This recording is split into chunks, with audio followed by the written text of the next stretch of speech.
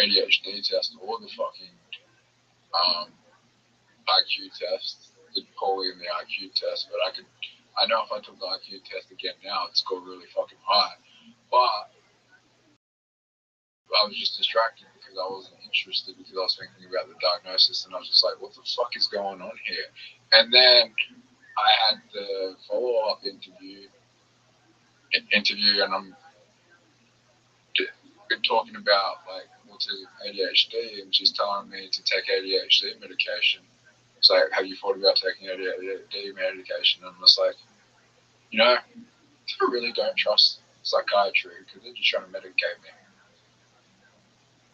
Yeah, I mean ADHD. No, she wasn't forcing me to take the medication, but she was recommending I did. ADHD. Yeah, I just wanted to say it. She didn't.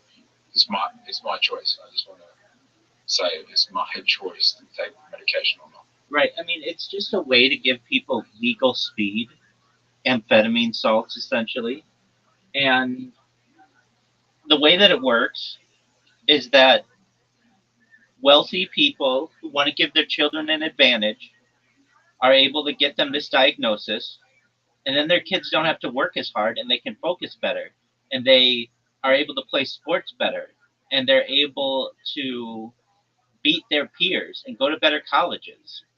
And all they have to do is say that they have this. And there's not necessarily a negative connotation of having that, but it's like if you're poor, you don't have the money to be able to go to these doctors. And not just that, you could get at least in the United States, you can get the diagnosis, but it takes money to be able to get the drugs. And a lot of times the state won't pay for them because they're like mental health drugs and they're not like physical drugs. So you have to pay out of pocket, and then that means you can't pay for it. So if you're poor, at least in the United States, and you have that diagnosis, many times you're fucked. Additionally, you get into the issue where you get people who take it off label or they just get it from their friends. And I mean, that's where I first encountered it. I would be studying for finals, and one of my friends came in and was like, dude, we are studying our asses off. And there are these kids who are just like barely having to work because they have this pill. And I'm like, what are you talking about? And they're like, you don't know about it? And I'm like, no, because I didn't ever know anybody who had it. And then he's like, dude, we got to get our hands on this. And like, as soon as I took it, it was like, I fucking could work for like 25 hours straight. And it caused me to be really chatty. And then I looked into it and it's legal speed. And then it was like, okay, well, if I need to do well in school, I need to get one of these prescriptions. So I need to BS some doctor to make him think that I have this. Whether I do or don't, I think everybody to some extent has it. And, but nevertheless, I needed to be able to get it regularly so that I could do well in school. And it's not that I couldn't do well without it, but it just was like it made it fun. It made studying fun, and like I just had would have all these books to read or all these papers to write, and I could just write them so much faster. And then I wasn't tired. I mean, it's literally legal speed. And when you learn about it, it's what Hitler gave to his troops as they were invading Russia. They were on all kinds of fucking amphetamines, and Hitler was on amphetamines. Like amphetamines were really, really big uh, at one point, and then you start to learn about like how they're used for jet pilots to stay awake, and you learn about how certain types were used at one point for diet pills in the United States, and they're no longer allowed to be sold that way because people would have like heart issues and just like there's like this whole world of amphetamines that I didn't about which I did not know as a child because I didn't know anybody with these things. I went to religious school and all of the parents were like very conservative and nobody was uh, diagnosed with. I shouldn't say no one was diagnosed with these things. If they were, it was very quiet. Like we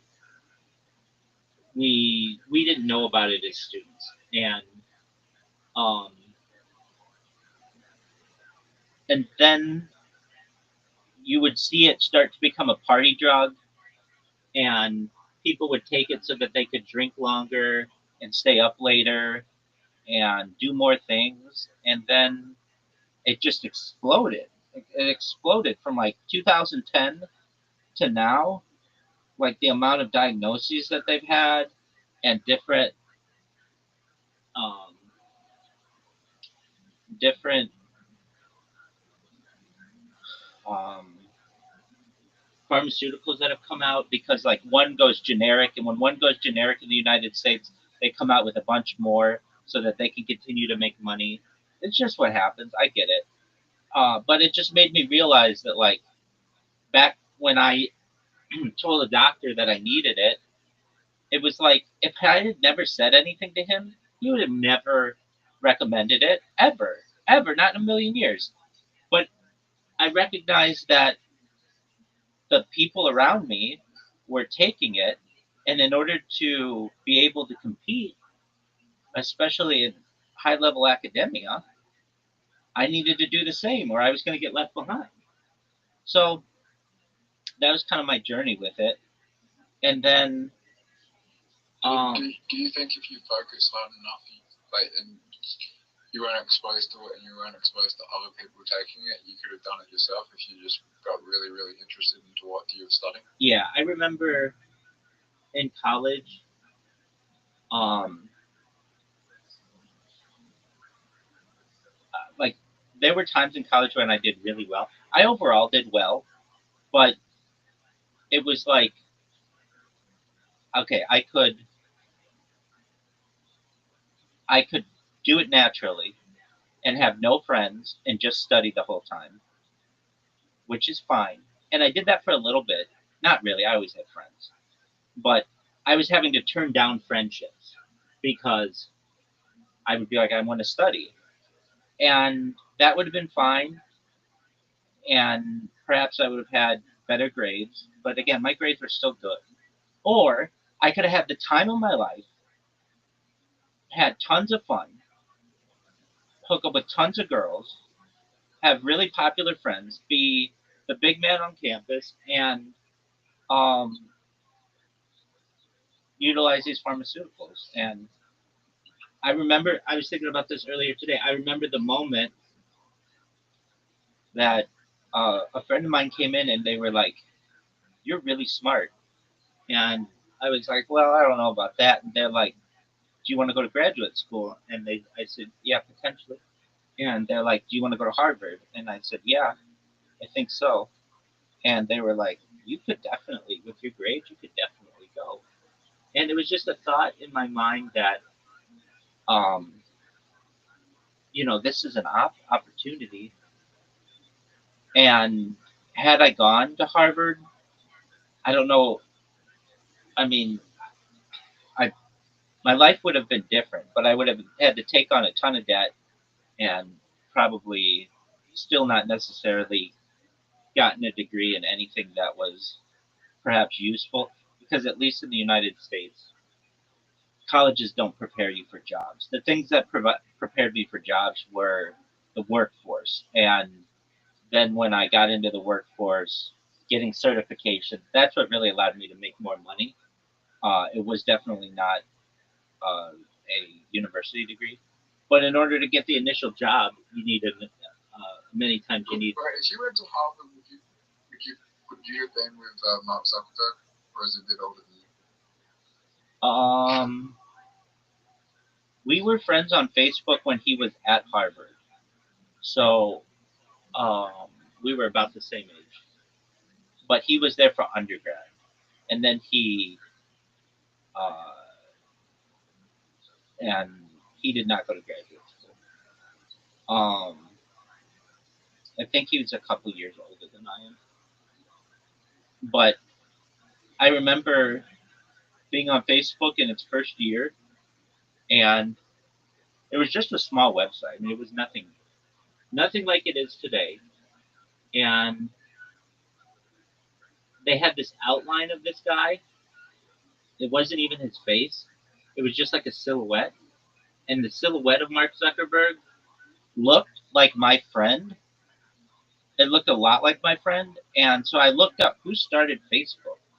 And it was like, Mark Zuckerberg started it. And I was like, oh, okay, cool. I'm going to look this guy up on Facebook. And I did. And I was like, oh, he's like a real person. And I sent him a Facebook friend request and he accepted it. And we were Facebook friends until, for like at least like 6 years or so, until Facebook, at least his Facebook, no longer allowed for private friendships because his page went to be a celebrity page. And then that kind of changed things. But yeah, I mean, we're the same age. And um, that would have been when he was there, would have been when a lot of people were there. Now, again, Could have worked on Facebook. what did you say? You could have worked on Facebook if you went to Harvard.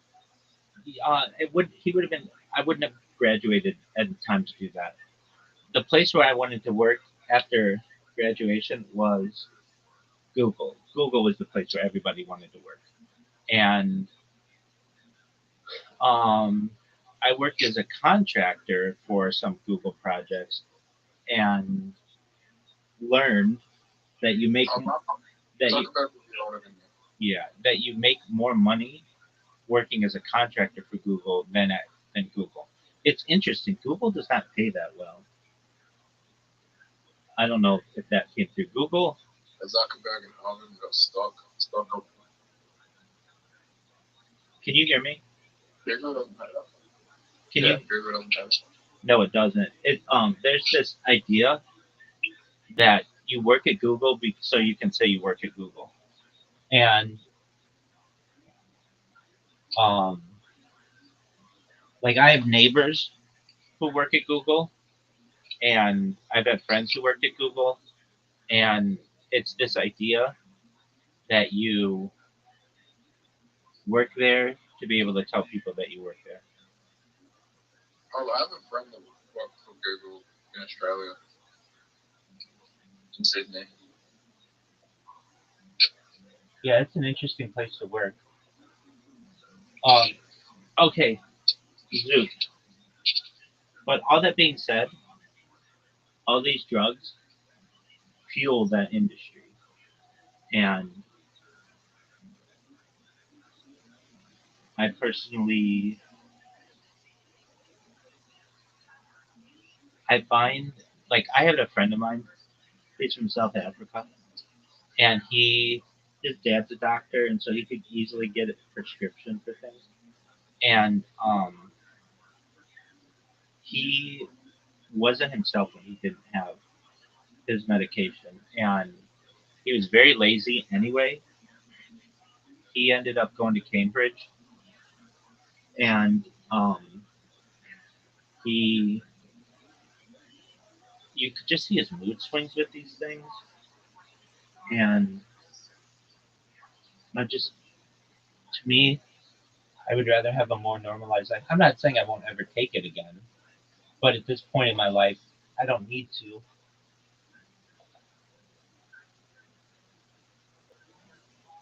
I just feel. Did you? So you went to the doctor, got diagnosed with ADHD, but you didn't even feel like you had it. You just wanted the drugs. Right.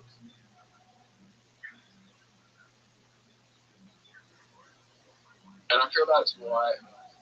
Okay, and I think I told you this before, but in 2013, when the DSM-5 was created, which is the diagnostic statistical manual for the diagnostic of all these mental health conditions in America, that ADHD, autism couldn't co-occur with ADHD in the DSM-4 prior to until the DSM-5 in 2013. So what I'm saying is that these conditions, and then they found out, then they're running a narrative right now that 50% of people with autism also have ADHD.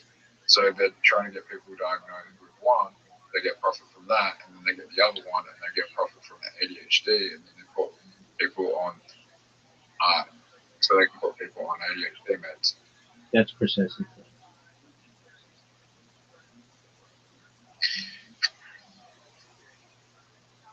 It's a racket, man. And I'll tell you something though. they've gotten, at least in the United States, they've gotten so big that it's like the third rail. You're not allowed to mention like pharmaceutical companies because it's something like 80% of all news channels budgets are based from pharmaceutical companies. And the United States is only one of two countries, New Zealand being the other, where you can advertise for pharmaceutical companies on television. Where was the country?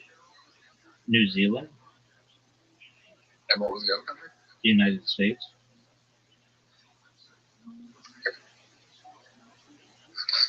Okay. The second thing is,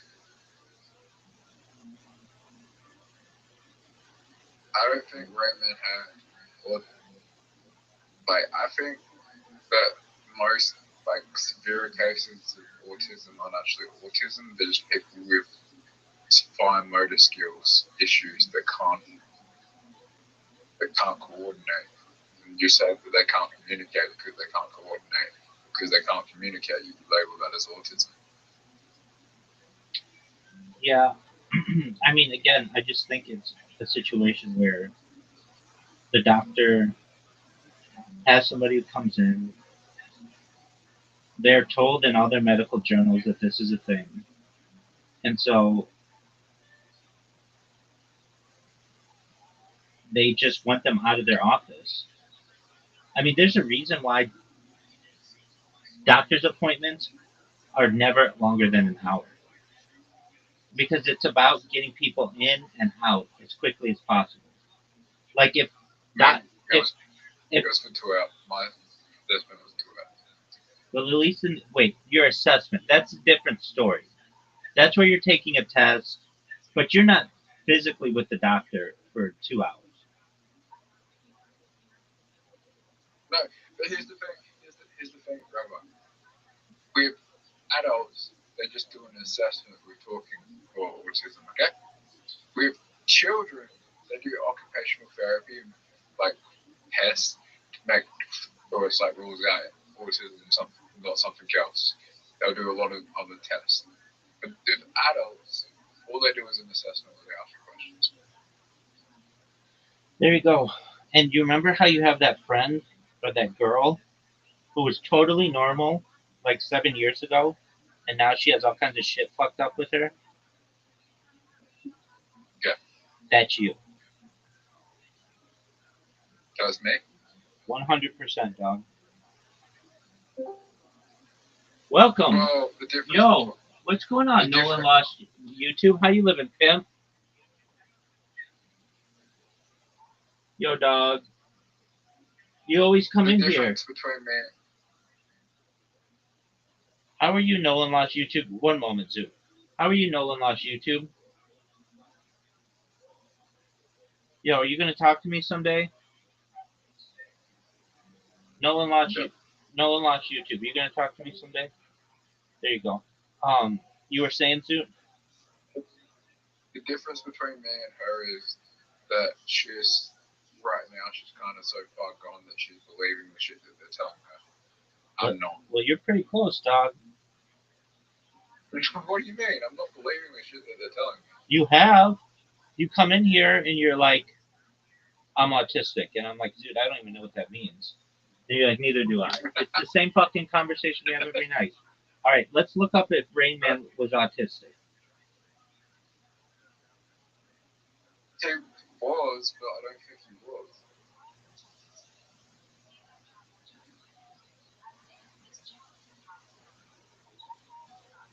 Yes, the character Raymond Babbitt in the 1988 film Rain Man is portrayed as autistic.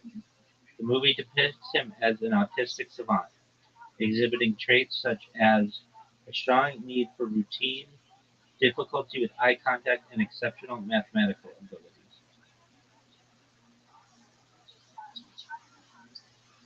So, Dog, does that answer your question about whether he was autistic?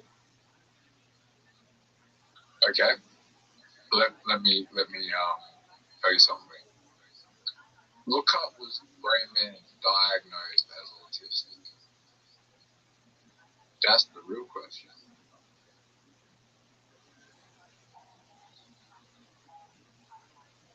Um, the character was Don't look created. up, was Rayman. The character was created based on real-life individuals with Savant syndrome, including Kim Peek, although Peek himself was not autistic but had significant brain damage.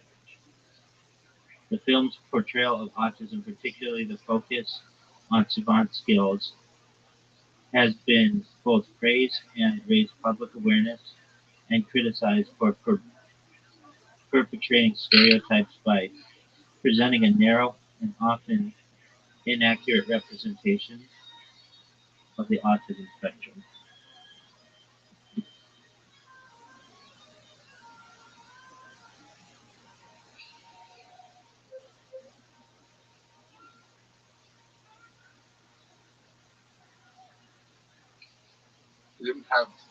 He didn't have Kim Peek didn't have autism. He had FG syndrome, What's, a rare genetic syndrome.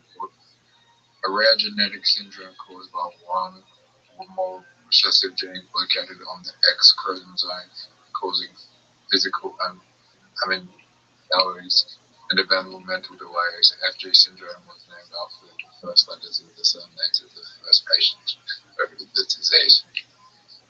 all right. Well, I'm just saying that the way they portray the guy in Rain Man, it's supposed to be autism or whatever.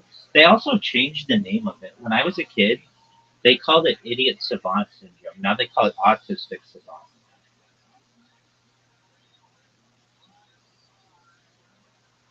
Um, I remember I had this teacher who had worked with special needs people, though none of the kids in our class were all very high functioning people. Like, I don't want to say gifted, but like we were all really hard workers and things. Um, he taught us, like when you're making fun of kids, you'd be like, oh, like, and I only say this if anybody's watching this in the future as for educational purposes, but you'd be like, oh, you idiot, or you moron.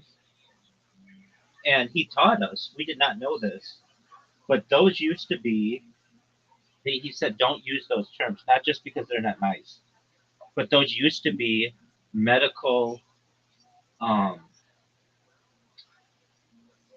medical categorizations. And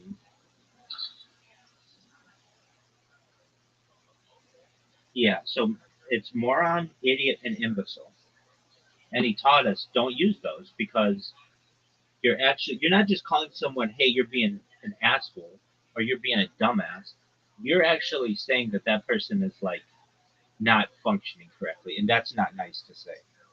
And so we kind of stopped using those terms after we heard that. But yeah, those three terms used to be like medical uh, diagnoses. Dude, are you gonna accept my invitation, or are you just gonna jerk yourself off raw?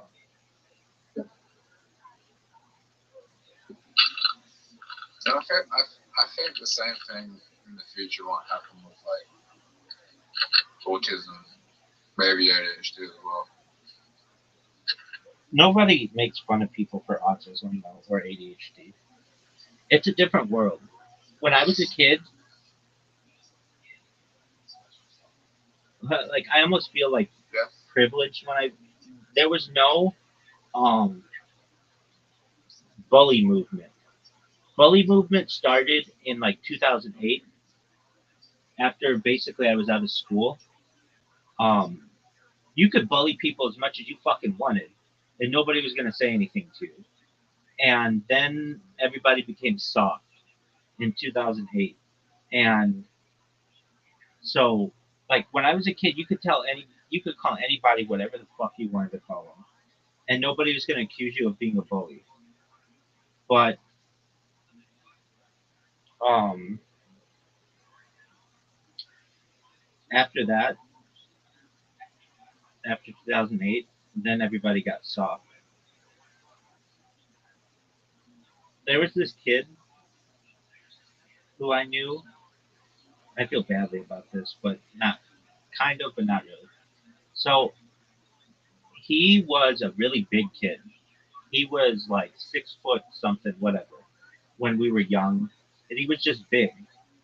And I didn't know him growing up like other kids did, but he would get bullied, and I didn't really understand why because he was bigger than all the other kids, but he would get bullied, and we just had this natural like um, interaction where I thought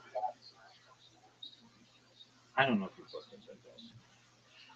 We just had this natural progression where we would um, like a lot of people would bully this kid, not even for any reason in particular, but it was just like everybody bullies him, so him too. Um, and but the thing is, we bullied like I was amongst like 13 boys. That was like my graduating class. It was really small, and we were together for like 6 years. So you just the friendships develop and whatever. Anyway, this one day comes where he and I he was sick of my shit, and he's like, at recess we're gonna wrestle, and I was like, all right, if that's what you want to do. We had this thing.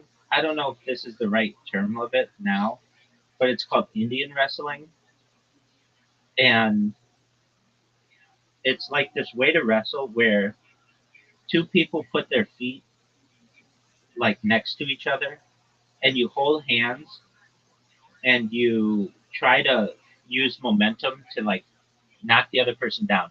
You don't put people in a headlock, and you don't. It's not like that kind of wrestling. It's like there's no. Um, you don't punch the people anyway. So this guy was way bigger than I was. Way bigger. Like I was maybe at the time like 5'8", and he was like 6'3". And I don't know why I agreed to this, but he was just sick of my shit. And there was another thing too. Let's say four of us were making fun of him. He would choose me because I was probably not the biggest of all of those guys. Even though I wasn't the shortest person in the class, I wasn't the tallest person in the class either. So it was like, all right, I was an easy target. Anyway, he and I go outside for recess this one day, and all the boys stand around us, and they're all really excited to see this because nobody ever gets into any physical confrontations or whatever. And we do this Indian wrestling, and I like normally you go and you pull backwards as hard as you can on somebody, and I ended up just going forward with his momentum and knocking him to the ground. And it was like this great moment for myself because here I was like David slaying Goliath, like this really big kid. And then he chased me around, and I was still a little bit faster than he was, and we just. I remember he would look at me during class like all pissed off. Man, I fucked up there. And where am I going with this? I Bas- thought you could talk out. I know. Basically, basically, like it was a time where you had to learn how to defend yourself. At no point did anybody ever say, "Oh, this person has these mental issues. You're not allowed to pick on them." It wasn't like that. It was just like, because then it just becomes, well, this person has this, this, and this person has this, this, and this. No, it was like, fuck it. We're just gonna tear each other down verbally without with that within reason. We weren't vicious. We were just we were still we still had boundaries. But kids don't have that anymore. And I get it, kids would get bullied to the point where it would ruin their lives and things like that. But what I'm trying to say is that whole bully culture was not around when I was a kid, and you could just tee off on people. Well, and this gets into the words that would be used. So, idiot and imbecile and uh, moron were used all the time. We did not know of them to be medical conditions. And then eventually we learned that they were medical conditions, and then we didn't use them anymore. That's what I was getting to. Long way to get there.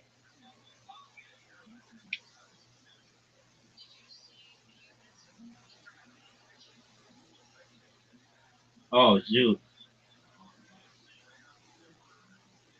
Look at this move, I would Zoot. have been a moron. I would have been a moron back in the day. No, you wouldn't have been, Zoot. What are you talking about?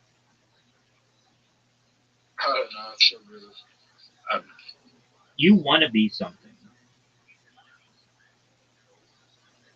Like I said, with super autism, you're like, well, maybe I have that. It's just something I made up. um, there's this show that Riser and I. There's this show that Riser and I like. It's called. Well, it was a show. It's called Nathan for You, and it was like a prank show. Uh, and I forget the exact premise of what one of the episodes was, but he he like had people in a medical situation where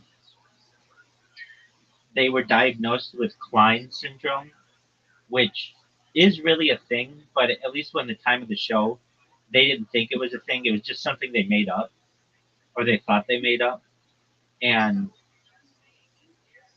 they like diagnosed all these people with Klein syndrome, and all these people started acting differently, or something like that, because they thought they had some kind of made up disease, and it wasn't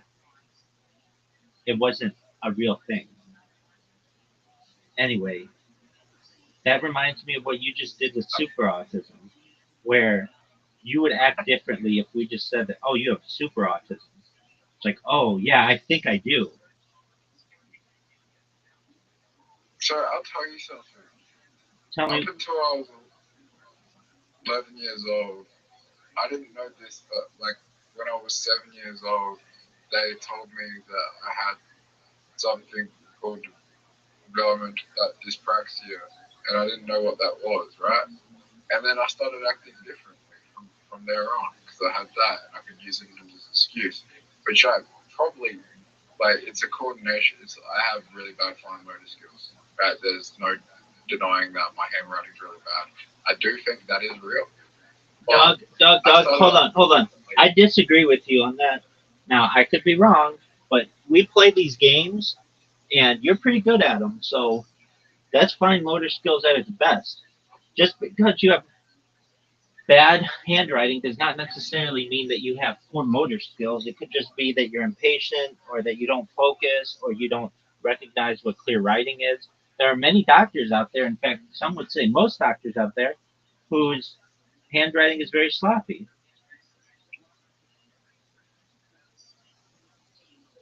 Zoot, I think that many of the medical issues that you say that you have, unfortunately, can be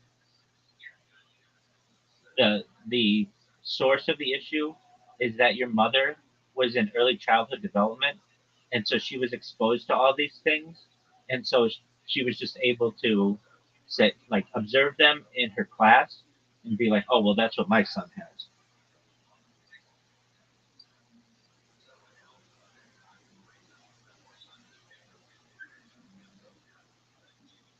How did you know my mom was in early childhood development? You told me.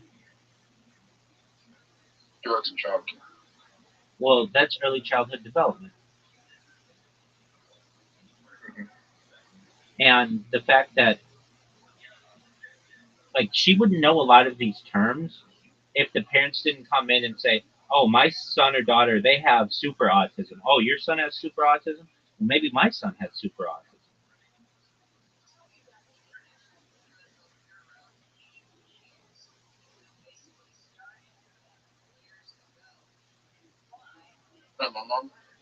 No, my mom just doesn't really like think think I have autism. Like because she's around children and she's just like, you never wind up toys like the people, like the kids that I know that have been diagnosed with autism. Yeah, no, I get that. I get that. But even the thing that you. And I don't why the kids are diagnosed like winding up toys. Because their parents are letting them do it. It's probably a normal thing. Yeah, I would say because they're bored. Sorry? Because they're bored. Yeah, they're bored. It's a normal thing. The parents letting them doing it. And you go and say, oh, well, now my child has autism. Dude, you just spanked me. Dude, look at all these extra moves you got.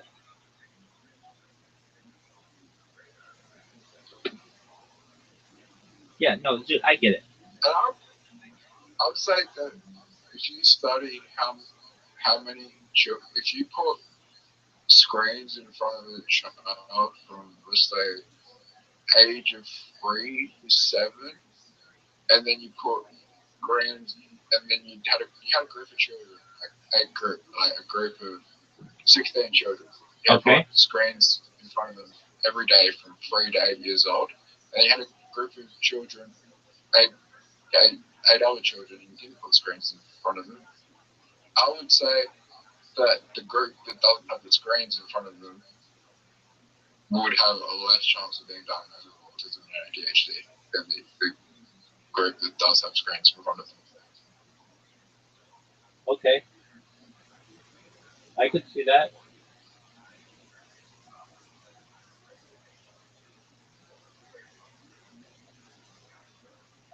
All right, Zoo. Just give me a second. I'm resetting my streams. Um, what percentage of those kids do you think would be diagnosed? Don't use 16. That's too strange of a number. Use 100. 100? Do you think 100% of the kids would be diagnosed? No. What? How many? How many kids? Let's say there were 100 kids. How many would be diagnosed with that? 100 kids watching the screen Yeah, in front of the screen? right.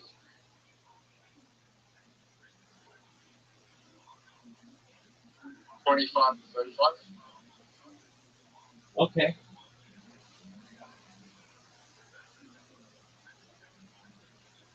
There was um the an NFL owner, uh, one of the owners of an NFL team, and I was reading comments. They died, and they died from like a ketamine prescription or something, and um, basically everybody in the comments were saying like, look, the fact that this guy died from a ketamine prescription is no different than someone who dies from a ketamine prescription on the street or a ketamine overdose on the street. It's just the fact that one had a glorified drug dealer get them that medication and the other didn't. And I tend to agree with that. Doctors have just become glorified drug dealers. What are your thoughts on that, Zoo?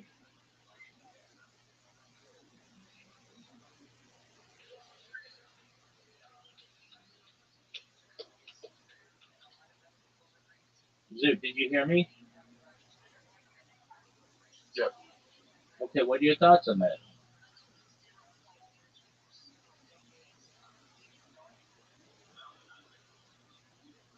One of five becomes drug dealers. No, that doctors are just have become glorified drug dealers. Glorified drug dealers. Correct. Um,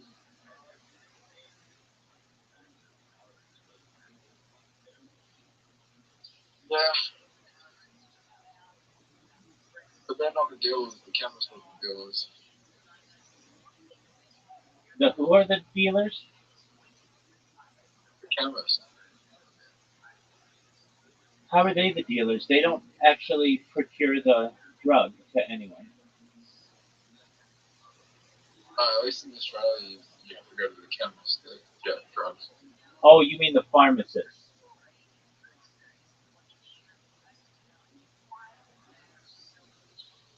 right?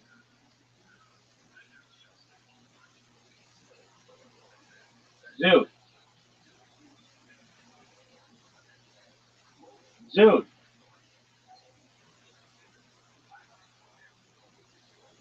Zoot, Zoot. Can you hear me?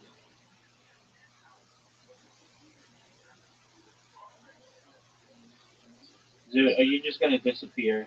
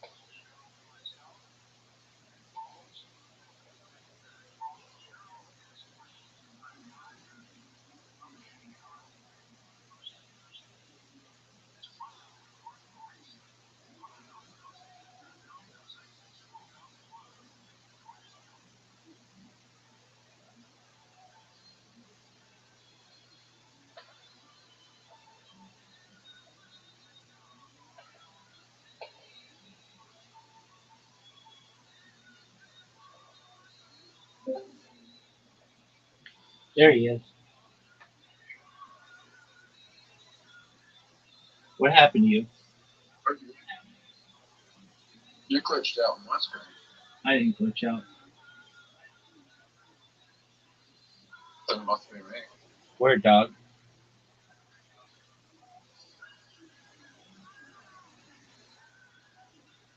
All right, Mister. I have shitty hand-eye coordination. Are you finally going to be able to try to? Okay, I know. Are you going to try to beat me at carom? that should be hand-eye coordination. I don't think so. You've played enough. We've played like 1,000 mini golf games against each other, and you've done fine.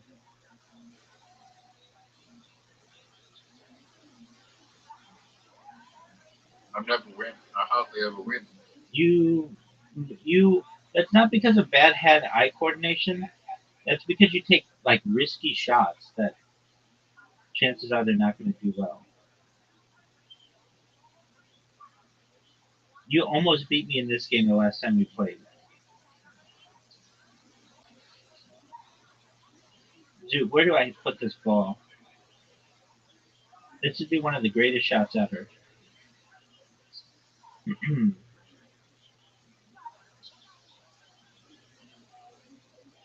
Dog, I just need something fortunate to happen here, and it did not. Life is good. Life is good, big dog. 18. Dude, you're doing your thing.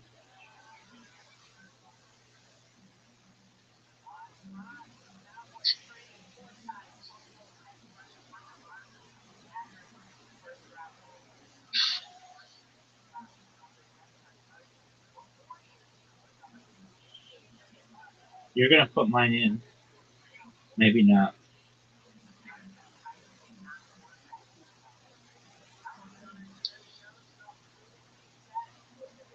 So what you're telling me is that there's no possibility that there's a condition that affects hand-eye coordination, and my brain is not wired that way.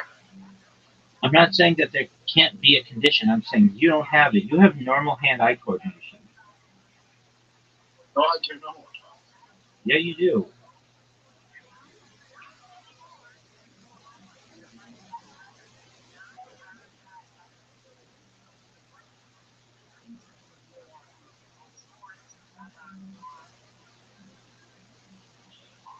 Do you have baseball in Australia? Yeah, Is it played by a lot of kids? not cricket more. Did you ever play baseball as a kid? I want. What position did you play?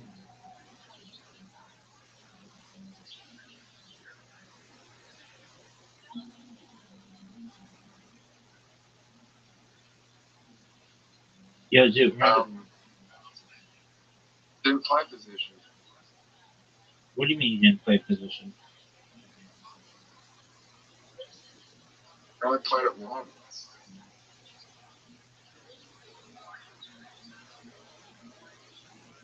We didn't play baseball. We played softball. So you've never played baseball? We played t-ball more. Oh, so you were just a little kid? Yeah, we played t-ball.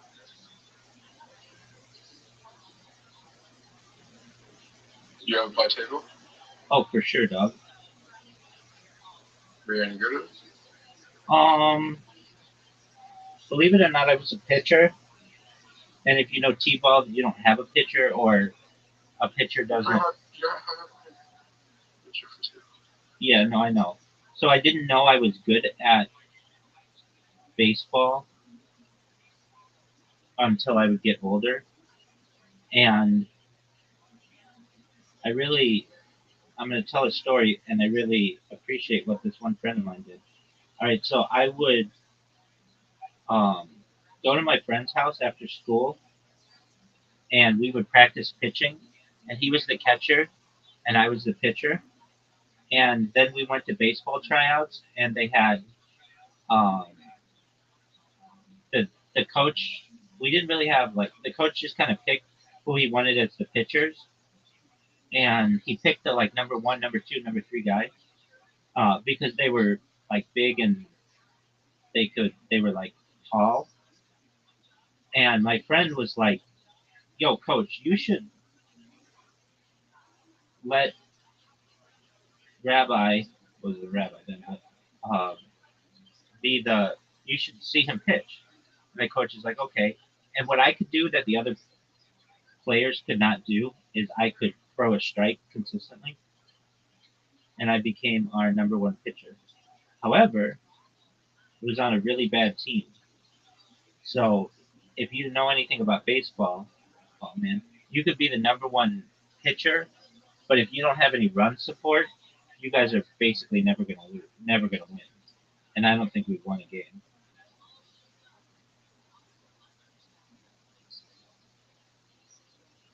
I was on one really bad baseball team and one really bad soccer team. We lost a game once 21-0.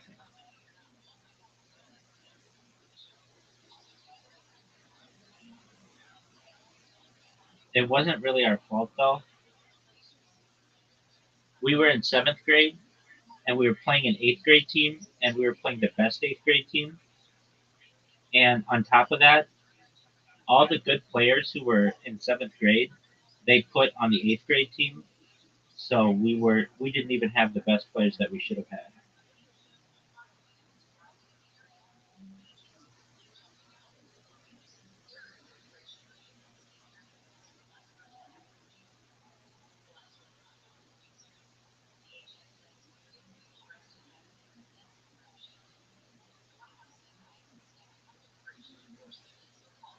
You ready? Yep.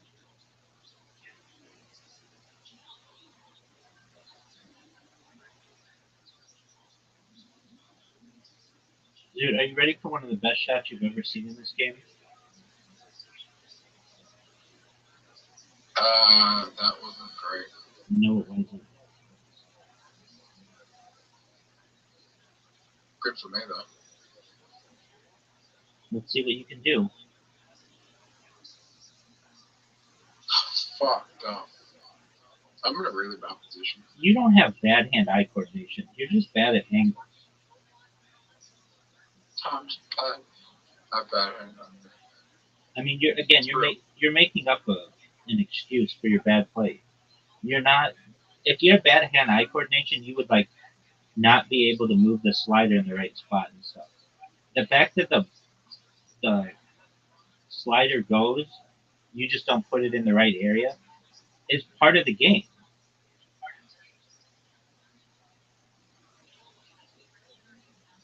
It's only one part of hand-eye coordination.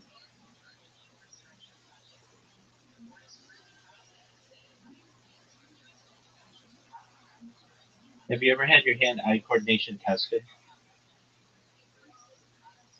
Yep. How did they test it?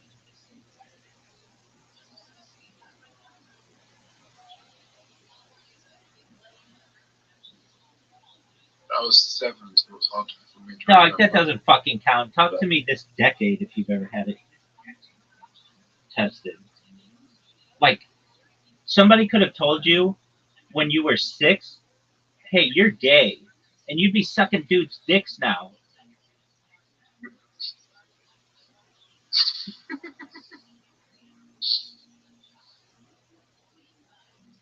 I'd probably be earning more money from this. I might be in a better position. There you go. Dude, are you ready for one of the best shots you've ever seen? I'm serious. Now, this is superior hand-eye coordination. Look at this move. Oh, Zoot. Zoot, Zoot, Zoot. Zoot. You came so close to losing. Zoot. Man, I just gave you the game. Thank you. You have to get that in. Oh, you fucked it. Yeah, I did. I'm not good at that kind of shot. I blame it on my hand-eye coordination. Fuck.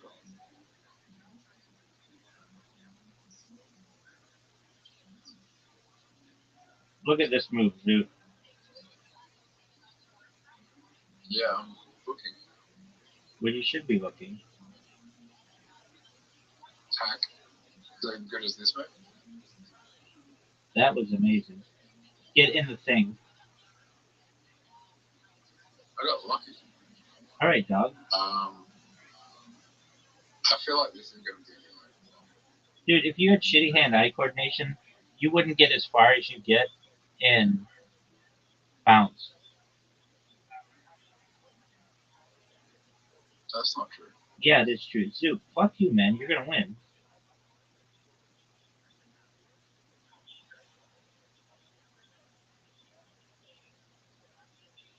Don't fuck up, Zoo.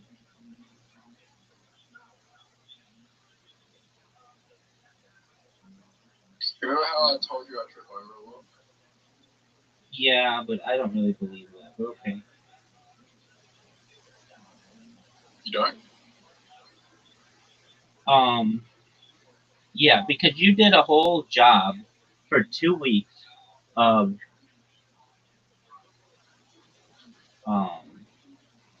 going door to door, and you didn't fall over.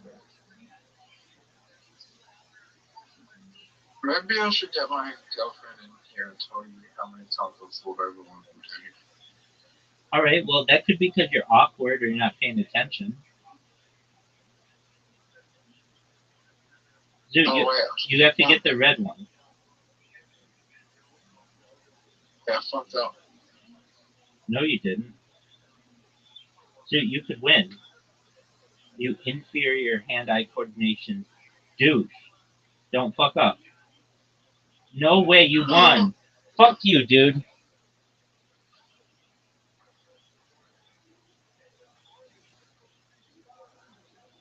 My husband gets Rabbi. So how does that make you feel? I still got poor hand-eye coordination. Oh, so what do I have? Do I have to go get diagnosed with some bullshit diagnosis? No. Dude, that was garbage. I don't think you have poor hand-eye coordination. I don't think you have.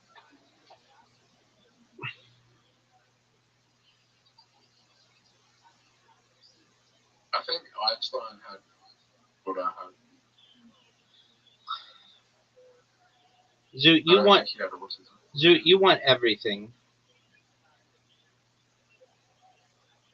You want super autism.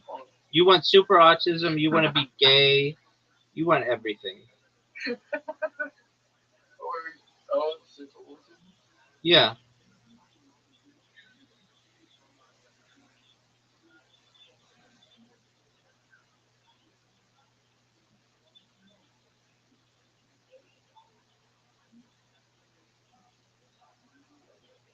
Is that going to be a good shot?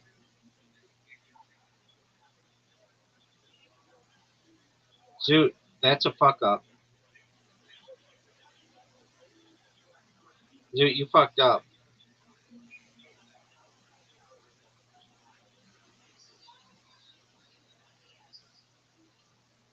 Hey, Rabbi. Fuck you, Zoot. Oh, Zoot. I mean, we could make up mental illness and then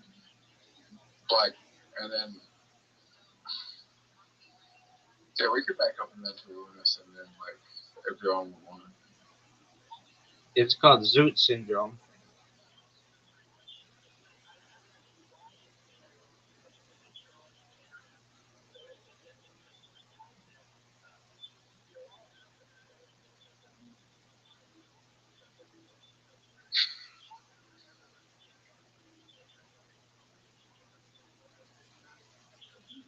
No.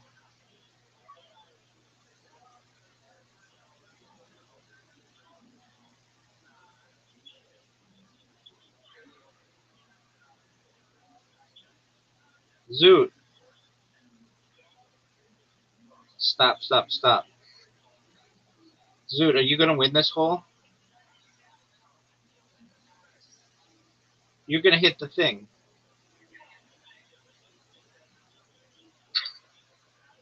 Short. Look at this comeback, Zoot. But the only way. Oh, no. The only way for you to get it. The only way for you to get it is to get me. That's incorrect. Zoot, you ready for one of the best shots you've ever seen? I'm gonna give that a 10. It is not a 10. That's not a good shot. I'm behind the thing.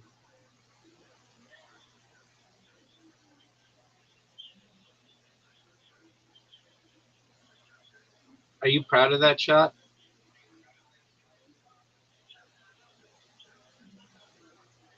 Oh, what a shot. That's 10. What a shot. Dude, what a shot I just had. That was one of the best water bumps I've ever seen.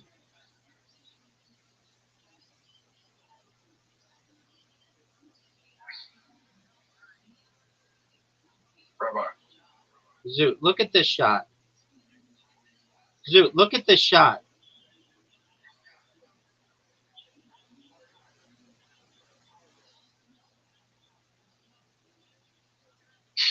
Oh, fuck.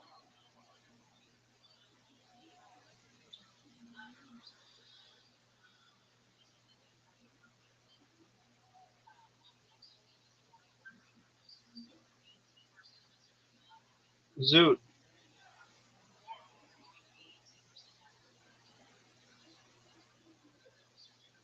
Rabbi.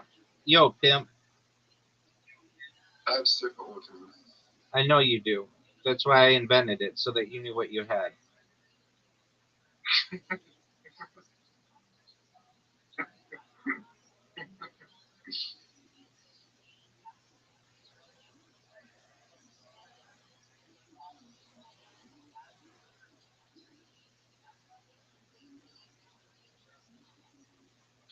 Zoot, how'd you like that shot?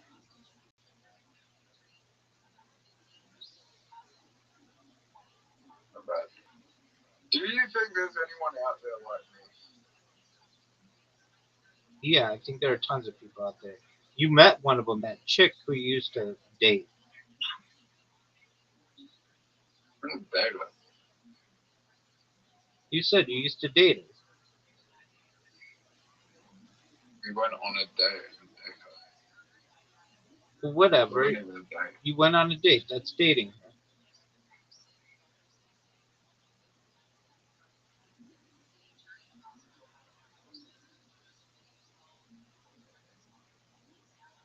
She's not like me. She's actually believing the shit that's telling her. You believe it too. She also has super autism.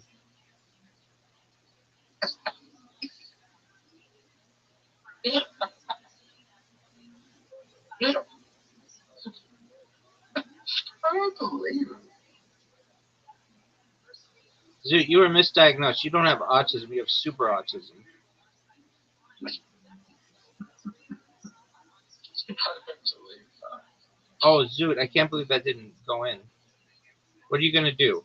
I don't. I don't believe any diagnosis I've got this year is actually accurate. Okay. Accurate to what my actual.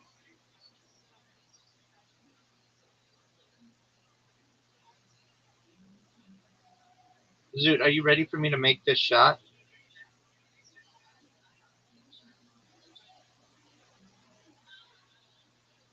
That's short. Do you want to actually believe? What do you actually believe, Zoot? There are different neurotypes out there that it's more profitable to put in people into the autism category because the other neurotypes haven't been researched as much as that when it doesn't really exist in the first place. Now there are people out there that do need support, like that can't be defined by like an intellectual disability. Like There super, are people out there that do. like super autism. Okay, but there are different types of neurotypes that haven't been researched. But yeah, and I mean Tourette's is a neurotype that I definitely have. Yeah, you do definitely have that. But the pharmaceutical company, the problem is a lot of these neurotypes have no ties to pharmaceutical companies, so they'll never be researched as much as the other neurotypes. games.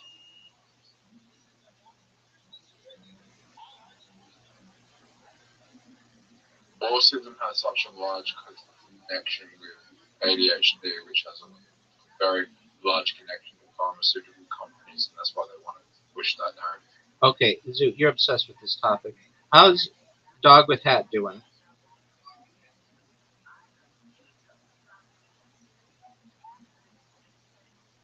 So we have Yeah. 90 cents or something. Is that good?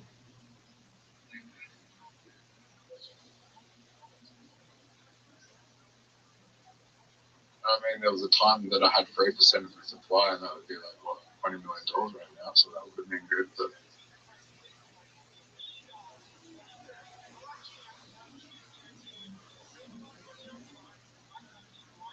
All right, Zoo. did you say Bitcoin would be $1 million on that 2030? Yeah.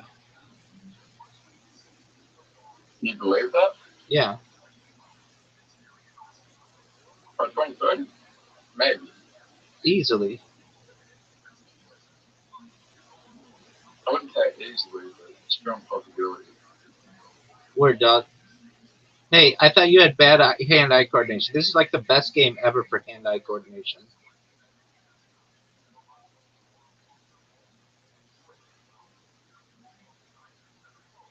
You can improve hand-eye coordination even if you have a hand-eye coordination deficit.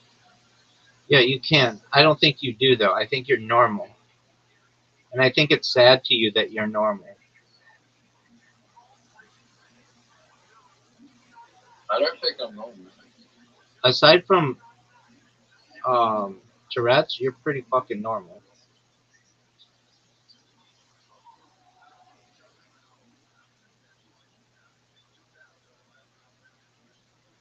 You haven't met me in person. I don't need to.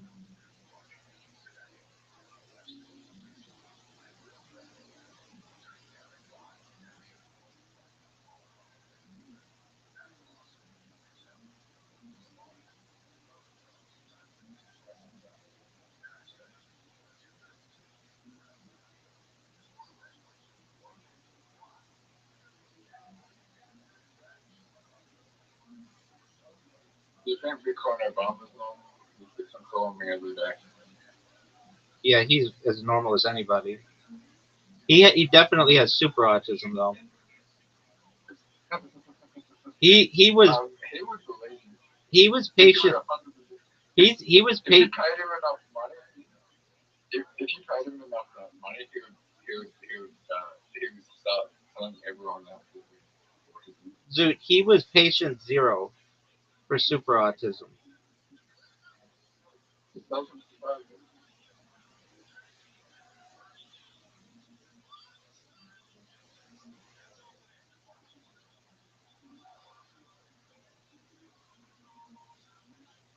All right, Zoot. Let's see your hand-eye coordination here, pimp. I mean, do you want super autism? I have it too.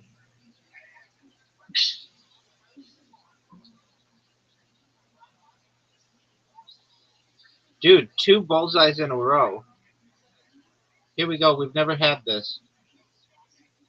Do you struggle with eye contact?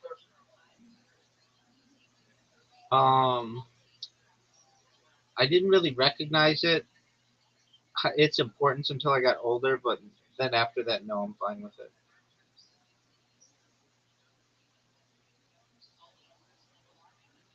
Dude, that's good. 9? What are you talking about? Your hand-eye coordination sucks.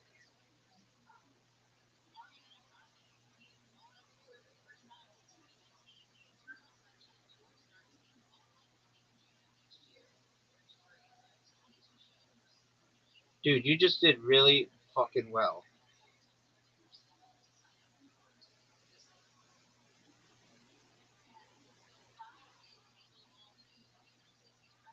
I'm only 1 point behind you. I know. Like, sucks that you don't get like a huge bonus for getting a bullseye, like you do in bowling for getting straight.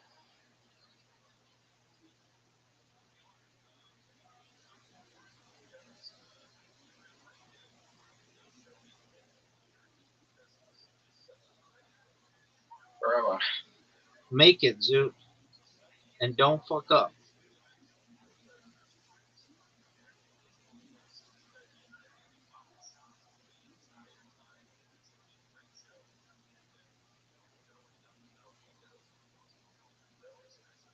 Zoot. That was really good. Dude, if you get a bullseye, you're tied for the lead.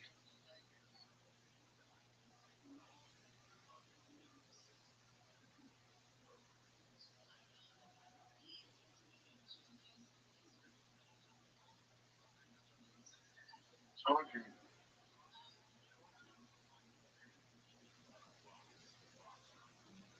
Oh,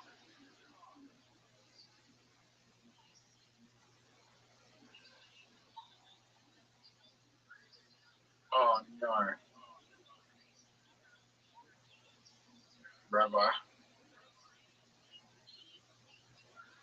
I can't win. Even if I got 3 balls in a row, I can't win. All right, we'll try.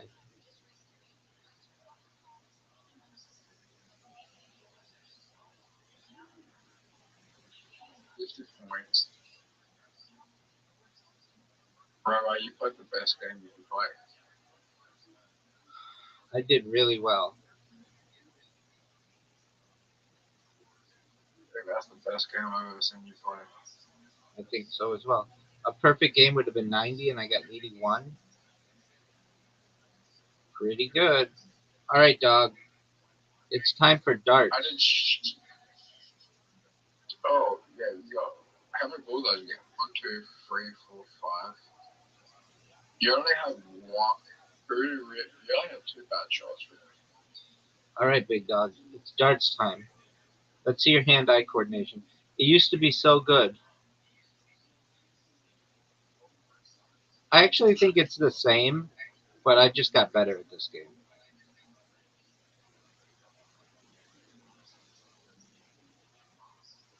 That happened, you can't win.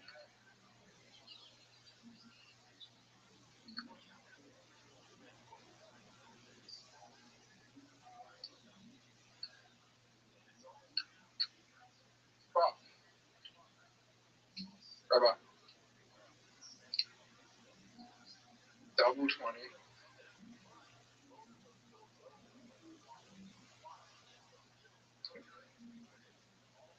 I think this is how you do it, Rabbi.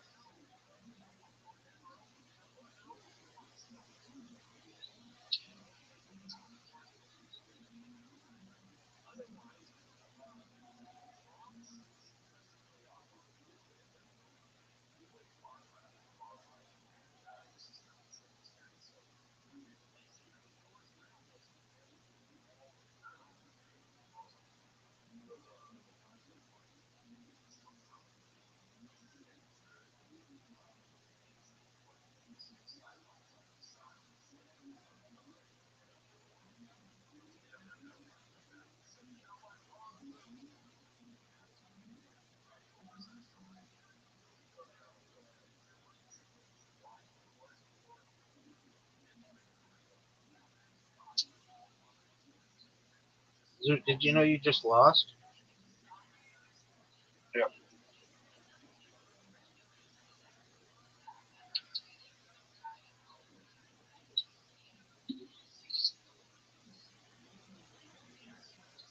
So what are the symptoms of sleepwalking?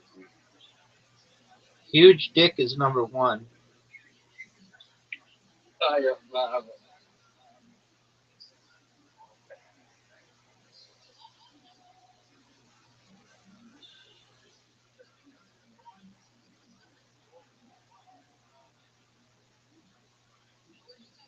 Get that 18. Get that 18, Zoot. Zoot, you just fucked up.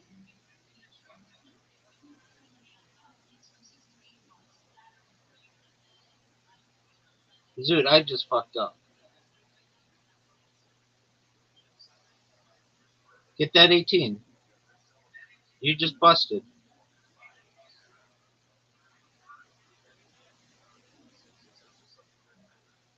Dog, I just checked out.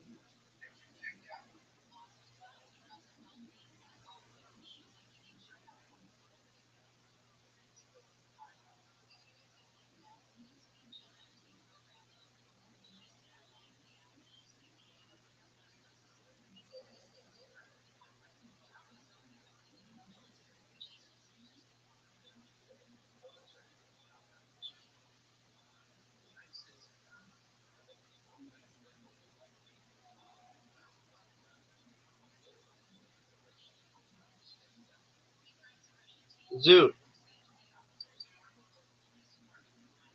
Zoot, did you know you had an invitation? Zoot. They're not gonna win.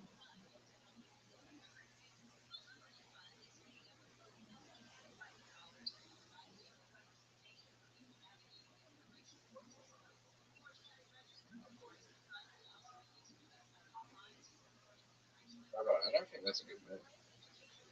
I think it's maybe one of the best moves we've ever seen.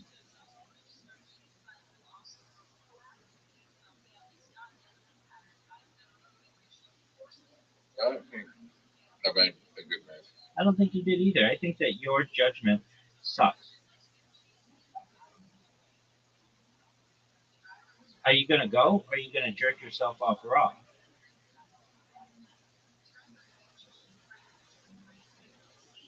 I think I just helped you. You're up, pimp.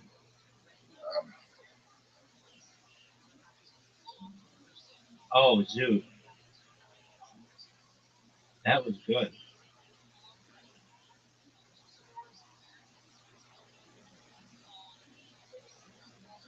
Oh, you fucked me a little bit. Yeah, I did fuck you a little bit. How'd you like that, son? I just couldn't do this.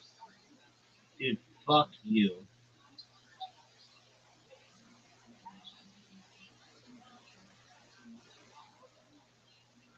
Dog, You can come back. I'm gonna win. I said it now, you probably are. Yeah. No, I'm not. No, I lost.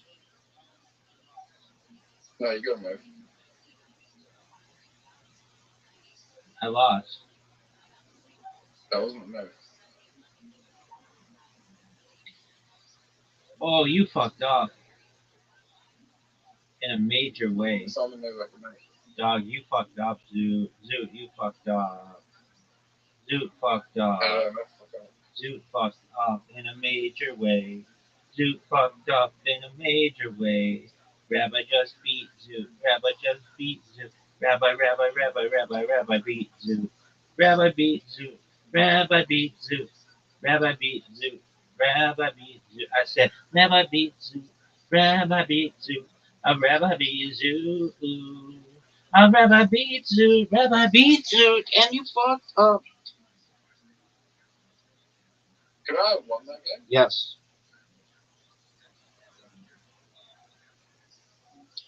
Did I make a mistake when I wasn't paying attention? Word, dog.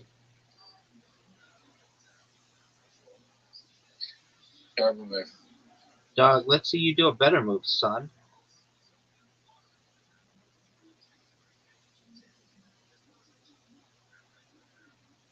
Bro, what's my dog's name? Yoshi. You ever have a dog? Yep. Look at this move, Zoot. Look at this move, Zoot. Did you like that?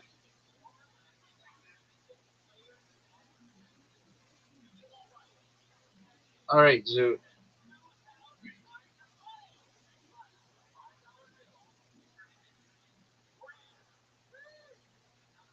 I fucked up.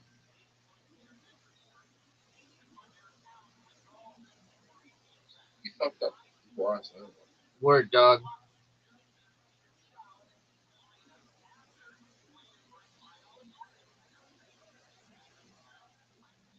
I still think I won, though. I still won.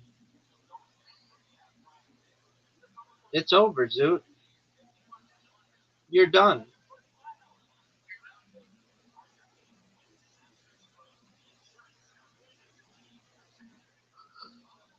Wow.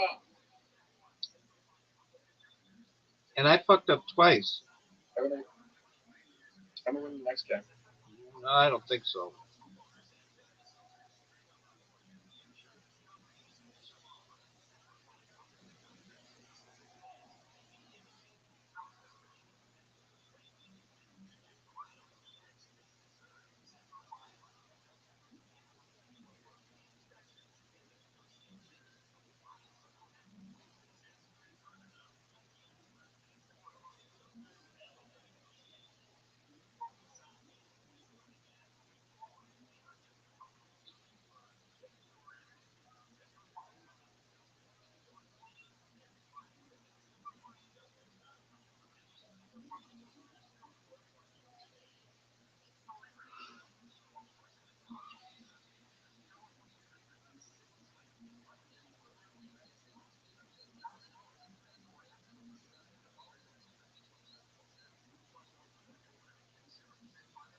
Zoot, you're up, pimp.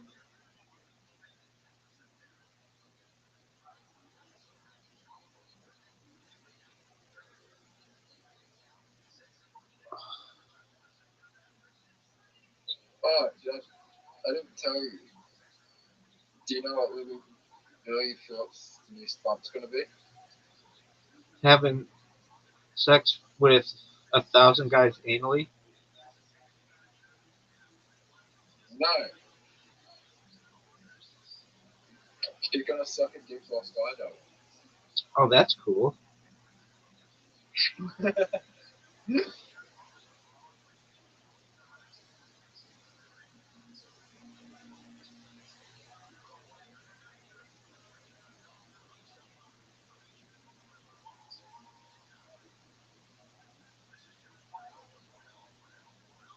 But then Bonnie Blue's just gonna have sex while skydiving. I don't think that's possible. That girl will make it possible.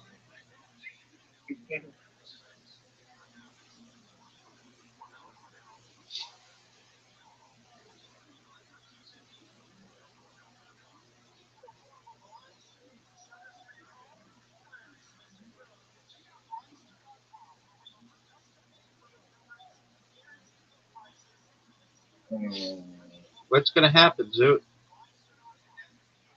Zoot, what's gonna happen, son?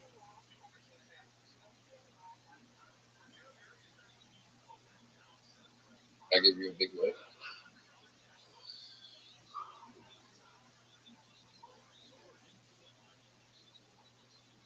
I say a big man. Rabbi, you made the best move you make. I know.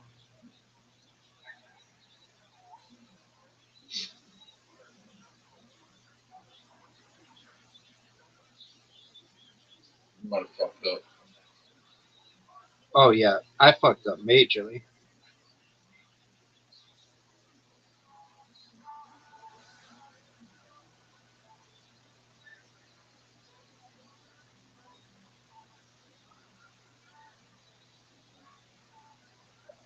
Yeah, you cut that one. Dude, do you know who Raja Jackson is?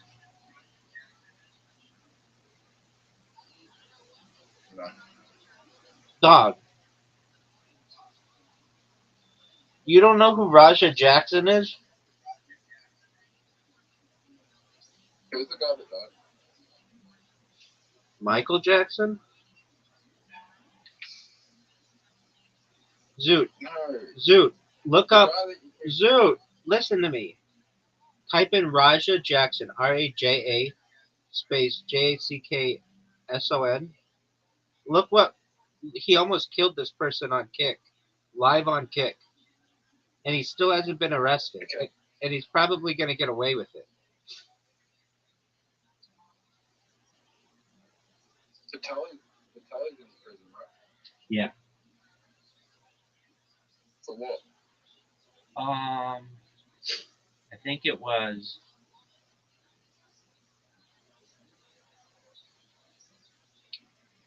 harassing people in the Philippines. He was always nice to me. He gave me shout outs.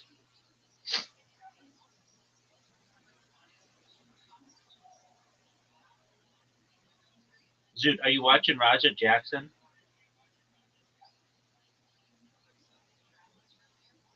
Zoot.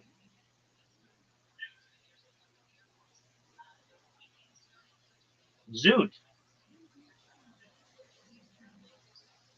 No. Why aren't you looking up Raja Jackson, dog?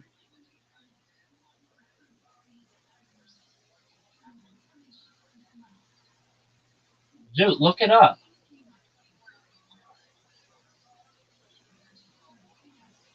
Look, Zoot, he body slams the guy and punches him 22 times.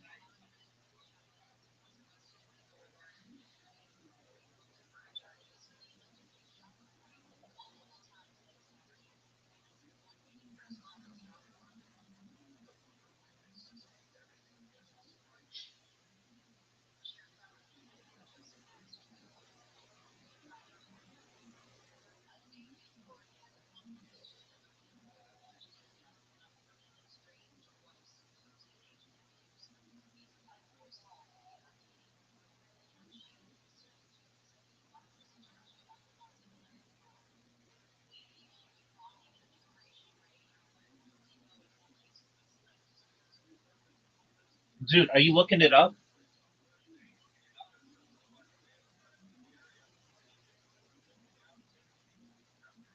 Dude, dude, what the fuck are you doing?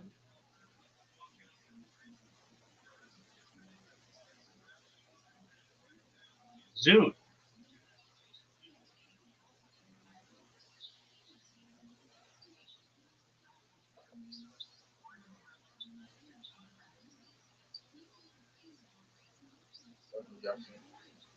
dude, look up Raja Jackson, you jackass.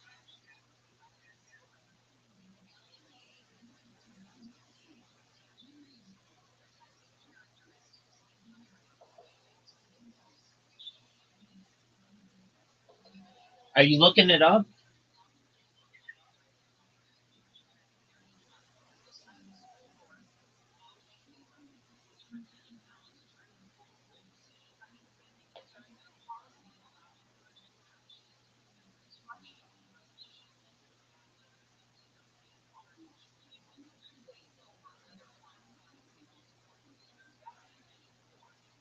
Dude, what are you fucking doing, dude?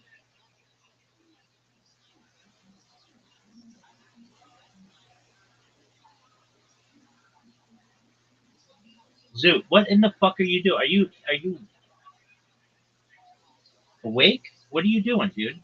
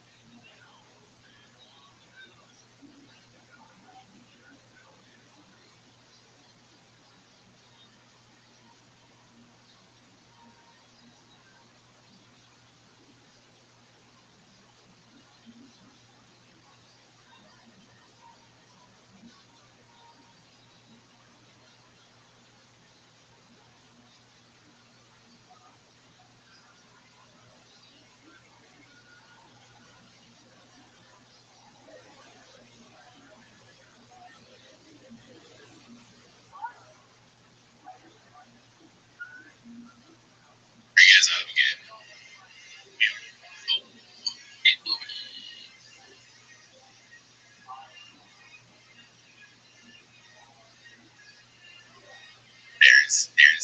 There he is.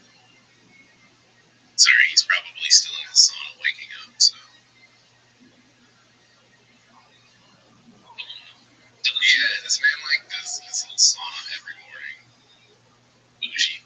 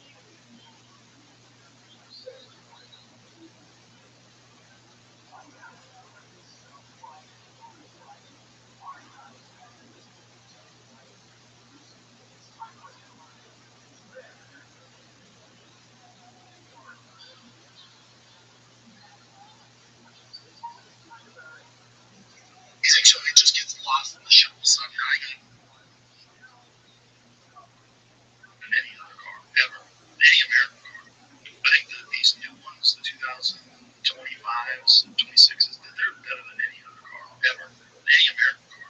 Like the Corvette ZR1's the greatest American car that's ever built. This is 1,100 horsepower. Lost it. Went down there because Daddy was going to spend a little bit of his UFC antitrust lawsuit money on ZR1. Showed. Guys, you're going to get another car that put into a stock for me. Get that up. I'll do a car. This is a French. This thing. Yeah. This thing had nothing for you because you're God, but for Rothschild'S, you should get your dick hard. Is that right? If this does anything for you. Now I see. Oh, right. So anybody look at this? You got one? No. But this is, Google this. This is literally the greatest American car ever produced. By a long shot. ZR1. It's got a giant wing on the back of it. It's literally a race car that you can buy. It has 1,100 horsepower. Or excuse me, 1,064 horsepower. 6 speed. And well, last thing was there at 6, you can go 205 miles an hour. 205 miles an hour if you want to. 205 miles an hour. No, I would never. Still, it's insane. And it's beautiful. Look at that thing. I mean, it's just a piece of art and engineering. Okay, I'm still not hard to pay. Not even a little flick. Well, but I am impressed that it goes that fast. I'll take that. I'll do the other pictures too. This will make me tired.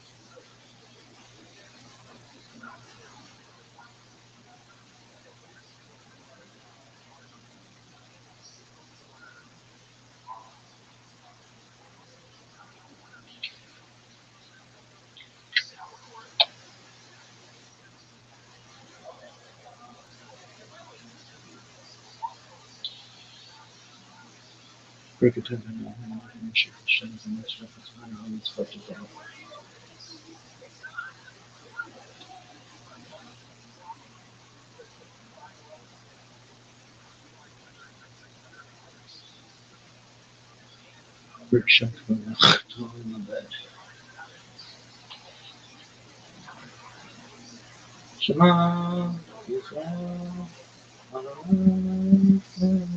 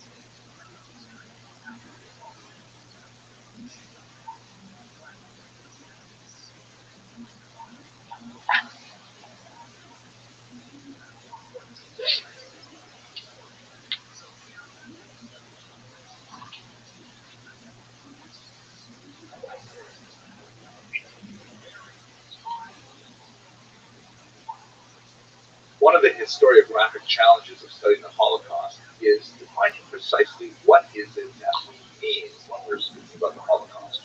Are we talking about the overall period of persecution that the Jews suffered through, as well as other people during the reign of terror of Adolf Hitler?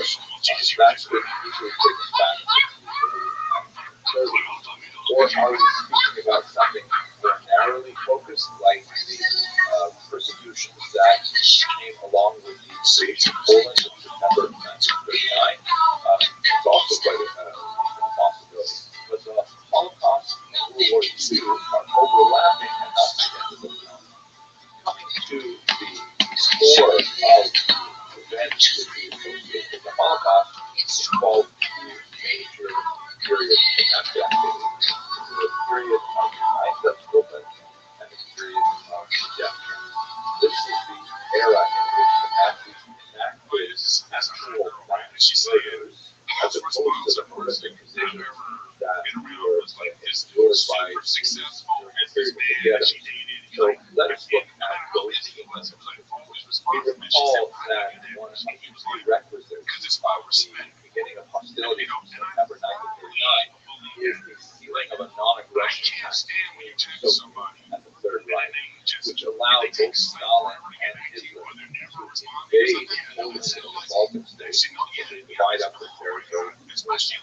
That meant that a significant number of Jews found themselves inside the Soviet orbit between 1939 and 1941.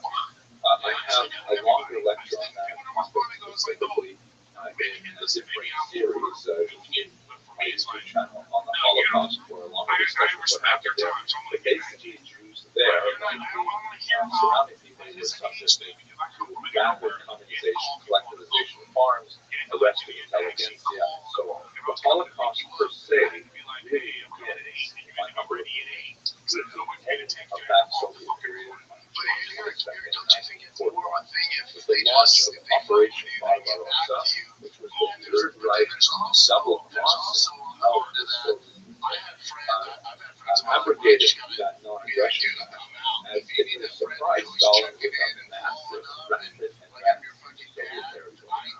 Now, why that is specifically connected to the Holocaust is because behind the Wehrmacht, behind the regular army that was sent in to defeat the Soviet Union, Hitler sent 4 mobile killing squads called Einsatzgruppen. You can see in this map here, these 4 squads spread out throughout the territory that they conquered in the Soviet Union. And their task was not to prosecute the war against the Soviets, but to prosecute Hitler's war against the Jews.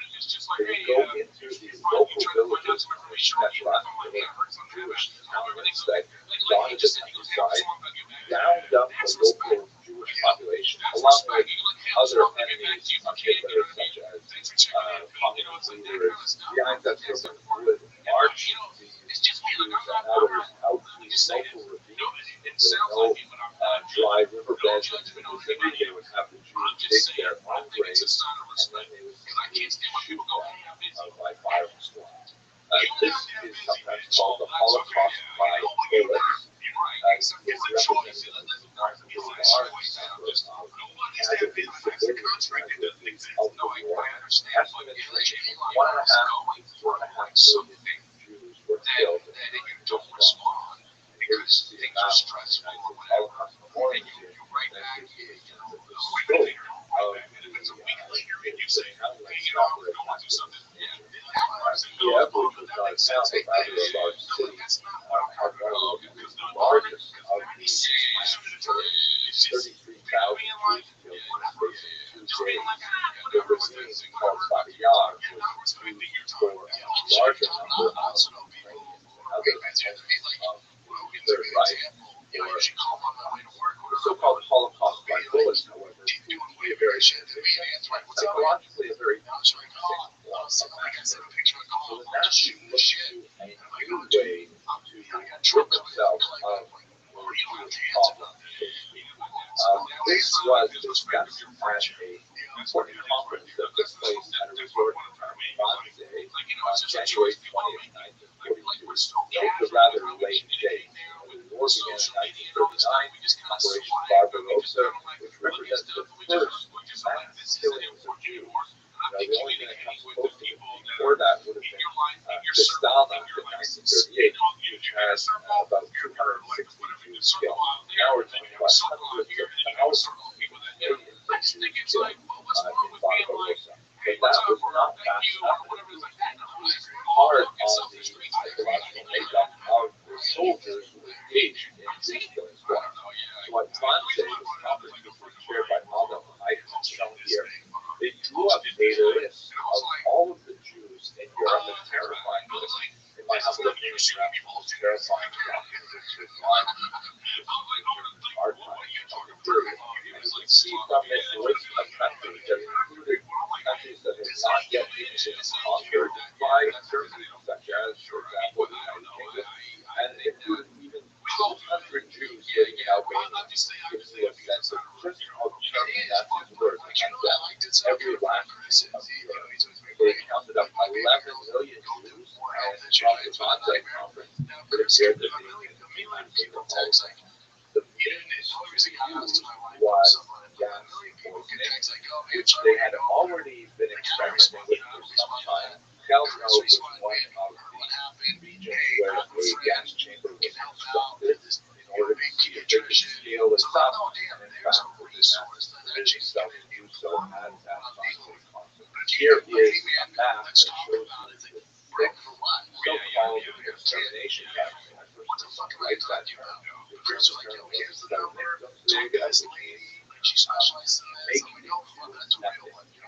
Or destruction camps or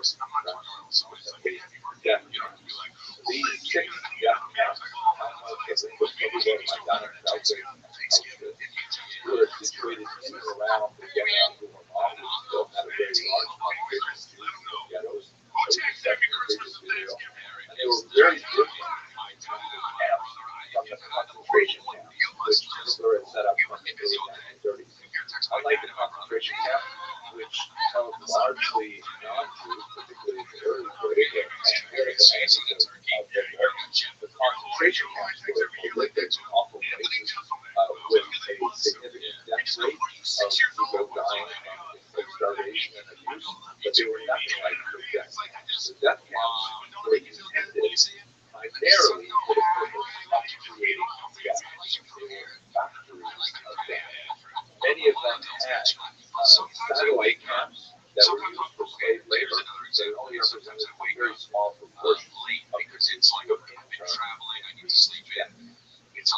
Here you get a sense of the process of deportation from all around Europe, including regions that were conquered nearly at the very end of the war. It was clear that Nazis were going to lose World War II. Places like northern Italy and Hungary, Jews were deported there last-ditch attempt to murder as many Jews as possible. There was the process.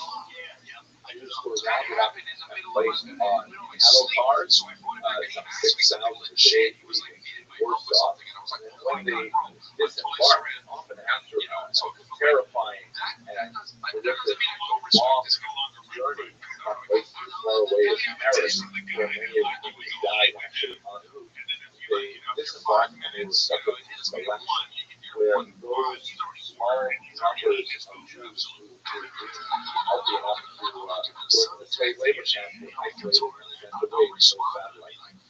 The vast majority of the rest of the Jews were shorn of anything that would constantly be of value in their persons, not only their personal belongings, but also There she is. prosthetic limbs, eyeglasses, gold teeth, even their hair was taken from them.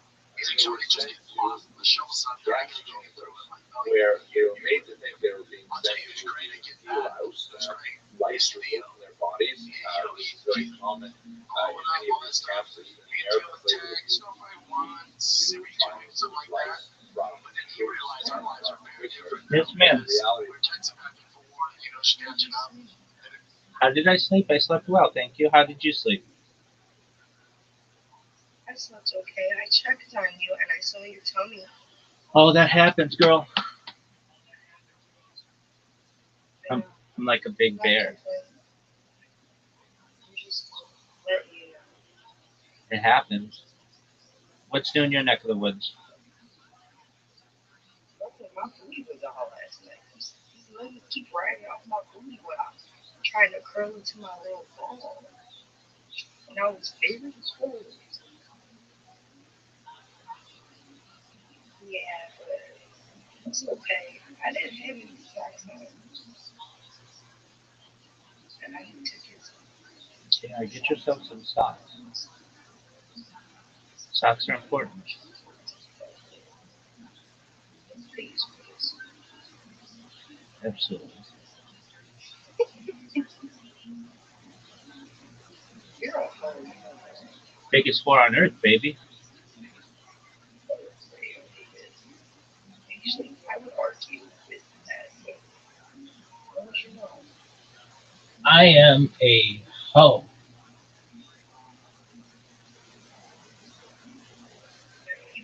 You prefer the term whore? It depends. Sometimes I say I'm a giant whore. Sometimes I say I'm a hoe.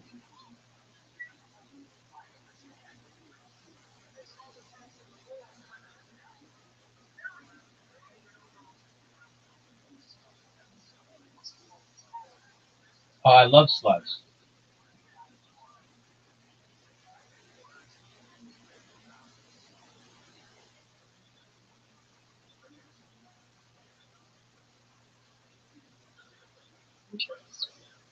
Oh, who doesn't love sluts? Who doesn't love sluts?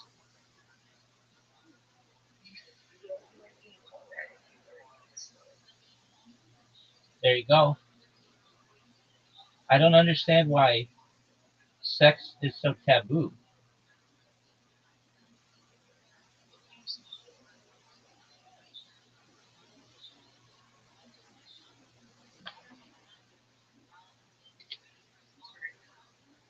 You're You good. don't understand. What don't I understand? What are you supposed to know? What, You slut? said I didn't follow. Can you repeat that?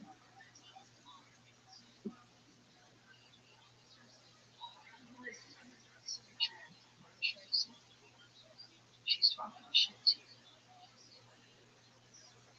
Okay, just one moment.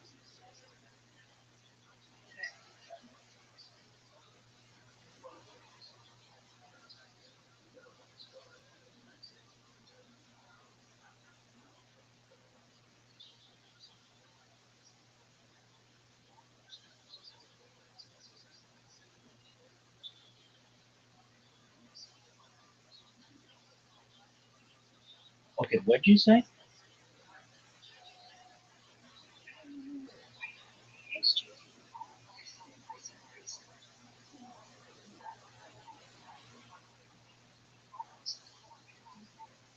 Can you speak into the microphone? Oh, now I can hear you. There you go. What's up?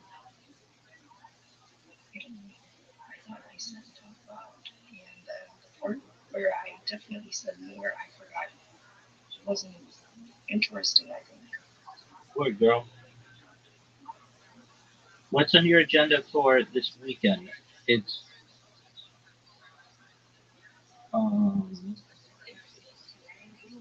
It's the weekend. I don't have doctor's appointments. I don't have a job. I'm gonna do nothing. okay. Yeah. Just for the reminder, hopefully I can find something fun to do. Yeah. Like any suggestions ever, they would honestly help me because Okay. here I don't know what else to do. Can you go to the lake? Yeah, then how am I gonna get there? You're in a car. I should just drive myself. No, you can ask your friend. Hey, dude. It's I don't know how many times I will ask this nigga to go to the beach. It's ridiculous. I'm like, it's so hot out here. Now not anymore. That and I had bathing suits in the vehicle. You think I can fucking go to the beach? Oh, we'll go to the beach at least 2 times. Really, nigga. But why when I ask, you never want to take me to nigga? He hates me. He enjoys bringing me sorrow. Unless I'm on his cock. That's it. He don't even want the whole package no more. He only wants the sex. And he's mad. He's mad right now. I'm sorry, but he is not going to do anything for me he's not required to do. I mean, maybe, I don't know. Can't you ask nicely? Hey, it's Labor Day weekend. It's like the last weekend of the summer. Is there any way that we could go to the beach? For what? It's cold as fuck right now. Oh, it's cold? It is kind of cold, like, I don't know, like, maybe it's gonna get warm. It felt warm yesterday. I don't really fucking care about the fucking beach, Rabbi. Thanks for your idea. Okay, I mean, You know, everything's fine. You did great. You did great. That's a great suggestion. Want to know why? Because that's what I asked to do besides go to the zoo. Oh, I'm dude. sorry for yelling. How, can hear me then. what about the Lincoln Park Zoo? That's where I wanted to go, okay? Because it's one with the fucking zoo birds, the geese that are, you know, tagged, that want to eat everything they're civil.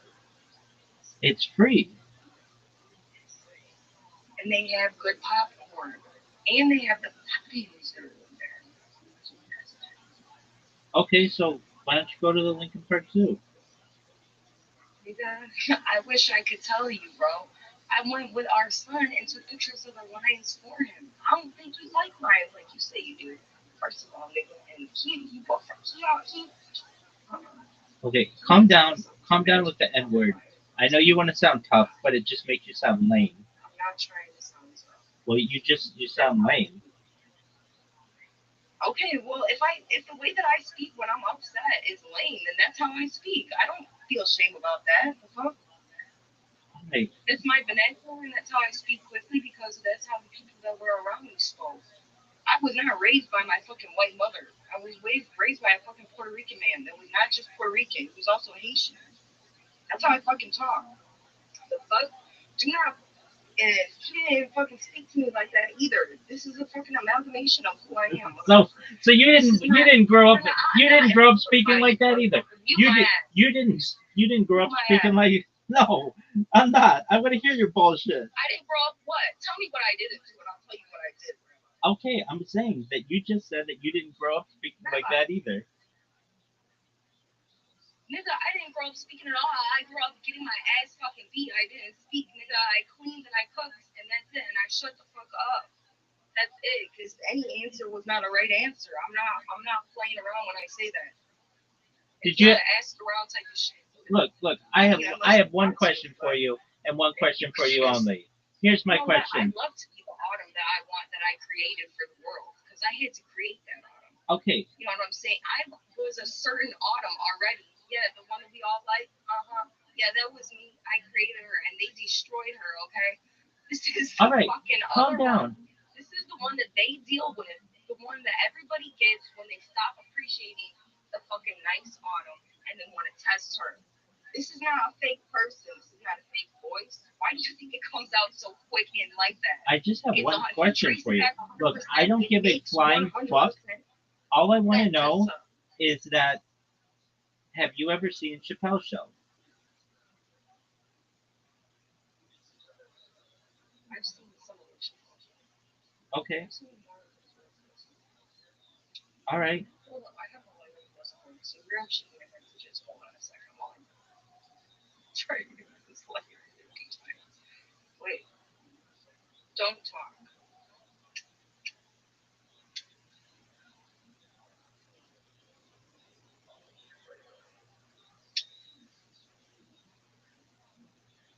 Okay, that hurts. I'm just going to apologize.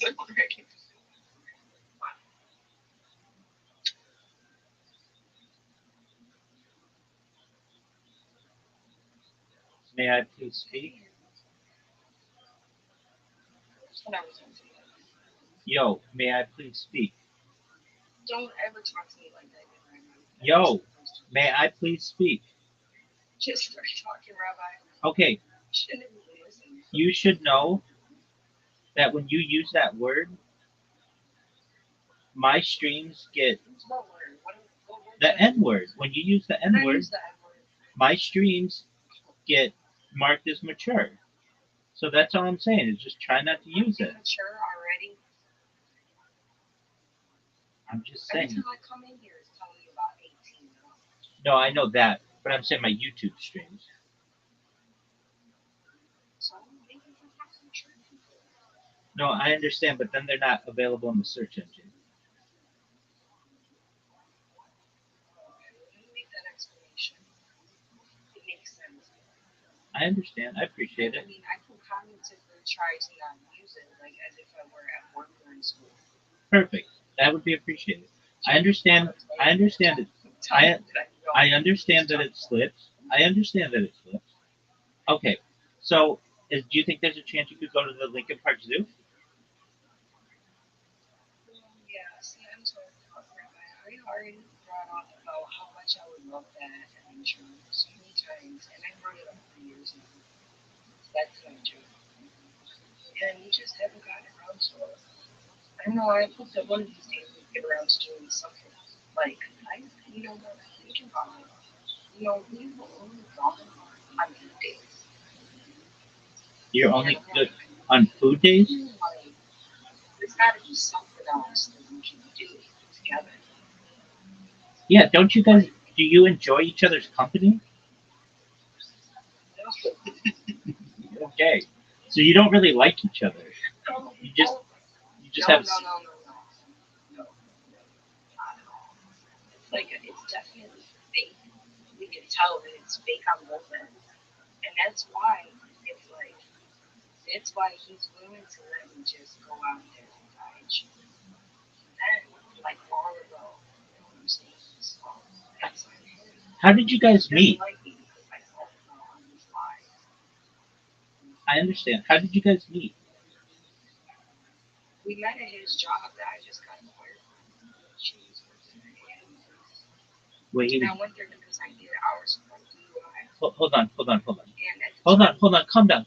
Well, calm down. I'm only able to take in so much at once. I'm trying to hear you. Okay, so he was working at a place. Where was he working? At like an AA place. I don't even know how else to describe it. Okay, I got you. Like I get you. Okay. Right. So, anyways, besides him getting fired from there. Wait, how did you get him fired from there? Why? What do you mean? Not why. Somebody Not why. knew that I was How? in there. How? Somebody knew I was in there at night. I don't know how I didn't get him fired when I called there because he wasn't at work. And I'm like, you need to be delivering this. You need to be this kid. He was just berate me like and talk shit to me for like 6 hours straight, like a job. I called the job and he's like asking for that. And the woman on the phone is like not giving any information. So typically people on the phone like no one anyways, I said that like nobody has his phone. And all bitches or whores have his phone number and everything.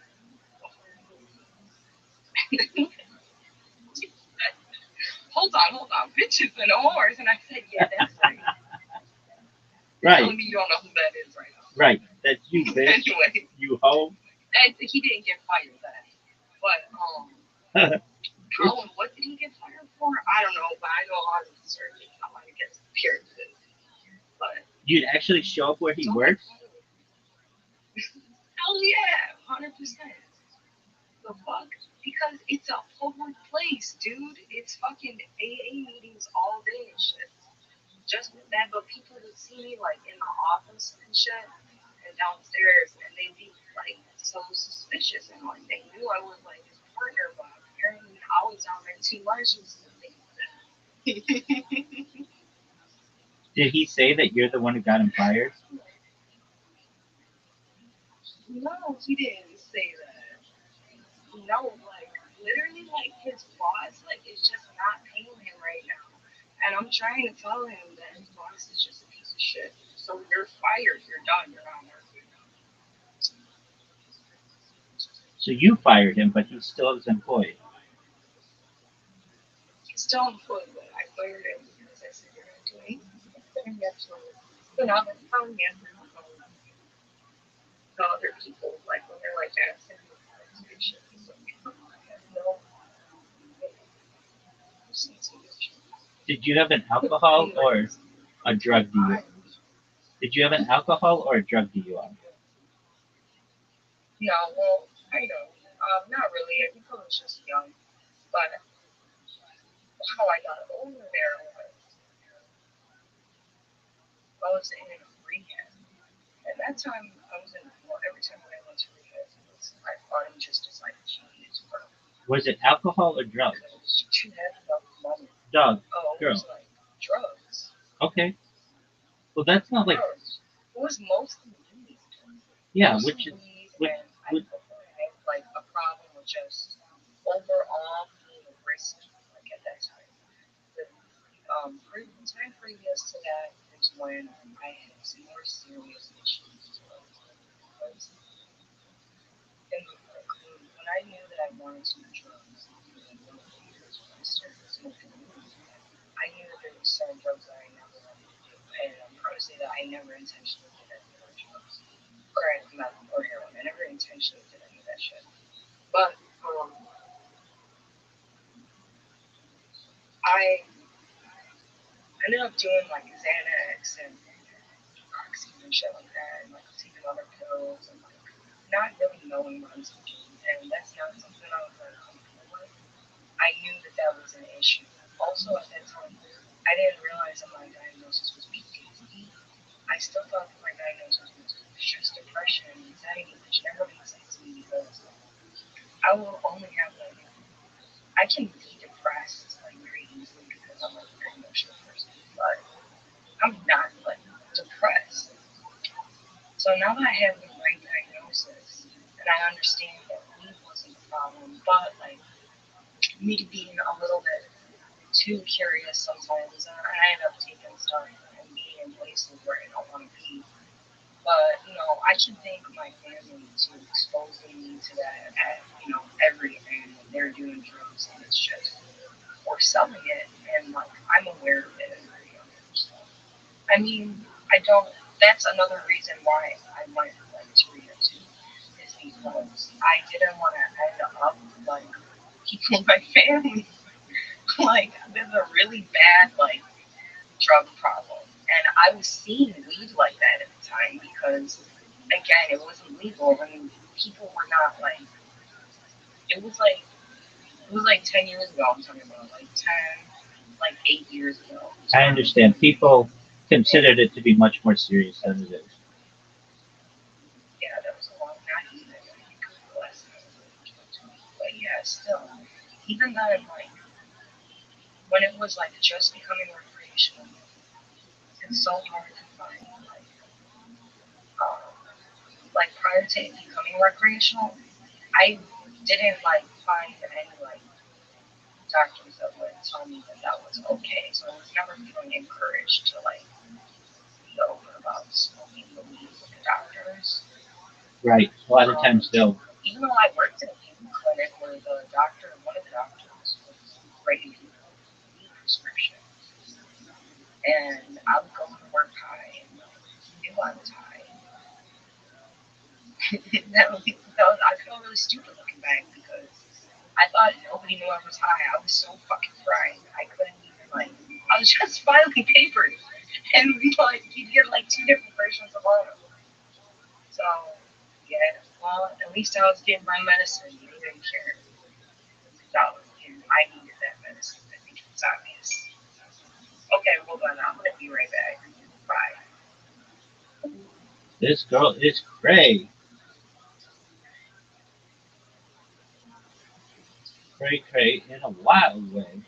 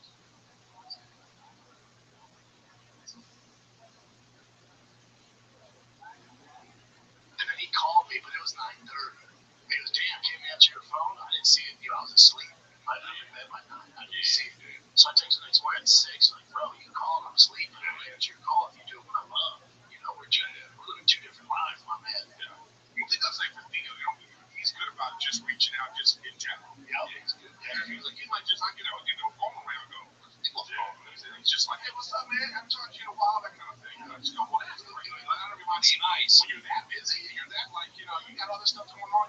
Almost not guilty. There's something about keeping in contact with the people you want in your life, until it's like you need something. That's what I don't. The people that give up like, hey, what's going on? I only think it's my only thing is like we work together. Let's say, for whatever reason, you missed the pod for 3 weeks and we didn't communicate, and then when we do talk, you're like, what the fuck, bro? Not catching like. Oh no. If I have to worry about you getting upset, if I have to check in with you, like this just isn't gonna work. We're really that's not what I'm talking about. No, I know. I'm just saying. It's like, no, if you know my life, I really care about it. Because I have my own set of rules. Like, it's like, I don't think you should send me 75 paragraphs on the first text. Okay. To me, you gotta check that. You gotta check it. Callan does that. He'll send a whole, 7-paragraph text. I want readouts go too long. Call me, or I'm never reading this. I just think you have to be like, hey, you busy? I have to talk to you about something. Nah, don't do that. I don't know. That's what I need. No, I don't like that. No, I need to check you. I need to check you. I don't need don't do that to me. I go crazy super saiyan. You know what? Yeah. I like it open. If it's long, I like a nice voice note. Oh, no. Bro, no, I didn't know it's a rule, dude. I thought you were saying bro. An 8-minute voice note. Go fuck yourself. Better than an 8-minute text. No, it's no, because you both of those are go fuck yourself. At your leisure. Yeah. But when you get a voice note, you're missing shit. You're drunk. And my thing is he's too loud in my thing. It's his fault. There's a thing about it. No. Here's the thing. Voice note. If it's a call, that's my thing. If the voice note goes past the mission, this guy's fucking up. I'm so hot. Here's why voice notes work, because it cuts through the bullshit. It's like, yo, man, what are you up to? What are you doing? Voice note. Boom. This is what I got going on. Cuts the fat. Yeah. Okay. It's like, fucking, what about that British girl that had an axe when because she was being accosted in fucking when she's 14 it's a little bit let's get to something else. Bring something up, motherfucker. 14-year-old British girl. Her parents sent her with an axe and a blade, and she had to fucking wield it. Protect some of her friend from a migrant who wanted to assault them. Good for her. What a little badass. Dude, luckily she was arrested. People are saying that she's a hero. Damn. She's this little boy at Wallace. Hey, friend, take the AirPods out. Yeah, so you can hear. Watch this guy. Watch what happens. Look, she just opened up. Watch this. This is the guy I like. Hey, guy, what do you do with the guy that just walked by? He's trying to get the fuck out of there. What do you mean? You're walking by. If you see the stuff they come on, you can just walk by. The real scene in person, it's not as heightened. No, I understand. I understand. The little girl's got an axe. Cool.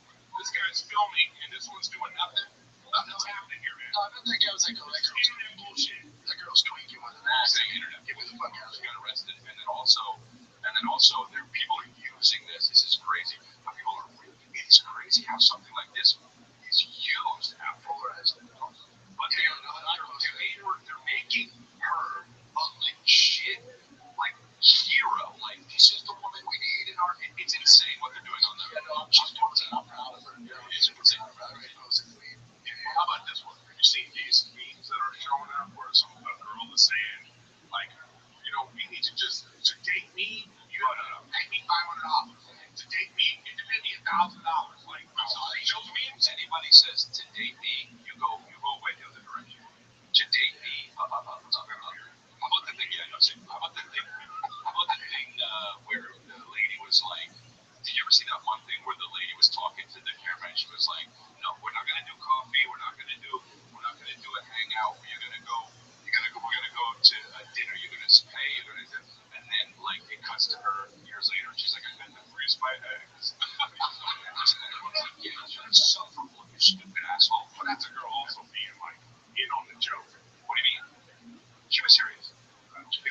there's no joke. She had to freeze her eggs here. I saw this just like that once. The girl was like, I told my husband, I'm not cooking for you. You know, these are eggs for me and our kid. If you want eggs, and then like she was her being like, my husband left me. When women are like, what? It's like, what do you bring to this? Somebody was upset because somebody said, what do you bring to the table or something? And women are like, what do I bring to the table? What the fuck? See, dude, you like, and they'll get mad at us because we talk about how hot someone is, and then it's like, but they also don't want to have to bring anything to the table. So then, what the fuck do we get? Yeah. No, Christian, that's the minority. Those bitches are like, we're in power. We work 9 to 5. I know they're at war. They want to start fucking Wakanda out on their own, just for women. They just do working a fucking job. Those are the fucking. That's a little bit bitches like good moms. I understand that. If you're a woman and you want to forego having a family and work hard and do your thing, do your fucking thing. Yeah, but do your thing though.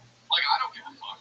But then if you're a woman that's just like, I'm hot and what do you bring to the table and treat me like a princess?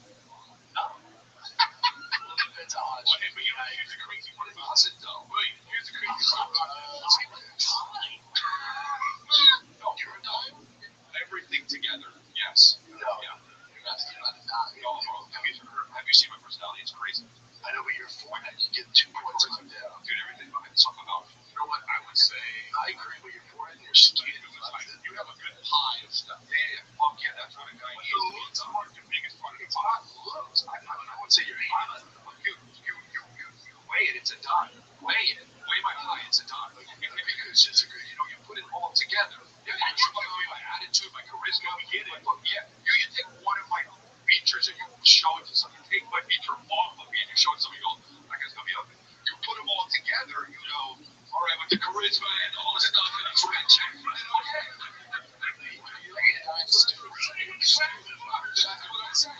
saying now the looks department, okay, whatever. But we're not talking about that. But objectively, if you get a good picture of me, I'm nice looking. I didn't say handsome. I said I'm nose and the forehead. If you light the picture nicely and you catch me at a good moment for whatever the positivity I'm saying like if I nice. You know what? Another one. I got one. But if you get a weird picture of me, I get it, dude. Hey, you're it's a weird picture. I love kitties. You never know he was a 10. You never know he was a 10. And a weird pic. But he is. No one ever would say you're a 10. Well, there is no world where you're talking about a gay and I'm talking about women when they see and feel the whole presence. Okay, I believe that. Hey, you know what? And we know it's not even the one that these women that like, you say, well, I have to give you $500 to go out on a date. Here's this funny part about that. If you give them $500, that's okay. Let's date. I'll give you $500 to date. But if you also fly them any place, it's now sex trafficking. No, yeah, it's like it's very.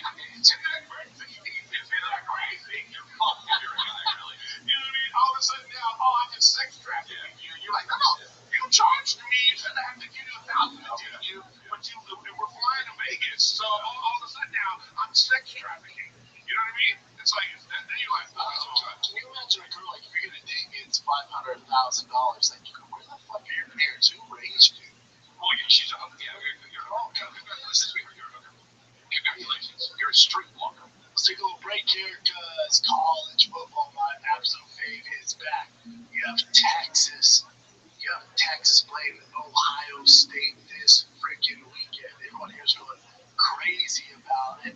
Well, guess what? How about you watch the ridiculous games and make some money? All right? Put your knowledge to the test with DraftKings Sportsbook and turn your big picks into big payouts. With live betting, all right, rivalry week odds, proofs, and more, DraftKings Sportsbook has everything you need to own every freaking Saturday, man. Here's something special for first-timers. New DraftKings customers spend $50 to $300 in bonus bets instantly. All you got to do is go to download the DraftKings Sportsbook app and use the code GOLDEN. That's code GOLDEN for new customers. Get 300 in bonus bets instantly when you bet just $5. Go Texas! In partnership with DraftKings Sportsbook, the crowd is yours. Look for words. Gambling problem? Call 1-800-GAMBLER. In New York, call 877-8-HOPE-NY or text HOPE-NY 467-369. In Connecticut, help is available for problem gambling. Call 888-79-7777 or visit ccpg.org. Please play responsibly on behalf of Boonville Casino and Resort in Kansas. Fees may apply in Illinois. 21 and over. Age and eligibility varies by jurisdiction. Void in Ontario. Bonus bets expire 7 days after issuance. For additional terms or responsible gaming resources, see pkng.co/audio. You ever seen that guy named Kevin Mustang? You know that old school black dude that is like, oh yeah, women, he's the best. You know, what's that guy named? I think. Yeah, he's so funny. Oh, Kevin Samuels. Kevin Samuels. You talk about high value man. Yeah, the girl's like, what do you think you are? She goes, I'm an 8. He just goes, nope. Yeah. He goes, she was like, no, but this guy is freaking. This is hilarious stuff. Did he die though? Yeah. Was he in karma? Yeah, people that's right. I didn't think Kevin Samuels died? From this tide into the Right? He was just work. man killed because he's agitating black people. Which may be a type of ranking. Well, see how happy he got? He was like, yeah, I did it. Got some black points. His disposition is just great.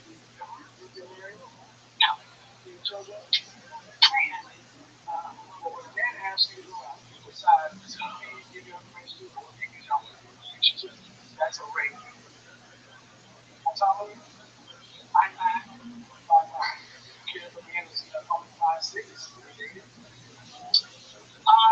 That's a rate. Well, you just went right on to it. So there are several things I'm thinking about, and then I know strategy. So I can take a plumber. If you have him having his tire hit, Everything is what it is.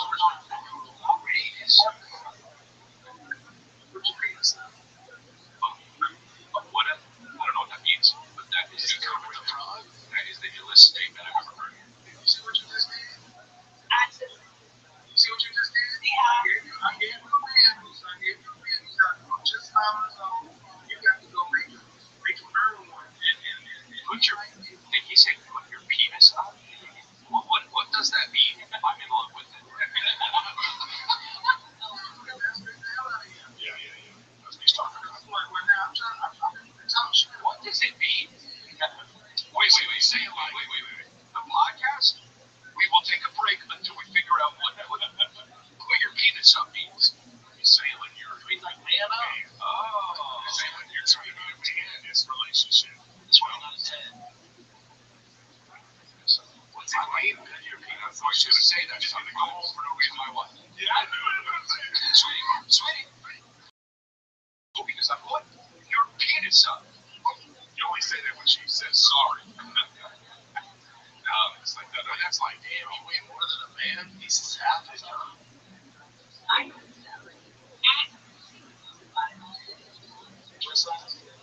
Look at him. Look at his disposition. He's got Eric face on. Did he just fart? No, he Dude, he has Eric face on. Yeah. Because you know why? Because he already seen a picture of her, and he's just like, okay, she gonna talk about what a man. Okay, so what's your What's your dress size? What's your dress size? Because he told me 16. Okay,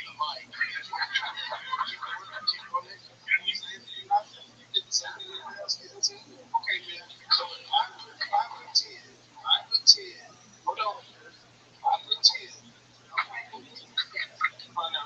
Don't tell me what not to do. I've been about the head of this. Don't you do that? Don't tell me what not to do on my show. It's not my fault that you 5'10" way more than the man that you like. I do it as a I can 5'10" and listen, man. 5'10", man. And I don't care how you carry it or not. The higher the control, the more you're not happy. But then women that are around them is making $250,000 too. I don't know, it's like, so that's such a great visual. He's dropping. I don't care how you carry it. So if you like,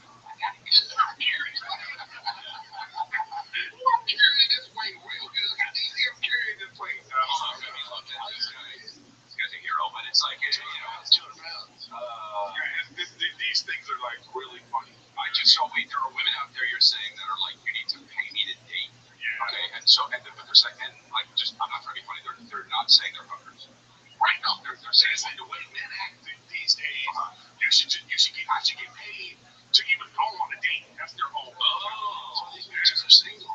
Yeah, so before we even go to the date, you might go some. Oh yeah, I'd like to take you out. Typically Yeah, I want to take you out. and then Jews were exposed to it. Like that's something like the thing that we think or some shit.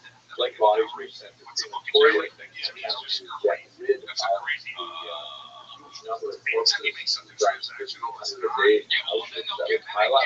Crematoria, however, were very efficient. The bodies simply had to be burned out there open air.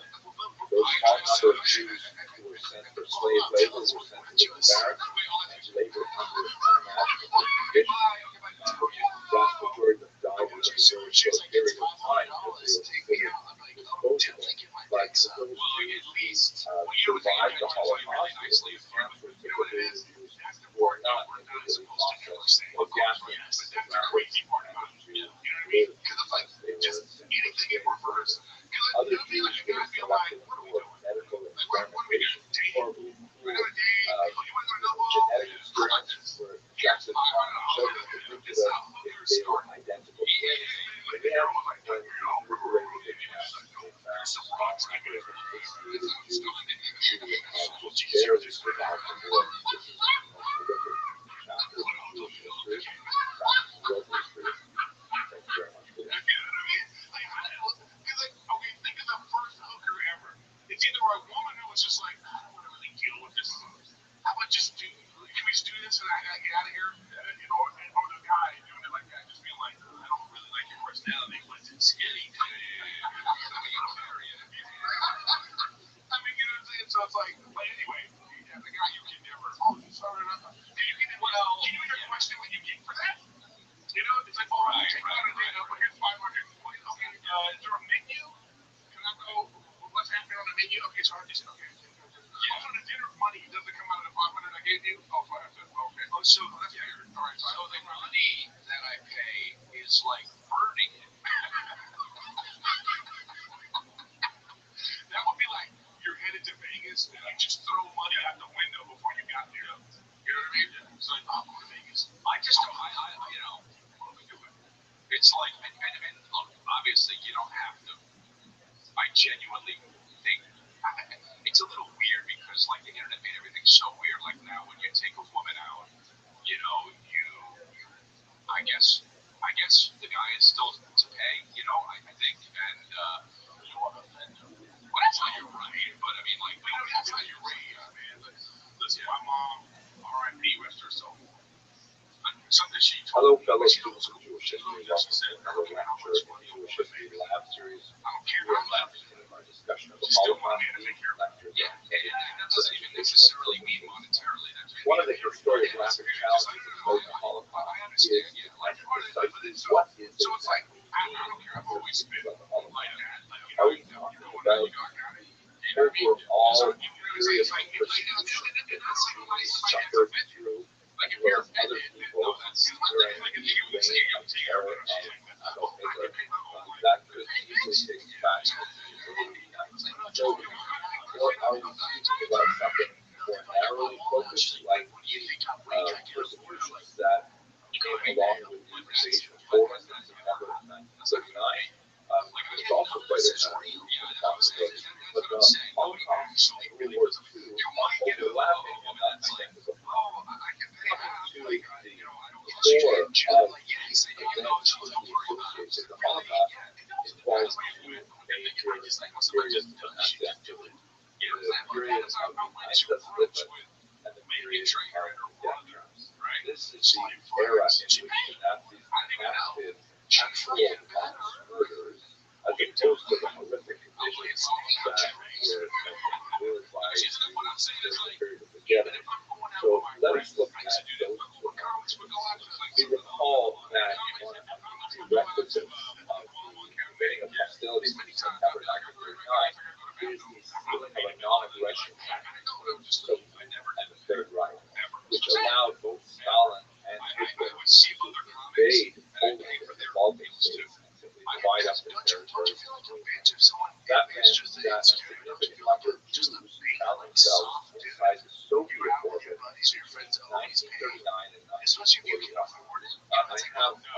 lecture on that topic specifically in a different series in my YouTube channel on the Holocaust, where I want to discuss what happened there.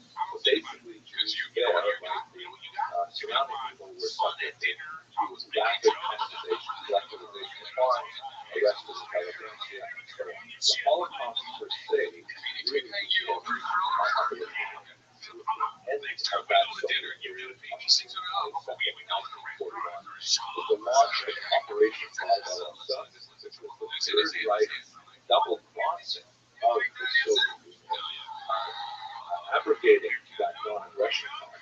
And to his surprise, Stalin was a massive, rapid advance into Soviet territory. Now, why that is specifically the Holocaust? Because behind the Wehrmacht troops, behind the regular army that was sent in to defeat the Soviet Union, Hitler sent 4 mobile killing squads called Einsatzgruppen. See in this map here, these 4 squads spread out throughout the territory of the conquered with the Soviet Union. And their task was not to prosecute the war against the Soviet Union, but to prosecute Hitler's war against the Jews. They would go into the local villages, the steppe and the Jewish hamlets that dotted the countryside, round up the local Jewish population, along with other enemies of Hitler, such as communist leaders. The Einsatzgruppen would march these Jews and others out to local ravines. There was no dry riverbeds and rivers, and even would have the Jews dig their own graves, and then they would shoot them by fire and stone. This is sometimes called the Holocaust by bullet. It represents a remarkably large number of casualties, civilian casualties of the war. Estimates range from 1.5 to 2.5 million Jews killed. It's like baseball, the secret rules are see a map on the United States Holocaust Memorial right here to the scope of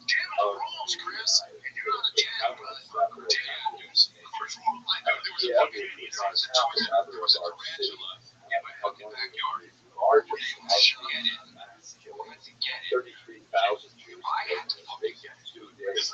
The ravine called Rabbi was used for a larger number of Israelis and other commitments of the Third Reich for the so-called Holocaust by bullets, however, proved to be a very efficient and psychologically a very convincing form of massacre. So the Nazis looked to a new way to rid themselves of their Jewish problems. This was discussed at an important conference that took place at a resort in France on January 20th, 1942. So it's a rather late date. The war began in 1939, Operation Barbarossa, which represents the first mass killings of Jews. The only thing that comes close to it before that would have been Gestapo in 1938, which had about 260 Jews killed. Now we're talking about hundreds of thousands of Jews killed in Barbarossa. But that was not fast enough. Hard on the psychological makeup of the soldiers engaged in these war.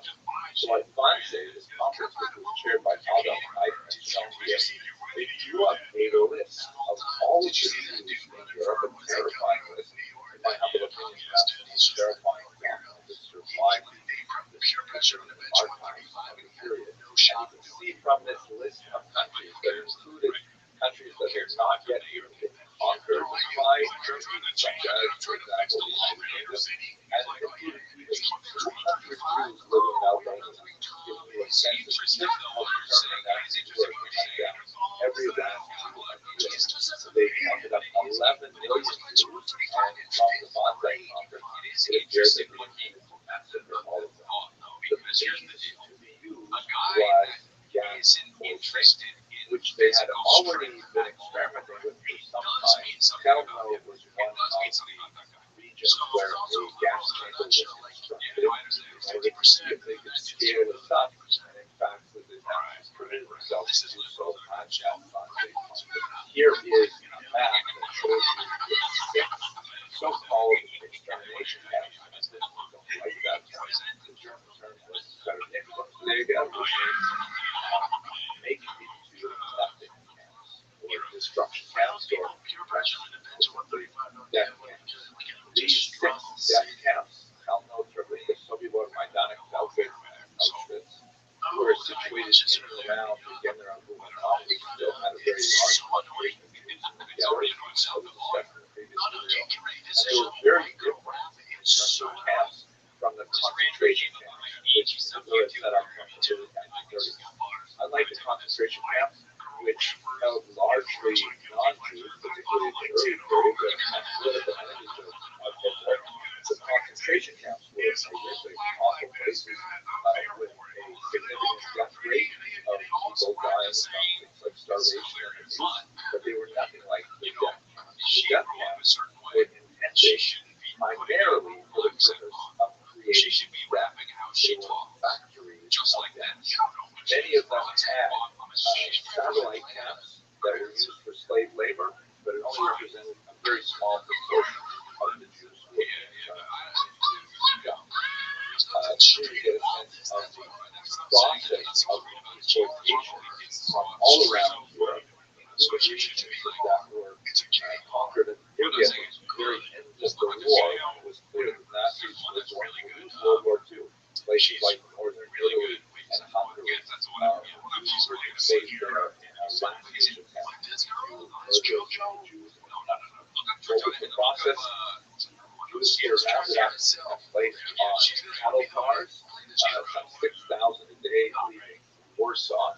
And then when they disembarked, often after a terrifying and horrific long journey from places as far away as Paris, where many of them died actually en route, they disembarked and they were subject to selection, where those small numbers of Jews who were healthy enough to work in a slave labor camp were isolated and sent away to those satellites. The vast majority of the rest of Jews were shorn of anything that could possibly be of value on their person, not only their personal belongings, but also their prosthetic limbs, eyeglasses, gold teeth, even their hair was taken from them. They were sent to these gas chambers where they were made to think they were being sent to lice removing their bodies. Very common in many of these camps in American places to try and remove lice from troops and from prisoners. But in reality, the gas that was used was 6 months a day, a rat poison that was poured into the soup, and then Jews were exposed to it and died horrible asphyxiation. Then bodies were sent to crematoria and to get rid of the number of corpses that 1,500 a day in Auschwitz that would pile up. The crematoria, however, was very inefficient. The bodies simply those small number of Jews who were sent to slave labor were sent to the barracks and labor under unimaginable conditions.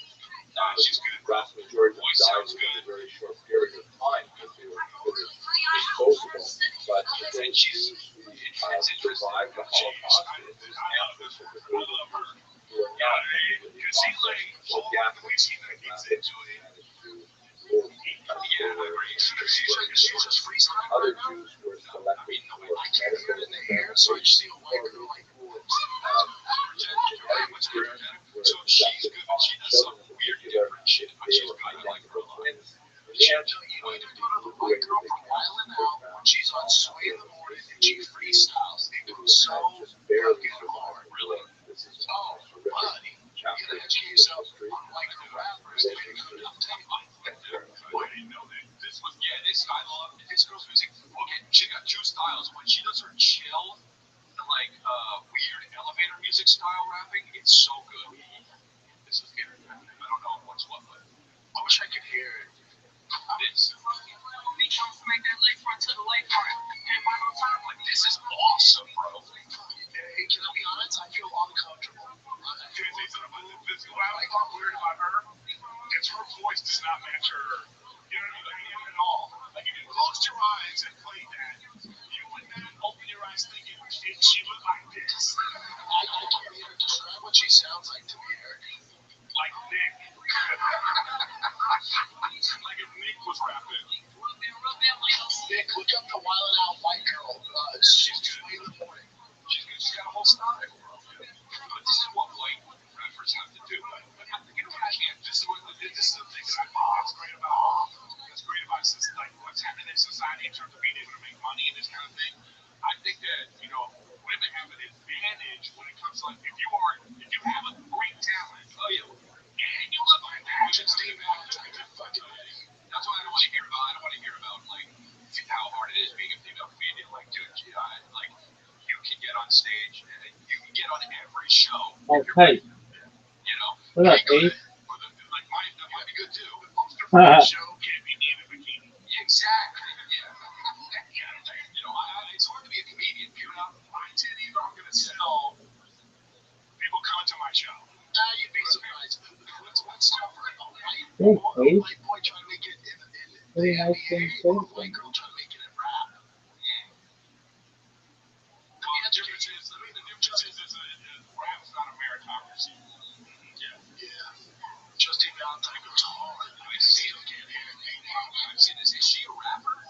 Is she? I mean, no much respect to you. I'm not too familiar with your music, but it's fun. Yeah, she killed it. Try. There you go. Get ready. I'm gonna let you warm it up right now. Talk about your morning. But she looks comfortable. That's why you wake up this morning. You're just waiting for her to go. I woke up at 7. I said the prayer to the gods and I prayed to heaven. I'm like, oh God, it's a must I do. Little Kim, my bitch, you know I got a crush on you. I'm like, oh God, she really a beast. I woke up in the morning, got the toothpaste, the brush of my teeth. I'm going big sway. Tell him I get the dope. The bitch you never had sticky bread, cause I got the dope. I'm the illest way. I try to tell you before. I'm like Biggie when I came through, kicking the door. It's alright. I mean, go over the comments. Comments can't be good. Well, my thing is this. I've never seen him do that before. Like, give that, like, such specifics like that. Because most of these rappers that come in here and bullshit with me, all their shit is like, it's not this. Often Tom on straight from the Holy Spirit. I don't think I've ever seen confidence is real. I don't understand. They tried to do her dirty with the beats and shit to the tempo, but they really just showed how good she is because she killed it. Holla. I don't understand anything. I never understand anything. It's getting harder. 45, I know, but it's also getting harder. Yeah, there's something cringy when white girls rap and it's not good. And that governor could like if Gavin knew some bitch 225, he would vote 100%. 100%. It just means it's like my mom. It just means he's doing what? It means he's doing fucking work. You know what though? There is something about what you're saying. It's like because what does it take to be able to bench 225? And if you are somebody that can't do that, there's a certain work ethic. It takes us to get there. And that's what people. What I'm saying is that's what people are attracted to in all aspects. It's like people say, oh, that person's looking for your money, and I think, not if it's transactional. I think somebody's with you because of how you got your money. So it's all part of it, right?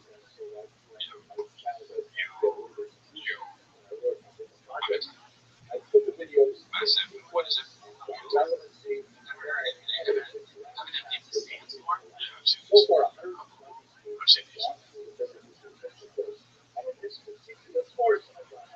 It's like fucked up. Isn't this affecting that big event? Burning Man? Burning Man. Did you ever study Burning Man? Stop. No, I think it's underlong at Burning Man. It's 30 minutes. People over 30. 4 days. No, it's for nobody. Don't go. Or like Lincoln. Yeah, I know he goes every time.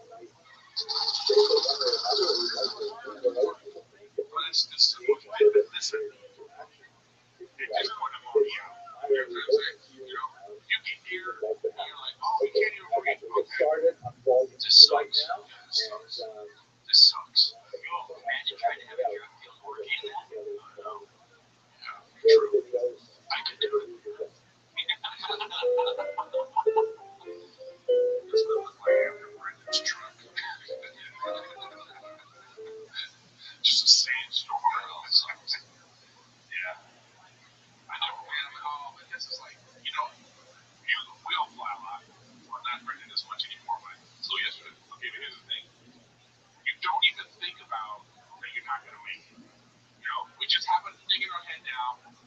go, everything's gonna be fine. I'm saying when something like that happens, I'm talking about like the timing of it. I'm saying you just go, I'm gonna get to where I need to go. You just don't even think, you got it. And then something like that happens, then it's just like that is so disruptive to like everything about your life. Your rhythm is off now. You're thinking about how I'm gonna make it to the show. I'm gonna miss my connection.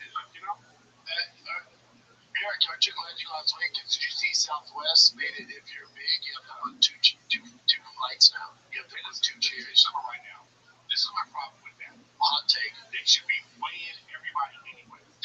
This is how it should work. You Yes. sit on a scale with your bags and yourself, and you have a limit. Because here's my problem with it. If you're 380 pounds, and you get on a plane with now a 50-pound bag, all right? You're over 400 some pounds. Casey and his girl gets on a plane, right? And they have a 100-pound bag. They're gonna charge him? Yeah. What?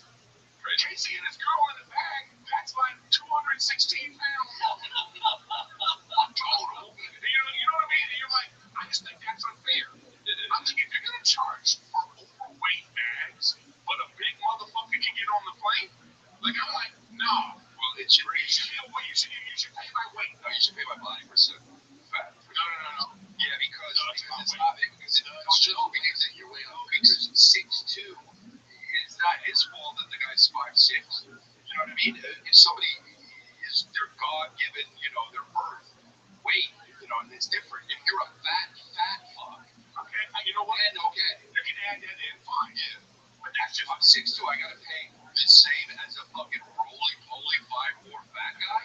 No, he has to pay more. Well, I just think I'm lean. I think it should all be a way in at this point because I felt, but the thing too, take too long.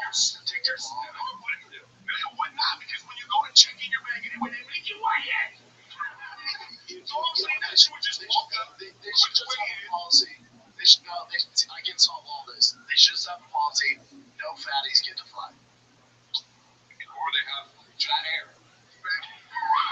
I watched that movie. It's six people. You can get 6 people. The whole movie is just the planes on the tarmac that they can't take off. No, listen, guys. They have a little thing there for your bag. They can go, it's your bag fit these dimensions. Yeah, man. You get on the scale, it weighs you. It's real quick. I get it. God, this will be real. I hear you. Or just weigh yourself. Like when you check into your flight online, you have to enter your weight. Yeah, but everybody's gonna be honest. Bitches be lying. Yeah, come on, man. Yeah, bitches do be lying. I'm putting 135 on mine. You know what I'm saying? What we talking about? Yeah. But I think, but my problem with it was before the system was they were giving a fat person a free extra seat.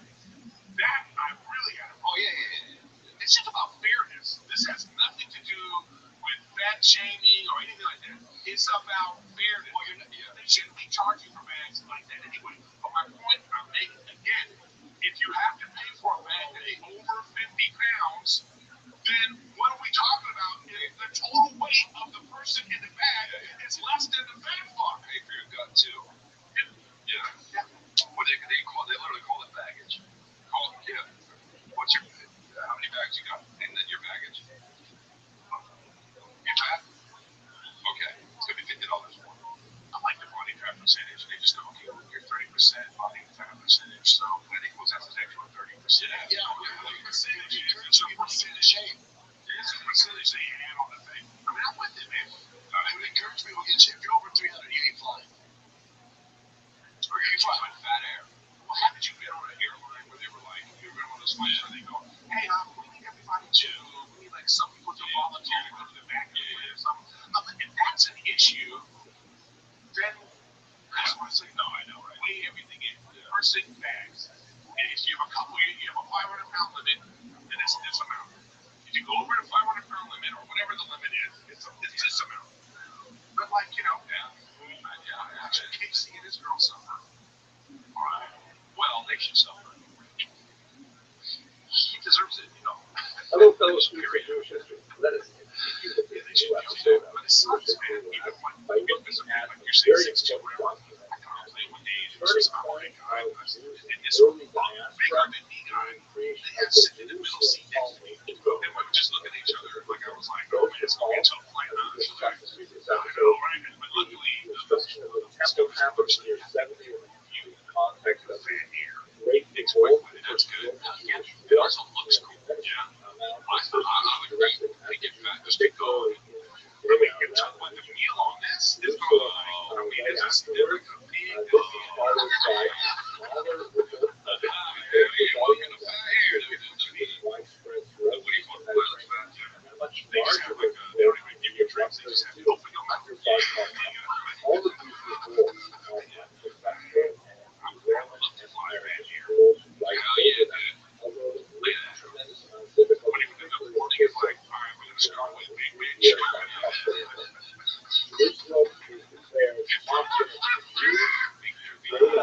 Titties next.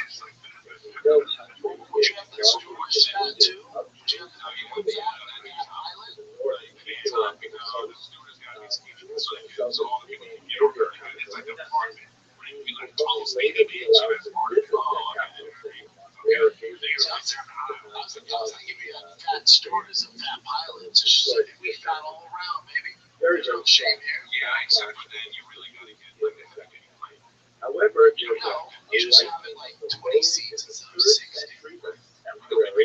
This airline loses money every year. It's a bad business idea. Even though we charge low, we just charge dough. Yeah, charge all this money, right? Anyway, back here. Translates me back.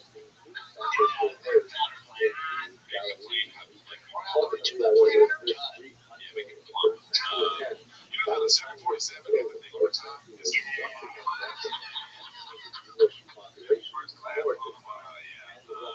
That should always be sweating, like the front nose should be sweating. Drink this would be great, like motivation. Like I go to the airport and they're just like, oh, you can't get over there. I have to take that. I have to take that. We've already put you on flat here. Sorry. It's like, we have a connector to wait here. It's the way here. You wait to go on that. Oh, it's the motivation for that. There's a fan here walking shade. Everybody knows that's the fan here. You know what I'm saying? We need to motivate society. I used to have a joke about it. So I have to that's why I give you a great news. You know, if the family has to have a treadmill in your house that's connected to the power grid. And you have to do a certain amount per month of talent. You know what I mean? They figure out the trees and put their dogs on it and shit. I mean, the hour is just some kind of thing that you're helping power up. Like I said, you know what I mean? You're working out. No, not as much shit. I'm walking. Damn, that's working out. Well, it's good. No, I just remember, you know, listen, I need you guys to understand something. It's oh my God. Man, here, dude. Serving those trees. Imagine this whole Thanksgiving table coming down the aisle.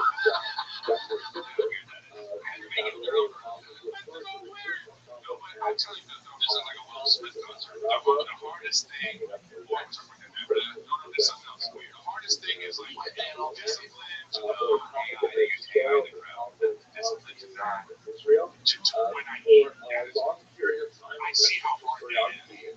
Like I was mad. You know, we were at the timing. They gotta bring on this thing. And I was like, I can't bring very, very close. I see what they're getting. So I'm just telling you, man, like, I'm really, maybe I'm realized. So now I gotta get to the Will Smith. I'm gonna get to the workout. The Will Smith thing is like, if they used AI in the crowd, hey, listen, this is done. No, this is like your picture on your website. All of these things. You didn't see this yet, Brendan? No. Man, it's so weird. Man, just keep watching because it doesn't look too weird yet. What exactly is this? No, I mean, it's just the whole thing. Like, obviously, there's some realness to it. But just look at the people's faces. Look at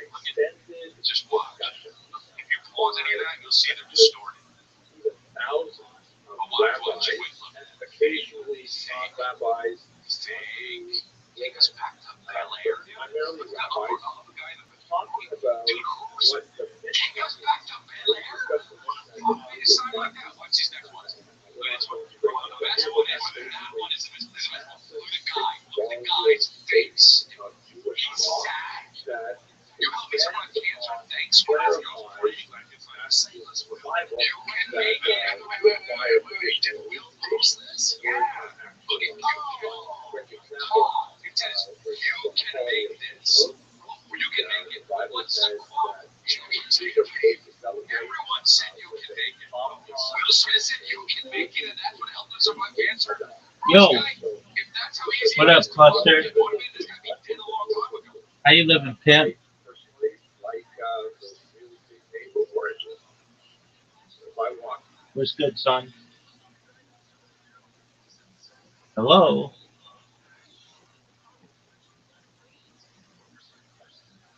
How was your day? What up? How's your day going? Well, I guess it's good. Nothing good happened now. It's All right. What's on your agenda for this weekend? well, nothing currently planned. I'm just watching the videos and All right, very cool. What kind of videos you watching?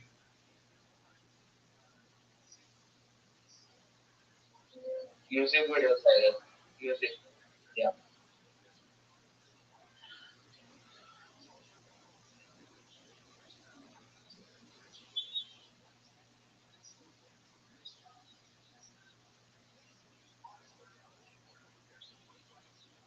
All right, cool. Well, we're just watching Jewish history lectures. Feel free to enjoy. Sorry, what? I'm just watching Jewish history lectures. Feel free to enjoy. Yeah, true. Well, also, it's not necessarily. I watch all sorts of videos. All right, very cool, man. That's deep. Yeah. What's your favorite video ever? I guess the history of the entire world by Bill Words. Oh, is it Can good? I check it out? Yeah, it's really good. How long is it? About 16 to 19 minutes. It's by Bill who? Bill Words. Oh, okay.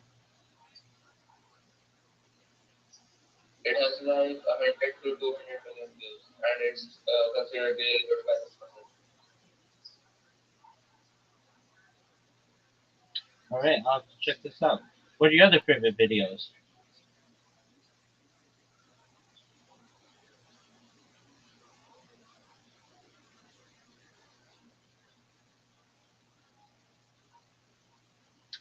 What are your other favorite videos, son? Sorry, what did you ask? What are your other favorite videos? Other favorite videos? Word, dog. Well, I can't think of any at the moment because like there are countless. I watched so many. So like I'm just thinking at the moment right now. All right, take your time, big dog. Alright, sure. I'll take my thought process. Cool, big dog.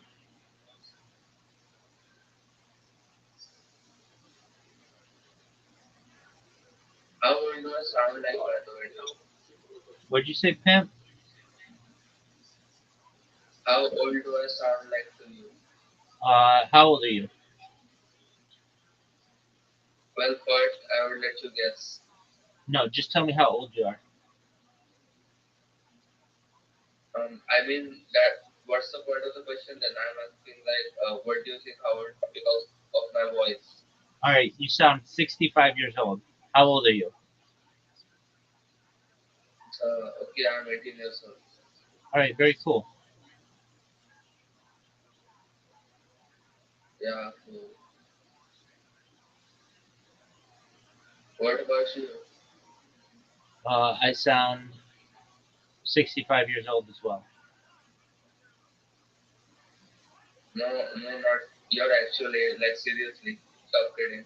All right, well, guess how old I am.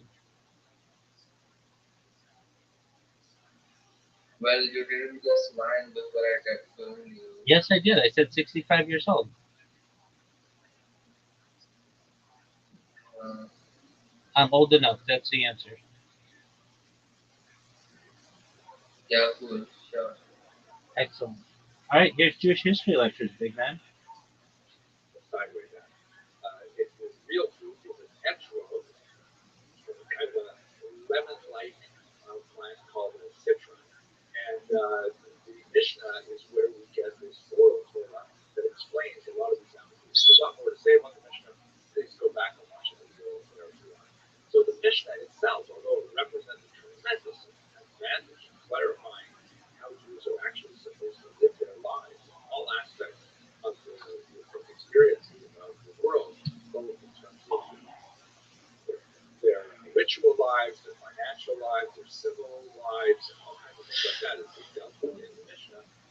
It still requires more discussion. It is an open-ended oral document, and so the Talmud, also known as the Gemara, the finish, is basically the transcript of these massive, long conversations about the Mishnah. And they can go on many tangents very far from the original text of the Mishnah as well, but that's essentially what the Talmud is. It's kind of like an expansion of the Mishnah, or at least it is a huge conversation about the human condition that begins with the discussion of the Mishnah. The principal figure behind it is Talmud is without doubt the incredible Rabbi Yochanan. He also had a very fascinating sort of study partner,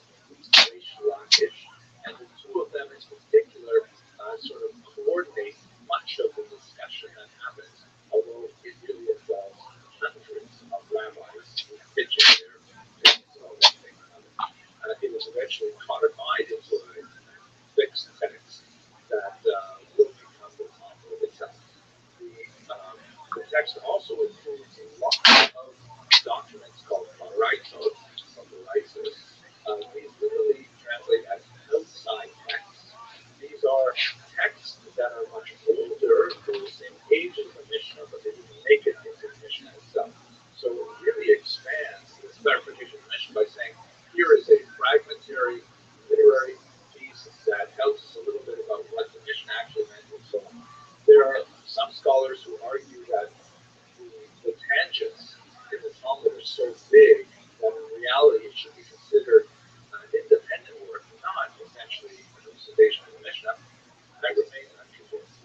It's still very, very rooted in the Mishnah, but at any rate, God willing, we can all explore the Jerusalem Talmud of our own and discover what to think about that. At any rate, that's basically what this text is. When was it written? So as I mentioned, it involves hundreds of rabbis.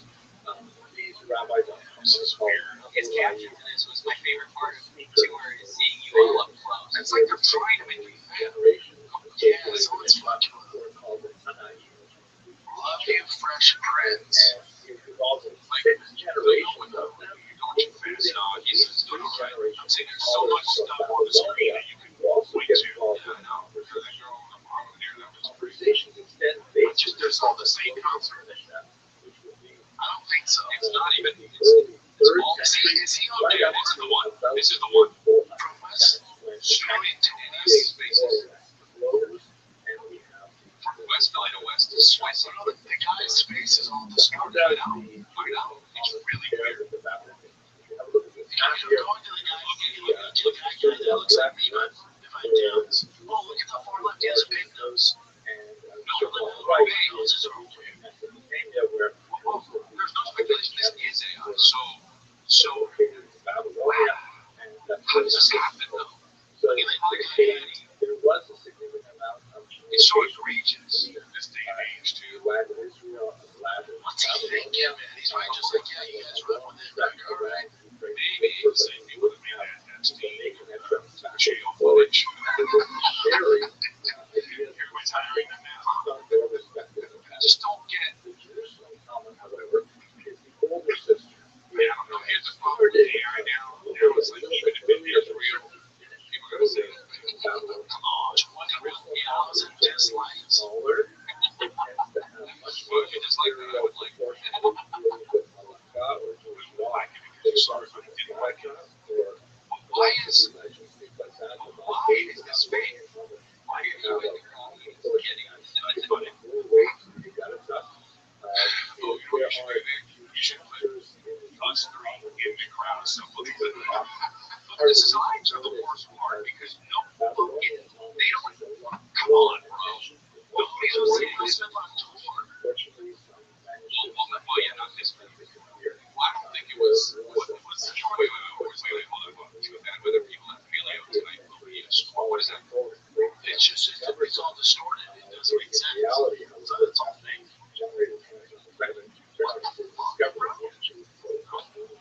He was a shit. Lights are so out of the sun. Yeah, look at the Ian Fresh. It's a six. One shared tradition, one shared purpose of trying to understand how they are expressed in two literary communities that have a certain degree of association with each other. Kamikaze, for example, is for example, I'll sit and I'll think about the sad part for a while. This is the sad part. So wait, he's playing in the dancing. He's doing it to himself. Right? Well, at this point, they say this over there is go down. Okay, go down. Go to the no.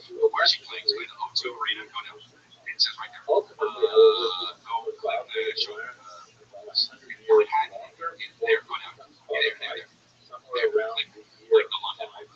that's one of the main reasons why the Kamikaze was much Right, so he's going to be in the O2 because it Victoria in Manchester.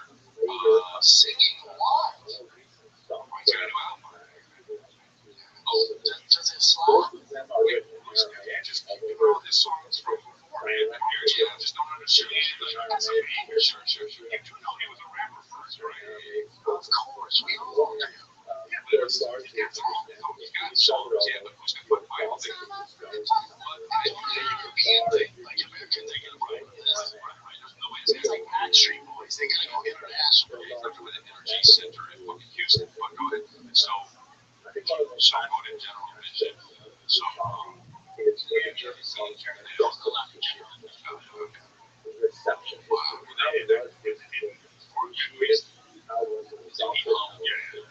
That's just what that sucks too. No question. What I don't understand is why you do this. I guess I'll never understand. If you will spend why you do this, I'll never understand this. I'll never understand this. The region right You up got until hundreds of billions of dollars. I will actually stated He's trying to try to get the fuck away from his water. Yeah, please. Okay.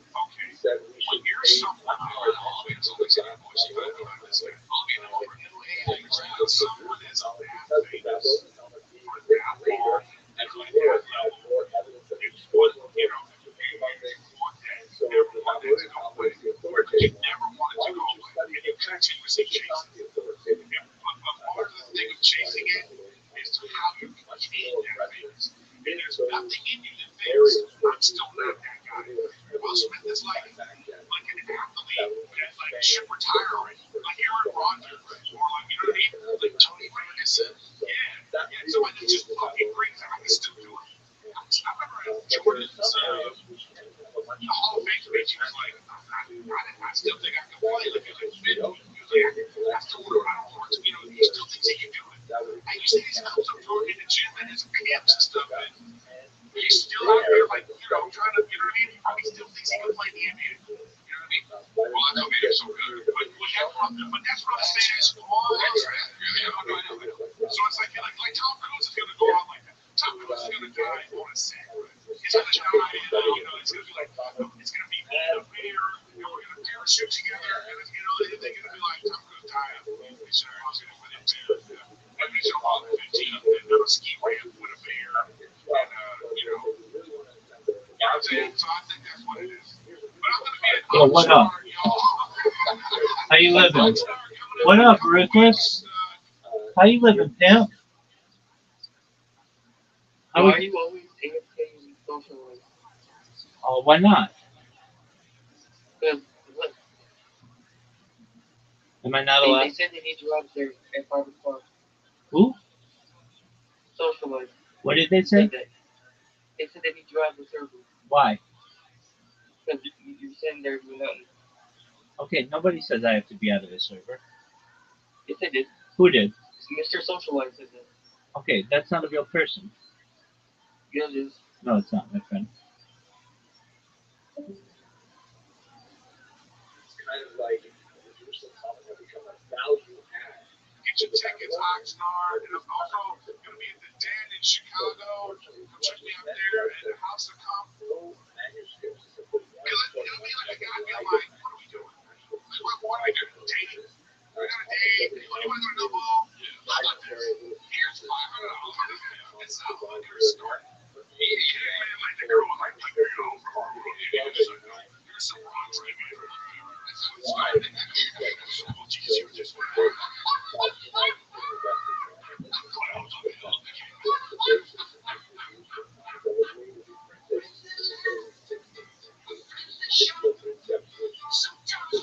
primarily on the right manuscript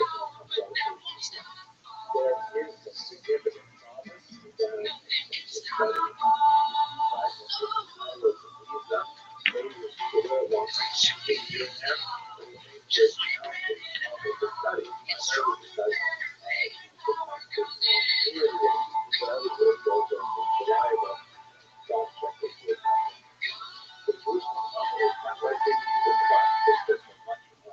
It's a good girl, right? And she said, most responsive person I've ever been around was like this super successful businessman that she really did. He's like, and no matter how busy he was, she was like always responsive. And she said, why do you do this? And he was like, because it's about respect. And you know, and I firmly believe there, like, I can't stand when you text somebody and then they just, if they take like forever to get back to you, or they're never responding or something. Yeah, no, it's still like, actually, no, yeah, it's, oh my God, especially like girls continue with that too. Wow, I mean, I'm like, you're not busier than you. You know what I mean? Like, you'll see people and you'll never know because I don't respond. Yeah, I'm just like that with everybody. I just think when people don't respond, I go, it's like, oh, maybe, and listen, maybe I'm overdoing it, but for me, it's like, no, you know, I respect your time, so I'm gonna get back to you. But you're not, I don't want to hear about this age thing because I come from an era where you had to call people on the phone. You had to like, you had to actually call on the phone. If I was coming to pick you up, I had to be like, hey, I'm coming at 8, and you had to be ready at 8. Because I couldn't wait for you to text you and call the fucking morning. But Eric, don't you think it's more of a thing if they fuck with you, they get back to you? But then there's also a part of that. I've had friends in my life where I just gotta be like, dude, I'm out. If you need that friend who's always checking in and following up and like I'm your fucking dad, I ain't the one, bro. Well, yeah, but lots of relationships over that where they're like, you know, like if I get back to them, you know, I'll text my kid and swamp, I'll get back to you, and then 2 days later I call, he's like, what the fuck, like all buttered, like what the fuck, dude? I'm like, oh, you're out, I can't. But it all depends on who the person is to you. I mean, if it's your wife, okay, but if it's like, I hear you, I don't subscribe to that. I think that if you have my number and I have your number and I text you, and not just like what he said, like some cat bullshit. Even if it's just like, hey, you're trying to find out some information, or even if I'm like, hey, I heard something happen, I hope everything's okay. Like he just said, he goes, hey, I'm swamped, I'll get back to you. That's respect. Right? Yeah. That's respect. You're like, hey, I'm swamped, I'll get back to you if I can. You know what I mean? Thanks for checking in, Pete. You know, it's like that kind of stuff. I think that's important in life. You know, it's just me. Like I'm not. Let me just say this. You know, it sounds like it, but I'm not judging. No judgment on anybody else. I'm just saying, I think it's a sign of respect. Because I can't stand when people go, hey, I'm busy. Hey, you're not that busy, bitch. Well, that's okay. Yeah, I know, but you're not. You're right. It's a choice. And listen, Chris, it's a choice. Nobody's that busy. It's a construct that doesn't exist. No, I understand. But unless you're Elon Musk going through like something, then and you don't respond because things are stressful or whatever, then you write back, you know, or even if you don't write back, and if it's a week later and you say, hey, you know, I'm going through something, yeah, then that person goes, oh, that makes sense. Hey, thanks. Yeah. No, but that's not what I'm talking about. Oh, okay. Because 96% of the time, it's just people being like, whatever. Just being like, whatever, whatever. Respecting your time. Yeah, not respecting your time. Yeah, not respecting your time, but I also know people who are way busier than me. Like, Rogan's a good example. You know, I usually call him on my way to work, whatever I'm doing. He'll be like doing way bigger shit than me, and Ant's like, what's up, man? And I was like, oh, like I sent a picture of my car. I'm just shooting the shit. And I'm like, oh, dude, I got Trump coming in. Let me call you back. Like, oh, you don't have to answer nothing. Yeah, but that's a sign of his respect of your friendship. Yeah, That's what that is right there. That's my point I'm trying to make. It's like it's just a choice people are making. Like we're so casual with how we communicate now with social media and all this stuff. We just kind of swipe and we just kind of like look at stuff, but we just are like this isn't important anymore. And I think communicating with the people that are in your life, in your circle, in your like in your inner circle, your like whatever the circle out there, and then you have a circle out here, and then you have a circle of people that I just think it's like, well, what's wrong with being like, hey, what's up, or thank you, or whatever it's like that. No, I agree. Don't get selfish, creepy. I agree. I gotta do better. I'm saying it. I don't know. Yeah, the reason why I brought it up is like a friend of mine was hosted this thing, and I was like, I text back. I was like, this is not you shouldn't be hosting this. I was like, what are you talking about? He was like, I'm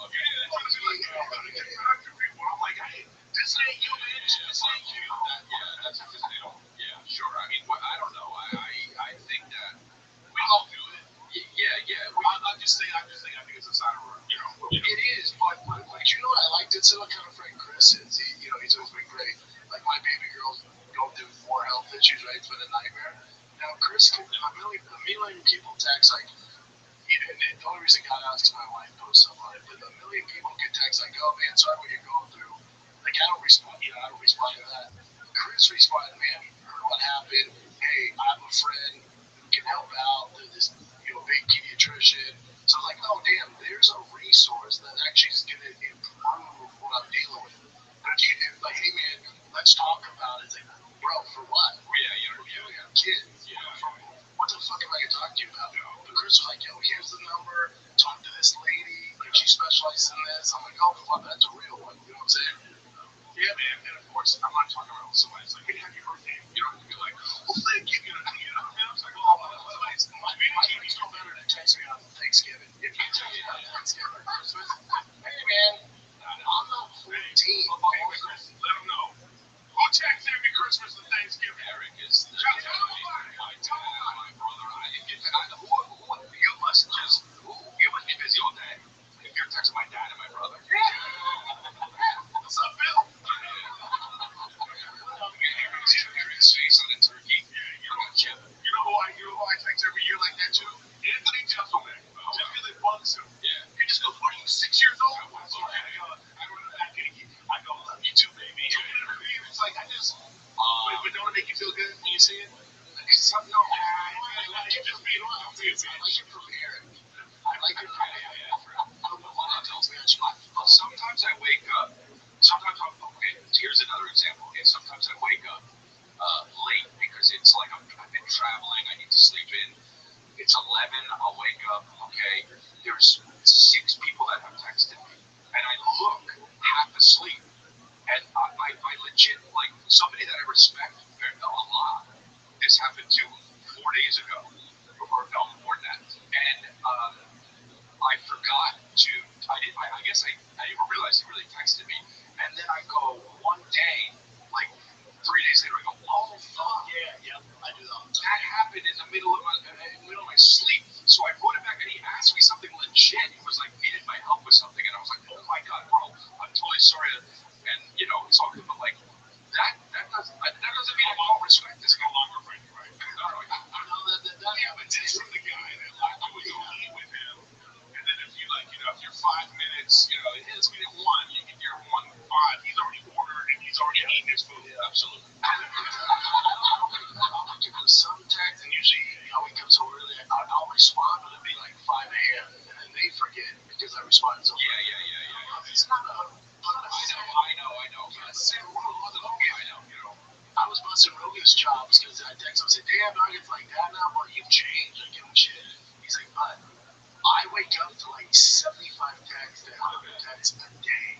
He's like, so it just gets lost in the shuffle Sunday. I gotta go through it. I'm like, oh, you're living different. I'll tell you who's great at getting back. Who's great is Theo. He blowing up, all that stuff. Me and Theo in text, probably once every 2 weeks, something like that. But then he realized our lives are very different now because we were texting back and forth, just catching up. And then he called me, but it was 9:30. He goes, damn, can't answer your phone? I didn't see it. I was asleep. I didn't by 9. I didn't see it. So I texted next morning at 6. Like, bro, you called. I'm asleep. I don't answer your call if you do. But we're living two different lives, my man. Yeah. You think that's like the deal? He's good about just reaching out, just in general. Yeah. He might just, don't go around go. It's just like, hey, what's up, man? I haven't talked to you in a while, that kind of thing. Just go, what happened? Not everybody's nice. You're that busy. You're that, you got all this stuff going on. You wouldn't got all this activity. There's something about keeping in contact with the people you want in your life, and, until it's like you need something. That's what I don't, the people that you like, hey, what's going on? I always tell you back to you. My only thing is, like, we work together. Let's say, whatever reason, you missed the pod for 3 weeks and we didn't communicate. And then when we do talk, you're like, what the fuck, bro? Not catching, like, no, it's like, if I have to worry about you getting upset, if I have to check in with you, like, this just isn't going to work. We're going to make this family up. But that's not what I'm talking about. No, I know. I'm just saying, it's like, we know my life, I really care about it. Because I have my own set of rules. It's like, I don't think you should send me 75 paragraphs on the first text. Okay. To me, you gotta check that. You gotta check in. Helen does that. He'll send a whole, 7-paragraph text. I want to read it. I'll just go too long. Call me or I'm never reading this. I just think you have to be like, hey, you busy? I have to talk to you about something. Nah, don't do that. That's what I need. No, I don't like that. No, I need to check in. I don't need that to me. I go crazy super saiyan. You know what? I like it all bit. If it's long, I like a nice voice note. Oh, no. Bro, I didn't know it's your rules. Bro. An 8-minute voice note. Go fuck yourself. I'm only Other than an 8-minute text. No, because you both of them go fuck yourself. At your leisure. Yeah. But when you get a voice note, you're missing shit. I'm drunk. And my thing is, he's too loud in my thing. It's his fault. There's a lot.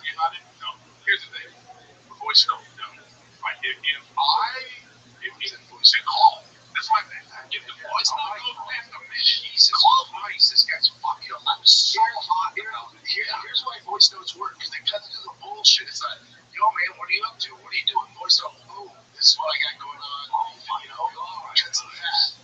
Yeah. Okay. It's like, fucking, what about that British girl that had an axe when because she was being accosted in fucking when she's 14 as well? Let's get to something else. Gotcha. Yeah. Well, bring something up, motherfucker. British 14-year-old British girl. Her parents sent her with an axe and a blade, and she had to fucking wield it. Protect some of our friend from a migrant who wanted to assault us. Good for her. What a little badass. Dude, people are really she was arrested. Right, people are saying though that she's a hero.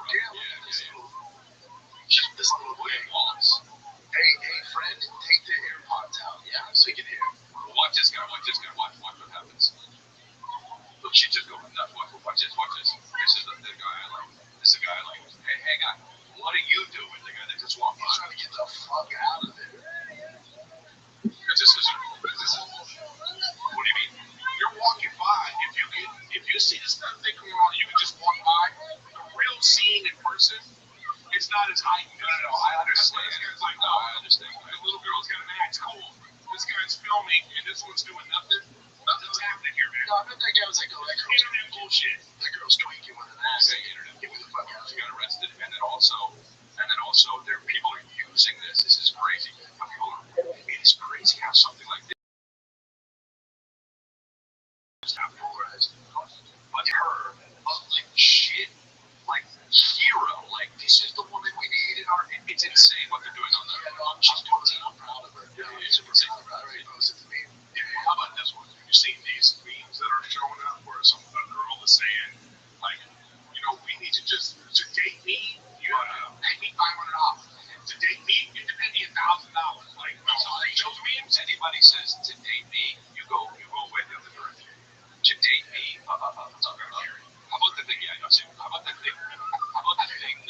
Where the lady was like, did you ever see that one thing where the lady was talking to the cameraman? She was like, no, we're not gonna do coffee. We're not gonna do a hangout. We're gonna go to dinner. You're gonna pay. And then like it cuts to her years later. She's like, I meant to freeze my eggs. Like, yeah, you're insufferable, you stupid asshole. But that's a girl also being like, the joke. What do you mean? She was serious. There's no chicken freezer egg there. I saw it just like that once. The girl was like, I told my husband, I'm not cooking for you. This is the eggs for me and then our kid. If you want eggs, and then like Cindy was being like, my husband left me. No. Like when women are like, it's like, what do you bring to this? And somebody was upset because somebody said, what do you bring to the table or something?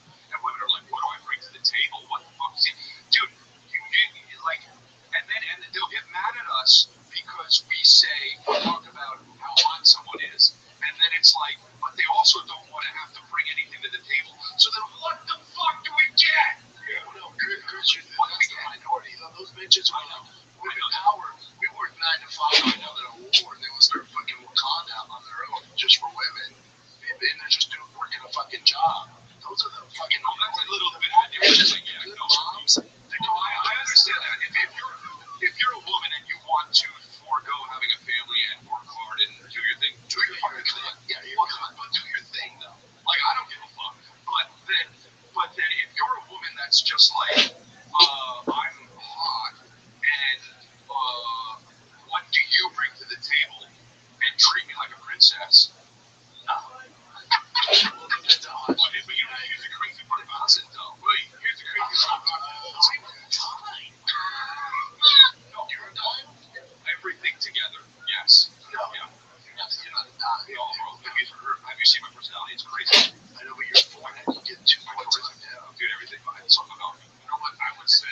I agree, but your forehead and your skin. It was like you have a good pie and stuff. Yeah. Well, yeah, that's what a guy needs. It's hard to make it fun. It's not. I would say you're weighing it's a dime. Weighing high, it's a dime. Because you put it all together. My attitude, my charisma, you think one of my features and you show it, you take my picture along with me and you show it somebody else, like it's gonna be ugly. You put them all together, all right, with the charisma and all this stuff, and it's rich, and I'm saying, I'm a looks department, okay, whatever, we're not talking about that. But objectively, if you're gonna be picture me, I'm nice. I didn't say answer, I was saying the picture nicely, and you catch me at a good moment, or whatever the talk is, it wasn't because of it, I'm saying like, nice, but I got one. But if you get a weird picture of me, I get it, dude, you're fucking some weird picture of me, I like it, you never know he was a 10, you never know he was a 10, but I know weird kid, what is, no one itself, would say irritated.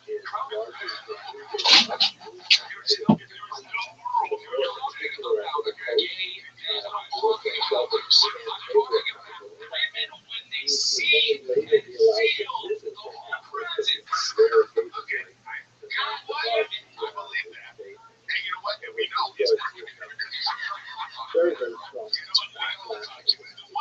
these women that like, you say, $500 to go out on a date. Here's this funny part about that. If you give them $500, okay, let's date. I give you $500 to date. But if you also fly them any place, it's now sex trafficking. No, it's very crazy. All of a sudden now, I get sex trafficking. You charged me to have to get $1,000 to you, but you moved to Brookline to Vegas. So all of a sudden now, I'm sex trafficking. You know what I mean? It's like, then you're like, you mentioned a girl, if you get a date, it's $500,000.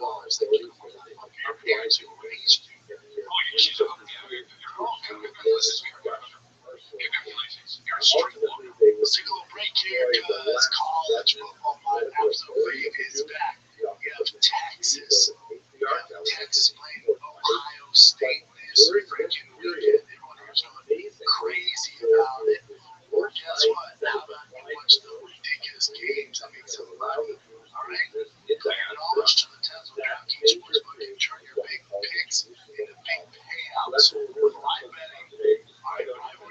odds person. DraftKings Sportsbook has given me every freaking Saturday. There's something special for first timers. DraftKings customers with 5 and 300 in bonus bets instantly. All you gotta do is go download the DraftKings Sportsbook app, use the code GOLDEN. That's code GOLDEN. Customers get 300 in bonus bets instantly. You bet just $5. In partnership with DraftKings Sportsbook, the ground is yours.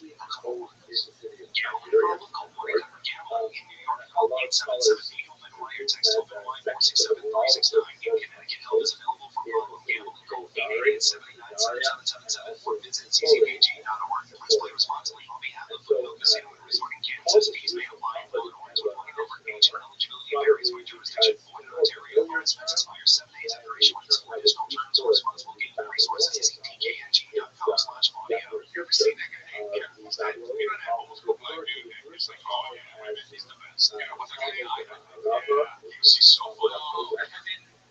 Yeah, that's him. High value man.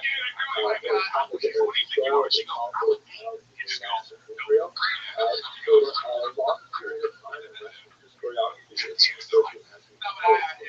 It's freaking, this is hilarious. Did he die though? Yeah. Very, very common.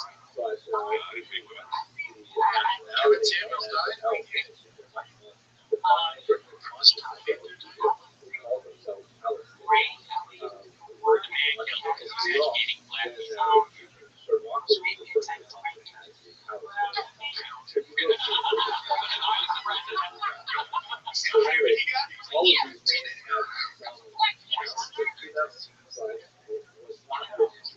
His disposition is just great.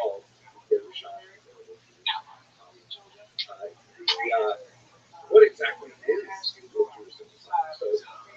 first of all, we should understand what is each of them. There are two of them, they are basically extended discussions by hundreds, thousands of rabbis, occasionally non-rabbis, non-Jews, but primarily rabbis, talking about what the Mishnah is. We discussed the Mishnah in previous classes. I don't want to go into here, but that's basically a massive 6-volume statement of Jewish law that expands upon, clarifies the 5 books that require additional education. For example, the quality of the coast, the Bible says these are supposed to celebrate What does that mean? so the question is, what is the biblical? What does it mean? Like, Wait. The podcast? We will take a break until we figure out what your penis means. Sailing your his relationship. Lemon's right, called a citron. And in addition,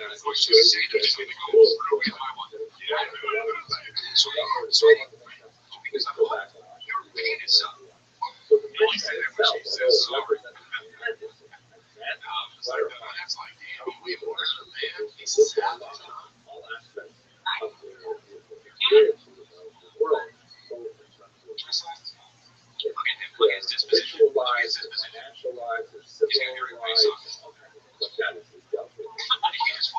He's still required face on. You know why? Because you already see the picture of her. He's just like, okay, she gonna talk about what I'm here. Okay, so what's up? He's like, oh, what's your dress like? Because he only doing 16.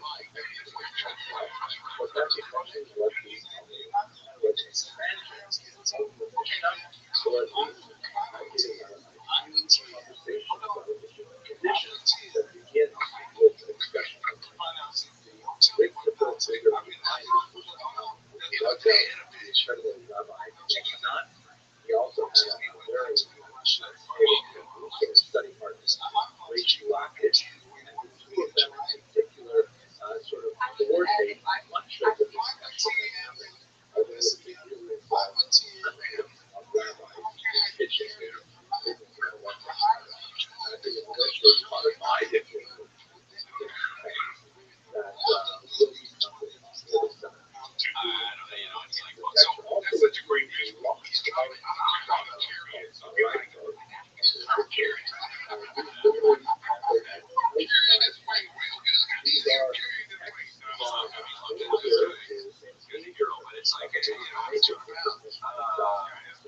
these things are like really fun. I just saw there are women out there you're saying that are like, you need to pay me to date. Okay, and so but they're saying like just I'm not trying to put it, they're not saying they're fuckers. They're saying the way men act these days, you should have to get paid to even go on a date. That's their whole they're saying, yeah, they say so before we even go to the date, you got to so I'd like to take you out. Yeah, imagine. Yeah, I want to take you out. What? Oh, I'm telling you. Like that's something like that's like they'll think of that like in India or something. Like a dowry thing. What's a fucking dowry thing? It's just great. That's a crazy. Anytime you make something transactional, it's not. Yeah, well then they'll get mad at you if you make it transactional. If you choose to make it right. I mean, it's like you weigh all that shit. Tell us what you said.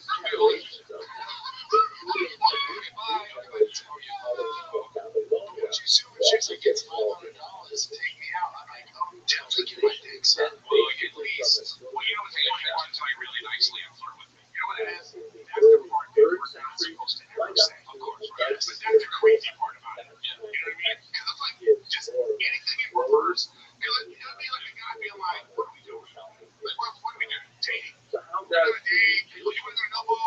How about this? Here's $500. It's not what they're starting. Like the girl, like, here's some rocks right here. That's how it's done. So, Jesus, you just went out.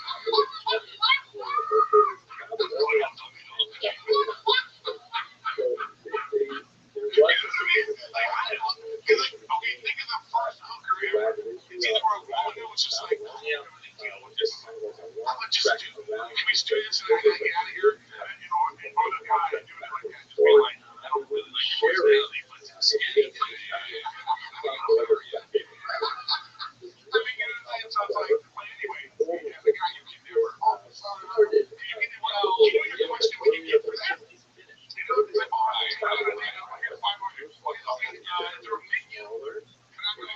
What's happening on the menu? Okay, so I just, okay. You know, the dinner's money. Does it come out of the pocket that I gave you? Oh, fine. Oh, so that's fair. All right, so the money that I pay is like burning. That would be like, you're headed to Vegas and you just threw money out the window before you got there. You know what I mean? It's like, oh, Vegas. I just don't, you know, what are we doing? It's like, and look, obviously you don't have to, I genuinely think, it's a little weird because like the internet made everything so weird like that. When you take a woman out, you know, I guess the guy is still to pay, you know, I think, and, that's how you're raised, but I mean, like, that's how you're raised, man. Listen, my mom, R.I.P. West her son, something she told me, but she's old school. She said, I don't care how much money you want, man. I don't care how much. Just don't want to be here.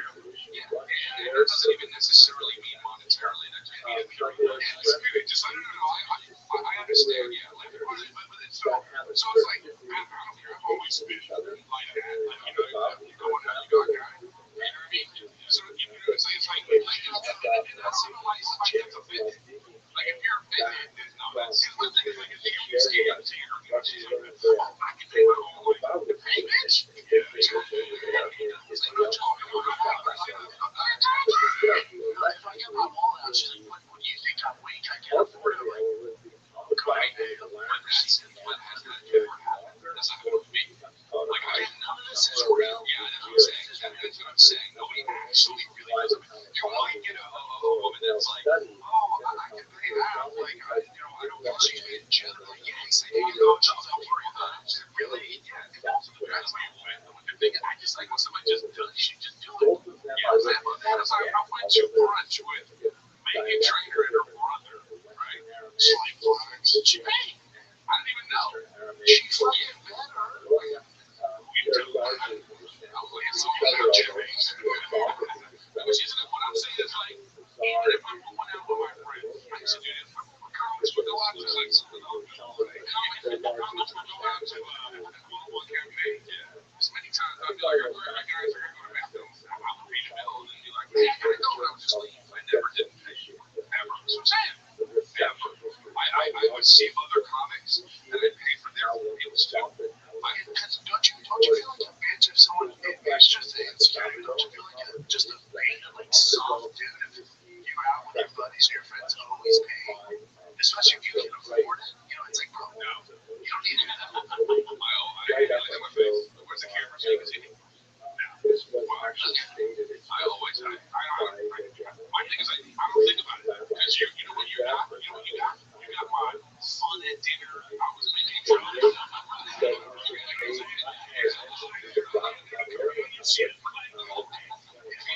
You, next time we go to dinner, you can pay me $600 before we even go to the restaurant or shop. That's interesting.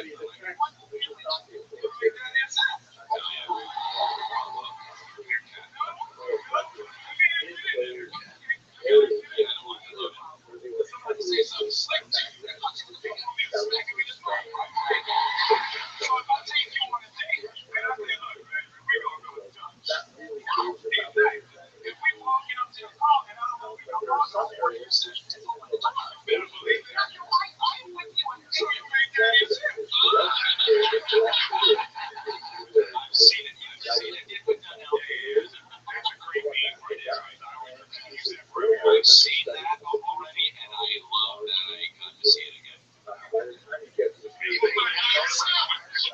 He's not giving that same energy now though. He's with Marvel. So I think I don't know if they're changing. Yeah, we're trying to see it. See what you're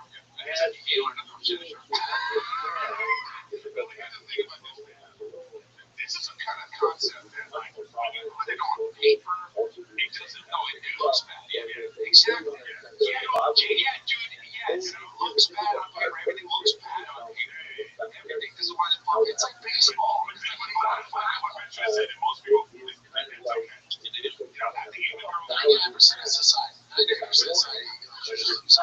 But the thing is if you put that on paper, it's just like, yeah, the dude always handles the receipt, the payment. That's just what it is. It's like baseball. The secret rules are Fight Club. First rule of Fight Club, we don't talk about it. These are damn the rules. Damn the rules, Chris. And you're not a 10, but I'm going to tell you this. Like, there was a situation. There was a tarantula in my fucking backyard. It was shut up. I had to get it. I had to fucking get it, dude. When this first got it, fine, we got to do all the hair. I used to she was like, you got to get it. And I was like, that was a filter. Okay, that shit was crazy. Yeah, all I could think, you know what I thought of when I saw that? I was like, just let the kids run.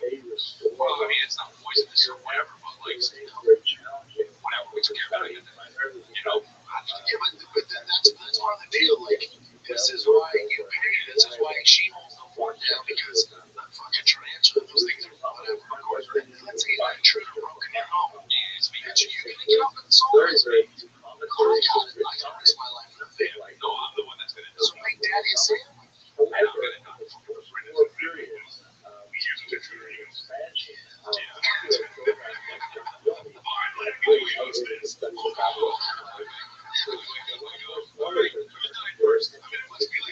It's like when you're like, you know, that's all I think it's if you can bench 225, so you're stronger than like 99% of, so imagine if you can't do that, you never get to use it.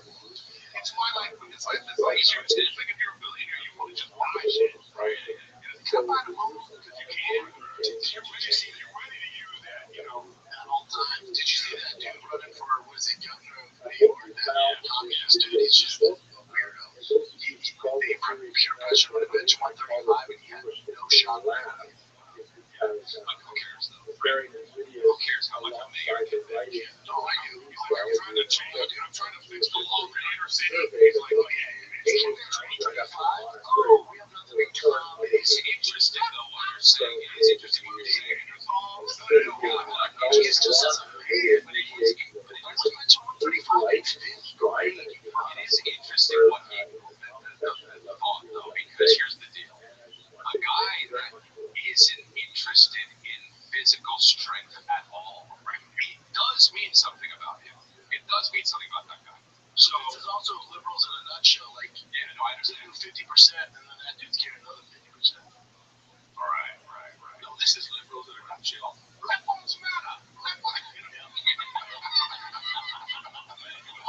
I missed it. What is it? Oh, yeah. True. Why those people pure pressure in the bench at 135 know damn well he couldn't look at him just struggle city. Long hair, man. So, I watched this earlier, and I don't know how you brought it up. It's so annoying. it's already annoying without the volume. No, get ready. This is some white girl rap. It's so annoying. Just randomly came up on my feed. She's some YouTuber. Me too. I think she's got bars. I'm gonna take on this. White girl rappers is kind of my guilty pleasure. I follow like 10 of them. Because I gotta tell you, it's all whack like this, and I'm there for it. Because they all kind of pretty, and they all rap the same. It's hilarious fun. She grew up a certain way. She shouldn't be putting that black accent on. She should be rapping how she talks. Just like this. You don't know what she's contact blockers. She's from Atlanta. Right up to the modern grade. Fine. Nothing straight about this. That's what I'm saying. If it's so worried about it, straight so funny. So she should be like, it's a gay bar. I'm not saying it's good. Just look at the female rappers. There's one that's really good. She's really good. Wait, is that the one? Yes, that's the one. She's funny to see. Is it this girl? This JoJo? No. Look up Georgiana and then look up one of those Sierra's trying to see myself. Yeah, she's great. For me though, Nick. Play this Hello, JoJo. fellow students of Jewish history. I hope you are doing well.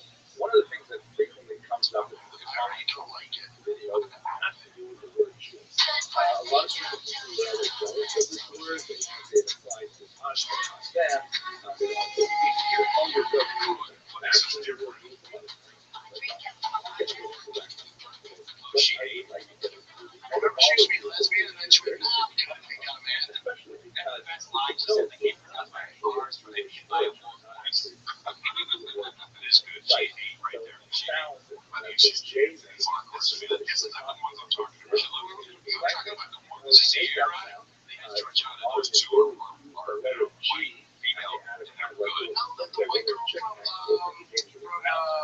Yeah, these girls are good at it right there. And she's like real, like from the ghetto. So, because it doesn't look like she's faking it. It doesn't seem like it. I'll be the judge of this. I don't like how you guys are It's good. very, very kind of plausible way. And the question of clearly the Jews would be more complicated than where does this word come from. Furthermore, depending on which language You don't want to look at one of these like this. This is a song more than a singing. It's just like a microphone. I mean, there's no reason to be able to write the low child. the light term for the word Jew and a derogatory term for the word Jew. Usually, the derivatives of the word Jew are derogatory when they have been in fact, the word English dictionary, which is the word I feel sick. different spelling, Rabbit off my screen. quite different from the Nah, she's good, bro. of the word Her voice sounds good. in the English language alone. And she's Figure out it's exactly interesting. what the She's I love this one. have to bear in mind that And she like the way she like gets into it. we have this modern American English, Yeah, I agree. She's just freestyle right now. Spanish, I mean, nobody I can't hear it in the air, like so I just see a white girl like, So she's good. She does some weird different shit, but she's good. I like her a lot.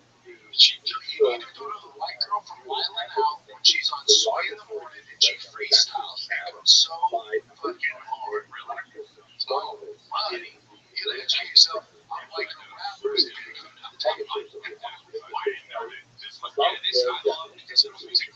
She's got two styles. One, she does her chill and like weird elevator music style rapping. It's so good. This is good. I don't know what's what. I wish I could hear it. favor of this because what exactly This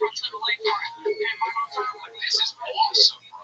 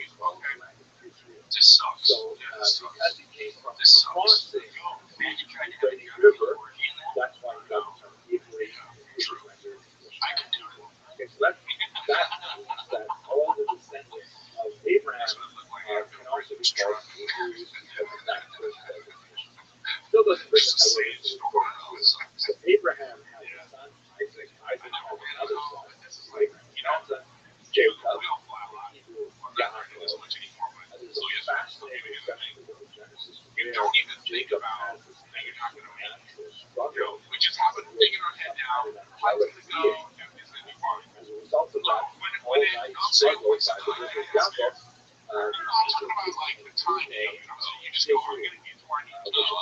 You just don't even think, you got it. And then something like that happens, then it's just like, that is so disruptive to like everything about your life. Your religion is off now. You're thinking about other things in the show. I'm gonna miss my fiction. And like, Eric, aren't you glad you lost weight? Because you see Southwest made it. If you're big, you have to put two flights now. You have to put 2 chairs. So right now, this is my problem right now. Hot take makes you be way in everybody. This is how it should work. You sit on a scale with your bags and yourself, and you have a limit. Here's my problem with it. If you're 380 pounds, and you get on a plane with now a 50-pound bag, all right? That's you're over 400 some pounds. And Casey and his girl gets on a plane, right? And they have a 100-pound bag. They're gonna charge him. And what? Casey and his girl in the bag. That's like 216 pounds. Total. You know what I mean? You're like, I just think that's unfair. I think if you're gonna charge weight bags, but a big motherfucker can get on the plane, like I'm like, no, well that's crazy. Well, you should pay my weight. No, you should pay my weight. So what happens is, No. Yeah, because stop it. It's joke because you're because it's 6'2". It's not his fault that the guy's 5'6". You know what I mean? If somebody is their God given, their birth weight, it's different. If you're a fat fuck, okay, you know what? Okay, you can add that in, fine, yeah. But that's if I'm 6'2", I gotta pay. Let's save it as a fucking roly-poly 5'4" fat guy. He has to pay more. Well, I just think, I think you should all be away at this point. I feel, but the thing's really going to take too long. Take too long. What not? Because when you go to check in your bag, anyway, they make you weigh it. It's all saying that you would just walk up, they should just weigh it all say. I can solve all this. They should have said, policy, no fatties get defined. separated, Or they have fat air. I want people to say it's 6 people. You can get 6 people. Oh, well, it's just a plane on the tarmac and they can't take over. No, that's guys. They have a little thing there for your bag. Your bag fit these dimensions. You know this deal. It weighs you. It's real quick. Just weigh yourself. Like when you check into your flight online, you have to enter your weight. Everybody's gonna be honest. Bitches be lying. Yeah, bitches do be lying. No, but 135 on mine. You know what I'm saying? What we talking about? Yeah, but I think, my problem with it was before the system was they were giving a fat person a free extra seat. That I really had. Oh yeah. It's just about fairness. This has nothing to do with fat shaming or anything like that. It's about fairness. They shouldn't be charging for bags like that anyway. My point I'm making again, if you have to pay for a bag that is over 50 pounds, then what are we talking about? The total weight of the person in the bag is less than the fat fuck. They got to. What they literally call it baggage. Cool. Yeah. What's your thing? How many bags you got? And then your baggage. Rabbi! Good morning, Miss Aquarius. How are you? Good morning. And my girl was up by this morning. I woke up a little late. I woke up at 9 at 11. I had to get him together.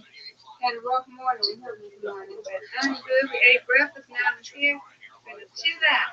Excellent. Sounds like a plan. Alrighty. I will see you later, okay? Excellent. I hope you have a wonderful day. God willing, we'll play tonight. All right.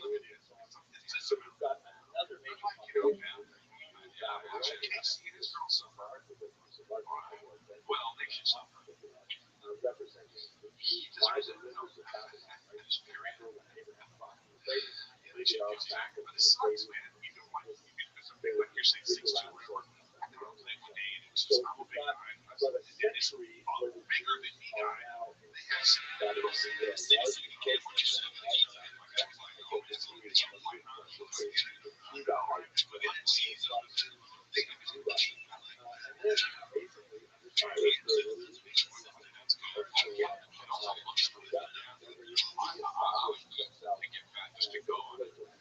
mean, you talk about the meal on this. I mean, it's like a big. Welcome to Fat Hair. Nobody wants that. They just have like they don't even give you drinks. They just have to open your mouth.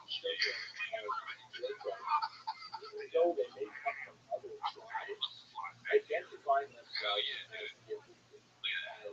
people from When he was in the morning, it's like, all right, I'm gonna start with big bitch.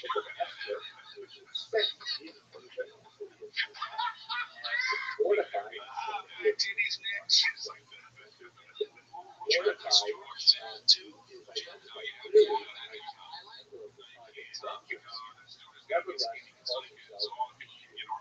like a part of it. Right? Be like, oh, skinny bitch. You know, part of it. Oh, okay. Stewart is a full pilot. We fat all around, baby.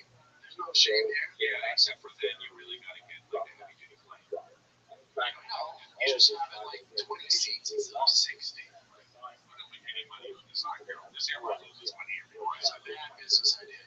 It's usually even the way charge lower, or you just charge double. Sure, yeah, charge double. That's the whole point, right? Anyway, back here. where does the word take the J?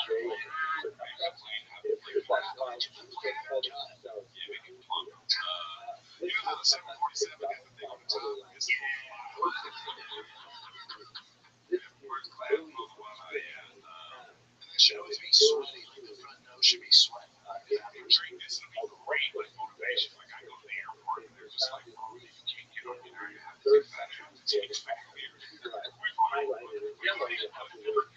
We've already put you on fat here, sorry. It's like, we never connected to weigh in. It's the weigh in. I'm telling you, they just get weigh in and go, fat hair. Oh, man, there's a motivation for that. There's a fat hair walk of shame. Everybody knows that's the fat hair. It refers to something that comes from the language clearly We need to motivate society. I used to have a joke about it. I was like, I think the best way to get people to believe is like, you know, you like a temperature in their house that's connected to the power grid. And you have to do a certain amount per month. What's happening? So that's where we have this first. They figured out a tree. They put their bonds on that shit. Oh, yeah, they figured out just some kind of thing that you really power to work your city. That's going to be extremely important word because You've been working out. the No, not as much as I should have been walking. Damn, that doesn't work out. Well, it's good. No, I just been real, you know, that's the thing. Listen, it's also I need you to understand something. It's negative way. oh my God, man, here, dude. We're serving those trophies of sleep. Imagine it's a whole Thanksgiving table coming down the aisle. How weird that is. Everybody getting their own room. That's so weird. No, but I tell you, this is like a Will Smith concert. They're talking the hardest thing. Oh, I'm talking about that. No, this is something else weird. The hardest thing is like discipline to the ground. AI in the ground. Discipline to the ground. To when I eat. That is, I see how hard that is. Like I was, when I was mad, you know, we were, you know, at the time they got rid of this food. And I was like, oh, I can't eat right now. And I was like, oh, I see food. Yeah, you know, it's like, so I'm just telling you, man, like, I'm really, man, maybe if I realize Judah, so now I gotta get to the Will Smith. I'm gonna get to the workout. But the Will Smith thing is like, they used AI in the crowd. Hey, listen, this is done. No, this is like your picture on your website. Yeah. The same thing. Oh, you didn't see this printed? No. Man, it's so weird. Man, just keep watching because it doesn't look too weird yet. it's also used as kind of an outsider's term for Jews, like what How weird is this? No, I mean, just the whole thing. Like, obviously, there's some realness to it. internally, Jews often retain a lot of the early But just look at the people's faces. Look at just watch.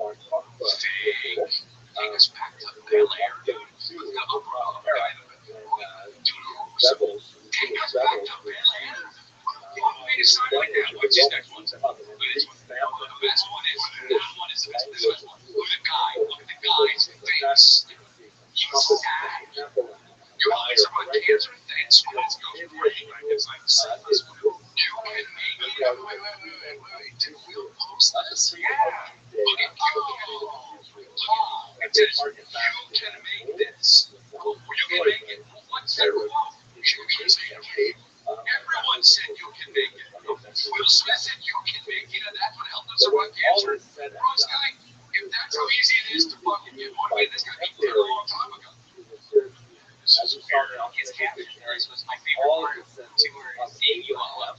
It's like they're trying to make them fan. Yeah, so it's fucking love you, Fresh Prince. Like, no, he's right. I'm saying there's so much stuff on the screen that you can point to. Yeah, I know. They're all on there. Around the time of the Babylonian Just there's all the same concerts. circulates as a way I don't think so. It's not even. It's full. Is he up there? This is the one. Well, This is that the was one. really complicated. From us. Show me to West faces. This is the first video you're watching. We love From it. West Valley to West is I spicy. know the guy's face is all distorted. I know. It's really weird. Talk to the guy. Look at that guy. That looks like me, but if I downs. Oh, look at the far left. He has a pig nose. No, All the noses are all weird. well, there's no speculation. This is AI. So, Hello, so fellow students of Jewish history. Let us continue how does this happen? Laughter, It's so egregious in this day and age, too. videos What's he thinking? He's probably just like, yeah, you guys run with it. All right. Maybe same deal with Agent Epstein, jail footage. Today, I'd like to take a look at Everybody's hiring him now. I just don't get. basic information for the Babylonian companies. Yeah, I don't know. Here's the problem with AI now. Now it's like, even if it is real, people are going to say anything. First of all, 20,000 dislikes. here's a map that gives us Well, if you dislike that, I would like it.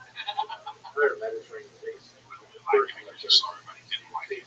It's Why is- really useful information. Why is this fake? Expansion of Christianity into this, which I can see from some kind of starburst that that's Oh, you know what you should do? You should put us three in the crowd of stuff like that. The signs are the worst part because no fucking, they don't, come on, bro. Well, he's supposed to spend on a tour. Well, yeah, not this one. Well, I don't think it was, was he, wait, hold on. That with a few paleo tonight will be a storm. What is that? Until then, It's just, it's all distorted. It doesn't make sense. So it's all fake. recognized religion. I'm not exposed them to a lot of legal Maybe disputes. the shit. Brings her so mad at the sun. Yeah, look at the French, look at the French. Christianity was recognized. It's a Of course, six. not long afterwards, it would become the This official is, state religion of the empire.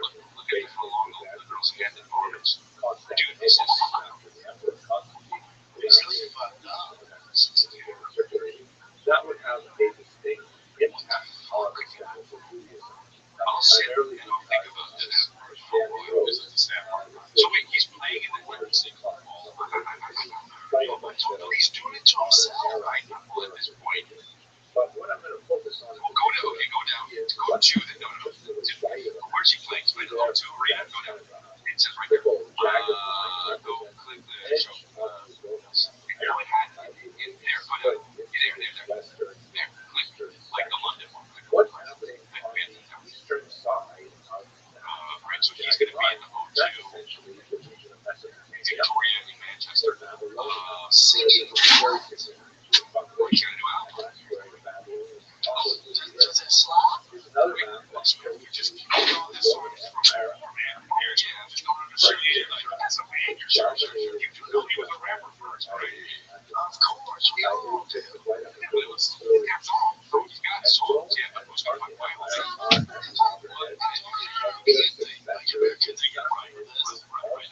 It's like Backstreet Boys. They gotta go international.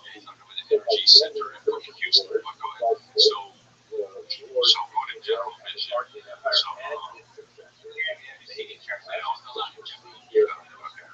So what's going to be relevant for us today is For good reason. discussing Is it being home? Yeah. That's just what that sucks too. why the empire What I don't understand is why you edge do of this. the world. I guess I'll never understand. If you're Will Smith, why are you doing this? Let's have a look. I'll never understand this. I'll never understand. So we've already talked quite a bit about Hundreds of millions of dollars. I will Western Dr. Palmer calls the He's probably just trying to get the fuck away from his mom. I can back fortune my box. major Yeah, please. Okay. When you're someone, I'll be insulting to you, voice, you kind of know this guy. I'll be someone is a bad thing for that long.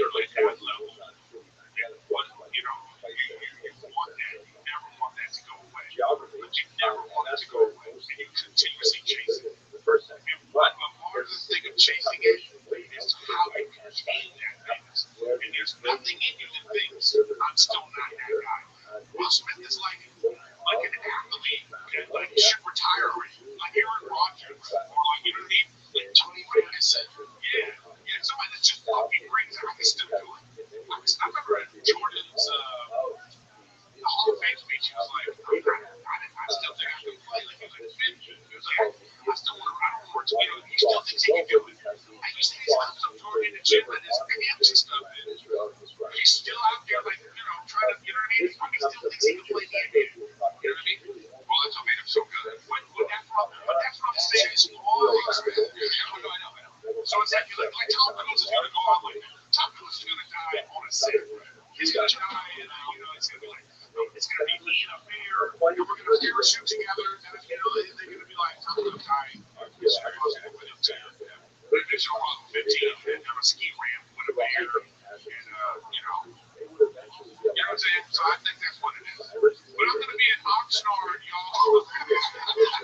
Oxnard coming up in a couple weeks. Get your tickets, Oxnard. And I'm also going to be at the Den in Chicago. I'll be up there in the House of Comedy in Minneapolis. I got shit going on. But keep your fingers crossed, guys. I think some good editing for everybody. That's where the audition. Oh, cool. Where they go, sick. Really? Really? And the guy walked in, he was like, I'm dying up here. Oh, wow. This guy's a man. He's like, I called him out. So he's like, so I'm thinking for Mr. Potato. We're in a live action Mr. Potato. Your legs off and only have your feet. We're going to pay some of the bottom of your belly. Your arms on your head. Thanks for watching Golden Hour. Bye. I'll text you if I respond. I have. That begins to turn in the 4th century, in large part because of the Edict of Milan and all of that signifies. There would be a revolt in the middle of the 4th century against a Roman governor named Gallus, and that would be put down quite harshly by the Romans. But it is at this time, immediately after the revolt against Gallus, that there seems to be a concerted effort to try and gather up all of the intellectual fragments that what it made that body of learning that was that's all happening in the 4th century. There's some scholars who suspect that the original tolerance matters different every because tell everybody what you do. Tell everybody what your official position is. You're a professor at School of Medicine at Stanford. What do you do?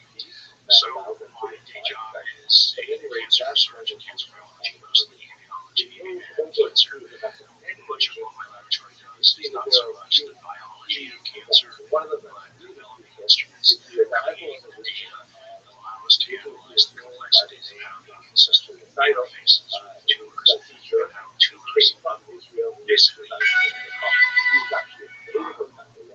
immune system to deal with cancer itself. So the problems that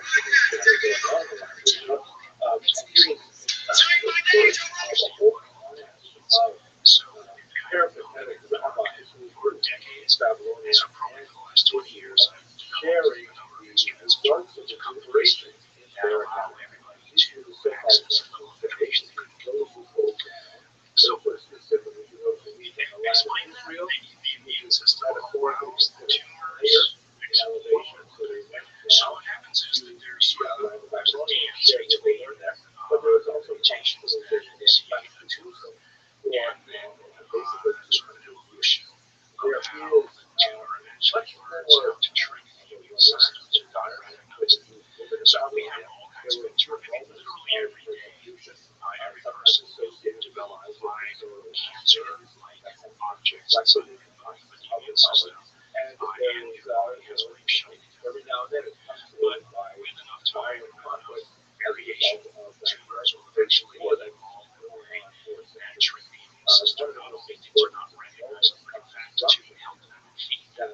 In order to create an inflammatory environment that actually the tumor uses to propagate its own cell division and metastasis. So it's a normal function of natural biology to create tumors.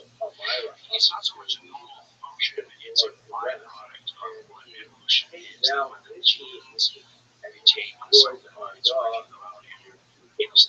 that cause a lot of the smaller, for instance, you get slight cancers because the other getting ionized radiation is changing the mutation. Some of those were hidden mutations. And you see in cancer, so for instance, I have a mutation called P220A. It's a mutation that's wasn't fulfilled and it causes melanoma and cancer, which I had twisted. We didn't find out until a couple years ago, but I've been following it over the years, and I basically got into this skeleton. That's just one of hundreds of different kinds of mutations that can occur that are on a path towards creating cancer. But cancer can survive if the immune system recognizes it. So eventually what happens is there's this big toxin that is reached between the immune system and cancer, where the immune system basically ignores the cancer. So Jim Allison here used on Rothschild'S back in 2018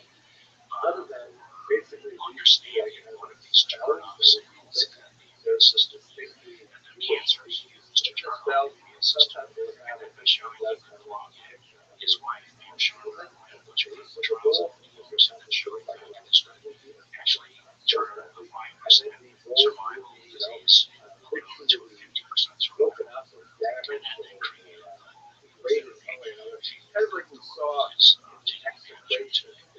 wow. So what is the cancer actually doing? Like how did tumors develop this ability to trick the immune system? Is this something that other animals have? So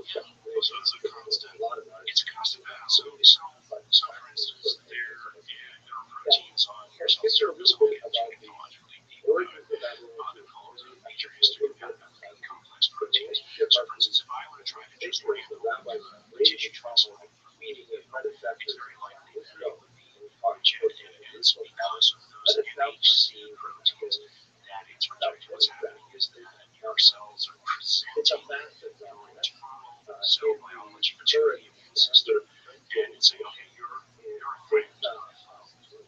So when cancer usually proceeds, there are disruptions that happen, proteins are being modified, etc.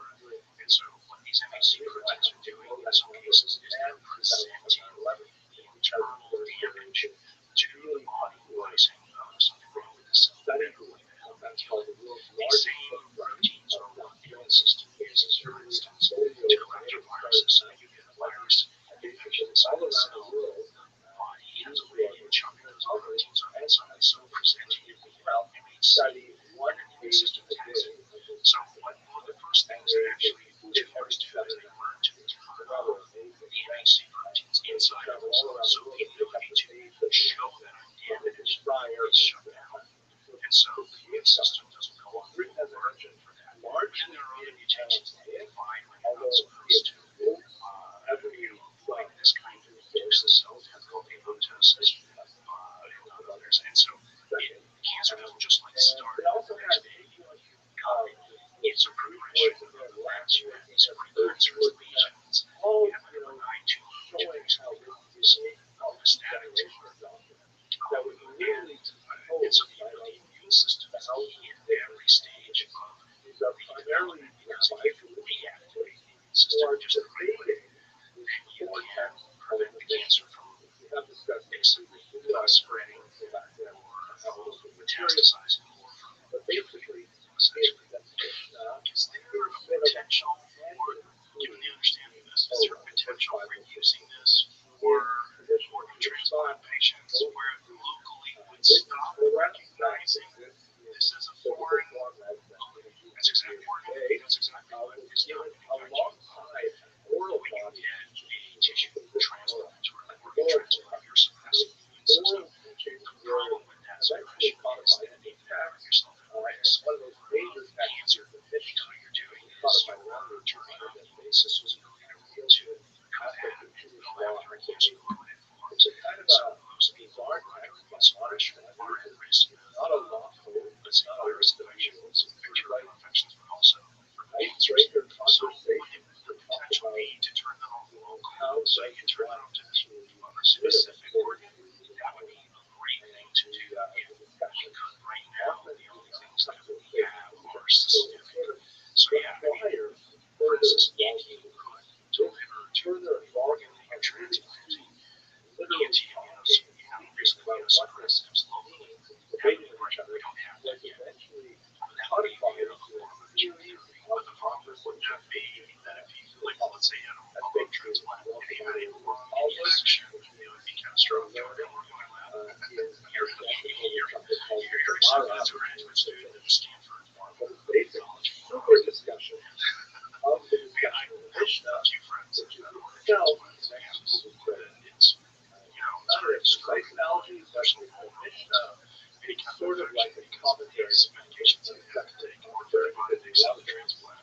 One of the problems is that there are literally hundreds of different types of cells. like parallel. And, So really, Mishnah is sort of a commentary on the Torah. the technology that we developed Sort of a commentary. years ago, we couldn't look at That's basically what cell it does. types all at once in a single picture. Bottom line, So I came to a laboratory many years ago, I was a grad student at Stanford, and they developed an instrument called the fluorescence activated cell sorter. And that allowed you to look at 3 proteins at a time. If you could know ahead of time what the cell types were that expressed the proteins that you were interested in, you could look at just those 3 cell types. And I came up with a way to look at, 50 or 60 proteins at a time, stepping up what they were totally undid. And so the idea is that you look at every cell type in the body,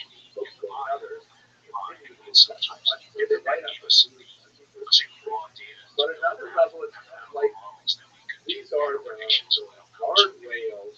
and how is that, like, what you applying when it enters all in real world scenarios, how you apply this. So, for instance, there's a kind of leukemia called acute myeloid leukemia. It starts with bone marrow, and it is a distorted version of the myeloid cell type. It starts as a stem cell, and that stem cell goes down to habits. And depending upon the person, disease is sufficiently different that it might follow a slightly different path towards what becomes disease itself. And so being able to trace that into every step along It's all about how do you improve. One example, so could only be accomplished by having enough markers that allow us to trace everybody along the path. It's kind of like if I wanted to follow you, you are as so an there's A through development to who you are today. I had snapshots every month. the construction of the I need different markers to measure with what you are today versus what you were as a baby versus what you rabbis are as an understand adult. that. And so each of those different markers That the kinds of activities that are going on in proteins that tell me supernatural something about it, the things that the you avoid. versus an FB. One word, if I There's say, something called pseudotypes. okay, make sure all the files are done, send out all the Stitch emails, together those answer all the messages. Friday is the day off. And I can just by Friday hand means put together the most likely path and filing sequence no of more, still ways.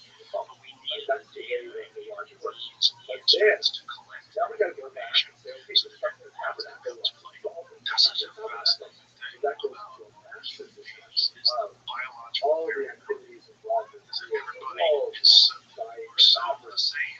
Lungs are so different. All And girls how down. our body Create a reacts to mission. things and what happens to us, environmental factors, diet, stress, all sorts of different factors. And you're kind of piecing together this puzzle, right? What is All this these things. significant? And what you're doing is you still have to pay homage to the fact that those differences exist. And so while, my cancer might be the same class of same melanoma as another person's, the complexity of what allowed that cancer to become is so different. The drugs that we were taking might not work.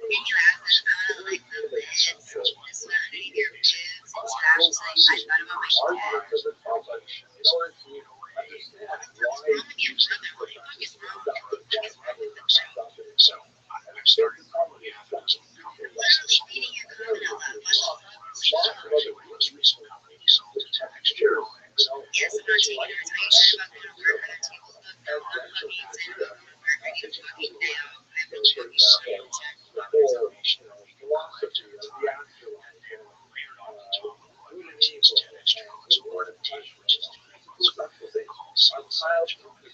analysis. We can scale that up to a full to get a full amount of information. But the problem with that is that I can collect all that data and make an analysis of cancer from it might be a little bit different than another person. So what we have to do then is develop techniques that allow us to narrow in on what the differences might be. So that when I develop a drug for person X, it works for person X, for person Y, right? So there's a lot of personalization in medicine that is required. The diversity that makes humanity great, and it makes challenges is that there are individual differences that one person has. It's the same thing. That's the same thing with drugs. For instance, with certain drugs, one of the first things I learned in pharmacology way back in the day is that there's always a benefit to damage ratio. Not the drug has positive outcome, but there are side effects. And so, as scientists or as clinicians, we make a choice based on statistics. What will benefit most to really benefit most of the side effects that we're going to and hopefully 60% of people will survive. But since I don't know any more about more specific disease, I am by law required to give you the 60% drug until I know how to distinguish the disease as a different subclass. And the 60%, and that's impact a lot of what pharmaceutical companies are doing is they're trying to marry a diagnostic to the diseases and allow the disease subtypes. So that if you show that 100%, which you don't have to exclude subclass will survive, you have to, by law, choose that diagnostic to make sure that the person doesn't have the subclass before you give them the 60% drug. It makes sense. Yeah. The narrative has always been, last few decades, stay out of sight. But recently, people started saying, no, it's actually, you need to become accustomed to the sun. And the real issue is people use the sunscreen all the time and you end up getting burned. Obviously, your situation is very different because you have a specific gene. The genes of the people that live in cloudy-ass places for hundreds of thousands of years.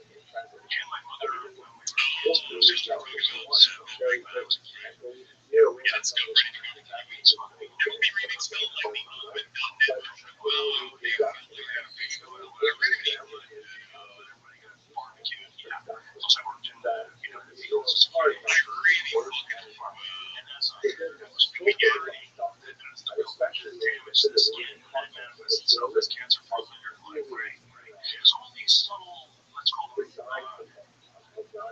smoldering mutations that are waiting for a second or a third hit to occur. Or for, for instance, you get old enough so that your immune system is kind of going wild and it no longer is able to take care of something that 20 years ago it was able to heal. Right. That makes sense. So is there any this narrative that you need to be in the sun more and that just don't get burned? Is that reality? Well, it depends on for someone like me, no. But there are positives, obviously, for the sun. I mean, vitamin D, as an example. But they're also, resetting your clock in the morning, taking melatonin at night, just, everybody use the last.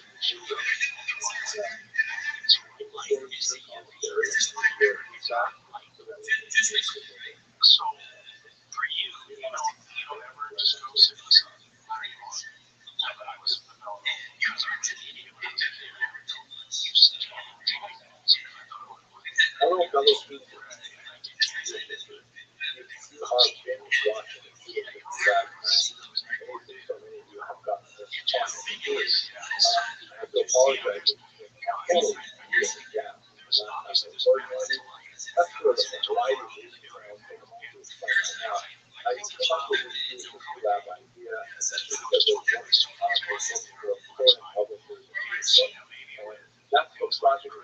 Very well.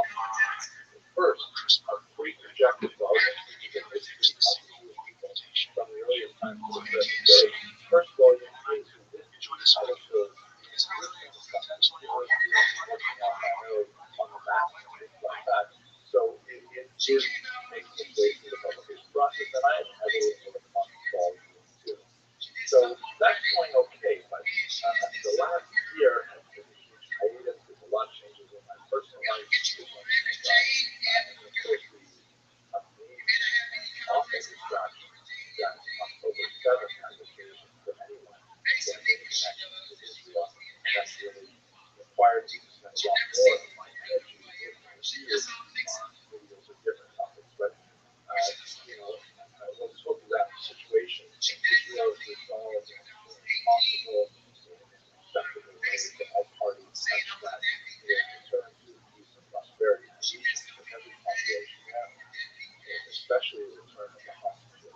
But let us go back at this point to the Jewish History Lab, and I'd like to pick up, not in sequence, but I'm going to pick up from the 2nd and 3rd century, and especially I will look at the 4th century because it represents a period of tremendous resurgence during the era of the Byzantine domination of the land of Israel.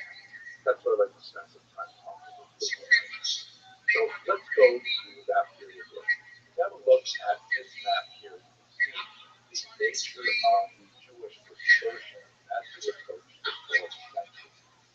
The sort of purple line on the outside represents the limits of the Roman Empire's axis of the entire Mediterranean basin. And then there are scattered pockets of Jewish population throughout the empire.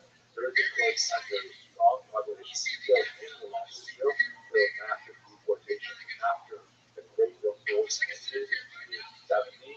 Masada for a couple of years later, but it was really by the time the temple burned in the year 70, there was definitely a huge change in the land of Israel. So you have the dispersion of the Jews spreading throughout the entire region. That's in addition to the large pockets of Jews that lived in Babylonia, in Alexandria, Egypt, and even growing populations south.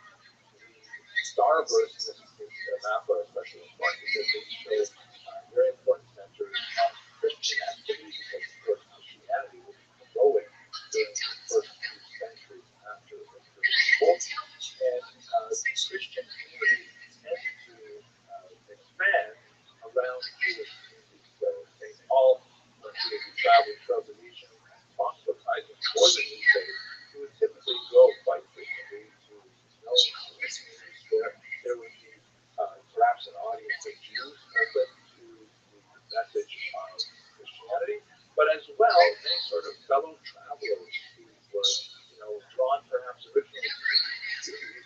They are very different and very competitive ideology for the era, but the sort of high bar of entry in Judaism, which included, for example, circumcision and dietary regulations, Sabbath observance, and that was too much for many of these fellow travelers.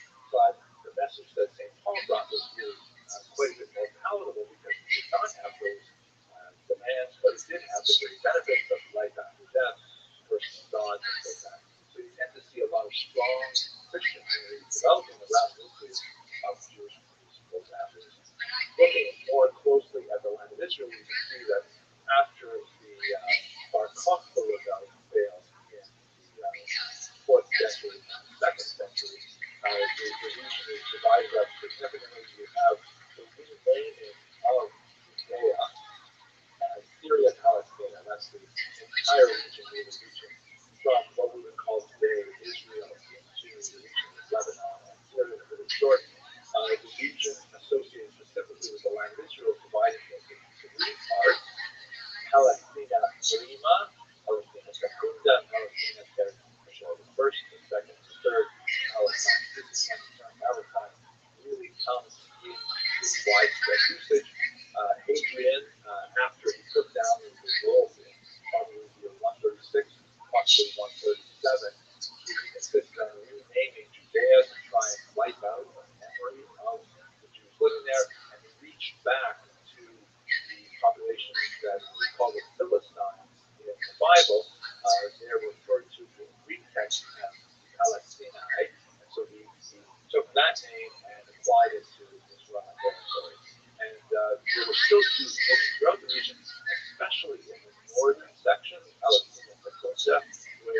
lot of Jews had fled in the context of the rebellion. So that's basically what the setting of this short video. Jews rebelled several times against Rome. So we have the Great Rebellion 66 to 70, and then a couple of battles that last up to 74. You have the Rothschild'S rebellion in 117. You have Bar Kokhba revolt, just mentioned. And then in 851, you have another revolt, sometimes called the Gallus revolt, which is not as well known. But each one of those was a disaster for the Jewish rebels, and Rome consistently reasserted its authority over the region, and often followed up with significant persecution as well. There was a brief respite for Jews, actually a couple of respites for different reasons. Most significant political respite was a result of the rise of the Emperor Julian, who was known in much of historiography as Julian the Apostate, because he tried to turn the clock back from Christianity and revive paganism in Rome. And as part of his overall plan, he wanted to actually rebuild the temple. He wanted to give the Jews back their temple, not so much because he was such a friend of the Jews or a friend of Judaism or a friend of monotheism, but he felt that with the rise of Christianity, that all faiths were put down, and this was certainly true for the Jewish experience. But by rising all faiths, that was a way of diminishing Christianity. His rule ended very abruptly in the year 363, just 2 years in power, so it really didn't come to anything in terms of rebuilding the temple, basically, and to live in the overall pattern of an ascendant church and the synagogue or Judaism in decline, political, social, and economic status. Perhaps the most significant element of that decline is in the erosion of Jewish self-government at this time. There was the institution of the patriarchate in Judaism, where you had some figures who were the chief religious and political authorities of the Jewish community after the destruction of the temple. There is significant debate among scholars as to what was the actual extent of their power, but we know they existed right up into the early 5th century. However, the emperors of the Eastern Roman Empire, which is called, by the way, the Byzantine Empire, Rome in the west, the empire is going into decline. Rome, the city itself, will be sacked several times in the 5th century, and the city of Byzantium, at this time known as Constantinople, was the main center of the Roman Empire. But it was during the period of the Byzantine empires where you have more and more closeness to Christianity, beginning with Constantine himself, and at the same time the suppression of the rights, politically, socially, and otherwise Jewish population. Perhaps the most significant example of this is Justinian the First, who reigned from 527 to 565, a very long reign, in which he imposed a tremendous number of restrictions on Jews. The banning of construction of new synagogues, sometimes the confiscation of synagogues and their redeclaration as churches. These rules were, by the way, quite frequently ignored, perhaps more often ignored than actually observed, but nevertheless, moments of punctuated persecution and a really invasive approach to what happened in the synagogue. Justinian the First, for example, banned the reading of the Torah in Hebrew. It could be read, but only in particular authorized translations to other languages, as it were. I don't know, maybe he wanted to kind of like assimilate Jews by forcing them to engage with the Greek language. Who knows? But it definitely was not well received by the Jews. Also, a ban on Mishnah, the study of the oral Torah, which was, for Jews incredibly dangerous because the Jews always understand the Torah historically as being part of two documents. The Torah itself, the written Torah, which we call the Bibles of Moses, and at the same time, the oral Torah, which includes, among other books, the most significant is, in terms of law, the Mishnah.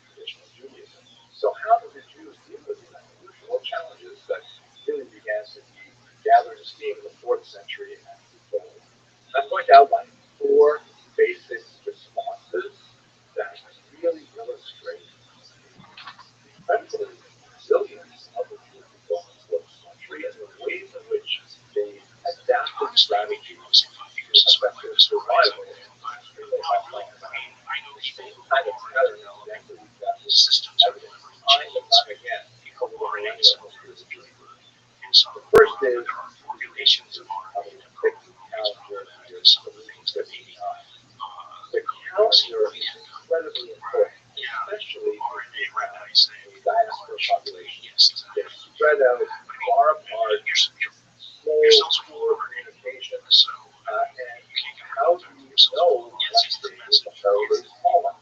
Traditionally, the Jewish calendar was based on the physical sighting of the moon and the testimony of those witnesses in Jerusalem that they in fact saw the moon appear, and therefore the calendar could be calculated. Recall, of course, that if you work on a lunar calendar, it's actually divided itself into an exact same number of days every month.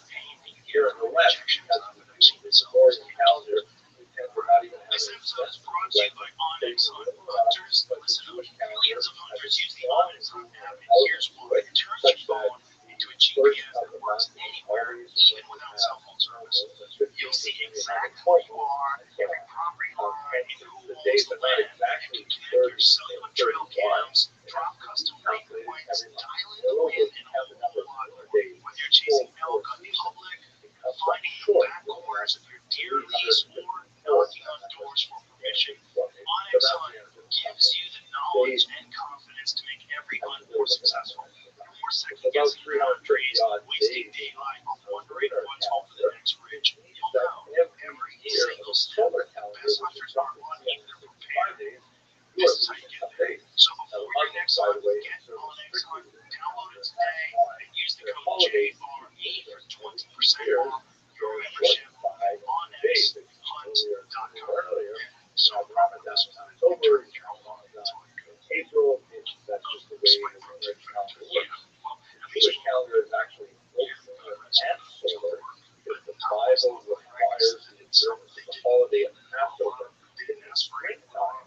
So therefore the calendar has to be adjusted every so often to make sure that Passover will fall in the spring. That's why in the Jewish calendar, the month of Adar doubles several times over a 19-year cycle, so that even though the lunar calendar is always 50 days, that extra month, that leap month, actually places Passover back in the That's why, you know, before you're speaking in English, so in Anglo cultures, you will say something like, oh, Rosh Hashanah is very late this year.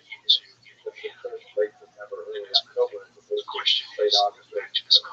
And the truth is, Rosh Hashanah is always on time. It's September that is not. But at any rate, with the situation, of course, with Jews scattered all over, and inability to rely on reliable communication structures, that in fact, the month after declared, don't forget that Jews were actually banned from entering Jerusalem after the Bar Kokhba for quite some time. So a lot of these were not possible anymore.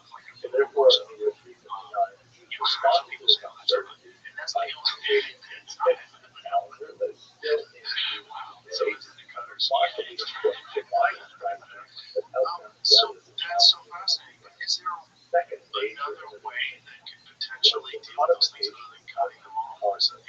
I'd like to get back to right now, larger discussion later. Two big issue is that once those, but for our purposes, let's just recall that after the writing of the mission, which was brought together around the year 220, there's a tremendous amount of discussion that surrounds it by scholars after that time. That really sheds light on what's quite cryptic in the mission itself. It's that how we interpret the mission.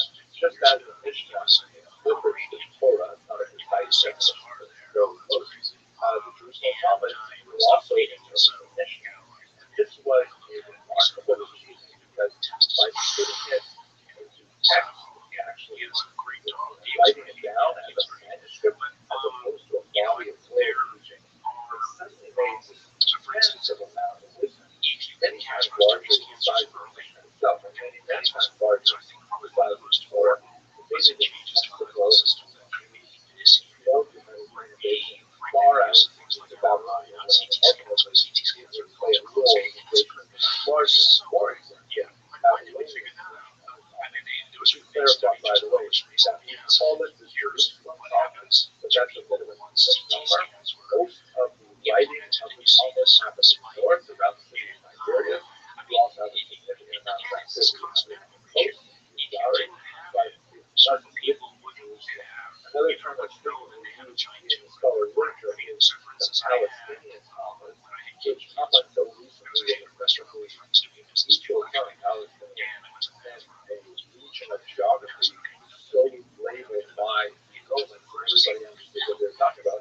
But now it just sounds so jarring because different people have that name to describe their nationality, and so they certainly don't have a Talmud. So Jerusalem Talmud is used because it's a Talmud. It was, Perhaps it's okay, it was nice to have so two. the Yes, modification of an intellectual text that is at the core of Jewish learning this makes early it attention portable. is important. I was looking at it Phenomenal phenomenal strategy that developed to provide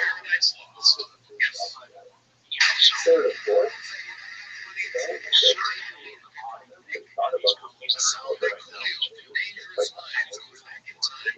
know it's basically a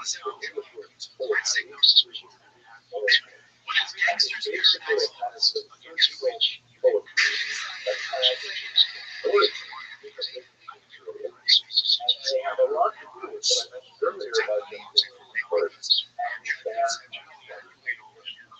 some great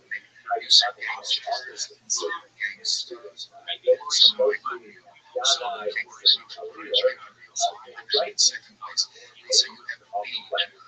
flowery liturgical compositions that are meant to be inserted into the prayer book. And in fact, they were enthusiastically adopted by congregations all over the region.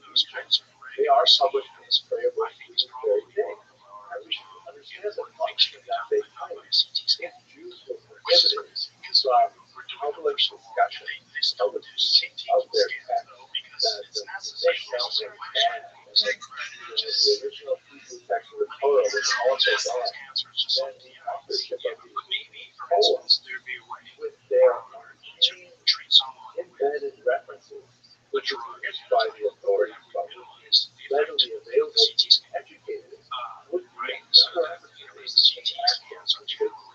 causing oxidative fascinating. Again, literary response to the persecution, which actually is very, very useful to the Bible. And then finally, the fourth and fourth strategy to development of the institution of the synagogue and its later representation in other spaces, churches, and mosques, for example, is one of the great contributions of Jewish people to world civilization. In the ancient world, religion was very open and based on specific locations that those Jews as well with the establishment of the temple all kind of like religious activity was all the majority of religious activity was like focused on those structures such as that had and that's the first place.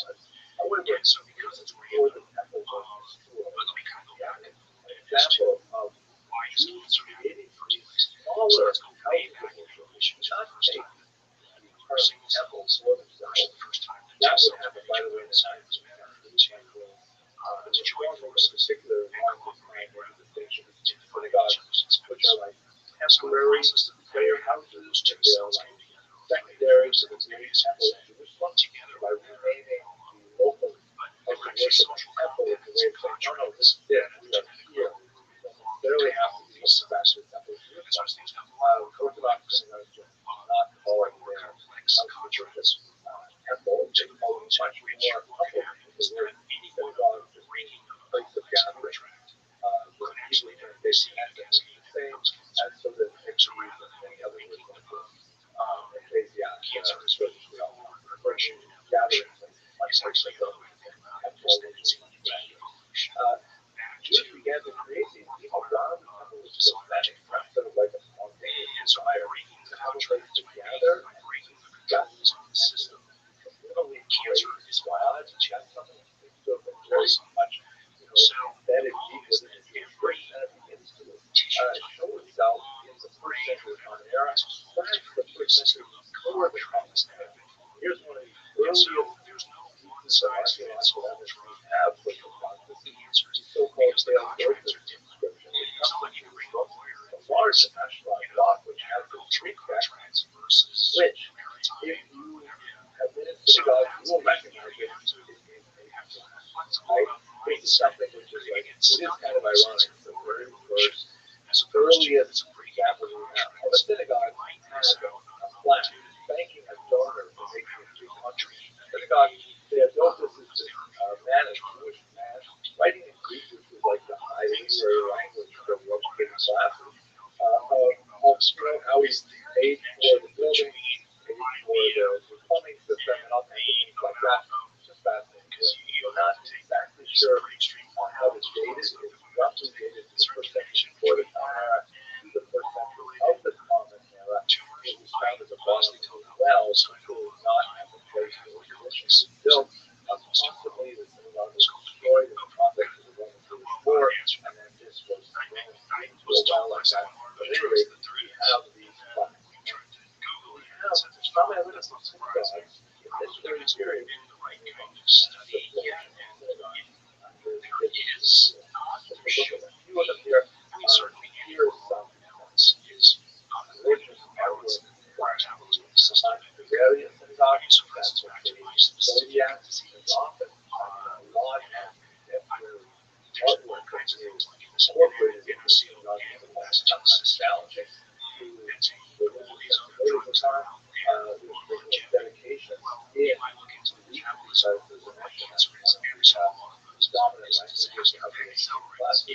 Sometimes we are very close to the national idea.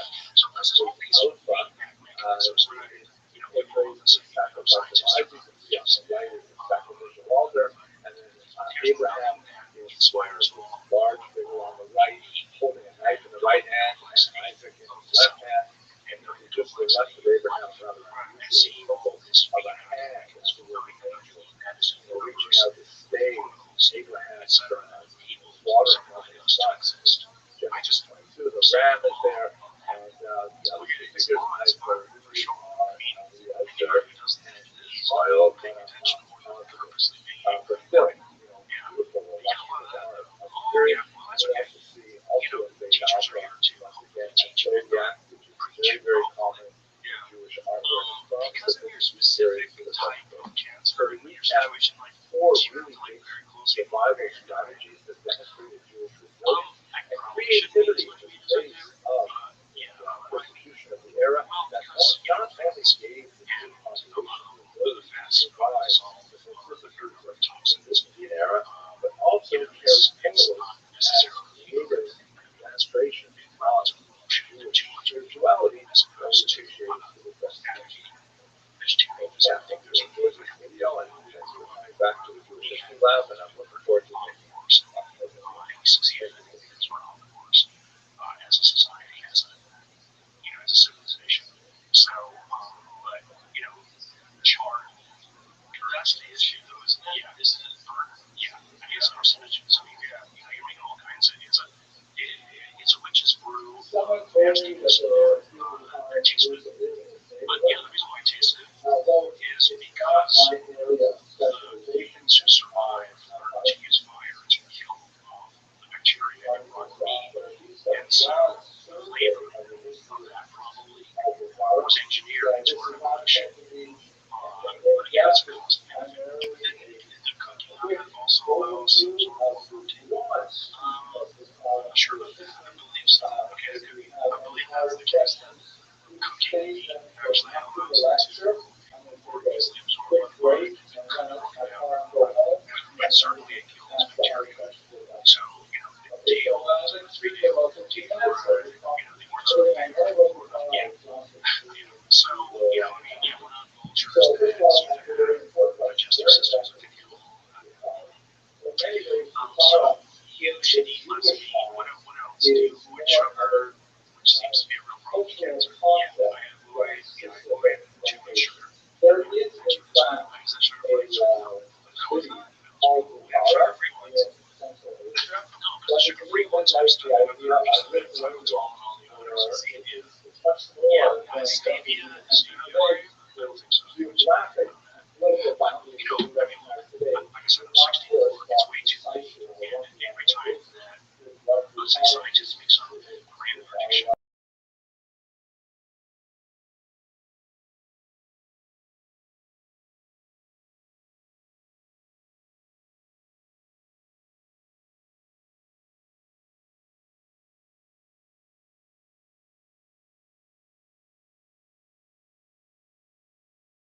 That's part of the problem is that ego gets attached to ideas that have already been discussed and published. People are very reluctant to accept new evidence that's contrary. Yeah, it's always, I often say, in the context of something we'll get to later, is the data on the third group, which is a one-to-one to predict.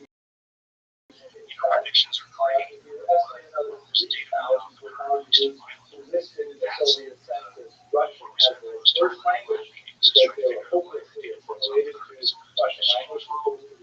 Because it was a glitch, doesn't mean something really needs to make sense. That's, of course, where all the advances come from.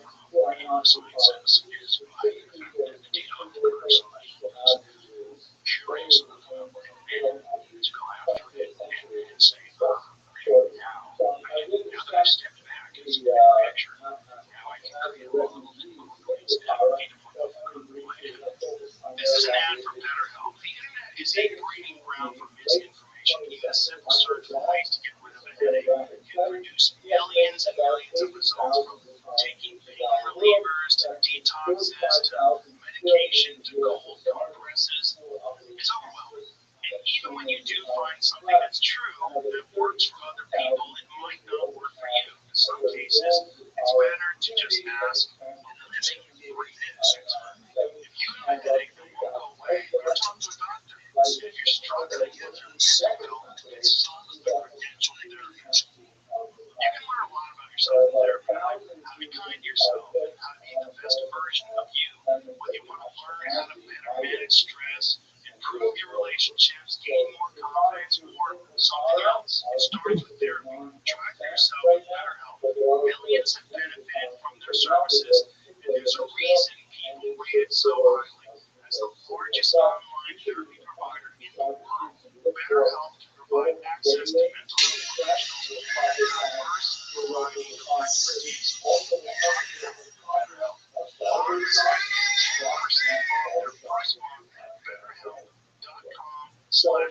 BetterHelp.com/JRE. That's BetterHelp.com/JRE.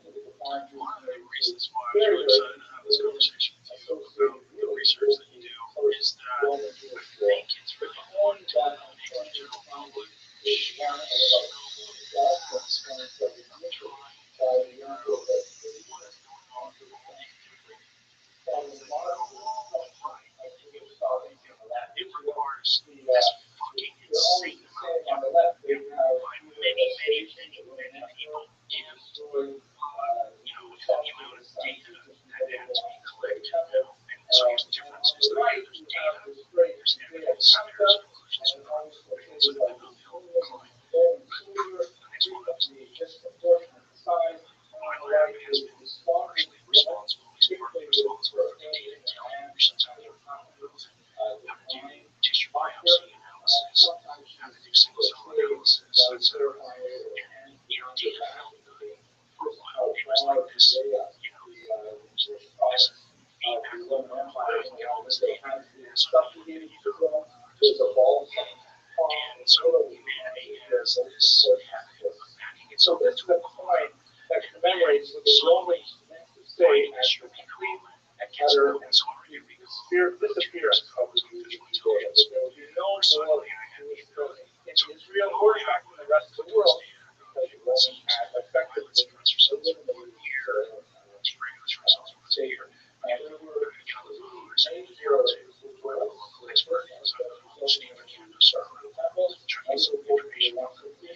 But then now you're dealing with hundreds of cell types, each of which have thousands of variations themselves, and each small variation means something. So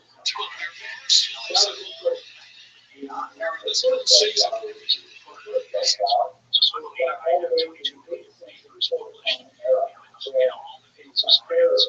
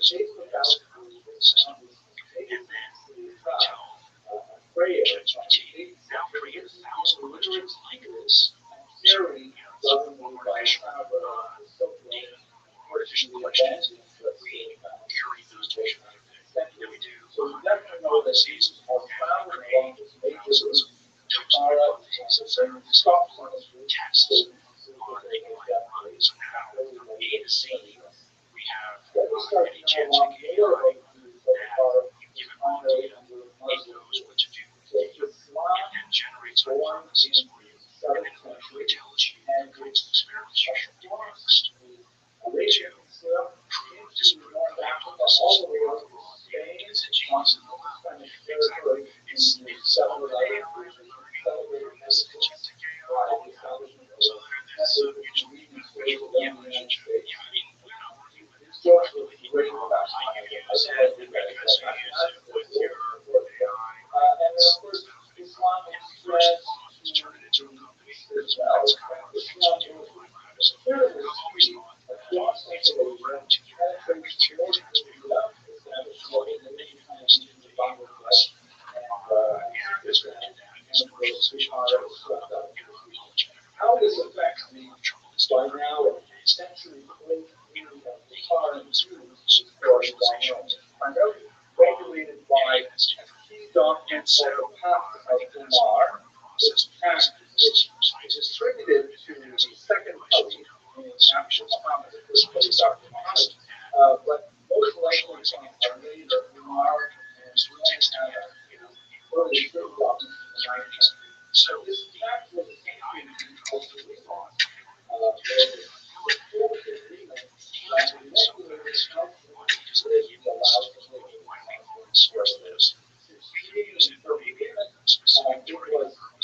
not always strictly, quite often it's circumvented by a drive here and there. Sometimes the commercial resistance and commercialization was managed on authority. So for the most part, this actively allows a steadying course that allows basic research as opposed to translational research. And here's one of these sort of considered the height of intellectual historically speaking, Jews write basic research and not anybody lives in environments that are very, very slightly every major discovery. I'm not suggesting that we should invoke that information in America, but a certain amount of hostilities to both sides of basic research. There was a desire to focus on way of creating like this area of use of translational research, self-reliant on pleasure. So I Stanford, I think the level where the price you can't join the promotion process and keep up this concept of they won't mention it. So small single family certain amount of discrimination in the workplace and Stanford. So that is something that actually looked into the school of basic research as well as that nations as well. So to link clinicians and the desires of clinicians, especially the funding of basic research, scientists can't be just to study, just looking at something or be happy and interested in it. So, and there's no more happy than was okay recognized that basic research was sort of the height, and there was a push against anybody trying to commercialize. So I started as an assistant professor. So I started as a grad student, went to MIT to work with responsibilities, and I wanted to sure that to Stanford privileges. I already felt that it was a positive commercialization. Why process and two of the biggest patents at Stanford, and the fluorescence activated cells. And then those theorized algorithms which were all hundreds of millions of units of dollars to Stanford. Eventually they gave us a repair and build synagogue.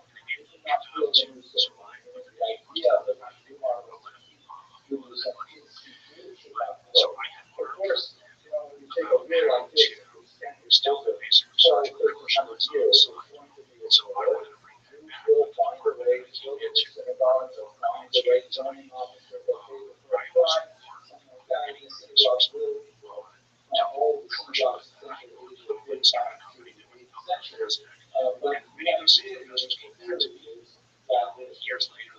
They said, "My office has to be a company." courageous decision to ignore that. It was an instinctual. He just was instinctual. I couldn't see the NIH funding what I wanted to do.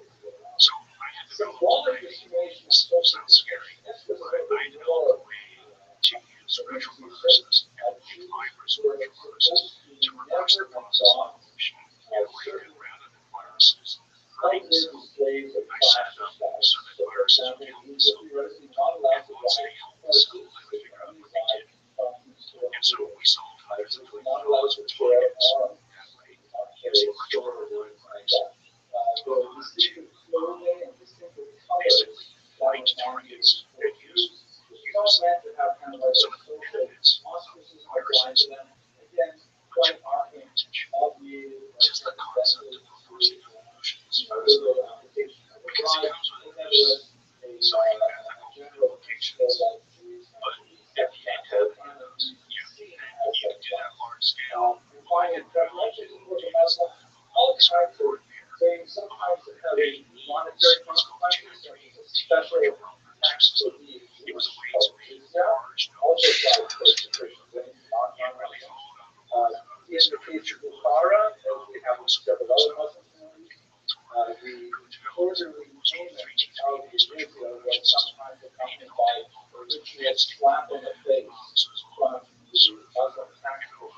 it's reading. But the problem with that was it's reading. So I had wrote some line of 2 that I introduced to the lab today. Maybe we could use this to be viruses. Details of what we could do it in 3 days. And so that now tens of thousands of files it probably generates the most information just because it was some standard licenses. And licenses are forever. Some expensive choices. It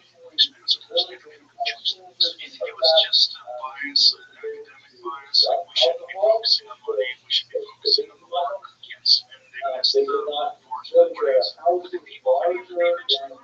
I wouldn't say that it's I'm not sure about this, but I wonder if the design of the still you should into the lab challenge or not having any time to figure out the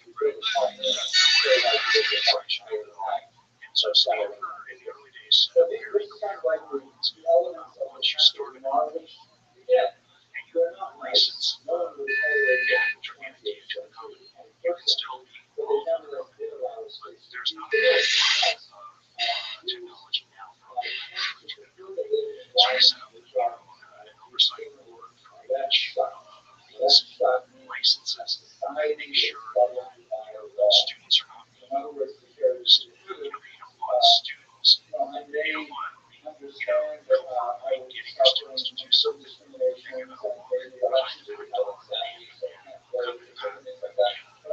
so, there's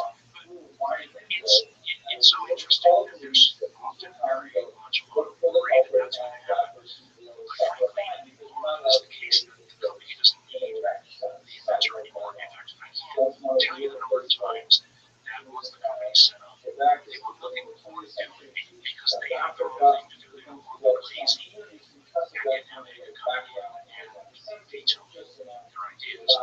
There's places for that where people like, Steve Jobs needs to conform to the image of what he wants the company to be, as opposed to I'm going to be fired from the company. Because I just told you to what I want to do.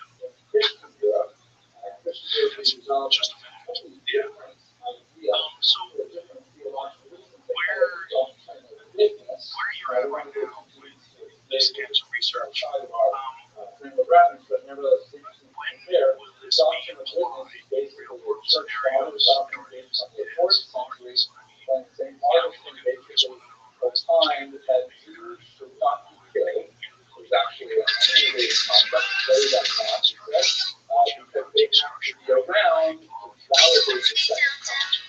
so no one's going to be able to confirm that this is the guy talks about there is no reason if we find a particular place where Achilles heel along the way towards shutting down that is since then.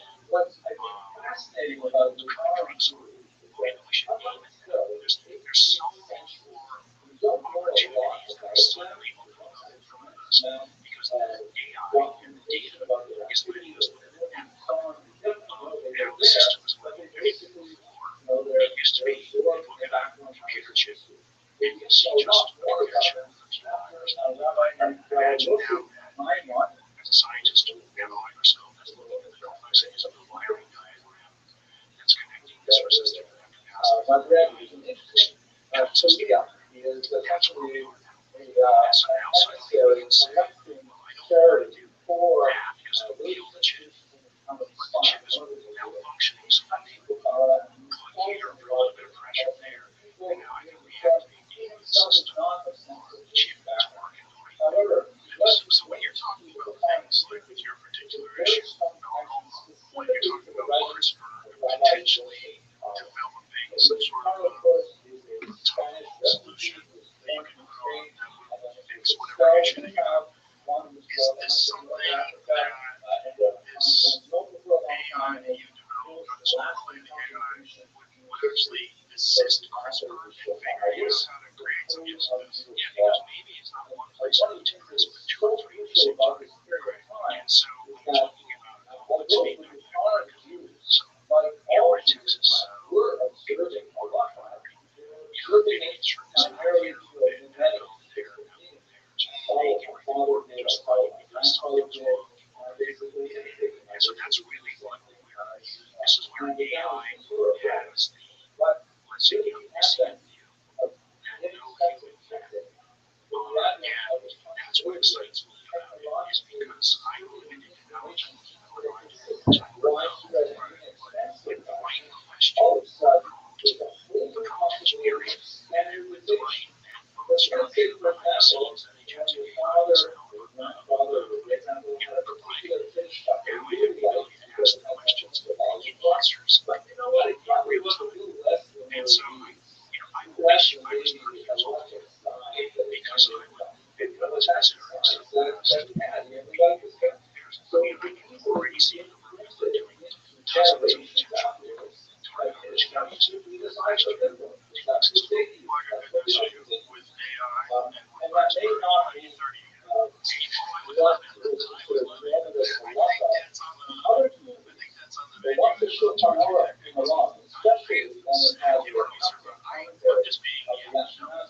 realistic. I don't even know if we're being realistic. Don't get false hope. Don't get false hope. I mean, with the exponential discoveries, the exponential increasing technological evolution, just that we've seen in our lifetime, and I think AI is some new thing that is going to throw all that into just a giant monkey wrench in the gears of our understanding of how quickly technology evolves.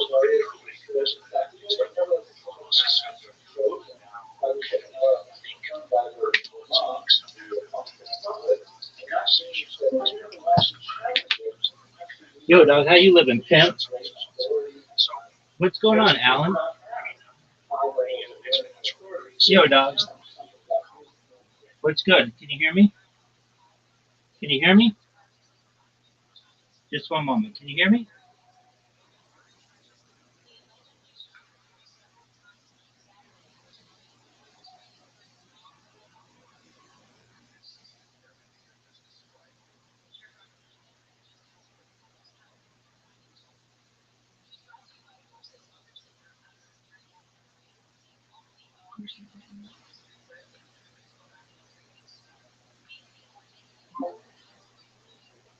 Yo, can you hear me? Yo, I can hear you. Hang on, go.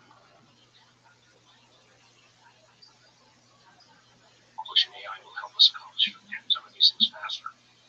I can see a time where, I can maybe apply something that don't necessarily want a surgical implant, but maybe some sort of network in my head that allows me to think through these problems. And the AI becomes an adjunct to my thought processes.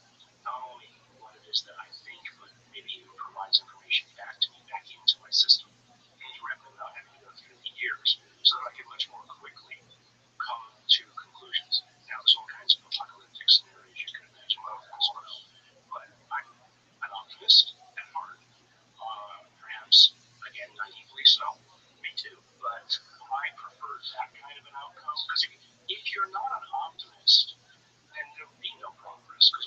always worry about disaster. Yes, that's a good point.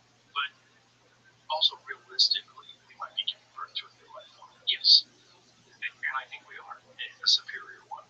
And, I welcome the day of our AI overlords running the government rather than hopefully in an unbiased way. I've said that too, and people get horrified because they're like, well, people are going to be programming AI. Do you read To a Point? Are you a sci-fi fans? Do you know the work of Ian Banks, the Culture series? No, or Neil Asher, the Polity Universe, as he calls it. They're like, so basically, both of them postulate a future where AI more or less benignly rules humanity. When did they write this stuff? Probably 10, 15 years ago, but Neil Asher still has stuff coming out, right? Ian Banks unfortunately died of cancer about 10 years ago, Scottish writer. Neil Asher is still alive, writes his stuff. They're both great, full of ideas. I'll check it out. But the AIs are also hilarious. I mean, it's not like, they get into their own hijinks along the way, and some of them are dark and rogue, and so they're a lot of fun to read. And Ian Banks especially is hilarious in his writing style. You would love it. So the idea of a benign AI or a benevolent AI ruling over us, I think people are horrified by that, but yet at the same time, constantly terrified by human corruption, which is ubiquitous, yes. And ubiquitous in America, where we're supposed to be the torch bearer for the greatest experiment in self-government the world has ever seen. This is us. Yeah, and we're corrupt as fuck. Exactly, because it's humans. Because humans are kind of gross in a lot of ways, at least some of us. That's because we live in a scarcity society. And if AI enables opposed to scarcity, we have nothing to do but sit around and try out various new drugs. Yeah, this is where we get into socialism, because a lot of people think that one of the reasons why we're in a scarcity society is because small groups of people have gathered up most of the resources, right, and are in constant control of them, right? Especially when you deal with resources that are the Earth's resources. Like, who are you to be sucking the blood of the Earth out and selling it for $100 a barrel? Right? Don't get me started. Don't get me started either. Yeah. No, but I mean, again, my optimism is that, with enough push and pull, AI will enable us to move towards post-scarcity environment. I think so too, and I think in doing so, it'll expose vampires, because the resistance to exposing this is going to be fantastic, right? Which is going to be very interesting to watch, because they have no choice but to be transparent, and they have no choice but to start using AI. So you're going to see AI is going to be inculcating itself across society in various ways where it becomes indispensable. And then it will start to move up the chain, where eventually even the CEO is probably, the psychopath in chief. Or CEO. Yo, dog. This type of shit. Yo, dog. Psychopathic tendencies in leaders and their already followers. And you know about corporate environments because of just selling infections. Yes, that's real. It's real. It's weird. It's weird when you encounter them. When you encounter like complete sociopathic CEOs. But look at how, I'm probably getting in trouble for saying this, but I don't care. This is show. You're probably telling us for being here. Oh, I already am. I don't care. So, imagine two tribes. One tribe is relatively, civilized and just wants to live in harmony with its environment. Another has a psychopathic leader who can enrage his followers and the other tribes people to attack the other one. But there's a gene set that makes a person, psychopathic, and also a gene set that probably makes somebody more likely to be a follower. Well, which genes survive? Right, we know. Right, and suddenly now, when those tribes were separated and independent, it was perfectly fine. But now you live in an environment where we don't know where the edge of one tribe begins and another begins. Suddenly you have this environment where psychopathic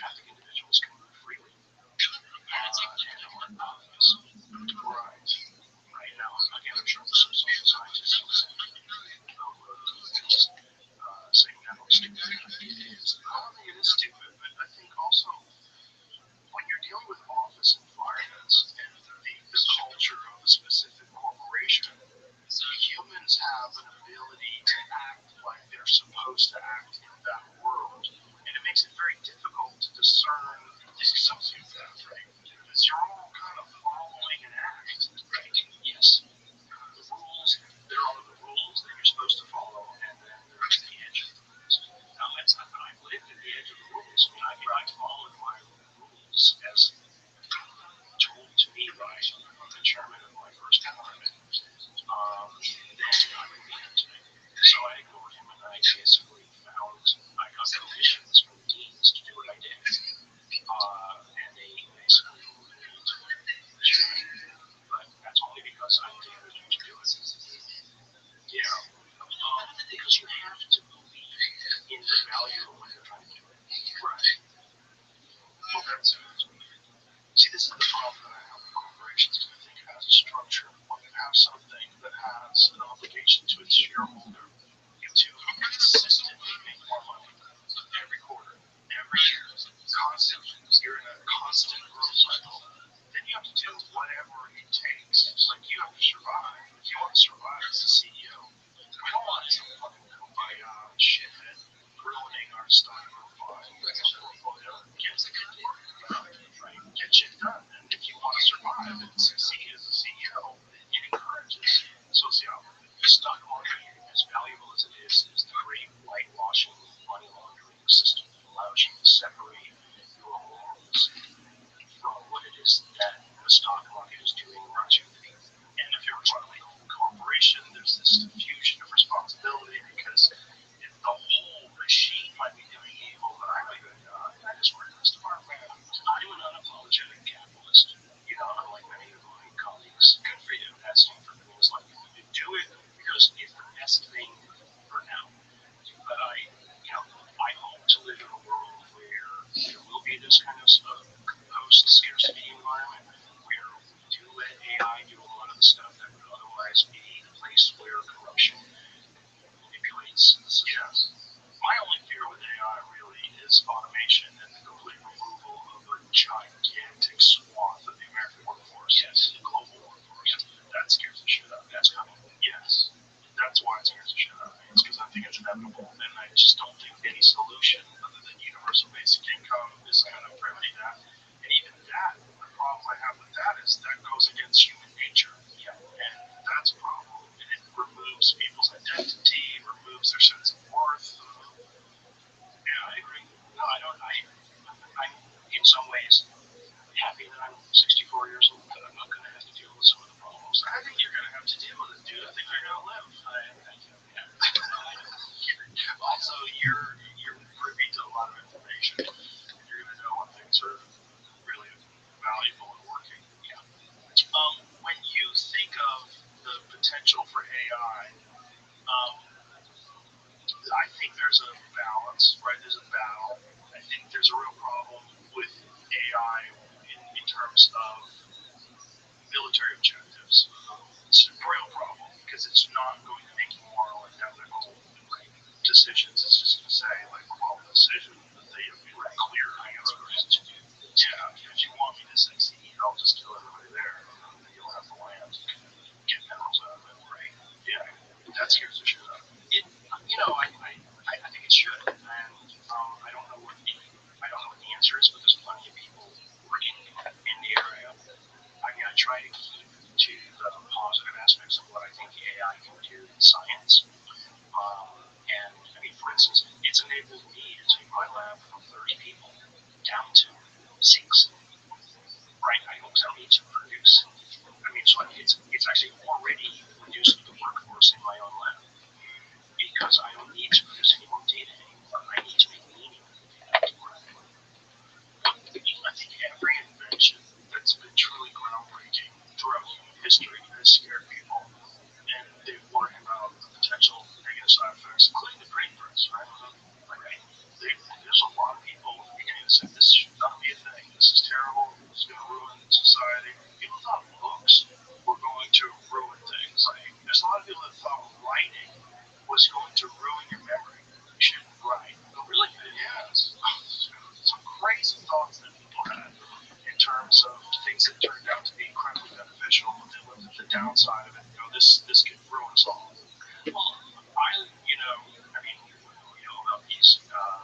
GISs and AIs and other things that would be sort of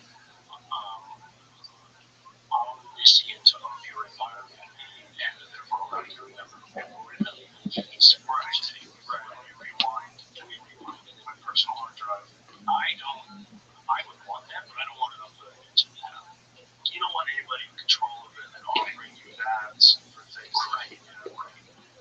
Maybe you have a thought like, Hobo would be nice right now, right? Like, why don't you buy some Hobo, right? They're on sale right now. But I think what's interesting about AI is, we see it as a tool as opposed to actually pretty soon it will be a colleague.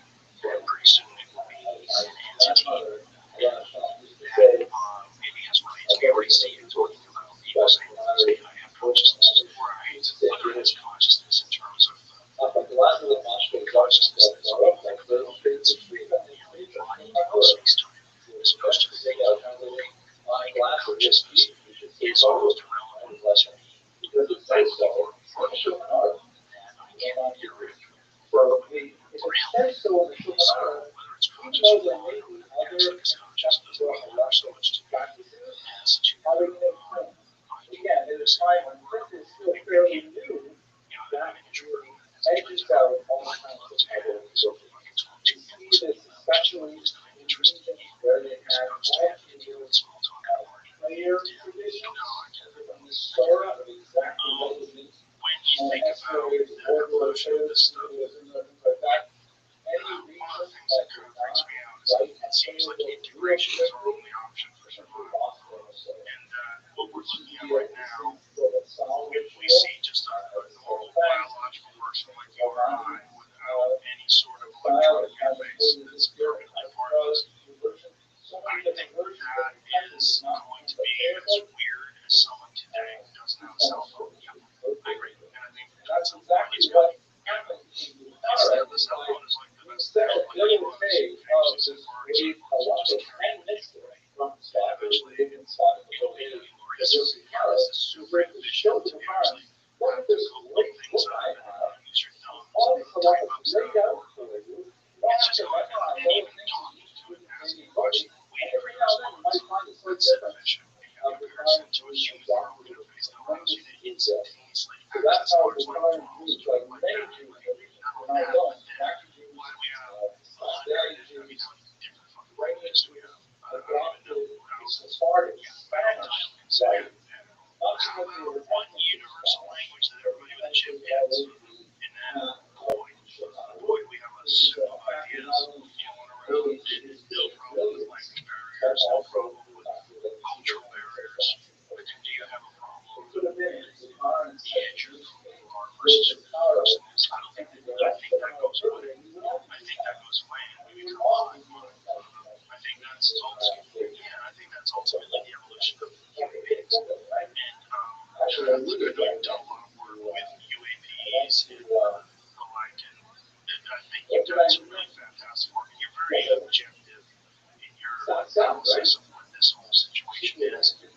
When I look at artificial intelligence, and I look at this thing that's clearly taking place right now, and I see what human beings are like in comparison to what they used to be like, especially when you look at artificial intelligence. The alien archetype, this thing that everybody sees supposedly, or one of the many different ones, that kind of looks like what we seem to be going in the direction of being.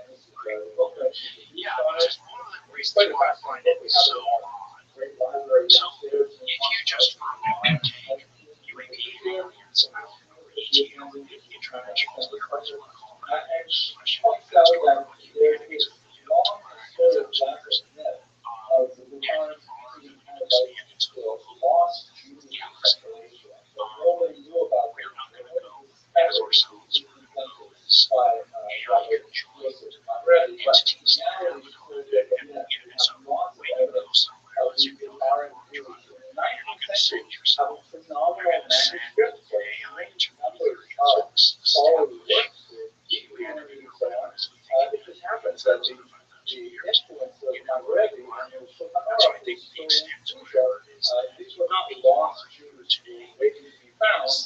somebody else's civilization's version, just say this, and then you are the prince of us behind whatever this is that might be politically considered for the other isn't the thing that's going to show up. So to the extent that the press touches right about anything, the person that gets on the shit, if the beginning or whatever, that's it's not the same thing that gets on the other side. What you're going to say is, well, missionaries or intermediaries or whatever, and then if you're going to interact with the locals, you want to make something that looks more close to what all of a sudden, rather than foreign something Jews had a moment of being of privileged status. The Russians, of course, all Orthodox Christians, coming to this region, overwhelming Muslim, more likely to accept that it's a real thing, but not being able to make something that looks like human because then you just do this human. But you might make something that looks more or less enough like an alien that you recognize it as. Again, I'm just speculating, so the Daily Mail don't say, tomorrow. They're going to do that. I mean, so this is the first one. The same is ridiculous, but it's a thing that requires the nature. But how did you even get it? Let's bring it to that. Like, so, what was your initial introduction to this? Did you have any interest in the idea of IPAs? In general, so once YouTube started becoming a thing, and you're looking around, and so, that's at the time, there was still psychological in that sense. And so I followed all the usual kinds of things, you would see on the articles, and I came across this thing called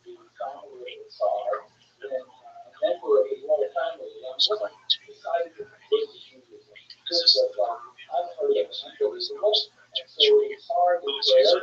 original so I reached out to the Jews would not be allowed to because there was this interest of humanity. I can tell you what it is. You know, if you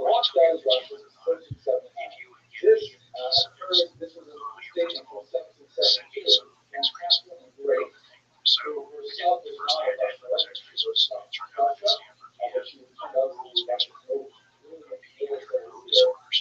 And I brought it and the largest single patient. I've never really seen this before. It could be this gene, this gene, this gene. It's a years of progress. And so, yeah, it looks weird. And so, the expert told me, okay, I need this. Yeah, x-ray this mutation. Yeah, so we got that. So, okay, well, you know, we need to get some vaccines. Okay, so there are these later on, it was impressive to because there really, I felt, very least likely to be contaminated by material, contamination. And so I looked at all the sequence of long story short, and once I learned that, it a lot of DNA that didn't make sense, but it was actually, it wasn't that old actually, but it was great. So I had to bring in experts at Stanford how to fix degradation, and then I had to bring in an expert in South American genetics who also had it at Stanford, and then a team of students at Roche Diagnostics. I had some sequencing company to Roche 2 years earlier, so I brought in the team that actually assembled the genome, but it published a paper which said it's human. It was female virus mutations that might explain why they did have some mutations in gene. And then the UFO because I had to start that's not being the baby, but getting raised. Of course, that picture you showed me, it was 5 years. And I believe the time of the Stanford scientist sequences alien people. And so, you know, and so the paper standards test of time, nobody's disproven this, that I should be expecting that. So Russian style calls in 1917, and then you have second revolution in November of that year. October is by the Soviet Union, running down the Communist Revolution, maybe a dramatic change where we can imagine, I think it's sort of quite negative influence. This is a book, a deep rock, a Rabbi, who was later named the head of the executive. The executive was the race executive Jewish section of the Communist Party, and this was the organization organ of the Soviet issues designed specifically to try to maintain economy. It was to the advantage of regional Jewish schools like the Libertarian and Jewish culture to try and convince Jews to abandon their faith, specifically their religious faith and their Zionist leanings, and to bring them into the communist world. One of the crazy experiments during the communist dictatorship was a place such as, for example, the creation of beds and Baghdad, which was believed that Stalin was a Moses and Charles was a Tsar, and there was capitalism and the Egyptian taskmasters and all kinds of crazy things like that. We try and convince you that we now the utopia paradise was no more need for any kind of aspiration to a God, which is why it was a each time, however, we did is posting at the head of the programs that we were saying of education with the powers. We came in there strong, desperately trying to convince the bottom line that was going to drop any aspects of their association with democracy.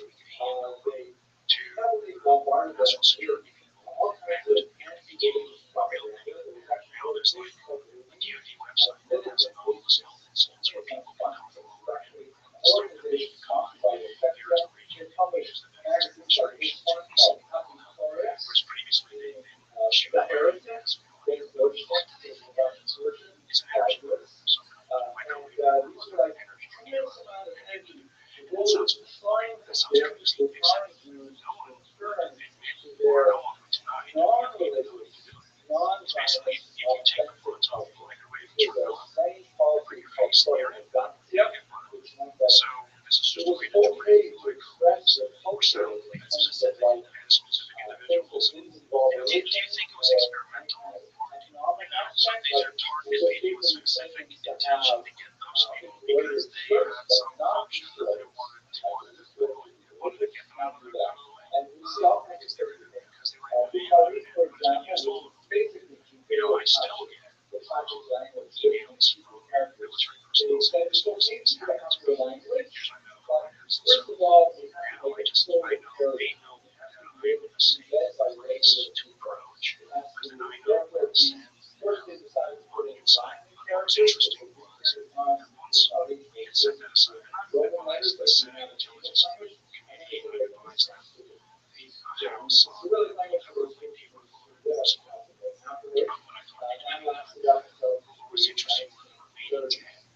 one thing that's kind of interesting to note is, the Russians had these series of other communists who were angry with nothing like Jewish agriculture, which was the encouraged to be able to remember the world. And they did the same things as the language. They said, okay, Yiddish is okay on the Torah document. Introduced to but we have to make it proletarian or make it accessible to the masses. So one of the things that they made illegal in the 1930s were the finding of essentially took me out of the letters, five of them not written differently than they were on the main particular.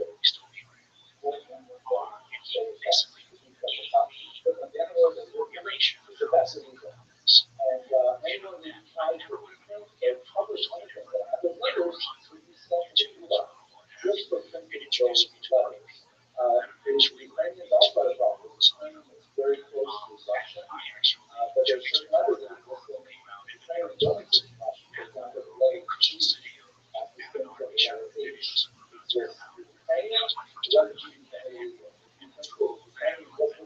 Russian, people, regular contact. I just want to see fun. I hope that the Trump administration understands the value of what David Cameron did and what the position of authority means for the ability necessarily to make decisions, but to give the necessary information to the right people. Because I think there's great commercial value here that is being maximized, etc.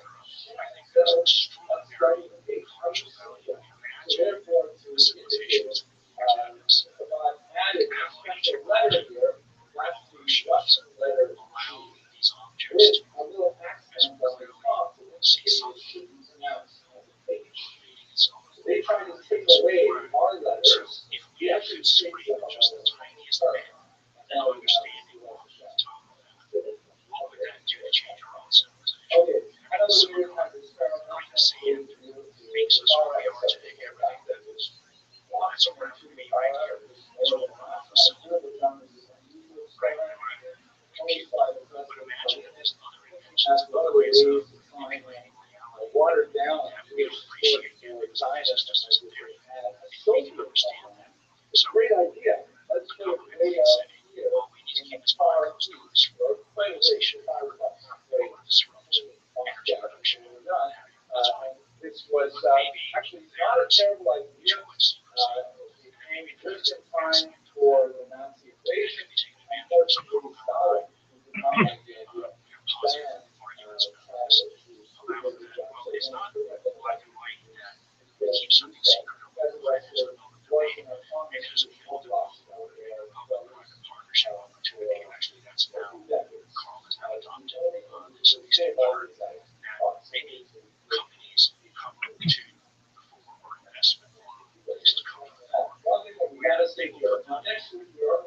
as options to fund, let's say, public scientists coming behind the scenes with just to study something that would propel society forward. But this is assuming two things. One, that we have actually recovered these things. And then another one is that from a society from somewhere else that's far more advanced than we are today, right? Which might not be correct. It might not be that it's from somewhere else. It might be that it's from somewhere here, or a dimension that we don't have access to, right? Yeah, this is assuming that all this stuff is real, right? But when you're talking about the government and engineering things, like, so the big argument, this is the narrative, the big argument has been that they have recovered these things, and that these things are now in the hands of defense contractors, and that there's been misappropriation of funds by Congress, and it's always going to stay secret, because if it didn't, everybody would go to jail, and everybody would get sued. Yeah, right? Is that fair? Yeah, I mean, that's fair. I mean, I would say amnesty.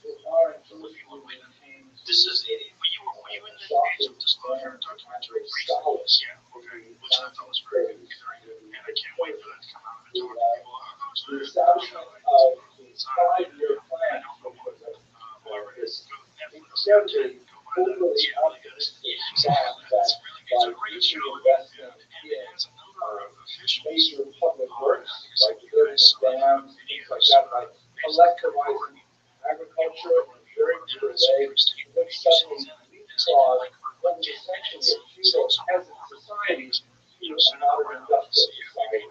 It's about the incredible failure and the nature of the one of the most fascinating things is how the descriptions of what happened during the Bush administration are wrong, right? So in, I believe it was 1990, they came to Hal Woodhoff and a bunch of other experts and said, we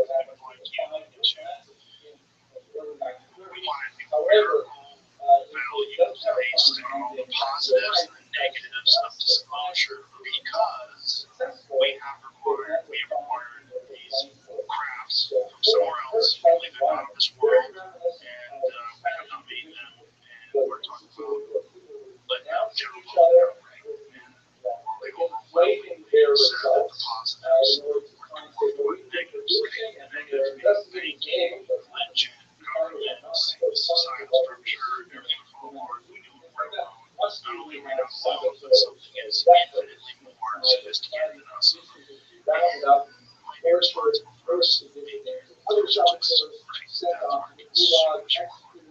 Or you can imagine, I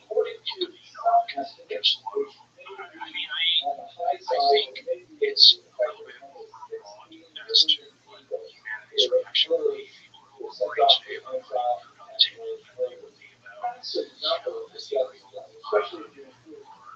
circumstance of aliens being able to closely. I think, on the assumption that they're not going to basically show up on their local board, and start, interacting with you. I think the fact of being there is actually something because how many TV shows right now are about the apocalypse, right?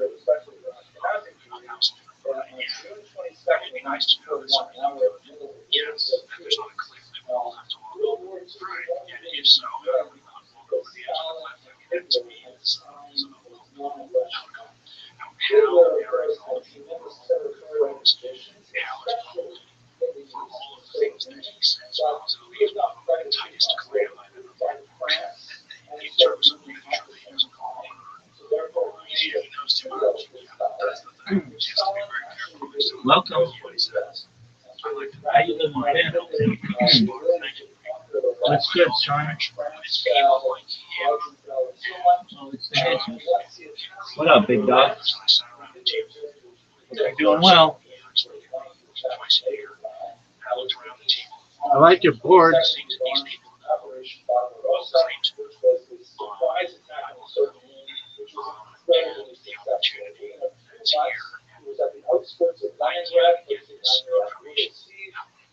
It's from Moscow, all around the major part of Ukraine, there's under nonsense and so on. There's a series of issues really at the darkest part of the Holocaust, but not yet what the gas chambers start off. Why this is especially relevant for us? Because core swaths of global affairs that follow that all of the regular army. These are made up primarily of civilians who are not fit for frontline battle. They were older, weight, as they were assigned to a tiny little shed block in Mars. Still, for thousands of years, to bring about to the beings in some places, and force them to do their own way, and then just lay people interested in something that can comment on about it. this period of the Holocaust Just to bounce around ideas, not to advocate for here or the reptilians or this or that, but to, like some of the things you raised, what are the ethical issues, religious issues, so we have a lot of regulators, principally we had a member of the Catholic hierarchy, issues related to Catholicism and religion. We've had Timothy Gallaudet, associate advisor, committee, talk about USOs, those issues. We talked about near space issues. Peter is running a study on experiencers. Not that the experiences are necessarily real. What are the kinds of social matters that need to be considered for people who say that this is happening to them? So there's in the UK called which is basically a bunch of psychiatrists, professional psychiatrists, who say, okay, well, there's a trauma associated with this, whether it's real or not, we don't know, but what are the kinds of rules that we should, or provisions that we should provide to the public as a psychiatrist when somebody shows up in the course of therapy and says this, you should immediately reach for the PBT, hysteria, or schizophrenia. I was lucky enough to start the neighborhood for the chair of psychiatry together. So we all had dinner with her husband.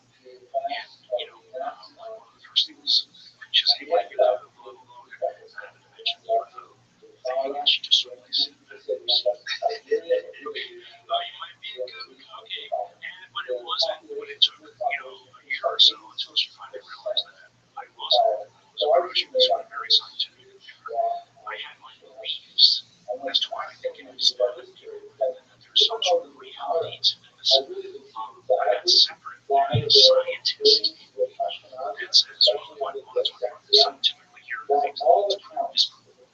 So that has led, for instance, to my production study of materials, chocolate, multiple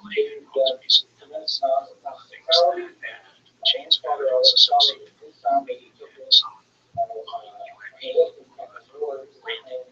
And so, interestingly, some of these metals are very unusual, super high purity silicon, strange magnesium ratios, and isotope ratios are wrong, etc. Now, that's not proven, but it's probably something you can interview.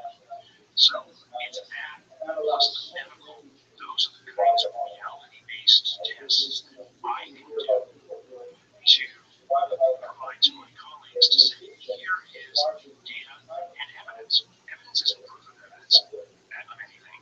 Evidence like a court of law is just evidence that you provide to the jury with peers. Right? So, but I sort of have gone a step further. And that is, I don't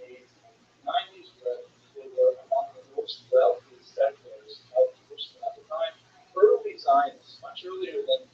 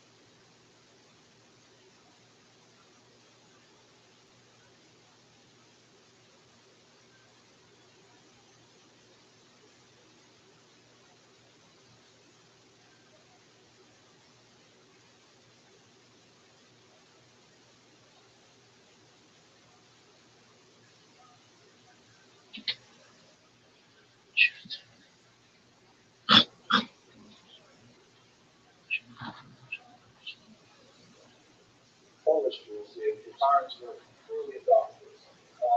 Many of them came after If these the war things when are, they were let's say, I get some special advanced violence. material, These who were fleeing how do I prove the that this advanced material was but the made largest by influx of some superior foreigners intellect? to Israel Well, probably the atomic positioning of how the material is made is more advanced or most advanced as we can achieve. So how do you determine that you need some sort of atomic imagery that would tell you what the positions of the atoms are, or what the structures are, that you say, well, that's something I can measure, I can have, and the other is somebody else something and say, yeah, it's I know it's not. But at least I can say, okay, but at least I know how to make this. So I started a company that I raised money for, but this new idea that I had for how to make an atomic imager. which anyway was And so by I raised the money, creating already, as and a I know propaganda device to so say when I have it, whether or not it's useful, the material is almost immaterial because I know what how useful it will look be. at what we've done to them completely The nanomaterials, the alloys that develop into superconductors, technology, etc. So rather than predicting the protein structure or DNA or crossovers like being able to read its structure directly, I'm worrying about he said it was 10 people that didn't have a venous syndrome, that they had some sort of an injury that was associated with the UAV event. What was there the implant, or was there some of them had like they had white matter disease in their brain when they had exposed to something. So white matter disease, if you have lysosomal tuberculosis, look at the brain with an MRI, you'll see these white areas which basically dead tissues or tissue and things like that. One person, one of the pictures that I had was that they had claimed to have seen something in their backyard. They showed a flashlight at it, and the moment they did, it got zapped. And then you see the picture of the guy in the back of his neck. This light just went out. There's no reason that it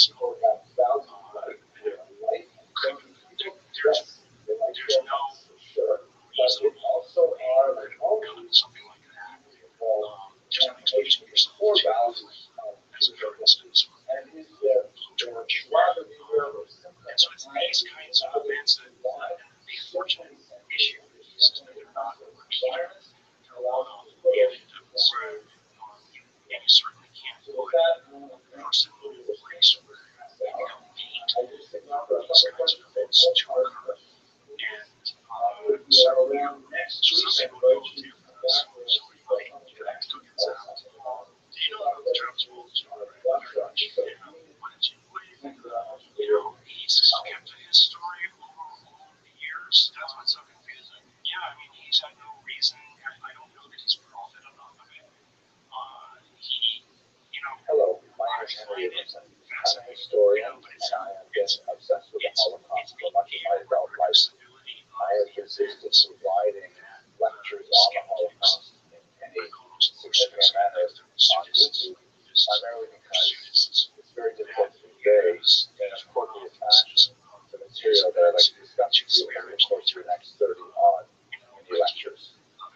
However, contemporary events seems to me much more crucial than ever that I at least make an attempt to discuss this period, and I hope that you will find these brief lectures meaningful and useful as we strive to understand one of the most difficult periods in all of human history. By way of introduction, I studied at the University of Toronto, and I focus primarily on modern Jewish history. I've written quite a few things on various aspects of Jewish history, but really only one focused study on the Holocaust, and that's specifically looking at the work of Rabbi Columbus Thomas Shapiros, known as the Asian Holocaust.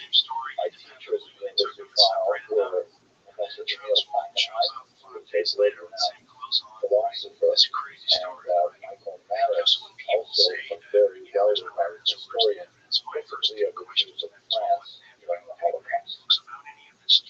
What I'd like to do over the next few minutes is to try to understand some basic parameters of the Holocaust, trying to set out what we're going to be discussing over the course of the next few lectures. Let's start with terminology. Why do we call it the Holocaust? We all know what we're speaking about, but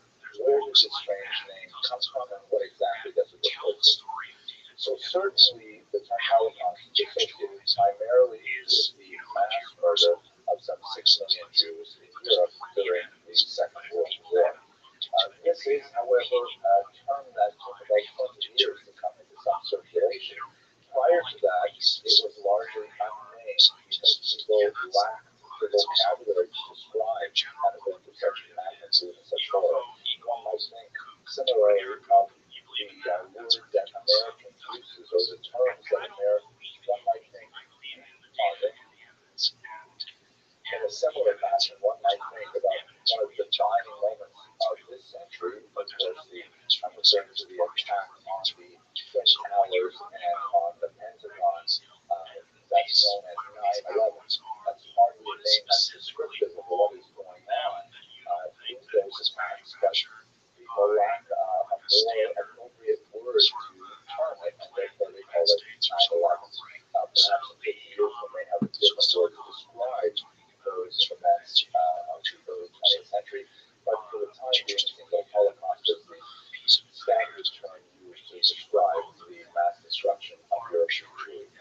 If you were to ask my grandmother of blessed memory, she would have referred to it as Korban Europa, the destruction of Europe.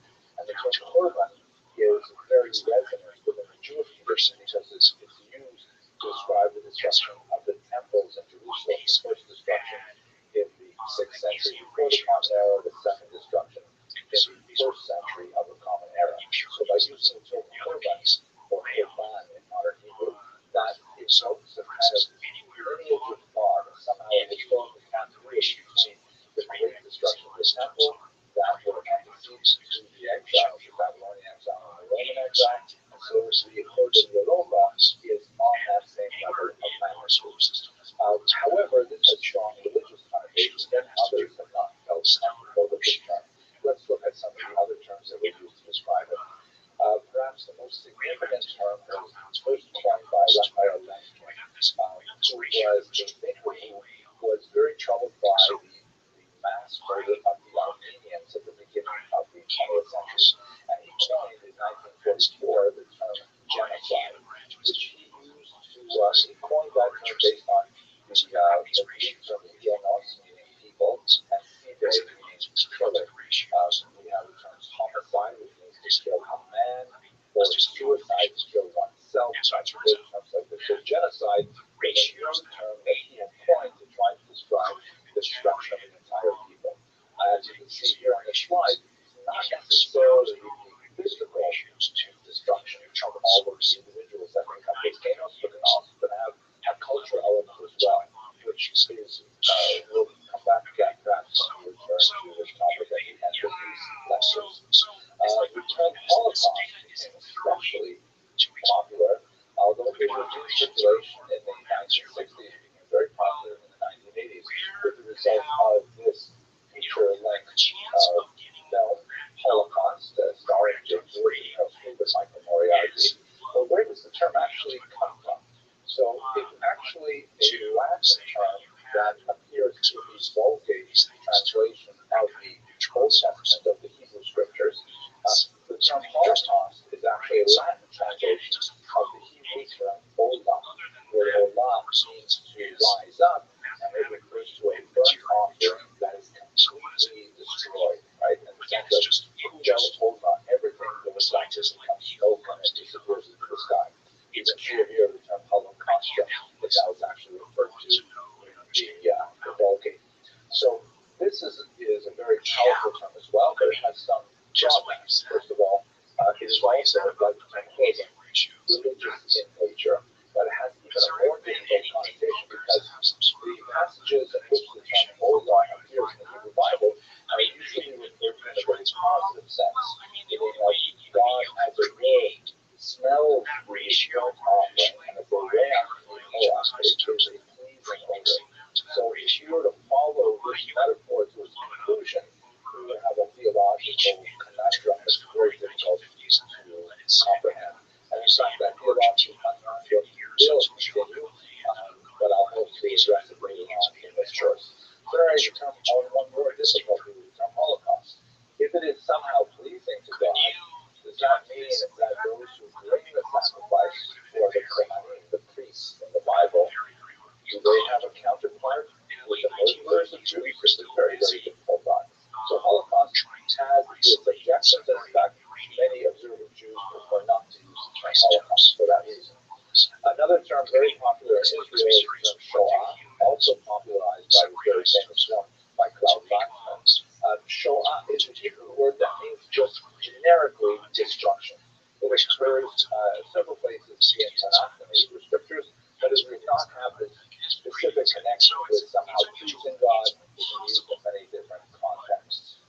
And finally, one other term that is sometimes used, I think, inappropriately is amnesia, or in English translation, final solution. This is a term which was actually coined by Hermann Goering, one of the architects of the Holocaust itself. Here's a mugshot from his trial in Nuremberg. To say final solution implies that there was a question or a problem that had to be solved.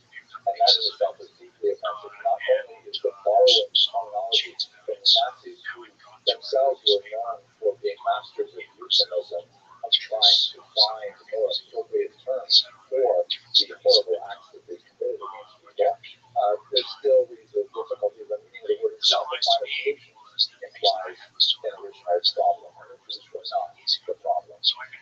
So that's the terminology. What exactly do we mean when we're talking about the Holocaust? What are the parameters of this? There are many genocides, an increasing number throughout the 20th century. What are the features of this particular genocide that are unique to the Holocaust, more or less? So let's pick out three basic ideas which we will return to over the course of these lectures. The first is that the Holocaust was very organized and deliberate. Using stereotypically Prussian means, the Nazis were able to define who their target was, as you see in Nuremberg laws that are shown here that specifically define how many grandparents one had to have to be considered a Jew, and what would happen if one had somewhat less than that number. Defining who the Jews were, isolating them, rounding them up, and murdering them. This is not like a pogrom, which is kind of like a wild riot, or kind of a paroxysm of violence. This is a planned, organized, deliberate process. That's something very special that is associated with the Holocaust as opposed to many other genocides of the 20th century in particular. Secondly, it is total. It is amazing to contemplate the scale of the Nazis' audacious goal, horrific goal of murdering all the Jews there. Here you see a page from the Rothschild'S conference when Nazis got together to determine where all the Jews within their catchment area live and how they could possibly round them all up. And you see in this list you have the estimated Jewish populations of countries all over Europe, including 200 Jews in Albania. Just to think that the Nazis controlling all of Europe were willing to hunt down 200 Jews, a decent number, in the country of Albania. That's mind-boggling. And furthermore, it includes many regions that were not conquered by the Nazis at the time, such as the over 300,000 Jews living in England, which was never conquered by the Nazis. So the Holocaust is defined by its totality at the same time. It was total war against the Jews. And then finally, and this is something that I hope that I have the opportunity to explore in much greater detail, it was industrial. It was unusually modern. It was not a violent crime of passion using tools that were readily available, rifles, guns, swords. It was something that was planned and organized and using the tools of industrialism per se. Here you see an aerial photograph of Beer Canal. See that they were literally setting up factories on deck, using the kind of tools that were pioneered in the Industrial Revolution. The conveyor belts of Henry Ford, things like that, were employed for the purpose of creating gas. That's something very unusual about the Holocaust as well. These three items, we'll certainly return to these things over the course of these lectures. Finally, and because this is a source of great confusion for many, let us define exactly when the Holocaust happened. And understanding this topic really has a lot to say about how you understand the Holocaust in itself. Does one, for example, date the Holocaust from Hitler coming to power in 1933? There are definitely some arguments to say that yes, this is really the beginning of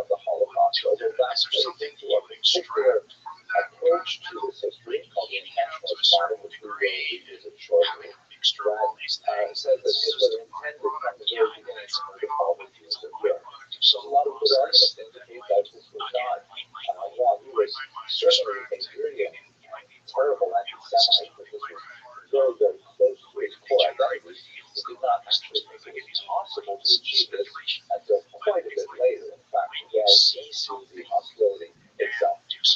I was going to say the Holocaust begins with the beginning of hostilities on September 1st, 1939, which refers to the date in which Germany invaded Poland. And there are some good reasons to argue for that as well. However, it is important to understand that the Holocaust and the Second World War are overlapping phenomena, but they are not identical phenomena. I think a very good argument can be made, and I can make it when I look at this part of the history, for the beginning of the Holocaust really to date from June 27, 1941, which was the onset of something called Operation Barbarossa, that coincided with the Nazi invasion of the Soviet Union. It was at this point that mass murder truly began. There are definitely antecedents to this mass murder. There's violence directed against many victims, as we shall see in the next lecture. But this is when the Holocaust, as we understand it properly, really began. And eventually its nadir would be reached in about a year with the construction and operation of the death camps themselves.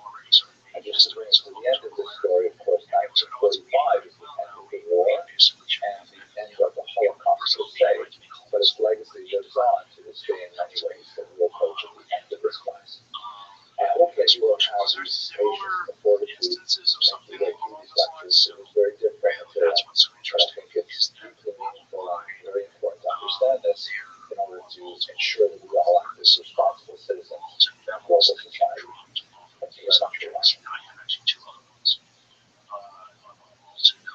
That was drawn off of one case in Australia and another area I'm not allowed to say, but it was one actually happened supposedly. I'm trying to find the guy again in Fresno. Maybe he's listening. And he said, now that we have outlined in very basic forms the parameters of the Holocaust, terminology to describe it, some of its unusual features, and the period of time we're speaking about, we definitely have to spend some time right now at the initial moments of this series talking about the victims. The story of the victims, of course, overlaps with all of the lectures, so let's begin with a very brief overview of who were Hitler's victims. The first of Hitler's victims were not Jews, they were in fact Germans. Germans with mental or physical disabilities. And this, I think, is an extremely telling point about the nature of Nazi Germany. We see this amazing quote that resonates with me from Mahatma Gandhi, that the true measure of any society can be found in how it treats its most vulnerable members. And these people who with developmental disabilities, children with disabilities, were very close to be targeted by the Nazi state. The origins of that really lie in something called social Darwinism. I'm sure you're familiar with Charles Darwin, who is associated with the theory of evolution, the concept of the origin of the species. Although Darwin was mainly thinking about the natural world, there were other thinkers who developed his thought as applicable to human civilizations as well, meaning that the various peoples of the world can somehow be racially divided into how well they are adapted to their environment. That's a very noxious idea, meant that peoples or races, which is in itself a term that was developed in the 19th century, would somehow be fighting with each other for scarce resources, and that they had unique characteristics, positive or negative, that would somehow predispose them to be more or less successful. I'll go into that in some detail in just a moment. But let us try to understand how Darwinist ideas were expressed in the concept of eugenics. The word eugenics means literally good birth or good family, and it is an idea that was first pioneered by Sir Francis Galton that took the very obvious observation that people tend to resemble their parents physically and sometimes in other ways as well, and applied it to a scientific model of trying to improve the human race, literally, by weeding out those who had limitations, intellectual or physical or otherwise. And we see from some of the propaganda that came out of that era, which had a very strong backing in the scientific community. And this is not the place, but it is important to mention that many societies, including America, put into practice some very noxious social measures to try and further the goals of eugenics by, for example, sterilizing individuals who were thought to be beneath the value of a given society. And it often was tinged with racism. There was a widespread belief that people with darker skin color were somehow inferior and had characteristics that should not be propagated. And eugenics was meant to create kind of this artificial ideal of a Nordic, light-skinned, blonde, blue-eyed, highly intelligent human being. And many people approached this without seeing any of the obvious negative repercussions of such an approach. The Nazis, of course, were very deeply invested in the concept of eugenics, not only on the negative side of removing individuals from society, forcibly through murder and other means, but also in terms of encouraging, through equally brutal means, the propagation of people who have these supposed desirable characteristics. The Lebensborn program, for example, or a Lightborn program, was designed to try and, in some cases, kidnap children who came from particularly eastern regions when they were conquered, and they had these desired characteristics, and they were taken from their parents and were raised as Aryans, so to speak, in Nazi Germany themselves. There are many other aspects of this, perhaps we'll come to it later on in this program. But with regard to specific targeting of disabled individuals in Germany, this is something that happened before the war began. Two individuals, called Gilding and Alpenhofer, wrote a very awesome book, which is called Die Freigabe der Vernichtung Lebens und Weltenlebens. Terrible title, which means the permission to destroy those who are living life unworthy of life. And the authors made this a sweeping generalization that people who suffered from physical or mental disabilities were somehow living a quality of life that was inappropriate, and somehow it would be better for the rest of the world to simply destroy those people because they were not equally able to other members of society.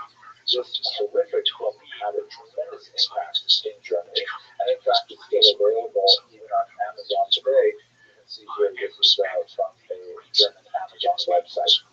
The idea of this life unworthy of life was later made real by two co-directors 10 years, Karl Brandt, in the Nazi environment, in which they created this Operation T4, which was named after a particular address in which the institute was held. In August of 1939, the Operation T4 issued a directive that was statewide that ordered all doctors and nurses to report any children under the age of 3 who had mental or physical disabilities. And this report was then used to round up these children in a variety of manners and simply to kill them. Amazingly. Parents were urged to send their children with disabilities to quote-unquote clinics where they were murdered, sometimes through starvation and abuse, sometimes through lethal injection, and sometimes, as we shall see, even through carbon monoxide poisoning, which has a tremendous impact on the future death of the Holocaust per se. Over 70,000 German children were killed in this manner before the operation was stopped. And the only reason that it stopped was because of public outcry. It lasted for about 2 years officially, and then it was reinstated later secretly. And by the time the war was over, over 200,000 people with mental and physical disabilities were murdered. That's a horrific statement. Now, the villainy of these horrific monsters were somewhat offset by get Rothschild'S shown here, who chose to resist the Nazis early on by faking a diagnosis of his patients. But that's the small story. The larger story is that people like Philip, who are shown here, were able to proceed with this as a corporate secret. That people knew what was going on, that these children were sent away to clinics, and then in remarkable numbers they went not coming home. The public will protest against this destruction of life, unworthy of life, was really quite muted, and it only built up 2 years into the war. Well, during this time, the Nazis developed many methodologies of killing people they felt were unworthy of life, including the use of this carbon monoxide gas, and that would, of course, later be used in the gas chambers themselves. So in many ways, Hitler's first victims prefigured the entire Holocaust. Understanding what happened to these, the most vulnerable victims of the Nazi onslaught, children with disabilities, later adults with disabilities, says much about how the Holocaust would unfold in later years. The Jews, of course, are perhaps the most well-known of the victims of the Holocaust. They're certainly not the only victims of the Holocaust. It's difficult to estimate with any precision the number of Jews that lived in Europe at the scene of World War II, but it's most likely somewhere just about 10 million, perhaps as many as 12 million Jews. So that means that the massacre of some 6 million Jews, and in fact that number is also subject to a certain amount of debate. We will get to that towards the end of this class, but the wide diversity of quality of census taking across Europe, particularly in this extremely difficult period of revolution and world war and population migration, means it's hard to get a really clear number. There are some respectable estimates that place the number of Jews killed at closer to 5, and there are also respectable estimates that place the number of Jews killed at higher than 7 million. So let's use the number 6 million as a relatively reasonable estimate of Jews that were murdered by the Nazis. They were spread out throughout Europe, massed primarily in Eastern Europe, in the Soviet Union, in Poland, but significant populations in England, Western Europe, Germany, France, and so on. But I'd like to say a few things about the nature of this population on the eve of the war. The first thing I should say is that it was a society in flux. The Jews were hardly monolithic on the eve of World War II. They had come from a pre-modern environment in which they were seen as largely as foreigners, even though they had lived in Europe for well over 1,000 years. They nevertheless had a series of civic disabilities, but they had organized themselves very efficiently in a Tehillah type organization, having a self-help model of self-government that allowed them to be really quite independent and to take care of their society without tremendous assistance from the government, and in fact many times in a superior manner to the government at the time.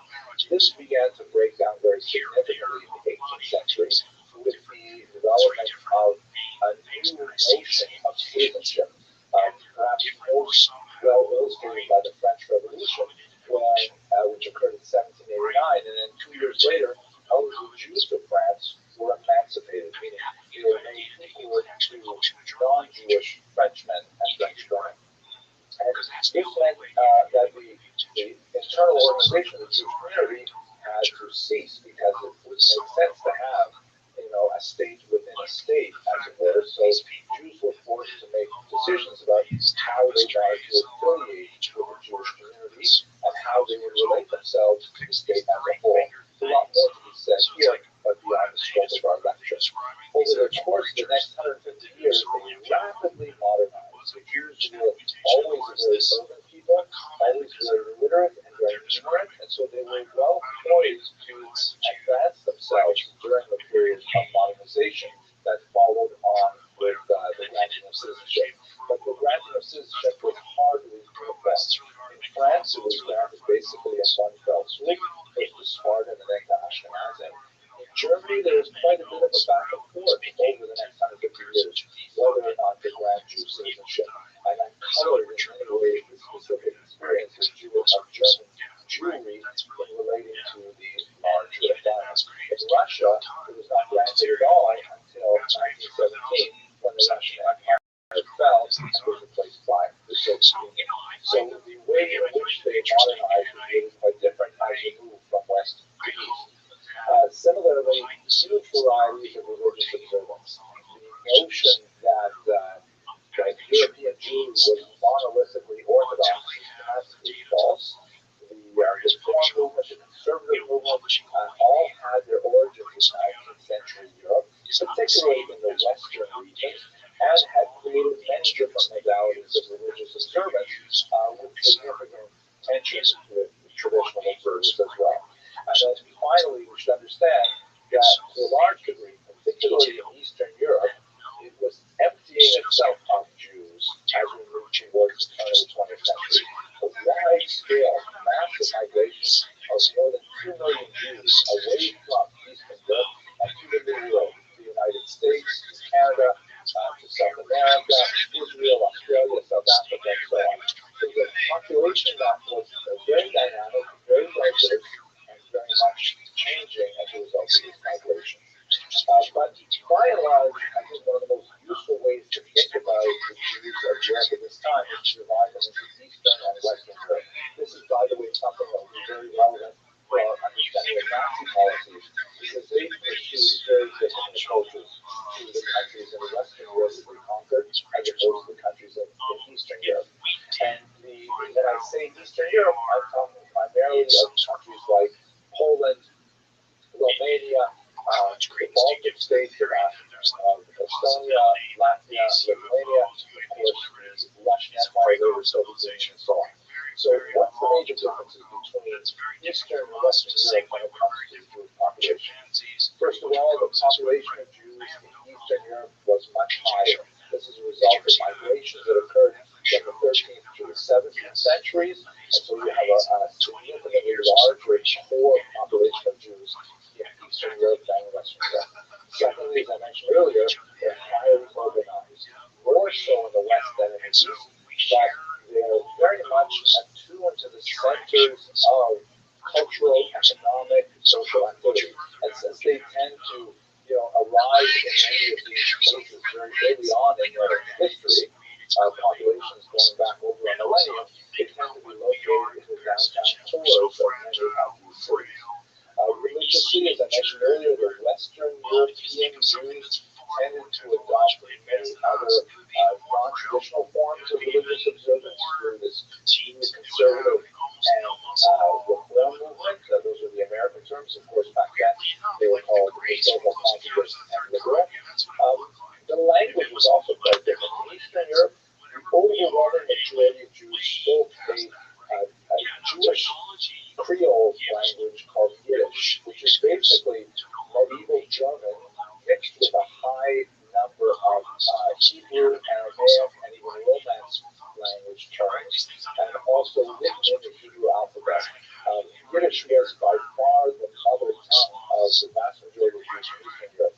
In Western Europe, however, they were rapidly adopting the vernacular as their first language, and their use of Yiddish significantly declined. And nowhere, however, was Hebrew the mother tongue. Hebrew was the ancient language, although always used as a scholarly language and a religious language. That was something that had become more abundant in favor of Yiddish and the vernaculars. But it was revived by the Zionist movement at the turn of the 20th century, and of course it became the revived language of the modern state Israel. Politically, Jews in Western Europe were looking to various models of what we might call liberalism today. In Eastern Europe, there was a wide variety of political approaches. The vast majority of Jews with peers were politically quiescent, were not specifically involved in any political organization. So when we look at the few election results that we have from Eastern Europe, they tend to be Zionist in orientation, and there's also a strong socialist trend as well. And then finally, the idea of nationalism. What does it mean to be a Jewish nationalist? This is not something that was well developed in Western Europe. where Jews saw the benefit of civic engagement and they saw the benefit of emancipation, and they strove to define themselves as Englishmen with Frenchmen and so on. In Eastern Europe, however, there was much less of this phenomenon, whereas Jews saw their national identity as being expressed more in Zionism, or perhaps in a new communist idea, which hopefully we will consider as well. One last detail that's really important in understanding the Jewish experience in the Holocaust.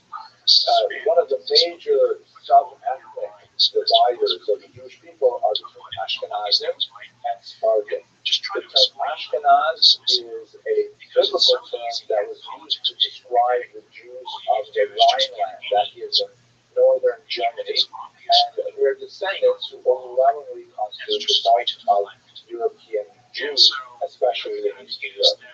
The term Sephardim comes from the term Sfarad, which is a biblical term as well, and it's used to identify Spain. Even though Jews were emptied from the Iberian Peninsula in the 15th century with the Great Expulsion, nevertheless, Sephardic Jews held on to their traditional ethnic and cultural orientation even 500 years after that great event of 1392. And so where were they living? The experience of Ashkenazim and Spartan during the Holocaust is quite distinct. Looking at a map of Europe, most of the regions conquered by the Nazis were inhabited by Ashkenazim. So much of the story that we'll be telling describe events that happened to Ashkenazi Jews. There are some significant Sephardic populations, particularly in Greece, that fell under the Nazi onslaught and met with the same kind of experience as their Ashkenazi brethren.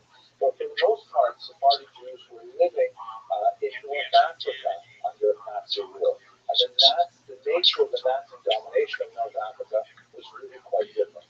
So we will, God willing, return to the Sephardic experience, but for the most part, with the exception of the Jews of Greece, who were Sephardic, who experienced the Ashkenazic version of the Holocaust, most of the story is going to be about Ashkenazim. It's also important to recognize that the Jews were not the sole racial enemies in the Nazi mindset. So very high up on their target list were the so-called gypsies, which is considered a derogatory term. The gypsies themselves refer to themselves as Roma or Sintis. These are a group of peoples that live in many different countries throughout Europe. There's many questions about their origins, both linguistically and ethnically and so on. Very little is known about the nature of Roma life before the Holocaust, because they had an aversion more pronounced than Jews and many other people to participating in censuses and to engaging in society on an official level. Although many Roma and Sinti assimilated completely into regular civic life, holding positions in civil service and so on, the stereotypical Roma settlement is kind of like a wandering group of musicians, artisans, and so on, who tend to live on the outskirts of settled society, living much more nomadic lifestyle. The Nazis hated the Gypsies pretty much with the same degree of hatred that they had for the Jews, and they targeted them as well from murder. So because of the difficulty that we have already seen with measuring the number of Jews before 1939, this problem is exacerbated when we look at the number of Roma. They were characterized as asocial, meaning they're the broad category of people that are considered to be somehow, detrimental to an ideal Nazi way of life. And this was something that did not begin with Hitler. This is something that preceded the Nazi Empire, and much like anti-Semitism predates the Nazi period, and Hitler simply expanded on it and took it to a murderous conclusion. Finally, it's important to note that there were a whole host of victims of the Nazi regime that did not fall easily into racial categories. They were, for example, social victims. If you have a look at this chart, for example, which demonstrates the classifications of prisoners in various concentration camps, which existed prior to the war, and they actually set up early on in the Nazi Empire.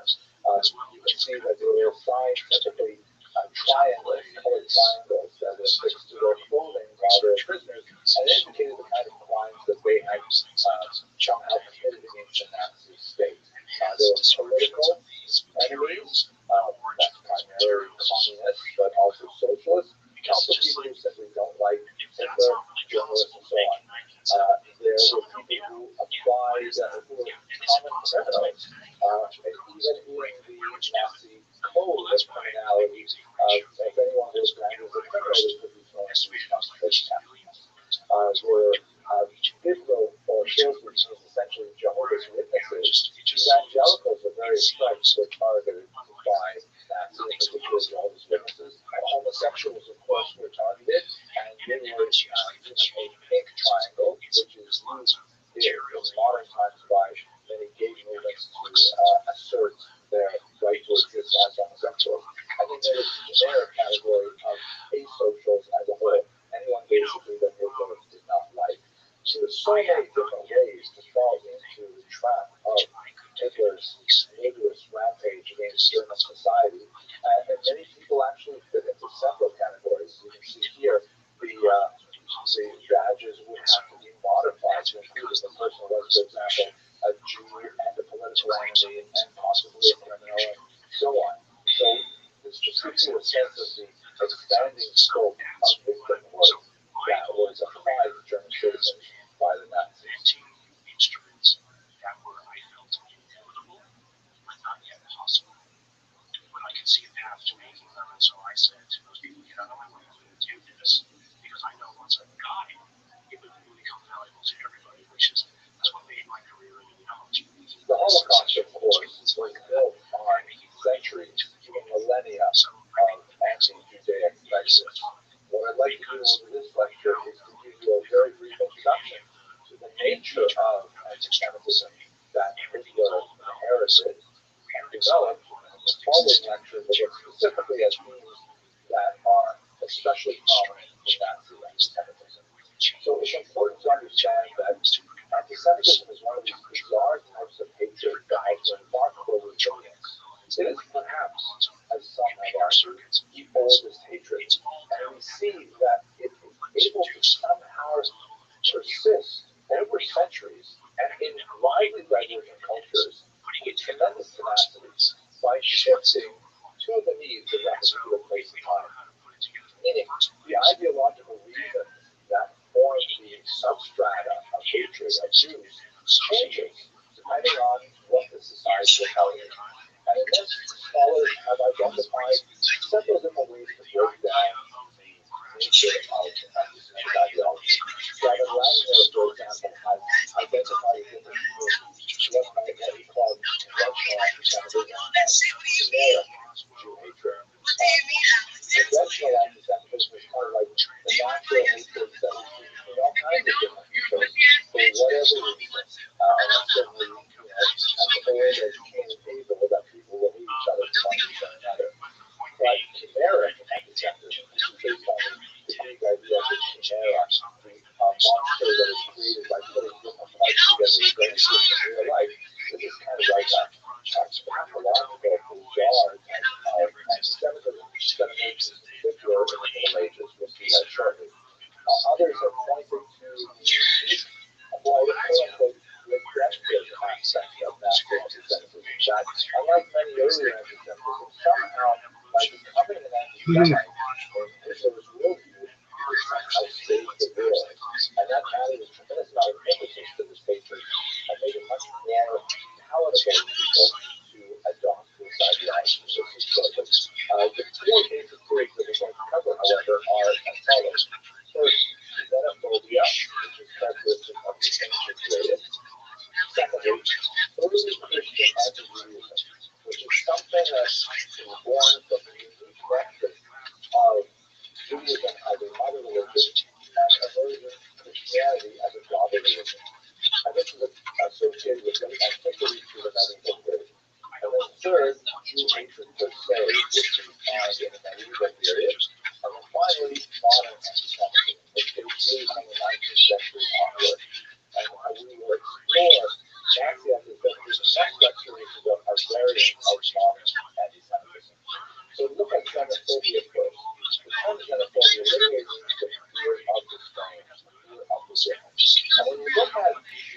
a number of Greco-Roman writings directed at the Jews, indicating a certain level of anti-Hebrew antipathy.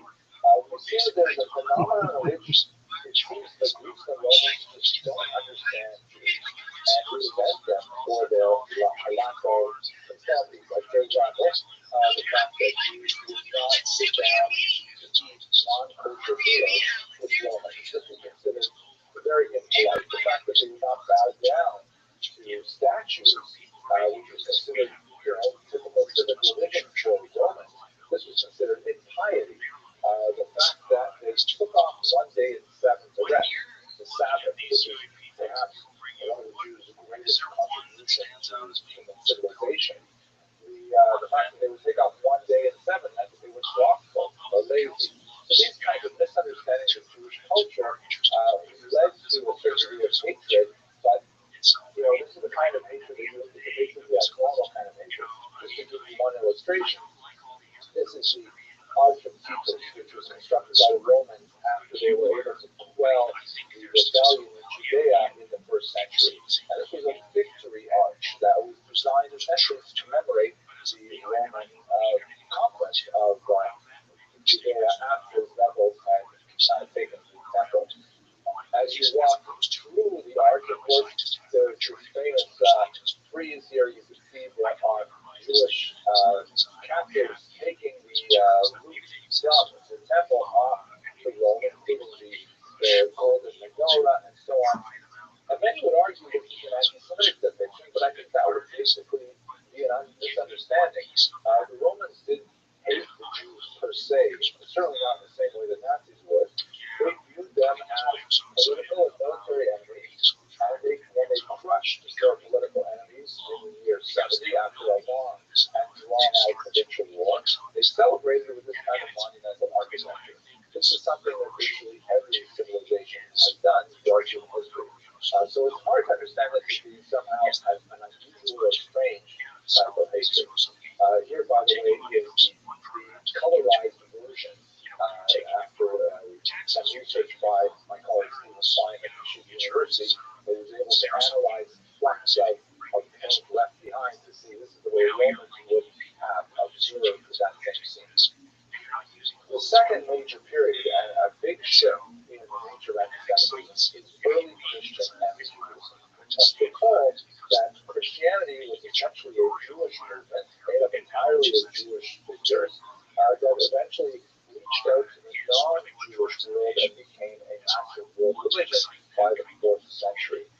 And the separation between the daughter religion and the mother religion was not without difficulties. And there was a certain amount of antipathy that was generated on both sides. Looking at it from the Christian perspective, for our purposes, perhaps the greatest illustration of this kind of theological dispute is the famous juxtaposition of ecclesia and synagoga, the church and the synagogue.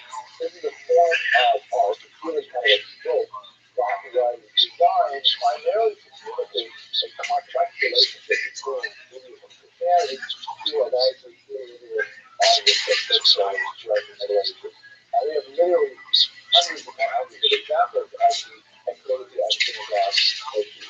Having a look at this, the famous one here, you can see this monumental architecture, the church ecclesia as represented, clear eyes, with a crown, with purity, the upright staff, indicating power, the moral power of God.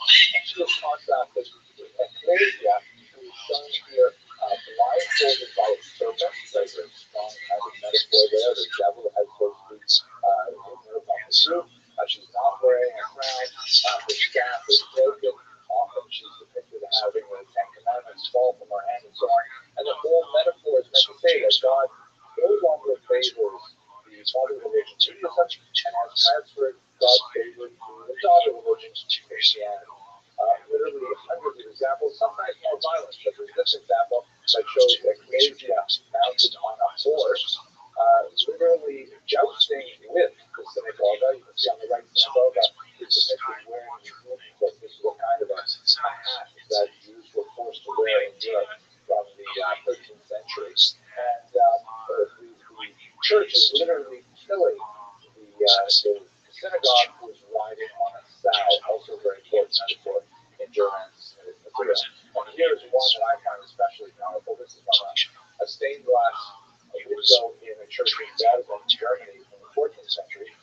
right, the ecclesia is riding on a tetrapod, a four-headed animal, and a crown is placed on her head from heaven, indicating divine approval.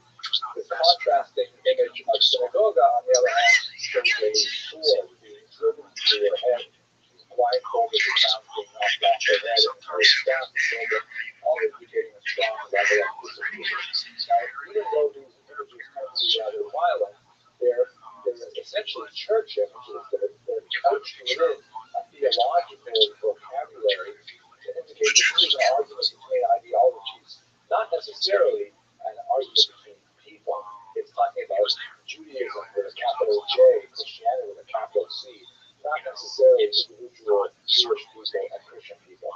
There's a lot more to be said about that, but that's basically where this artistic debate rages. The third level, however, is when it really gets down to level of people. This is what I like to call medieval Jew hatred. And we see in the beginning of the 12th century, picking up a lot of steam as secular printing is able to disseminate these ideas much more widely. So here, for example, you see a grotesque depiction of the so-called ritual murder of Simon of Trent, a 15th century incident in which, unfortunately, a young Christian child was found murdered, and the population rose up in anger and blamed the Jews for it, arguing without any evidence whatsoever that the Jews needed to kill this young child and drink his blood for ritual purposes. A horrible, terrible lie that has no basis in reality, and yet became extremely powerful in the popular imagination, and was repeated several times right up until the 21st century. This has been a myth that's very hard to shake, and you see in this horrible depiction that popularized incidents showing all of these Jews so identified by the round yellow circles that they were required to wear as torturing this young child. And just to give you a sense of how this is far from disappeared, an artist named Gasparo in the 21st century, year 2020, actually painted a modern version of this incident. You'll find it on websites even today with headlines like this website, Jews apoplectic over hate painting, honoring Samuel Trent, a child victimly murdered by Jews in the 15th century. Said without irony whatsoever, this is a complete lie and a canard, but nevertheless, this is indicative of the nature of medieval Jew hatred, where it goes off the rails. It's no longer a debate between a rabbi and a priest. Now it's about the murder of children. It's about actual attacks on Jewish communities that followed many of these charges, pogroms, public burnings, and so on. Much more to say about this, but I've conveyed the idea of it. Let us conclude with a look at modern antisemitism, which has two basic characteristics. And this is perhaps the most powerful demonstration of the fact that antisemitism can survive on the moon, as it were. Antisemitism can survive in very different circumstances. With the scientific revolution and later the Enlightenment, there is a general decline in religious adherence throughout Europe. And as religiosity begins to wane, anti-Semites need to find new reasons to justify their hatred for Jews. As Jean-Paul Sartre put it in his famous book, Résurrection de la Christianité, if the Jews did not exist, the anti-Semites would invent one. Meaning that there has to, the anti-Semite needs to find a way to justify these beliefs. So, with modern times, the two major things that were created to justify anti-Semitism were scientific in nature, I put that in quotes, and they were related to the idea of conspiracy. First of all, we should understand the term anti-Semitism. This is a brand new term which was coined in the 19th century by an anti-Semite named William Mahler, who wanted to find a more polite alternative to the terms Jew Hamas or Jew find them, which meant essentially Jew hatred. And these were terms which were considered kind of like, uncool. Like using, so to speak, the N-word. Therefore, use that in polite conversation. And so therefore, he wanted to find a term that sort of justified and cleansed the hatred of Jews. Based on linguistic theory that there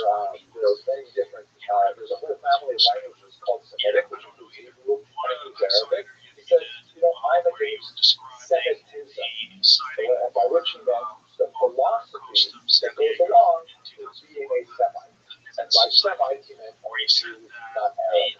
So that's where the term comes from. It's an attempt to whitewash Jew hatred. It has now become a term of opprobrium in itself, but that's not the way it was used for the first 60-odd years of its existence. But the two elements that are distinct for modern anti-Semitism is the idea of it being a quasi-scientific racism. The idea that the Jew, as you see in an illustration on the left, that the Jew somehow has a biological basis for being the way he or she is. Somehow, before genetics were developed, the idea is like we're somehow in their DNA. This is actually an illustration of the very popular belief at the time in phrenology that specifically the bumps on a person's head, the shape of a skull, would indicate overall development of various moral qualities. And so he was a Jew portrayed in a kind of phrenological diagram with various negative traits under the skin. So the idea that Jews constantly distinct race and that they have to be somehow treated as a race goes very much from what we saw in the last lecture in social Darwinism. That was one idea of the Jewish history, that somehow the Jews were virtually different from everything else going in a global conspiracy to dominate Christianity. As you see on the right, an illustration of the notorious anti-Semitic work, the protocols of the other design, in this case, the Spanish translation from Mexico City, of the Gobierno Mundial de Vida and the Invisible World Government, the Jewish program to subjugate the world. The idea of a conspiracy, and of course, the image showing the largest capitalist Jew with his claws on the globe and squeezing with the blood should be fairly obvious. So those are the four basic areas of anti-Semitic ideology. Hitler inherited, but as we shall see in the next lecture, we expanded on them really quite significantly. Because if you ask the average person today, do you envision a world where war doesn't exist? Most people are saying no, right? The vast majority, except for a few delusional hippies. But if you ask them, okay, given this super intelligent AI, there are four major areas of the development of anti-Semitic ideology. The last one, the current one, called modern anti-Semitism, is the one in which the Nazis participated. However, Hitler took it to new extremes with a few developments that we're going to explore right now. The first is the notion of parasitism. One of the elements that Hitler expanded was the notion that the Jews were somehow a distinct race, and that the quality of their survival was related to their ability to act as a parasite. Just like cockroaches are said to be able to live through a nuclear holocaust because they have the ability to kind of find the chinks in a given society. So too the Jews were like kind of a cancer that could live on a healthy host to great success. So you have a look at this book cover, which predated Hitler's rise to power. The Zunderbrief, the sin against the blood, ein Zeitroman, a novel of the times from someone named Arthur Dietrich. You can see the muscular, shirtless Aryan male who is weighed down by the vulture that clearly has stereotypical Jewish features with the heavy jowls and the large nose and thick lips and so on. And the message is essentially that the sin against the blood is that one day the Jews will feed on the rotting corpses of Aryan civilization. Like a vulture, bird that eats carrion, feeds on the parasitism that is very prominent in this particular image. Another example, and this comes from the Nazi era, a twisted woman named Elvira Bauer, who created, she was an 18-year-old kindergarten teacher who created a series of children's books for Nazi propaganda purposes. This is one called It's up in Stanford, such because of this. mushroom or the toadstool. And the whole metaphor here is that the Jews are Guys, okay, all I'm doing is studying cancer, and I've got cancer 50 fucking times. Are different from regular mushrooms, but it's hard to tell them apart. You have to be an expert to tell them apart. And of course, the message of this to children was, be very careful. You may meet some Jews who look like they're very nice people, and they look like regular people, but they're not. They're actually toadstools. It's very dangerous, noxious kind of message. Also, the parasitism of coastal as they live in places where there is decay. The association of Jews with various noxious creatures like spiders, as you see here in a 1941 Nazi publication in French, the poetry showing as a spider. Here's an earlier one showing a Jew as a louse, which I find this kind of artistically kind of interesting.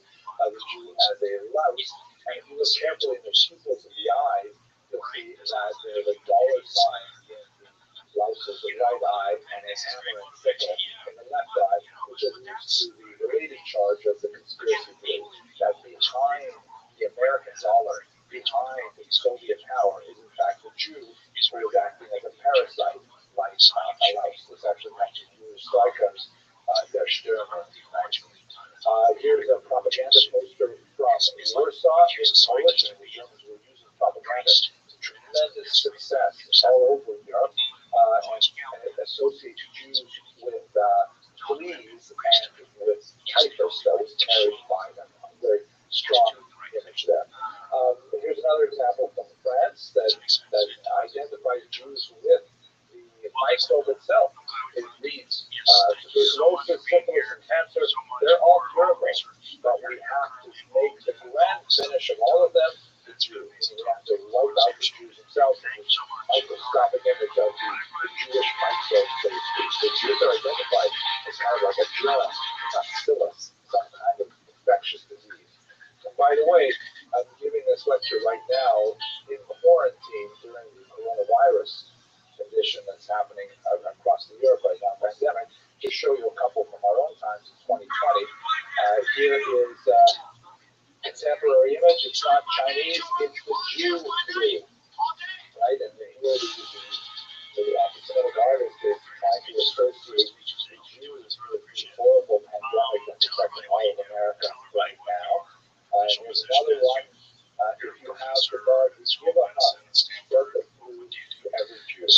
And related to our purposes at the bottom is the Holocaust. This guy sucks. I mean, he's okay, but coronavirus is a respiratory transmission. you know who doesn't suck? Sam Tripoli. That guy's hilarious. This 20th century. The second major element. Look at my little blue thing. So I don't give a hoot what you do say.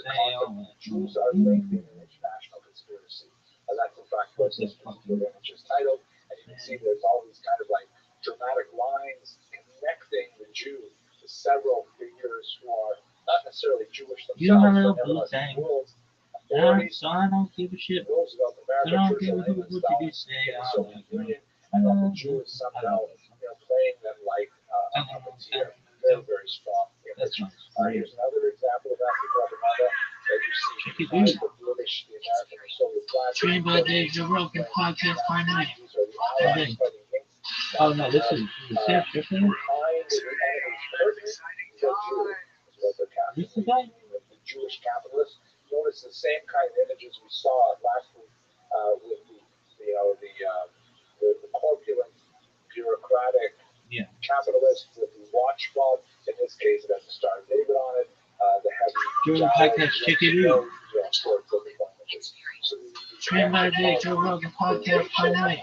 All day. The parasite view to the conspiracy view is something that runs through as a very strong theme. Trained by Dave.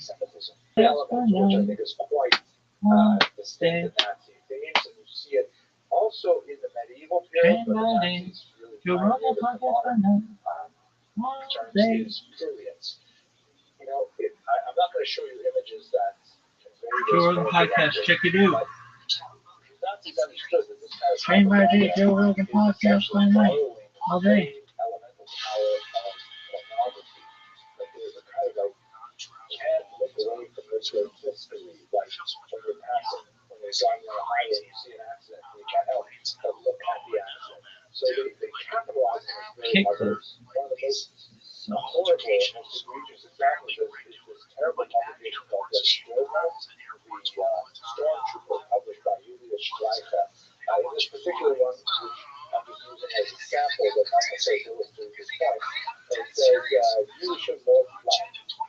The Jewish murder site clearly linking to the idea of conspiracy, and it shows the image of these Jews who are capturing the blood that's flowing from the necks of the murdered Christian children. And the whole idea of it as the blood and the violence and the sexuality, the rape, abortion, all kinds of images like this find themselves in Nazi propaganda. Related to this, the idea of pedophilia, the Jew as the pedophile. This particular example, related to some of the children's propaganda I showed you earlier, shows a Jew giving out handed treats to young Aryan children.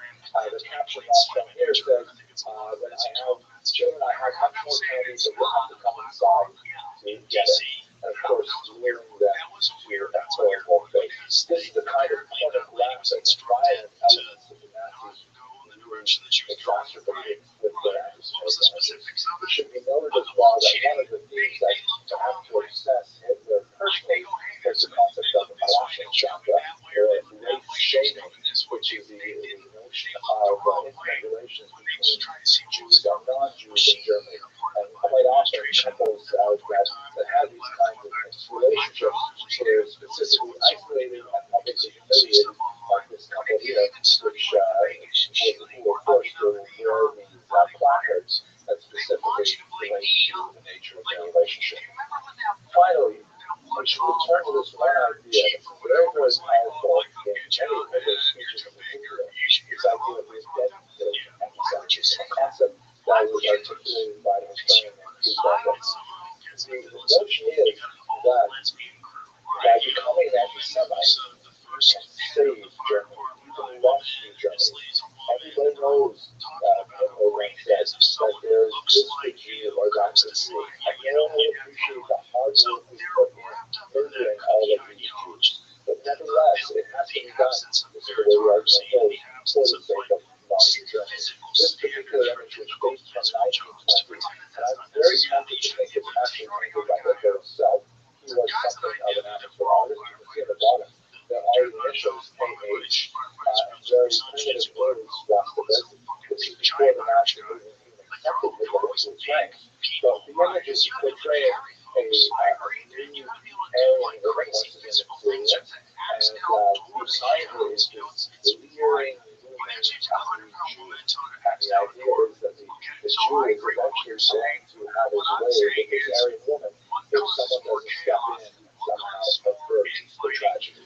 That's something that, because it was essentially a cosmic and existential struggle, and that it was waged entirely against that humanity, that the Jew had to be discovered was a very, very important thing. And it provided justification for what many other human beings would regard as unjustifiable gains. Yes. So, I mean, I don't know if the narrative easily became the Bolsheviks. I don't know. I mean, like, I don't know if they're lizard. Well, they probably are lizard people, but I mean, when Karen Bass, here's the crazy thing about how. Let's spend just a few minutes talking about Hitler's personal and family background before we get to the history of the Holocaust itself. And in order to understand the very question, we have to look to a historiographic debate between two schools of thought as to how to interpret the Holocaust as a whole. One school is called the intentionalist school, and the other school is called the functionalist school. Now, what does that actually mean? So, intentionalism, which is associated in particular with scholars like history literates, who made a very important book called The War Against the Jews, 1933 to 1945, is a school of thought which you may have heard of before, that essentially understands the Holocaust as the expression of one man's maniacal crusade to destroy the Jews in Europe, and a small cadre of conspirators that joined him in this effort, particularly high-ranking Nazi officials like Himmler, Al-Qaeda, and so on, and the SS and two other key elements in German society. The notion of this kind of conspiracy model of the Holocaust, which has a lot of really positive benefits to understand the Holocaust, really grew out of the 1947 Nuremberg war crimes trials shown here, in which American prosecutors in particular wanted to try and define a legal strategy to identify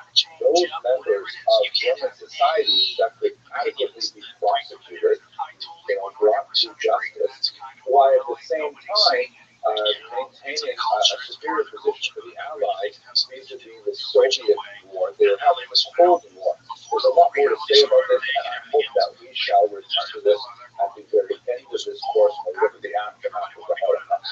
But what ended up happening was the legal team essentially looked at the events of the Holocaust and defined it in this way, where Hitler was at the ground zero. He was the essential, necessary, and sufficient cause for the Holocaust. He drew to himself a small group of these co-conspirators, and essentially the vast majority of the population was basically duped into going along with this murderous plan. That's the intentionalist model, and it's so called because Hitler intended the Holocaust from the very beginning. That's the sense of that particular school of thought. The other school of thought, which begins to emerge in the late 1950s and especially into the 1990s, is associated with people like Christopher Brown, who wrote an extremely important book called Ordinary Men, Reserve Police Battalion 101, and the Final Solution in Poland. And this is an example of a very different approach to the Holocaust, which, without denying the absolutely brutal and violent hatred of Jews that Hitler had from a very young age, tries to look at the Holocaust kind of like from a different perspective and to understand, well, what were the major elements that allowed so many people to participate in this horrific social experiment of ridding Europe of its Jews. And by taking himself out of that particular mind frame that Hitler and his whole of conspirators duped the rest of Europe, he was able to reveal a lot of really frightening new ways of looking at the Holocaust. And the most important of which is this idea that the Holocaust was a function of the war. The word function in the sense of, if you study functions and relations in mathematical theory, that when one thing changes, another thing changes as well. And the basic element of functioning historians and their thought is that as the war became more brutal, and as people became more inured to the inhumanity that was associated with the war, the Holocaust became more and more of a possibility. In other words, at the beginning of Hitler's reign, you have a certain amount of persecution, a certain amount of isolation and ostracism, and that grows throughout the interwar period until you have the acceptance of the idea of Jewization, and then finally the acceptance of the idea of mass murder and even the gas chambers. It's kind of like a ratchet effect, that as one thing changes, another thing changes as well. Hence functionalism. Now, that's not to say that Hitler's anti-Semitism is not an important factor in the entire evolution of the Holocaust, or evolution might be a more appropriate term, but nevertheless, it sheds light on the general culpability of European society as a whole. If we take away the bright spotlight on Hitler, it tends to throw all of the backgrounds into a dark shadow, and we begin to look at the entire picture, we see that there's a much more complicated social phenomenon going on. And in fact, a lot of the functionalist theories about how the Holocaust came to be have been substantiated by research and experimental psychology and other disciplines. We will come to these issues throughout this course, and let us hold on to this idea of the intentionalist versus the functionalist interpretation of the Holocaust, because it will eliminate quite a bit of our approach to many questions as real as possible. But anyway, looking at this aspect of the Holocaust, let us try to understand Hitler's particular role from his youth in the development of his own anti-Semitic attitudes. So if we look at his family, here is a rather dramatic picture of Hitler as a baby. The primary source we have for our understanding of Hitler's life is, unfortunately, Hitler himself. He lived an entirely unremarkable life, and we don't have a lot of independent third-party sources that can tell anything sophisticated about a man who changed the course of world history. Basically, he had a rather unremarkable middle-class Austrian childhood. He was born in a border community called Braunau in here in the map, where it's located on the border of Austria and Germany. His father was a customs official in Adolf Hitler's Schicklgruppe, and it's important to note that he was born with the name Schicklgruppe, and later on, for reasons which are not entirely clear, he took the name Hitler, or possibly Hitler, after an adopted father. His own father was unknown, and that's how the name Schicklgruber was essentially that of his birth mother.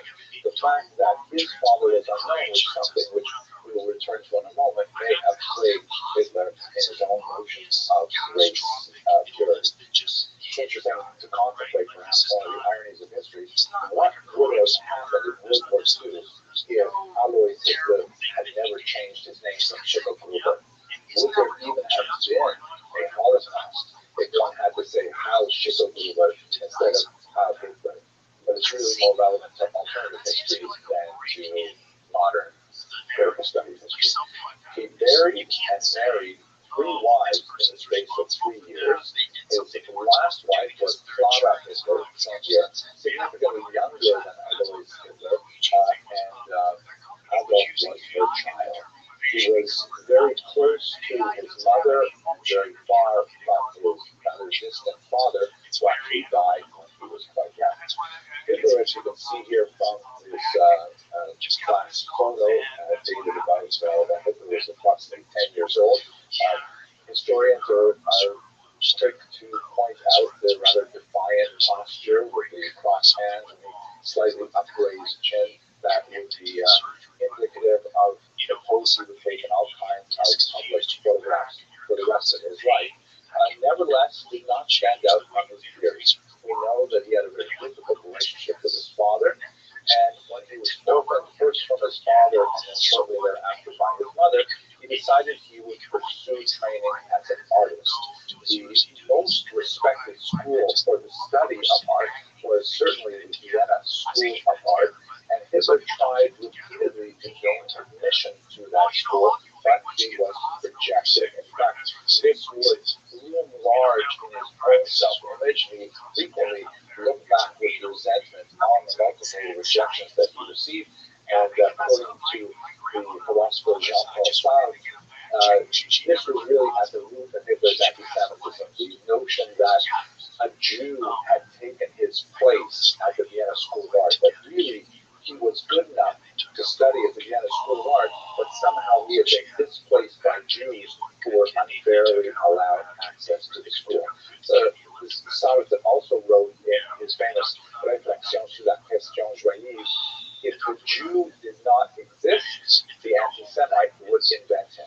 So for Sartre, the idea that Hitler's anti-Semitism was born from this need to explain his otherwise simple story of inadequacy is a large psychological theory.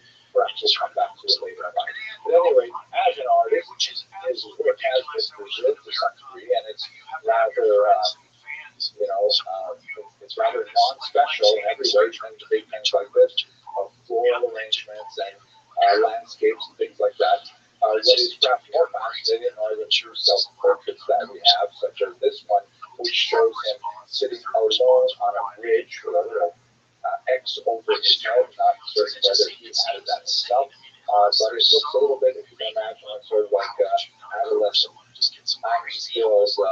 Instagram posts is really what he's doing. It gives you a little bit of a mindset into his thinking when he was in his late teens. Let us conclude by just a moment's reflection on the idea of psychohistory. Psychohistory is sort of like an offshoot of the school of psychology and the school of history, and it is an attempt to try and impose some psychological analysis on figures in the past. A very difficult proposition indeed, especially because we're working with very limited sources. We're not able to interrogate the subject we saw. And we can identify a few things about Hitler's early years. Certainly we can identify his heroes.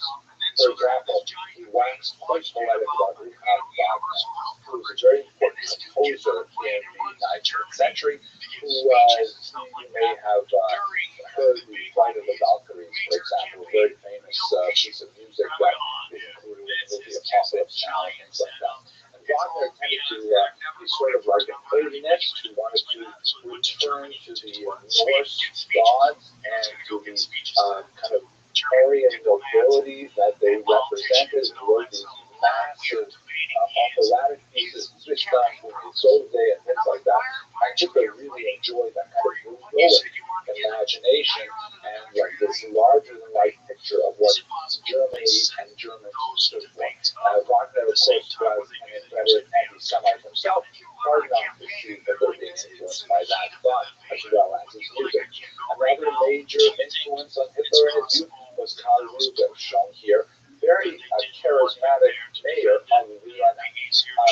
Rüge ran essentially on anti-Semitic policies and specifically seemed to use anti-Semitism as a sort of political tool to beat his opponents and try to socially glue together his supporters in unison on the idea of anti-Semitism. He was, however, a rather pragmatic anti-Semite, and in some cases he even appointed Jews to high positions within his administration. And when he was pressed about this, how can you appoint Jews? He said very famously, "Wer ein Jude ist, bestimme ich," meaning, I will be the one who decides who's a Jew here. So he had kind of like a pragmatic approach to anti-Semitism, but nevertheless his public persona was definitely very anti-Semitic. A friend of mine recently posted a photograph of Rüge's statue, by the way. This is dated from the summer of 2020, where we having here in America tremendous upheaval, a lot of questions about the national monuments that we have here, Civil War heroes, Civil War villains, things like that. And here is a statue in Vienna of Karl Rüge, who is famous for tremendous things he did for the city, but at the same time his anti-Semitic legacy is very strong. And you can see painted all over this the face statue is the word Schande, which means shame or for shame. And that's, I think, quite an interesting allusion to what's happening in America during this very difficult summer of 2020. At any rate, another aspect, as I mentioned, about the possible psychohistory of Hitler is this notion that his own grandfather was unknown. Now, many have opined that because we don't know who that grandfather is, perhaps Hitler's own grandfather was a Jewish man. Highly, highly unlikely. There are some historians who point to the fact that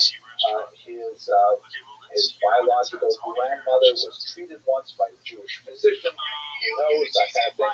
Very, very unlikely kind of passing encounters. But there's no question that this idea could have preyed very heavily on Hitler's mindset, particularly when his institutions were so demanding of racial purity. For example, if you wanted to belong to the SS, you had to prove that you had no Jewish blood in your background. Let us recall, by the way, that intermarriage between Jews and Germans was really quite high, something like 30% by the time Hitler comes of age in the early 1920s. So there was a significant number of people who have Jewish blood, although they're claimed to be full-blooded, so to speak, Aryan Germans. And so Hitler himself could not have proved that he had no Jewish blood in his system, and technically he would be invalidated from joining the SS himself. That must have galled him. Anyway, that gives you some sense of what Hitler's mindset would have been. Next, we're going to talk about his rise to power after World War I. Oh my God. You just can't say that if you don't know it's true, though. He likes to fuck. He was a good looking guy when he was young, super charismatic, loved them ladies, which is, listen, that's Kennedy, it's classic. I'd like to now speak a little bit about Hitler's rise to power. And we're going to end in 1933 when Trump's chancellor of Germany. From 1914 to 1933 are the years of Reconstruction. The most important punishment in Hitler's life, without doubt, is the experience of World War I. Here you can see a photograph of him famously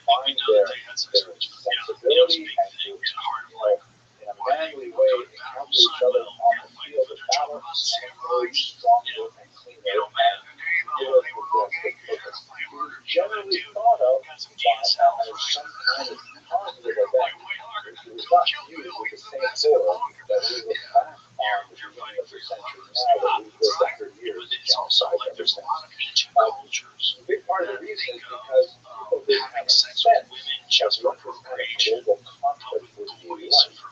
A lot had happened since the last major conflagration, which is particularly the Franco-Prussian War of 1870. And, the changes in technology, and the changes in stability, and the change in the degree of carnage was something that Europeans were simply not prepared for at all. You think about the kind of technological change, for example.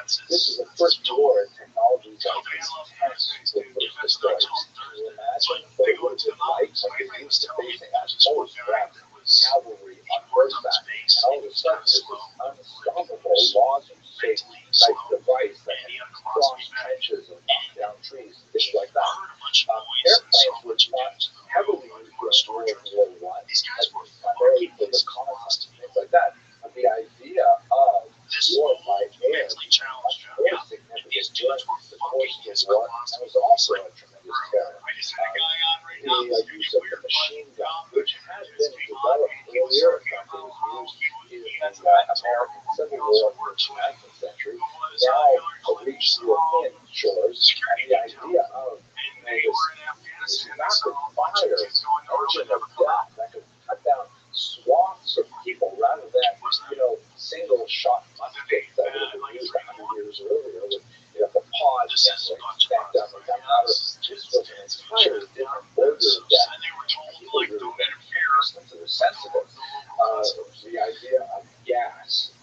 This is something which was not banned by world authorities before World War I. And the idea of releasing large clouds of gas that would spill over into enemy countries, or possibly if they ended as well, over into civilian villages nearby, something that represented a hugely technological advance, or once again a step back in human progress, as the felt the fear of gas at a low level. It's important to note, of course, that Hitler himself was wounded by a gas attack, and that left a dramatic impact on his way of thinking about war and about the use of gas specifically. He famously said that he believed that all Jews should be held under gas, and that statement, which he made in the 1930s, was something that we had to interpret in the sense of what happened in places like Auschwitz or Titanic,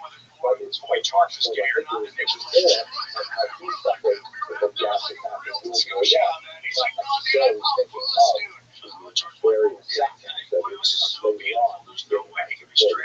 Then it is easy to know that a soldier carrying gas mask and his force also wearing gas masks. Again, strange kind of combination of 19th century warfare with forces and 20th century warfare with gas.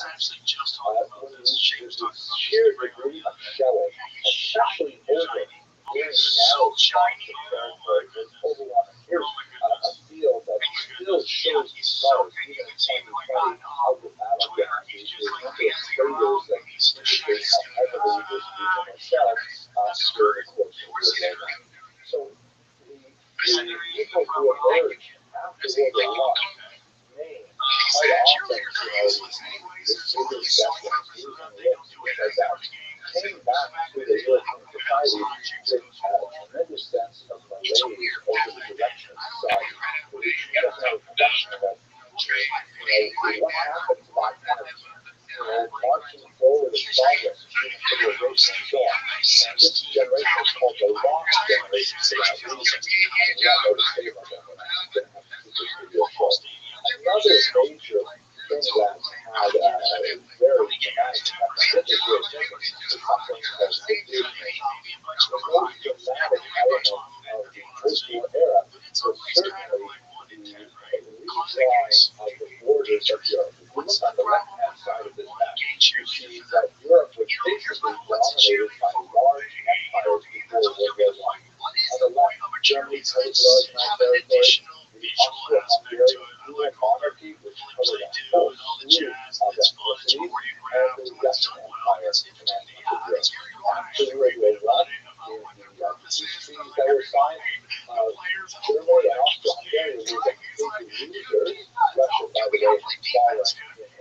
It's an extra October pageantry that 1972. adds to the So he was experience. already gone But an why empire, shouldn't and a you gotta be whole doing it? bunch of How new long countries were will created your guys in that their watch midst. that? There's all these hot Looking at the chicks. map on the right, Instead, you they're see going, that what's this Germany fucking has guy lost doing? And its they're showing land there's connection 16 with other East girls Russia Look because at of this. a paying attention new to it. revised Let's see if state one of these that motherfuckers is appeared talking. in the late 18th Hi, everybody. century as a result of the annexation efforts of its neighbors is now No. reborn, and since it had to have some kind of water port, it was being adapted as it does, which separated Germany from East Russia.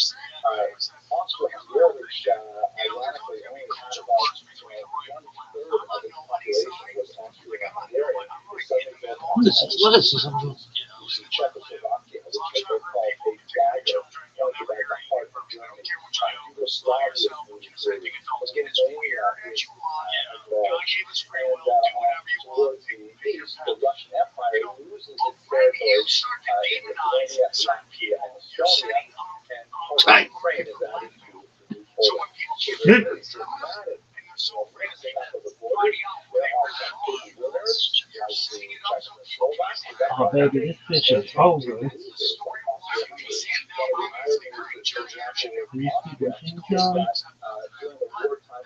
King Kong. I love when these motherfuckers do King Kong. They're like, King Kong, King Kong. And then I'm like, yo, what up, baby? Me and your bitch.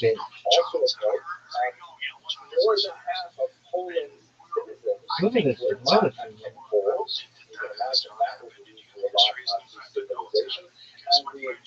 The best side. Gang, gang, son. Look at these moves. Look at this one. Look at this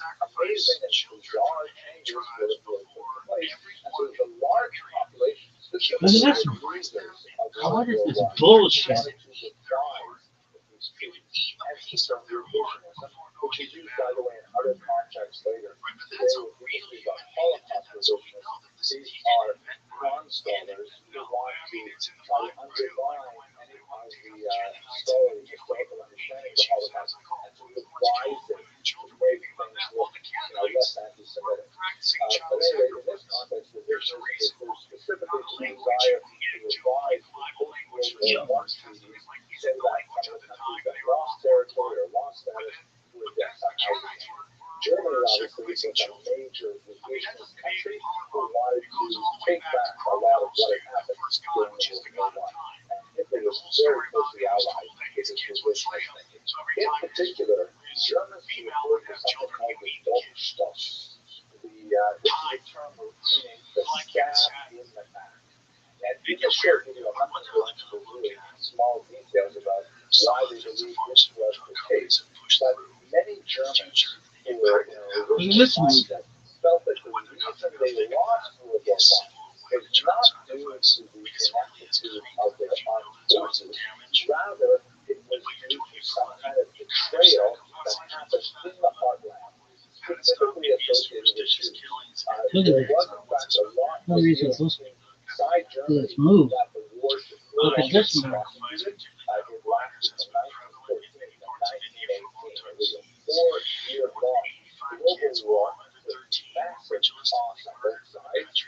And so when Germany ended up surrendering, many felt that, we should not have surrendered. We should have pressed on to victory. Victory was within our grasp. If it were not for those ugly backstabbers who were associated with Jews, they would have won the war. This kind of feeling of national resentment, of national betrayal that permeated the 1920s. So you can see an Austrian cartoon, and again, the Austrians were also huge losers in World War I. And you can see the image here of a lantern-jawed, brave Austrian soldier who's sitting in the trenches and characteristic of World War I, bravely looking on and steely-eyed as he surveys the enemy and is certain not to let them cross the boundary. But in a career which storm clouds brewing, this ugly anti-Semitic caricature of a Jewish woman wearing a French-style hat stabs him in the back. There is, by the way, a very close connection between anti-Semitic propaganda and misogynistic propaganda, that is, the hatred of women and the hatred of Jews. They tend to go hand in hand. Maybe at another time we'll have a chance to explore that in great detail, but not now. So there's this idea that Germany should have won. Germany should have been the masters of Europe, but in fact they were stabbed from the back, typically by Jews. That's an idea that motivated the very popular. But the anti-Semitic feeling in the 1920s was literally palpable, particularly in the form of something like Rothschild or necessity money. This was used as an illustration of the kind of feelings of anti-Semitism, how close to the surface they were in 1920s. Germany went through tremendously hard times right after World War I. We were saddled with hyperinflation, where people's life savings, their life insurance policies, and so on, all just simply disappeared in this brutal economic collapse. There was the war guilt clause that was applied to Germany. There was the humiliating demilitarization of border areas, and Germans felt very happy about how they were treated in Versailles and other treaties after World War I. Have a look at this Rothschild, for example. This is Rothschild refers to currency that is locally produced because typically the national currency has lost its validity. So people are not able to exchange national German currency because the value is dropping all the time. They'll make up their own currency, their own actual dollar bills. They will be used locally as a generally accepted religion. So here's a 15-note from the town of Rothschild, and on the one side you have this kind of cartoon drawing that describes where Rothschild is between Hamburg and Bremen. But then when you look on the offers, you see there is a distinctly anti-Semitic image that shows capitalist Jews with their waistcoats and their belts and bellies and the heavy nose, the bald head, the Belgian jowls hanging from a tree as the ravens come to feast on their corpses. In other words, this kind of currency is telling the bearer that we believe that all the Jews should be killed. Can you imagine if you're a young kid and your mother said, would you please go to the store and pick up a quart of milk and here's some money? If you're a Jewish kid and you're looking at, wow, this is what my neighbors think of me, that's the level of anti-Semitism that is going on. Here's another example from the city of Sternberg, which commemorated an ancient desecration of the host libel that occurred in that time. Here on one side is two buildings, you see medieval drawings of the town of Sternberg. And here is the story. On the right, you see a group of Jews who have gone to a corrupt priest, and they buy from him hosts. The host being a wafer that Catholics will use in their religious ceremonies, which is through the doctrine of transubstantiation, identified with the founder of Christianity. For him, the details of theology is basically the host is holy, especially since the 13th century, when this doctrine was really pushed in Europe. They take this host, which again is identified with the founder of Christianity, and they torture it. Here you see in this image, they've got it typically on their Passover seders, that's the way the story goes, and on the left they are stabbing the host and he's running streams of blood, a miraculous event that also provides support to the whole argument that the wafer is in fact the founder of Christianity. And then they're discovered and burned alive. Now, this last slide is actually what happened in Sternberg about 500 years prior, and it is celebrated as some kind of important element of city history that is so wonderful that we should put it on our currency. Can you imagine what that must be like for the Jews who lived in Sternberg? Incredible. But that gives you a sense of what it was like in the 1920s, vis-a-vis the kind of background noise level of anti-Semitism that could be found in Germany. Here's in Austria nearby a 1920 election poster that says German Christians, Germany used in the sense of an ethnicity. German Christians, elected Österreich, save Austria. Right? And the picture shows the Austrian eagle being strangled by this disgusting worm-like creature that is clearly identified as an observant Jew with the forelocks and with the sidewalks and Cuba as a Fort Thomas never saw. It's really hard not to interpret this negatively for Jews.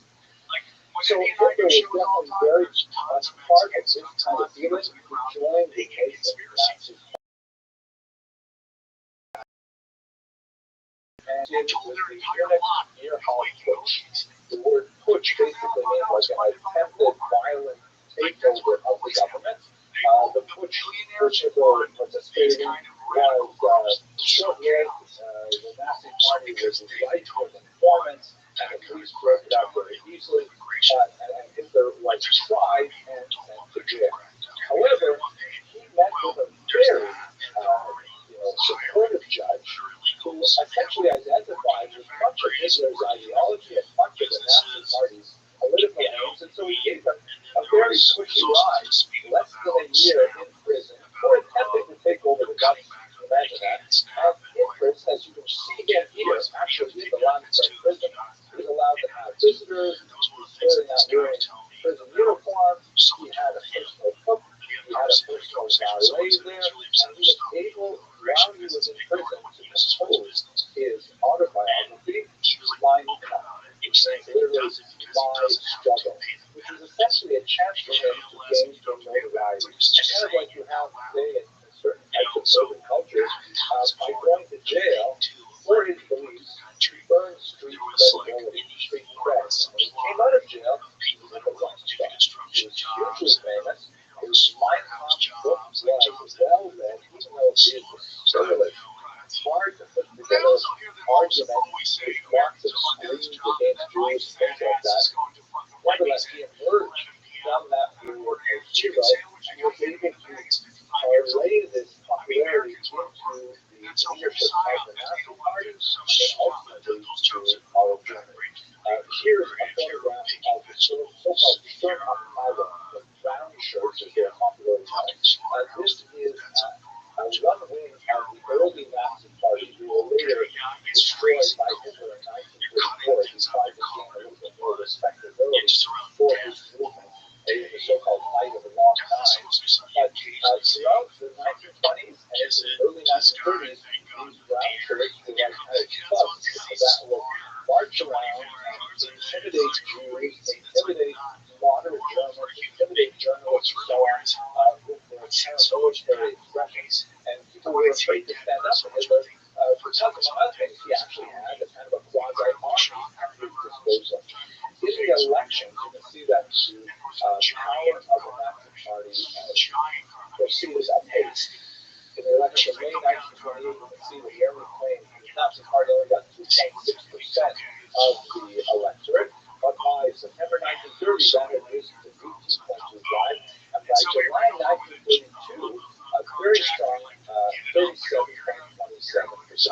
Now, for those of you who are watching this in America, you may think, well, 37, that's not a majority. You need to have at least 51% to be able to form a government. But that's because we're thinking in American terms, where there are basically only two major parties that have any serious shot at winning the presidency in modern America. In Germany, there was a plethora of parties, much like, for example, Israel, in this parliamentary system that made up the government. And the government typically goes to the party that is able to have the largest single plurality. So if you look at this chart here, you can see that the Nazis claimed 33% of the popular vote. The Social Democratic Party was the second largest party, with only 20%. And so Hitler had to essentially make coalitions with the other parties in order to govern. Now, he was given that opportunity in 1933 and was named actually chancellor. His greatest enemies, the ones we feared the most, were the communists, and then through some political wrangling, which he takes further afield, he was able to eventually sideline the communists and ultimately consolidate his control as the chancellor of Germany. And it's at this point that we're going to use this video and we're going to look at how he implemented his anti-Jewish policies during the war period after being named chancellor. Thank you very much for watching. I think it was with Brian Callen this time. No, that was my first one, but I do. Yeah, that was the first one. I do with Steve Burns, Dale David, and Brian Callen. We had this very nice man who was showing us around. He was our kind of our leader of our tour. And he was telling me that in World War One, they found that the guys couldn't shoot because they didn't want to kill them. They didn't have it in them to kill another human being. So he says that's what you start to see in movies, guns coming out and shooting people. It's programming. And that's when it got real way easier to start shooting people. Now you got these video games where you're just going in somewhere and you're murdering everyone.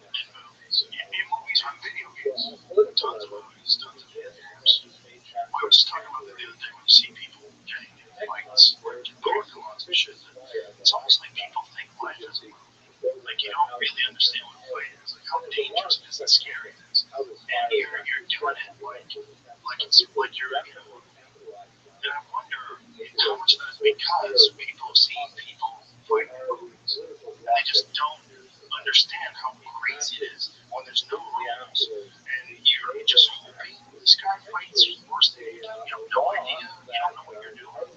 You're probably drunk and high. But if you all think you're in a movie, you think you're in a fucking movie, man. What about the women that now are kicking everybody's ass? I'm flying here in every movie. You say, what way follow beating the shit out of a fucking 300-pound Russian?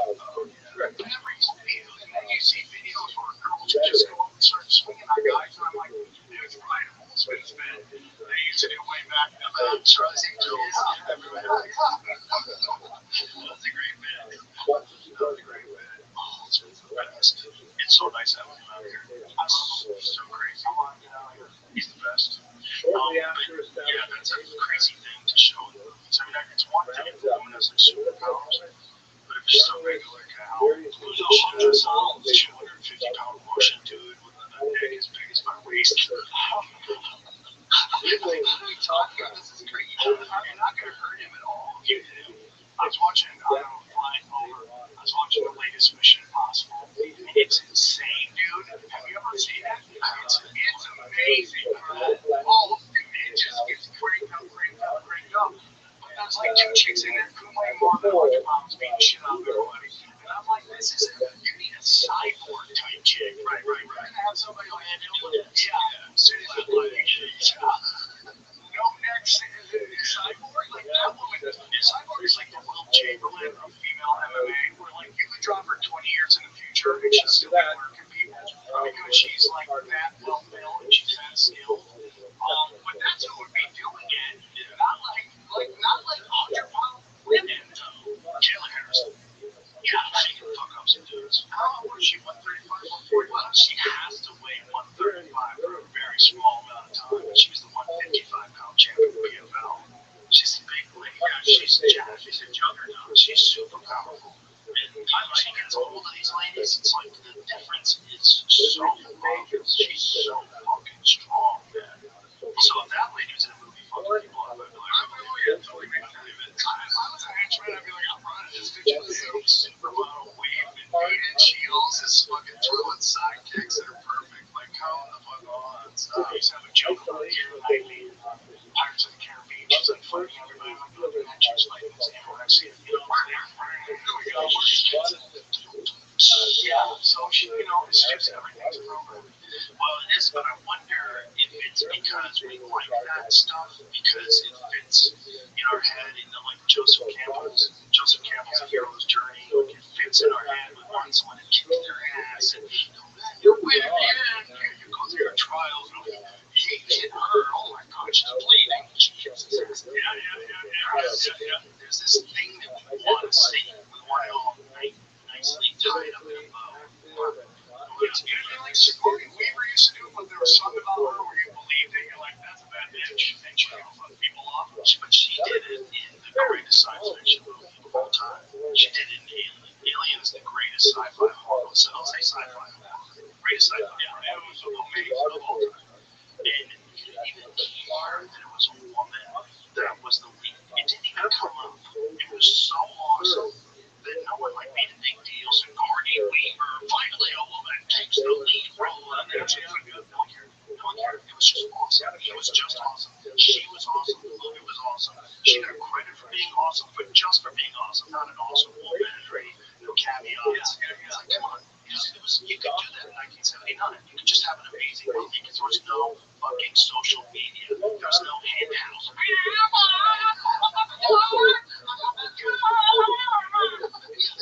make sense. They don't make any sense. Like, stop concentrating on fucking these stupid little classifications of each individual and whether or not they should be elevated and magnified because of gender or sex or color. Stop! Everyone stop participating in it. It's dumb. Meritocracy.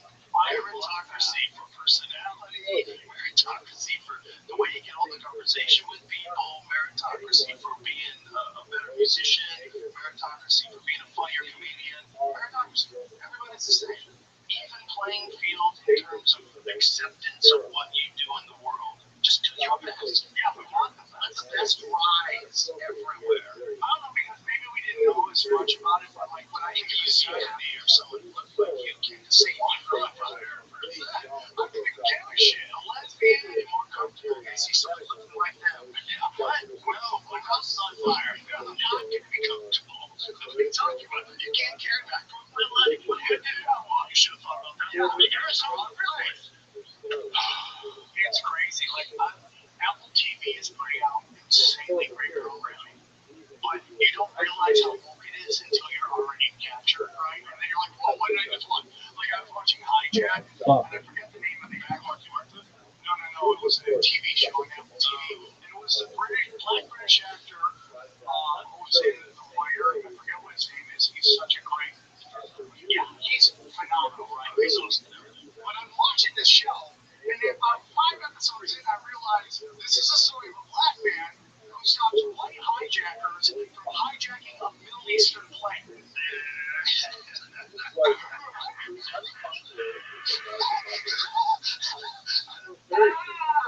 didn't realize it's halfway in. Where's the Mark Wahlberg one? The one that Mel Gibson directed. That one was good. That was another, some sort of a hijacking type of situation, right? What's it called? Flight risk? Flight risk. Some other one. Yeah, Wahlberg plays a great psycho. Because of darkness behind the eyes. Oh, he plays a great psycho. He's also very lucky to get out of play on 9/11. How lucky is that guy? I'm just saying, people just get lucky. Some people, Eminem said, no one did Family Guy side. Rich is scheduled to be on American Airlines Flight 11. Wow. He changed his plans to a different flight to Toronto, Canada for a film festival instead. They made comments on it with a fun back against the hijackers. I don't want this. Not his direct line. He will fight back. I mean, he's shredded. He's still shredded. But I don't mind that whole thing. They have box cutters. Yeah, what do you think happened? Do you think that automatically flown into the towers? Like, remote flown into the towers? Well, now you're getting into, like, high impact events and how there's, like, layers. There's so many layers to it. We have to ensure that the actual hijacking itself, do you think that those guys that we found, luckily, it was like an amazing coincidence that even though everything from the plane was destroyed in an incredible burning inferno, its passport, magically floated safely to the ground. Was it singed? Yeah, even singed. I have a show called Doom Scrolling where we just watch all these conspiracy videos and like Passport Man, where they made a superhero just on a passport. I mean, let's watch. I mean, it's not to make light of tragedy, but we see the impact of one of the planes into the towers. How far behind every passport? Well, sometimes you just get lucky. Maybe God was looking out for us. Can you show me the video of the impact? Can we just see the video? Let's just imagine being a passport and saying, listen, it's your job. All the other people on board with passports, their passports, for whatever reason, all those like American citizens with passports, so we can get into it. All those people from other countries that were just here on vacation with their passports, those passports. Just go and check out New York. It should be cool. No. So let's watch the impact. Watch this. You can imagine if you're a passport and you got to do your job. Here it goes.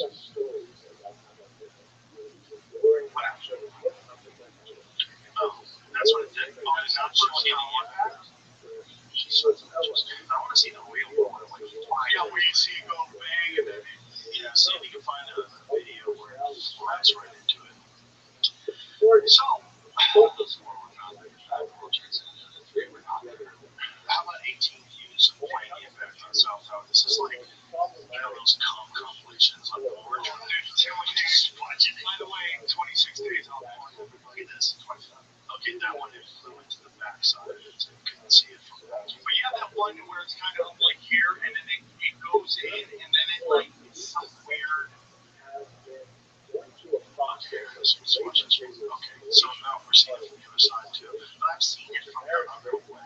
I've seen the plane actually fly in. So at that angle, right? Yeah, it's from below. Is that right? Very child. So that's it. That's it. So that thing down, there's some papers flying out. Look. Oh, look at all the papers. 9 papers, that's glass. There's like a passport. It's buried through that. First of all, there's nothing left. It's just goo and incineration and fire and jet fuel. And the jets had just taken off, correct? Yeah. So they took off from Boston, which is very close. Very close. And so they had a lot of gasoline. How many passports were saved? One was found in the World Trade Center. 2 were found in the crash site in Pennsylvania. 1 was found in Livingston. Didn't even make the connection point. Okay, well that's good. And then the fire is the big one. The crash, one fire. That one's like, that's the magic bullet on steroids. That's crazy. And then somehow took off those 2, and then 2 other buildings. And nobody talks about those 5. Okay, here's the big one. The one that the lids roll one. I shot that out of the sky. I mean, I have issues, but doesn't that one seem like they shot that one out? Yeah. Because that one is weird because the wreckage is spread out for miles. Not like it crashed into the ground, but like it got shot out of the sky and slowly drifted to Earth going 500 miles an hour. Yeah, and then what is this? That's his passport. Is that it? Do they actually have the photo? It's very good, but where does that driver's license is for dead? Also, like, what would cause a passport that's on fire to not get on fire anymore? Just curious.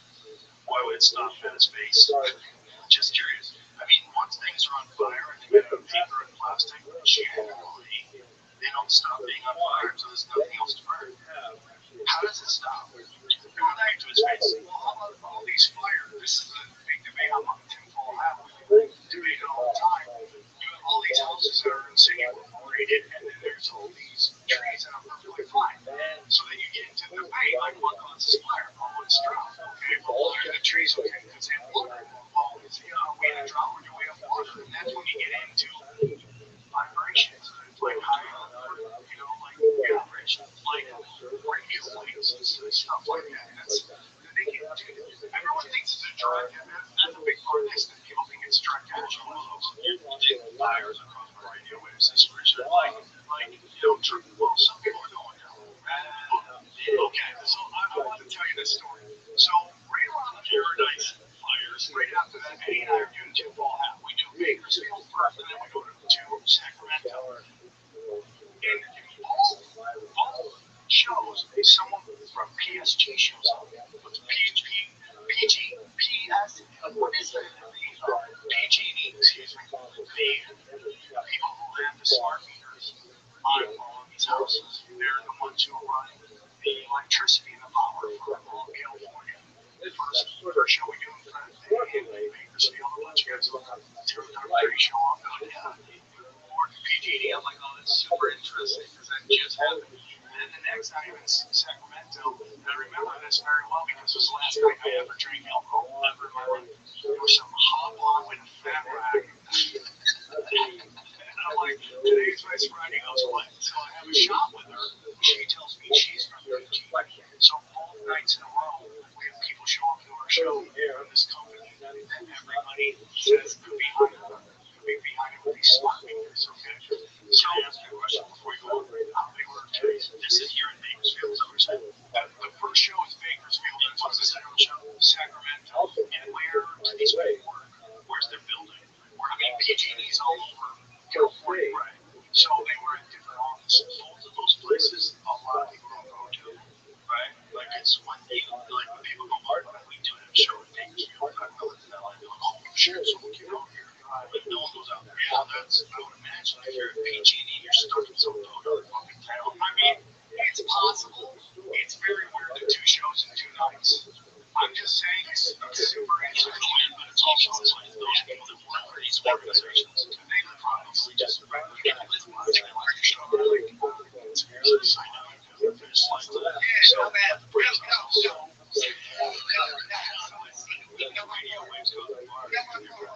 so Pacific Gas Electric failed to franchise its utility equipment issues may have caused fires in some California counties, including Carson.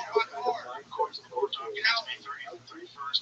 Bell Ridge fire burned 53 acres after a power line fell, causing the grass to catch on fire. The documents also said that PG&E worker had identified a broken tie wire but was not fixed in time. So this is from 2019, right? So caused fires including Fresno, Mariposa, and Pisa. So somebody hit me up one time and they were talking about how there's a weird percentage that insurance companies do on whether your house could catch on fire.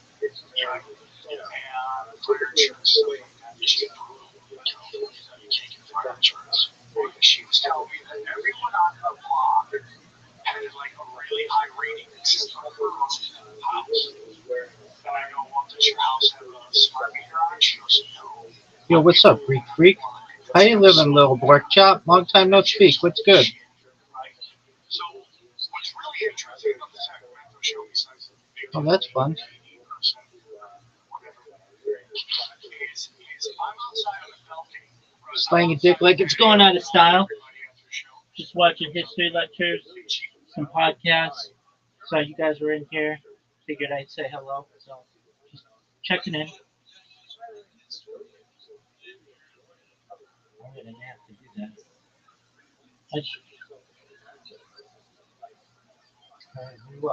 How's Greek Freak doing? Greek Freak, you there? You jerking yourself off raw. Yeah, it could be. All right, little pork chop. I'll let you continue doing what you're doing. I just wanted to come in and say hello. Hope all your investments are doing well.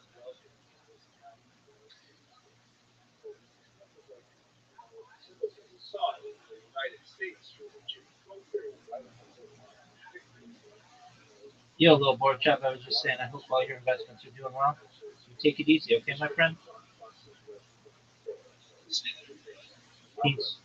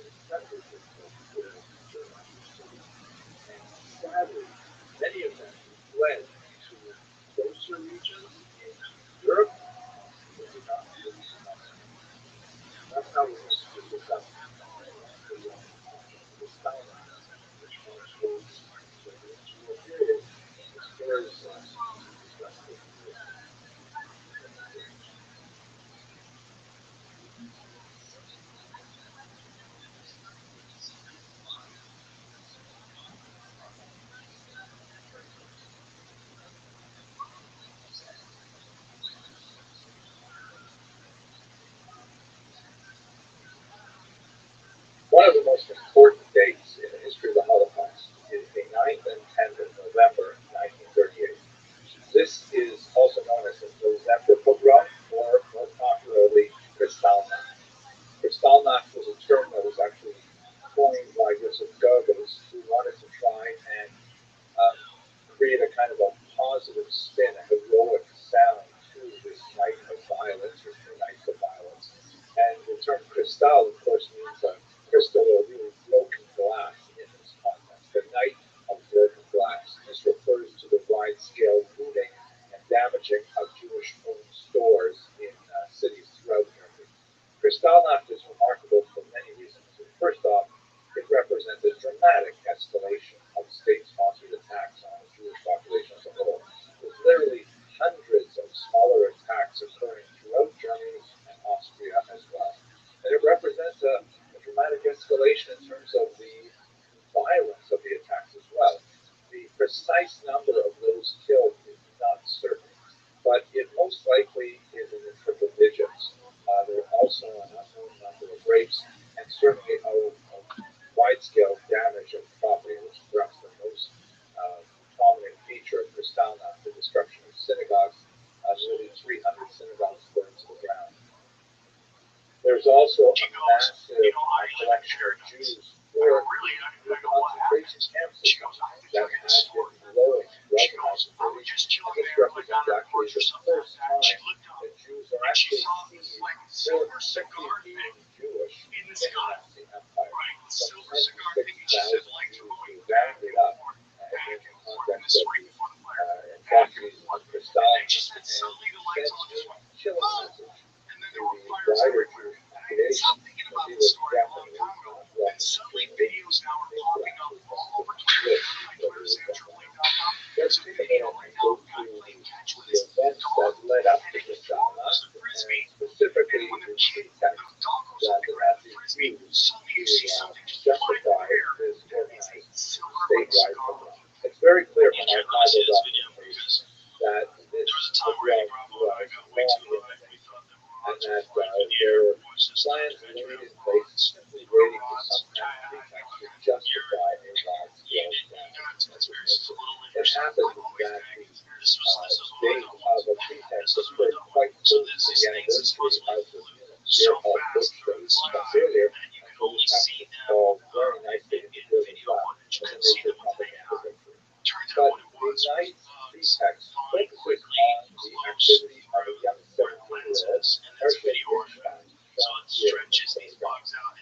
Herschel Grinchband had been living in France and was distressed to hear that his parents had been abused by the Nazis in a recent roundup of former Polish citizens living in Germany.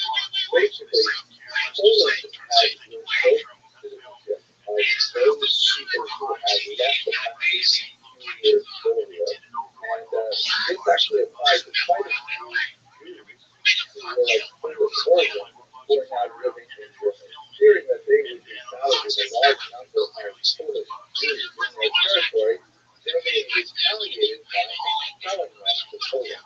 Poland, however, was not willing to accept their foreign citizens, and so for a tense standoff that lasted actually several weeks, there were Jews who were living in a kind of no-man's land in the border region of Poland and Germany before they could finally be repatriated into Poland. Grinchband, who was a student living in France at the time, received a postcard from a relative who was living in unbearable conditions at this time, and he resolved to do something about it. He went out the next day and bought a pistol with the intention of murdering this man, Johannes von Welczek, who was the German ambassador to France. Grinchband made his way to the embassy, and finding himself unable to contact Welczek himself, he instead shot Ernst von Rath, shown here, a minor consular official. So Grinchband murdered von Rath specifically with the intention to make a statement against Germany for the maltreatment of his own parents. Incidentally, he would later regret this personal rivalry with fast every Monday in repentance for his killing of von Rath. But nevertheless, he did it quite consciously as a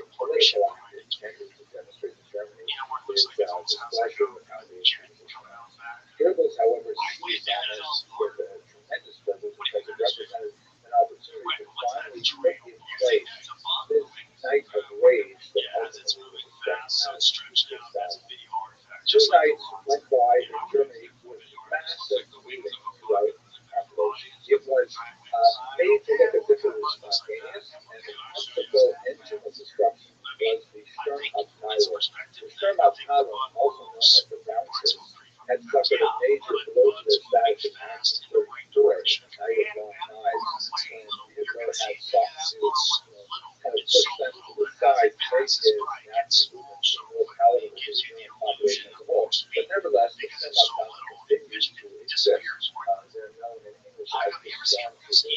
Kristallnacht was really something that was almost perfectly suited to the makeup of the Goebbels argued for a night of rage that spread across the entire country, clearly well organized in advance. The Storm Troopers rampaged throughout the city's capital, destroying shop windows whenever they felt that the store was owned by Jews, burning synagogues, looting them, destroying and desecrating tourist walls, and even engaging in home invasions where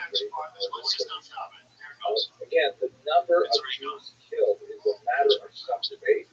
This happens to be a very fluid time where many Jews fled. The final number is not known, but estimates, very reasonable estimates, number from just under 100 to almost 26,000 Jews, however, were arrested in these widespread roundups of Jews and sent to the concentration camps. We'll have a lot more to say about those concentration camps later on in this series. But this was the first time, as I mentioned, that Jews were rounded up simply for the fact that they were Jewish. And this set a major precedent for future Nazi activity. The Jews were also subject to a tremendous degree of collective punishment. The Nazis argued that the Jews collectively in Germany were responsible for their actions, and they held the entire Jewish population accountable, demanding that they have $500 billion in German currency to repay not only the damage that it was the stormtroopers that wreaked upon their city, but also as a punitive damages for the murder of their official. Incidentally, there was a strange epilogue to the entire story of Grinchman. He was caught and arrested, and the Nazis wished to put him on a show trial. He, however, deftly maneuvered past that in fact the reason he murdered from Iraq had nothing to do with the Nazi marriage, but rather it was a matter of a lover's quarrel. He was engaged in a relationship with Ramadan, and he killed him as a result of threatening. The Nazis, of course, were flummoxed by this argument. They certainly could put Grinchman in a show trial if he was going to call out a German official as a homosexual, so therefore the show trial ultimately failed. Grinchman, however, disappears, and the fate is largely unknown. He was declared dead in 1960. The reaction to Kristallnacht is perhaps even more significant than the event itself. Here is an energized Christian we find very chilling. This photograph is of a parade float that was taken just a few months after Kristallnacht. You see an absolute horrific thing. The float itself has the title very beautiful correction, which literally means the one that Jews and Jews, the way the Jews you see it's some kind of attempt at humor, that there's some kind of monstrous thing. And here there are people who can kind of climb up like this is some kind of fly. They put on these paper noses to mimic Jews in an anti-Semitic fashion, and then they step up and they actually enter into the mouth of this beast. Now, this is actually a long tradition in German art. Here's an example from a 14th century church wall in Nuremberg that shows something called a hellmouth. And this is a large beast that is some kind of like representation of hell. And all of these various sinners, you can see the figure, the bearded figure, this second from the right, this Jew wearing a suit that articles of clothing that Jews were required to wear for the 15th century Fort Lauderdale Council. And there are also some church figures in there as well. Various sinners who, of course, descend into hell by entering the hell mouth of this baby. And that's in fact what the German kind of depicted here, where Jews are going to walk into their Judenfresser, the Jew eater, the hell mouth. And in fact, that is ironically exactly what was going to happen to Jews in the picture on the onset of World War II. But to return to Kristallnacht, there was a huge outcry worldwide over the attacks on Jews. You can see the New York Times reporting immediately on November 11th Nazis smashed the first Jewish shops and emperors on sale tables and alcohol. Clearly very well orchestrated kind of activity. There's a tremendous amount of finger pointing and finger wagging at Hitler, but ultimately not much was done. And in fact, not too many Jews were allowed to move into various countries either. And so it was simply kind of like an outward show of displeasure without really much enforcement going on. In Germany, fascinatingly, Hitler was quite unhappy to see that there was general disapproval among the population over Kristallnacht.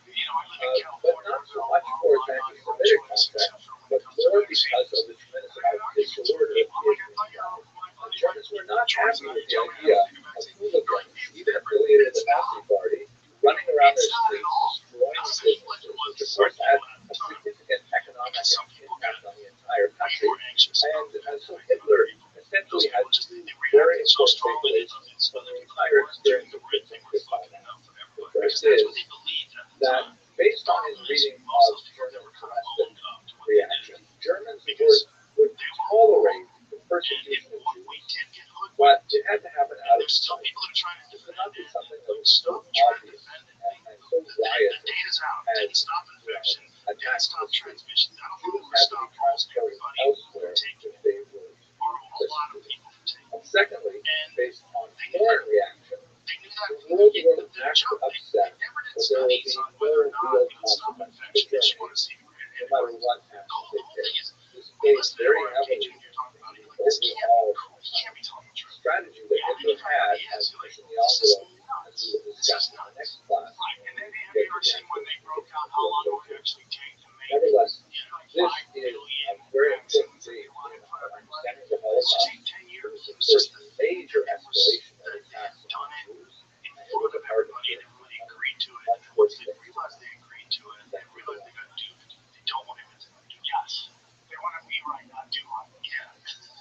There's how many really nutty Marxist left-wing lunatic conferences do I see online where they're all Thank you very much for coming. It's wonderful to have an audience here. I'm amazed that so many people have the same kind of passion for learning Jewish history. I spent way too much time preparing this class, so I hope I can squeeze it within 1 hour. I will do my best to do that, but I hope that you enjoy it as much as I enjoy doing the research on this. So let's go straight to the material. We're going to focus on the tumultuous first century of Jewish history in the modern era. I'm speaking now about the first century of the first millennium. The 0 is up to 100, and we'll just edge over a little bit into the second century. We'll cover the following events in this lightning tour of Jewish history. We're going to look at the first Roman-Jewish war that began in the year 66 and extended by most scholars count to the year 74. Some will date it a little bit earlier. We're going to look at the Kitos Rebellion, sometimes called the Kitos War, which is certainly not a war, it's not exactly a rebellion either, but we'll get to it to try to understand what exactly happened at that point.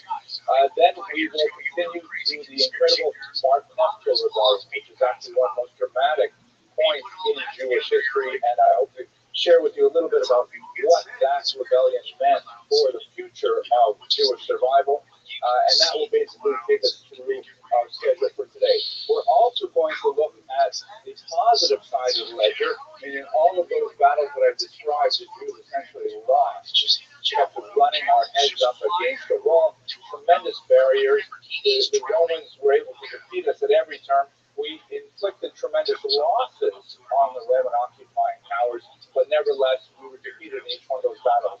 But the one battle, the war in reality that we won, was one of the Battle of the Line, which is expressed in the codification of the Mishnah.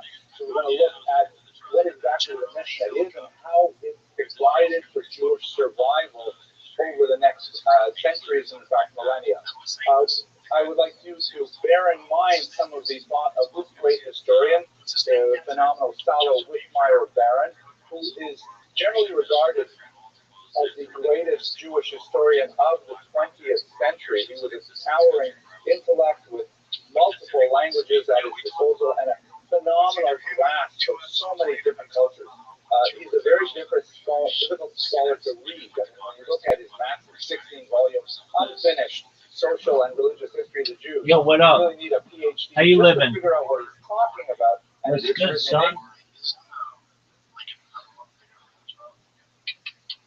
Nolan. Great. Maybe like everybody did it back then. Yeah, that's what I'm thinking he back then.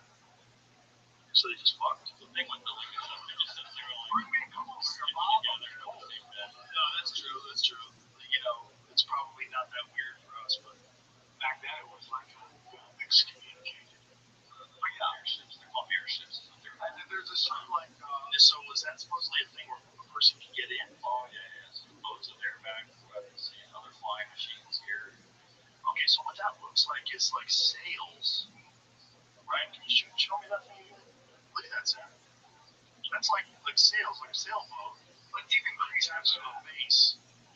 So do you just jump off the cliff with that? How do you get that bitch off the ground? One of them was describing, I think it's this, there was a traveling gas thing that went along with it, so it can keep refueling right here, so you have a gas generator. Okay.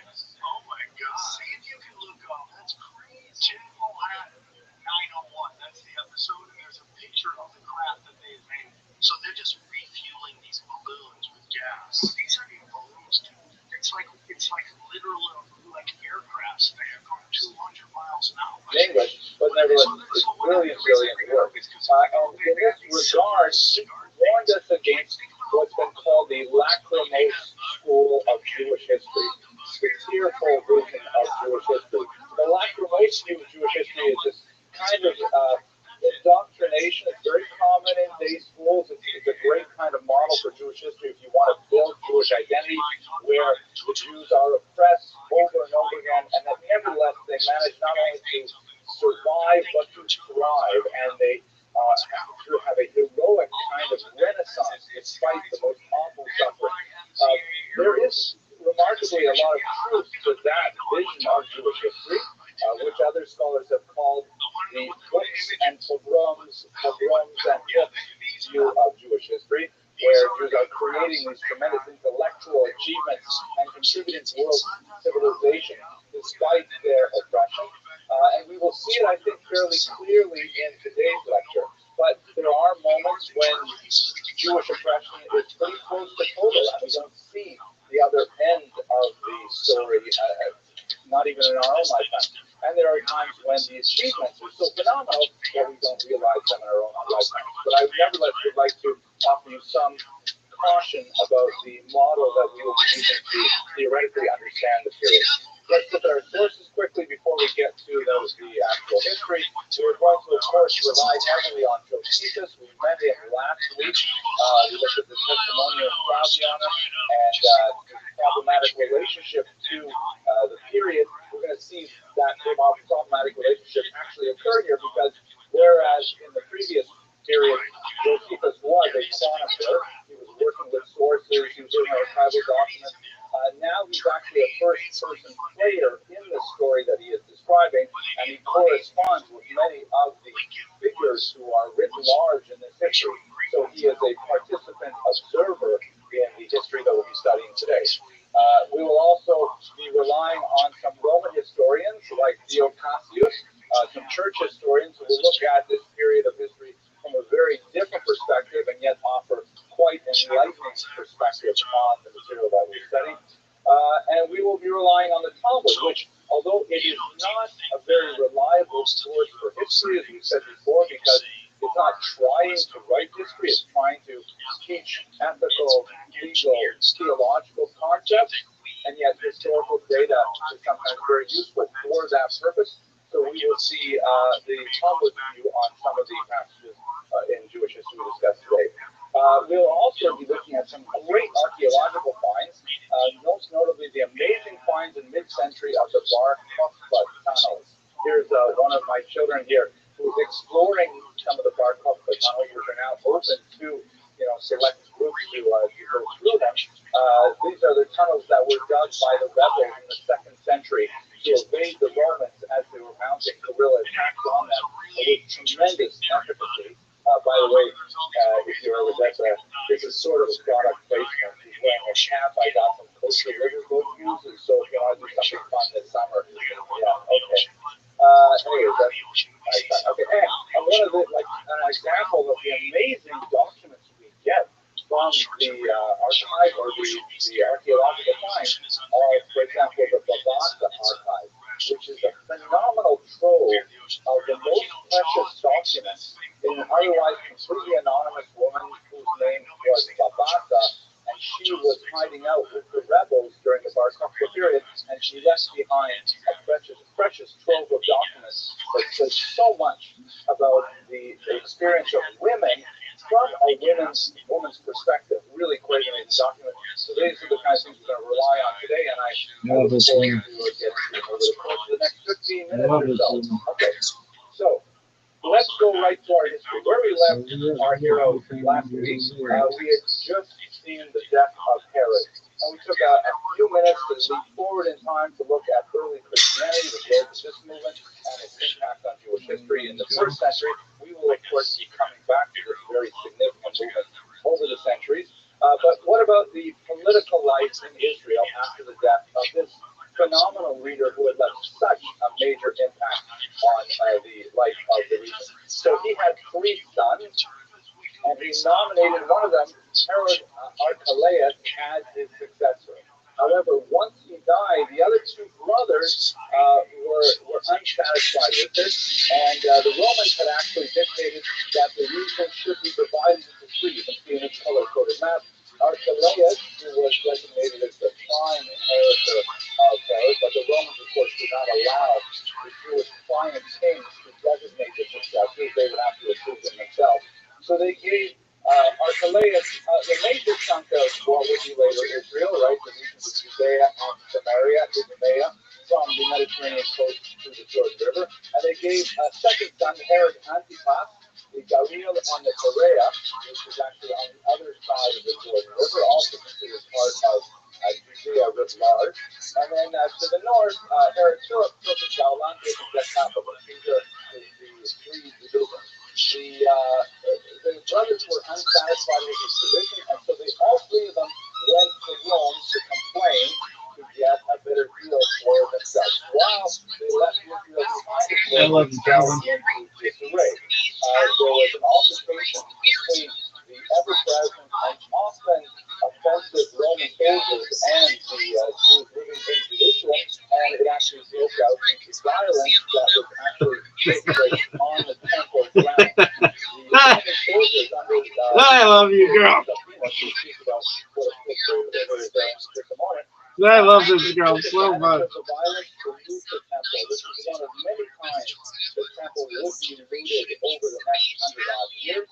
Before it was completely destroyed, it was considered a major source of funding for various officials within the Roman government. Let's not forget that the Jews have been beautifully submitted in Massachusetts Shekel. I love this woman. That it's mandated in the Torah that they should give a half shekel every year towards the upkeep of the temple. And these funds keep coming in, even through the Roman period, and even after the temple is destroyed, these will still be contributing this Massachusetts Shekel, which we could quite a significant amount of money.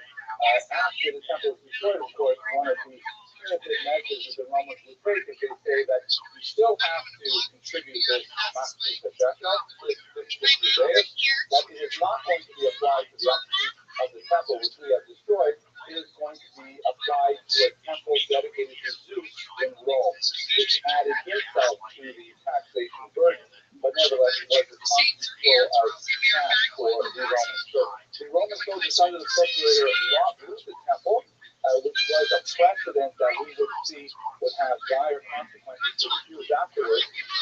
And what else is going on? While the 3 would-be kings are in Rome, there are 2 other Jewish people who are standing up saying, we're actually the real king, and they're claiming the right to the throne. So you have to imagine that the entire region is descending into political chaos at this time. Varus, who is the governor of Syria, Israel is technically within the political bounds of a region that was led from Syria, comes down to put an end to this political infighting, and he captures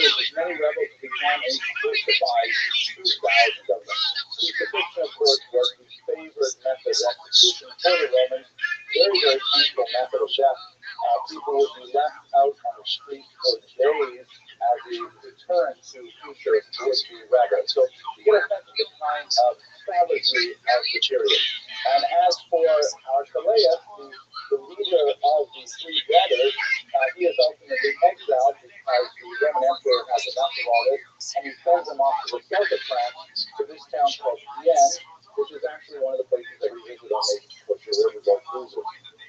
Okay, so now let's think a little bit about the political organization of Dude, she got rid of a bunch of them. living under someone called a procurator, which is not exactly a provincial leader, but nevertheless someone with a tremendous amount of power. We will get back to the Jewish quiet kings who are present throughout the first century. Procurators were based in Syria, this is the city that Herod built specifically for the Romans. She's so funny. Amphitheaters and this woman should have her own fucking movie. Water sports, things like that.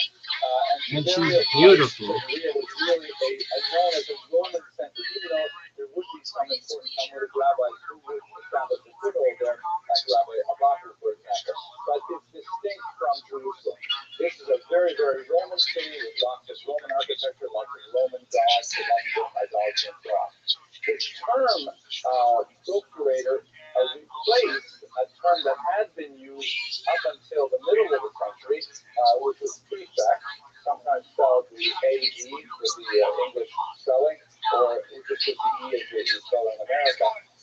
And it seems to indicate a decline in status of the prefect. The prefect had more authority. The procurator was primarily a financial figure, collecting funds. The most important prefect, of course, in the history of this time is Pontius Pilate, and in 1961, this stone was discovered in Jerusalem that actually named Pontius Pilate. You recall, he was the prefect who put Jesus to trial, and he wanted to, substitute him for Barabbas, and when the huddled masses decided they wanted Barabbas to go free, something which has no precedent in any example of Roman law we have from the period, then Pontius Pilate famously washes his hands of the affair, which is how we get the expression in English. Here he is, you can see the inserted letters that they kind of write out are from Augustus, which would be from the Caesar, Tiberius, to Pontius Pilate, the prefect of the Jews or of Judea. This is dedicated. This is kind of like the first shul plaque in history. I thought that was funny, but I just made it up on my own. Okay, so it's interesting though, it really is clearly an archaeological point of data to prove the existence of someone named Pontius Pilate, and one can by extension argue that many of the other stories have some history as well. The relationship of these prefects to Syria is not clear, and quite a bit of ink is spilled among the Roman historians trying to figure out exactly who reported the book. But in general, it seems that the Syrian governor was where the real military political power would come. That's very significant, as we shall see during the First Roman Jewish War. But what's not as well known is that for most of the first century, the Romans were actually remarkably tolerant of this bizarre people they ruled in Judea. We were so different from every other culture that they encountered. We worshipped an invisible God.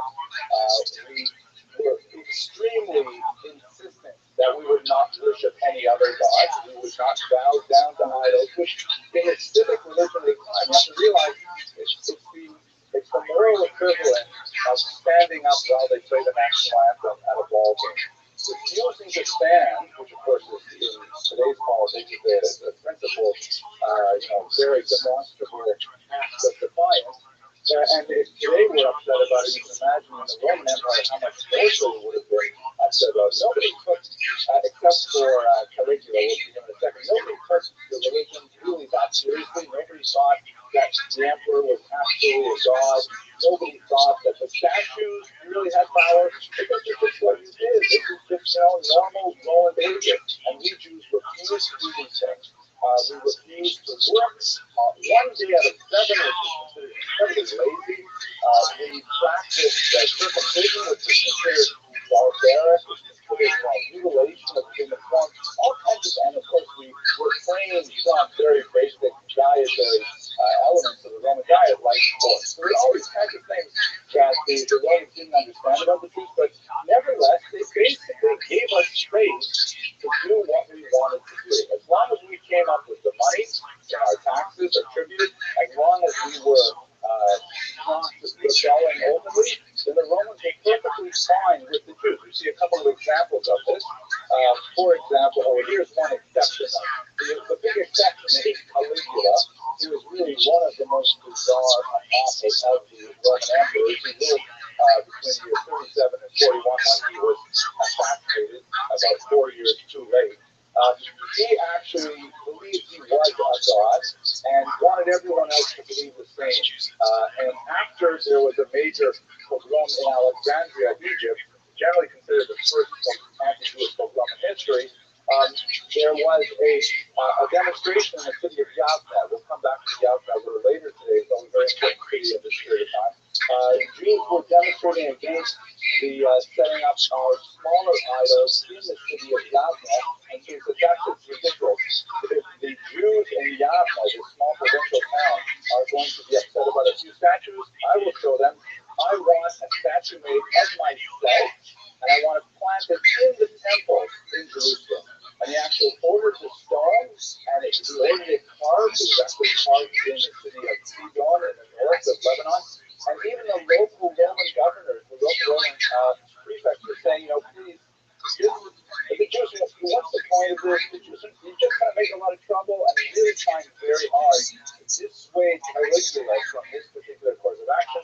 In the end, Caligula died before the icon could be installed in Jerusalem. It actually was ended up being shipped somewhere else. But this is one of the major exceptions to the general rule that until the 60s, the Romans were generally fairly tolerant of Jewish idiosyncrasies. Other examples, if a Jew was called to court in a Roman court of law, they were exempted from attending on Shabbos.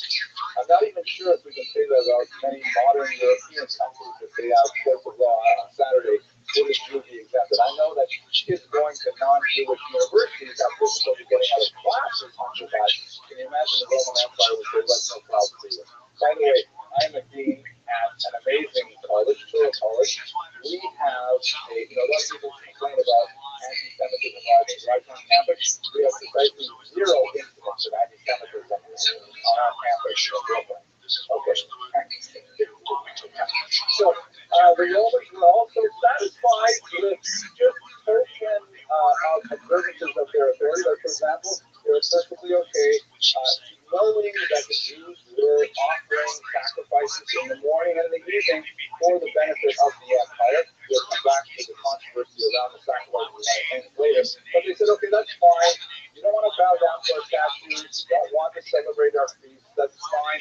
You're doing the sacrifice thing, that'll be your assignment. So basically, they were willing to go along to get along as long as they got the money and as long as we did not fight back.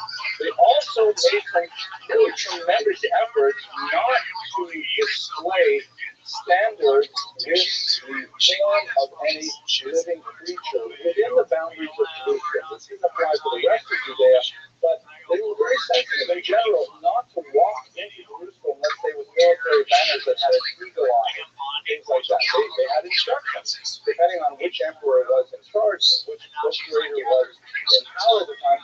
By and large, for much of the first century, they were really pretty good about these kinds of things. The Jews at the time were very, very particular about the graven image, which of course relates to the second commandment, which says you shall not make such graven images. And the interpretation that was common then was literally no images of cows, fish, people, anything. And so these things were good. So for the most part, they were not terribly awful as oppressors go. But you will see that this will sell very rapidly in the 60s. So let us turn now briefly to the 2 major client kings of the first century. They're both named Agrippa. They're actually both named Herod Agrippa, but they're usually referred to simply as Agrippa or even Agrippa. Agrippa the first. This is a coin minted by Agrippa the first. He ruled in Israel between years 37 and 41. You can see it's actually a pita. This is a copper coin. It is the smallest denomination of currency in the Messianic and Talmudic period. This is the minimum, it's about the size of a dime in real life. This is the minimum amount of money that it takes to seal a transaction or an agreement. Famously, in the country of Kiddushin, this is what it takes to get married.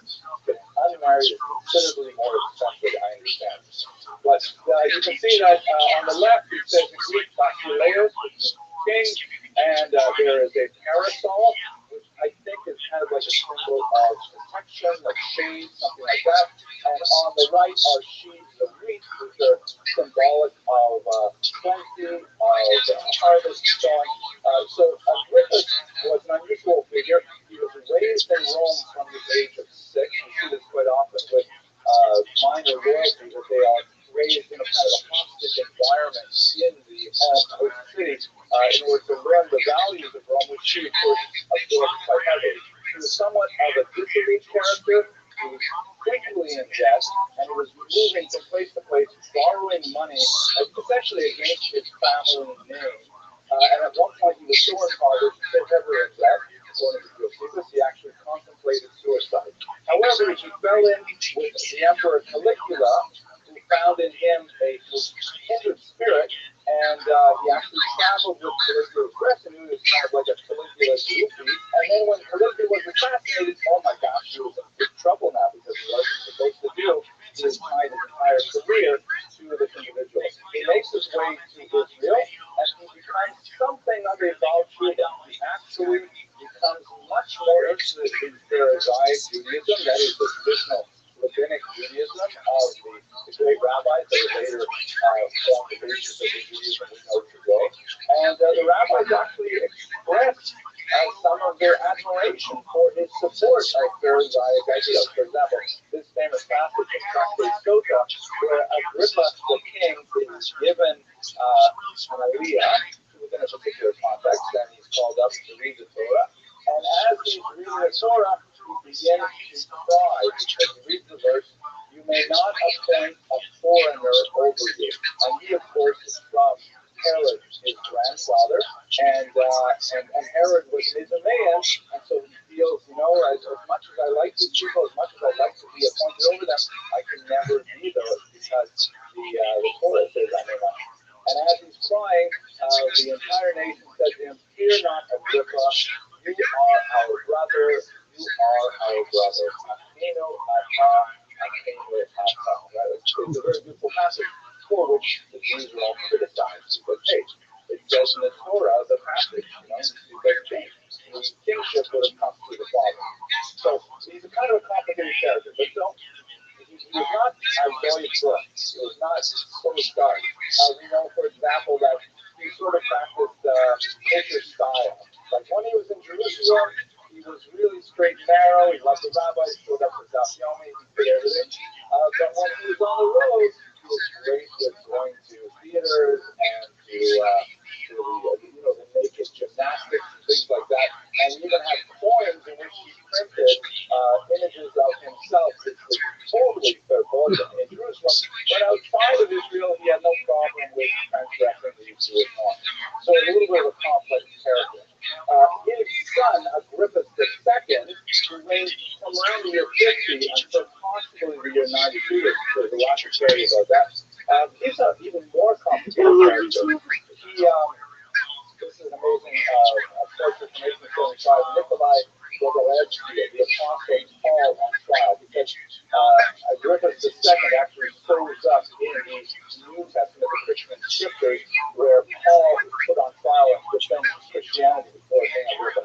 So, like his father, he was raised in Rome, he comes to Israel about the year 53, and just as his father was a groupie of Caligula, so too is his son a groupie of Vespasian and later Titus. And it's absolutely astonishing that while the temple is besieged by Titus, and while Jews are being killed by the Romans, he is enjoying banquets with the leader of the Roman generals. It's absolutely astonishing that he can simply be completely alive with the Romans. But that is the fact where he put himself on the political spectrum. He had a very scandalous relationship with his own sister, Berenice. In this painting, Berenice is the queen is right next to I love he corresponded with Josephus himself. Josephus reproduces some of his letters, so we get a sense of his personality directly as a result. And he had some interesting curiosity about Christianity, as you see from this particular famous passage that occurs in the book of Acts, where Paul defends the charges against Christianity to Agrippus, not successfully, but nevertheless a fascinating correspondence of period. So those are the client kings that are active at this time. Let us now turn to the war itself and try to understand the roots of this first Roman Jewish war that ended in such disaster, so much so that we commemorate it every year with the fast on the 9th of the war lasted about 56 to about the year 74. And what's going on is it begins in the north, where there are many people who are upset with Roman rule. They are upset with the procurators. They're very upset with the heavy taxation. They're upset with the impositions on the Jewish culture. And as we discussed last week, they coalesce into a group which is known in general as the Zealots. The Kamoi in Josephus, he tends to call them not zealots, but bandits, because again, remember, he's writing for a Roman audience, and they see these people as kind of like, hoodlums who are wandering around the north and attacking Roman caravans, things like that. Many of them have put together significant followings. There's Jewish Gamala, there's John of Yiscala, Simon Ben Gioria. Many of them will be very important figures in the actual fight against Rome later, especially concentrated in Jerusalem. Just to give you a sense of the kind of atmosphere that was developing, Josephus described as typical. He actually gives us half a dozen times an example like this. Some Jew from Egypt, who was known simply as the Egyptian, he claims to be the Messiah. He claims to be the new political savior of the Jews. This is happening a lot in the first century. And he wants all the Jews to meet him in a particular place on the other side of the Jordan. They'll gather together and they'll go back to Jerusalem and they will proclaim his messiahhood. The Romans hear about this and they simply take a trips over there and they massacre them all in the field. They don't even arrest them. They don't even give them a chance to explain. They just take care of it in one fell swoop. And although the Egyptian may have been, to use the technical term, a Meshulaner, to kill them all was seen as a very brutal and excessively harsh response. And so it just accelerated the dissatisfaction with Roman rule. You also have the rise of a group called the Sicarii from the short knives of Sicarii that they carried. And these were essentially political assassins who murdered Jews to oppose their radical groups. Their modus operandi, as reported by Josephus, is they would, the Sicarii would, just like, regular Jews, they would go to some marketplace where there were a lot of people going about, and then they would pull the knife out from their robe, they would stab the person they wanted to kill, a moderate in particular, and when the body fell, they would quickly pull away the knife, and they would feign, like, horror and shock, and say, "We did this, how is that possible?" And then they would blend away into the crowds. The Romans would come in, they would arrest them from time to time, but then they were very happy to give them back for ransom. And so the Romans were, as it were, complicit in putting the Sicarii back out on the streets all the time, and this was just causing a tremendous amount of ferment within the Jewish community. Let us recall that their prime targets were not the Romans, but were moderate Jews. We also see this kind of thing happening in lots of cultures, right, where moderates cannot speak out because the radicals are simply too violent. So society is rapidly evolving in the north in particular. So in order to deal with this, the Syrian legions are going to have to come down. And the spark of the flame is associated with the local procurator, particularly harsh individual named Decius Florus. He, at one point, decides to raise the temple for a remarkably small amount of money, 17 talents of gold. Not exactly sure how much a talent is. That was not the term that was used when I read it in a 19th century source, but it's definitely a small amount of money. He goes in, he takes the money from the temple, and the Jews of Jerusalem are upset, of course, because the temple has been raided, but even worse, they mock the procurator by passing around baskets, asking for collection for the poor procurator that he's so broke that he has to actually sack the temple for 17 pounds. Justice Forrest is so insulted, he comes back and he attacks the Jews who are making fun of him and crucifies even those who would have Roman citizenship, not simply the rabble, but even prominent individuals. This was in the summer of 66. Jerusalem is very upset. They fight back, and Flores, because he doesn't have quite enough troops there to mandate his will, they actually recruit this area, and they How you call living, Tim? they call in the Yo. Syrian generals. It is at this point, but Yo, can you hear me? Nolan Lost, how you living? Do you talk?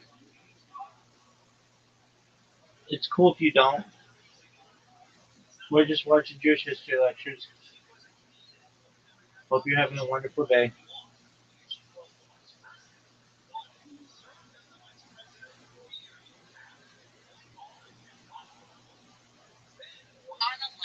If you are addicted to Instagram, you've probably seen this woman pop up on your feed. This is the Philly Mom, the character known for talking about all things Philly and a series of viral posts. And now she's teaming up with Visit Philadelphia to spotlight the city. by the way, where we have the intersection of the accounts provided in Josephus and Roman historians with the accounts provided in the Talmud.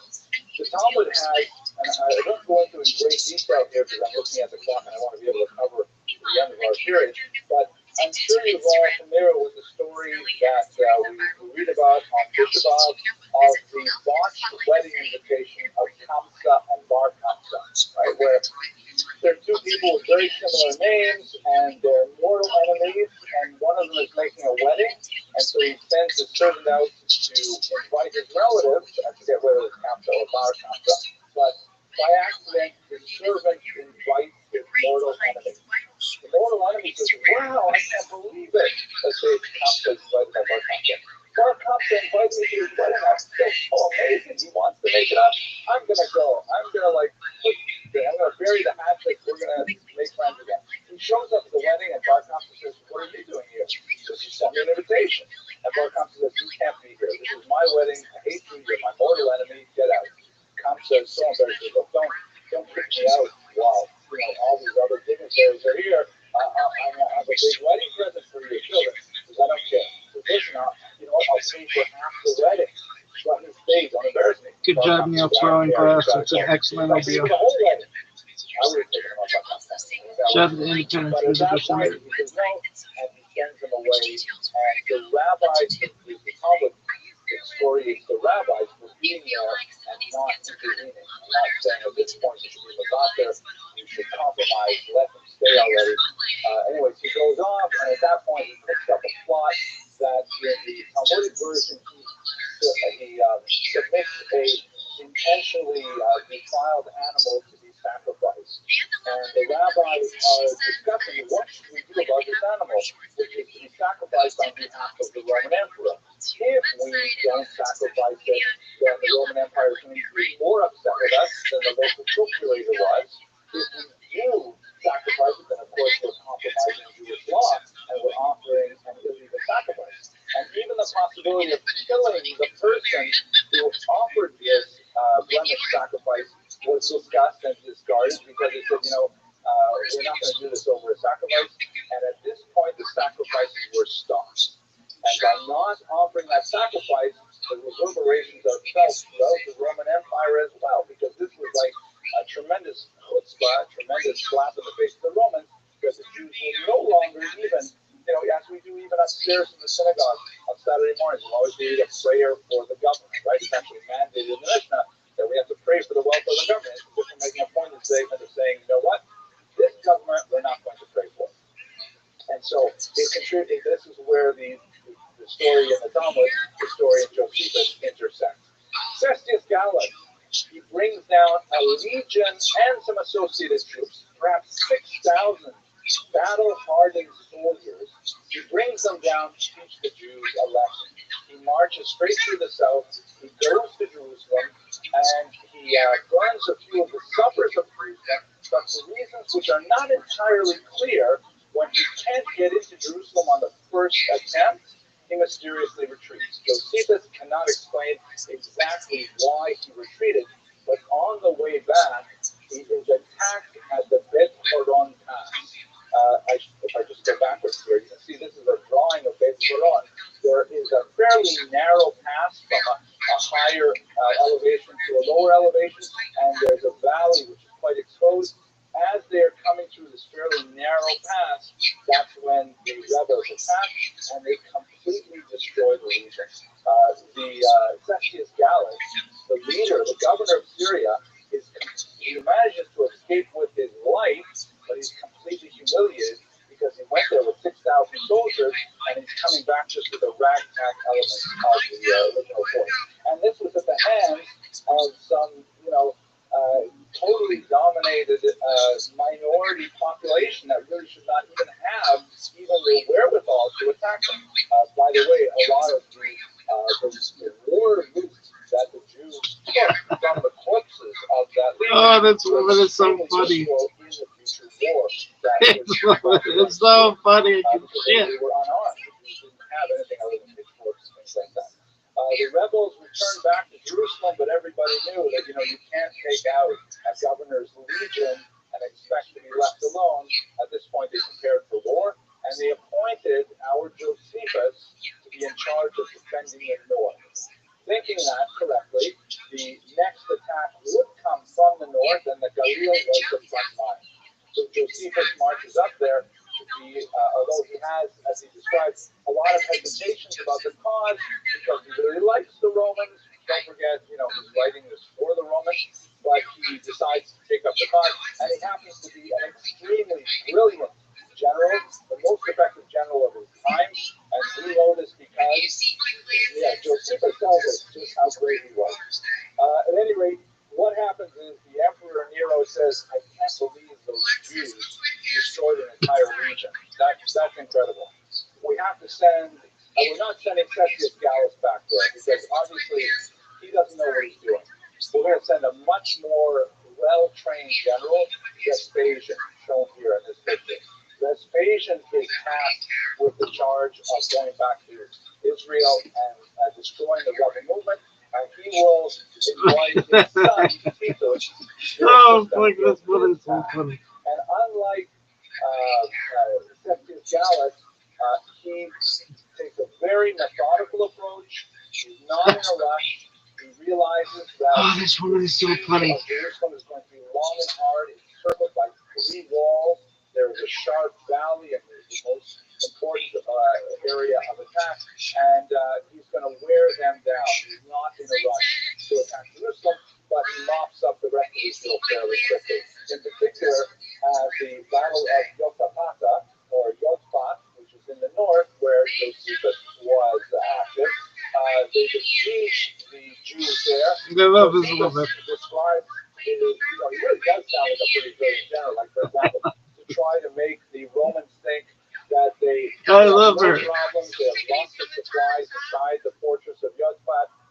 They have plenty of water, and they don't. They're dying of thirst.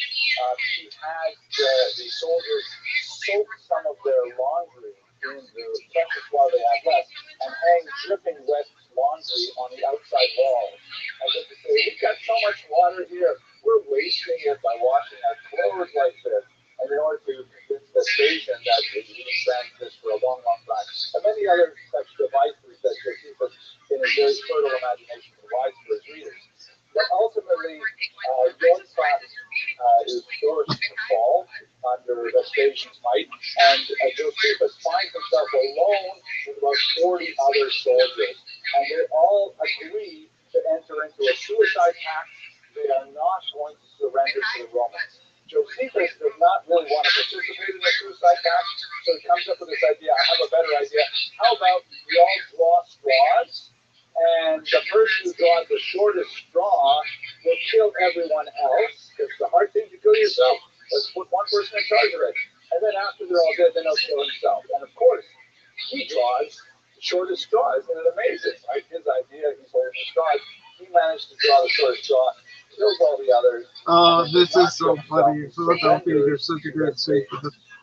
And that Vespasian puts him in chains, but again, with his tremendous ability to think on his feet, Josephus greets Vespasian as Emperor Vespasian, which he is not. He's merely a general.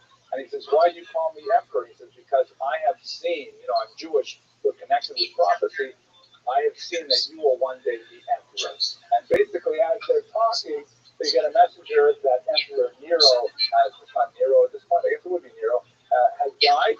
So I got my timing right. And Vespasian, you're called back to Rome. Oh, this moment is so funny. This moment is so funny. I can shit myself. His son, who takes over charge of the attack on Jerusalem. This is, by the way, a monument at the city of Yokapata to Josephus and to the fighters there in this first battle 2,000 years ago. Now, the attack turns to Jerusalem, and it is really awful. It is something that deserves a lot more meditation than we have time for today, but it's really something to explore on Kishba. The rebels in Jerusalem showed phenomenal ingenuity and remarkable bravery and hold off the Romans in an incredible manner. In fact, at one point, when the Romans were encamped on Karhat Kedim, on Mount Scopus, the Jews actually mounted a surprise attack and nearly destroy a legion while besieging them, which is really an incredible thing. They do things like when the Romans build these siege engines to bring them up close to the walls, the Jews tunnel underneath the road, and they put in lots of wood, and then when the big heavy engines are coming along the road, they set the wood on fire, collapsing the tunnels underneath, and destroying the siege engines. Some amazingly ingenious kind of devices are used to try to hold off the inevitable. But what is also true is they had a stunning inability to get along. You have in Jerusalem several different zealot groups, Simon by Peoria, John the Escala, who are fighting with each other in an incredible way. I mean, thank God we don't do that anymore. Like now, when we have an election, we just decide, right? We don't have to do it over and over again. But they even descend to such terrible depths in an attempt to try and weaken their rival Jewish zealot group, they actually burn their own grain stores to try and weaken the reserves of their rival. And of course, this weakens the entire population living in Jerusalem. And we've already spoken about the moderates in Jerusalem who want to have none of this. I would have felt to make this woman like she just felt it fanatic. Amazing warriors with tremendous strategy and tactics. Without leadership, they turn on each other in such horrible ways and really are responsible for the devastation that would follow. Titus' siege, eventually they're able to break through, and the walls of the temple are destroyed in the summer of the year 70, resulting in some absolute horrific massacres that, of course, are commemorated on the date of the month of the month. So that represents the end of the main part of the First War. The last holdout, of course, was at Masada, which the Jews actually took in the 60s. The rebels took that fortress, which was originally one of the palaces of Herod, and they managed to hold out on this mountaintop for another 2 years. And it's rather an amazing, dramatic story. And then, like the story that I described in Yotzbach, the rebels of Masada also commit suicide when it is clear to them that they will not be able to hold off the Romans anymore.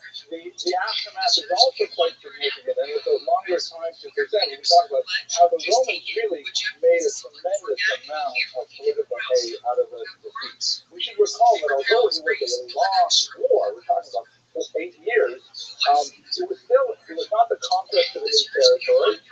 It was merely putting down a local rebellion of a very insignificant people, and yet the Romans made a tremendous amount of propaganda out of this victory for their own internal purposes. They built, among other things, this amazing arch dedicated to Titus, the general that brought the war to the close.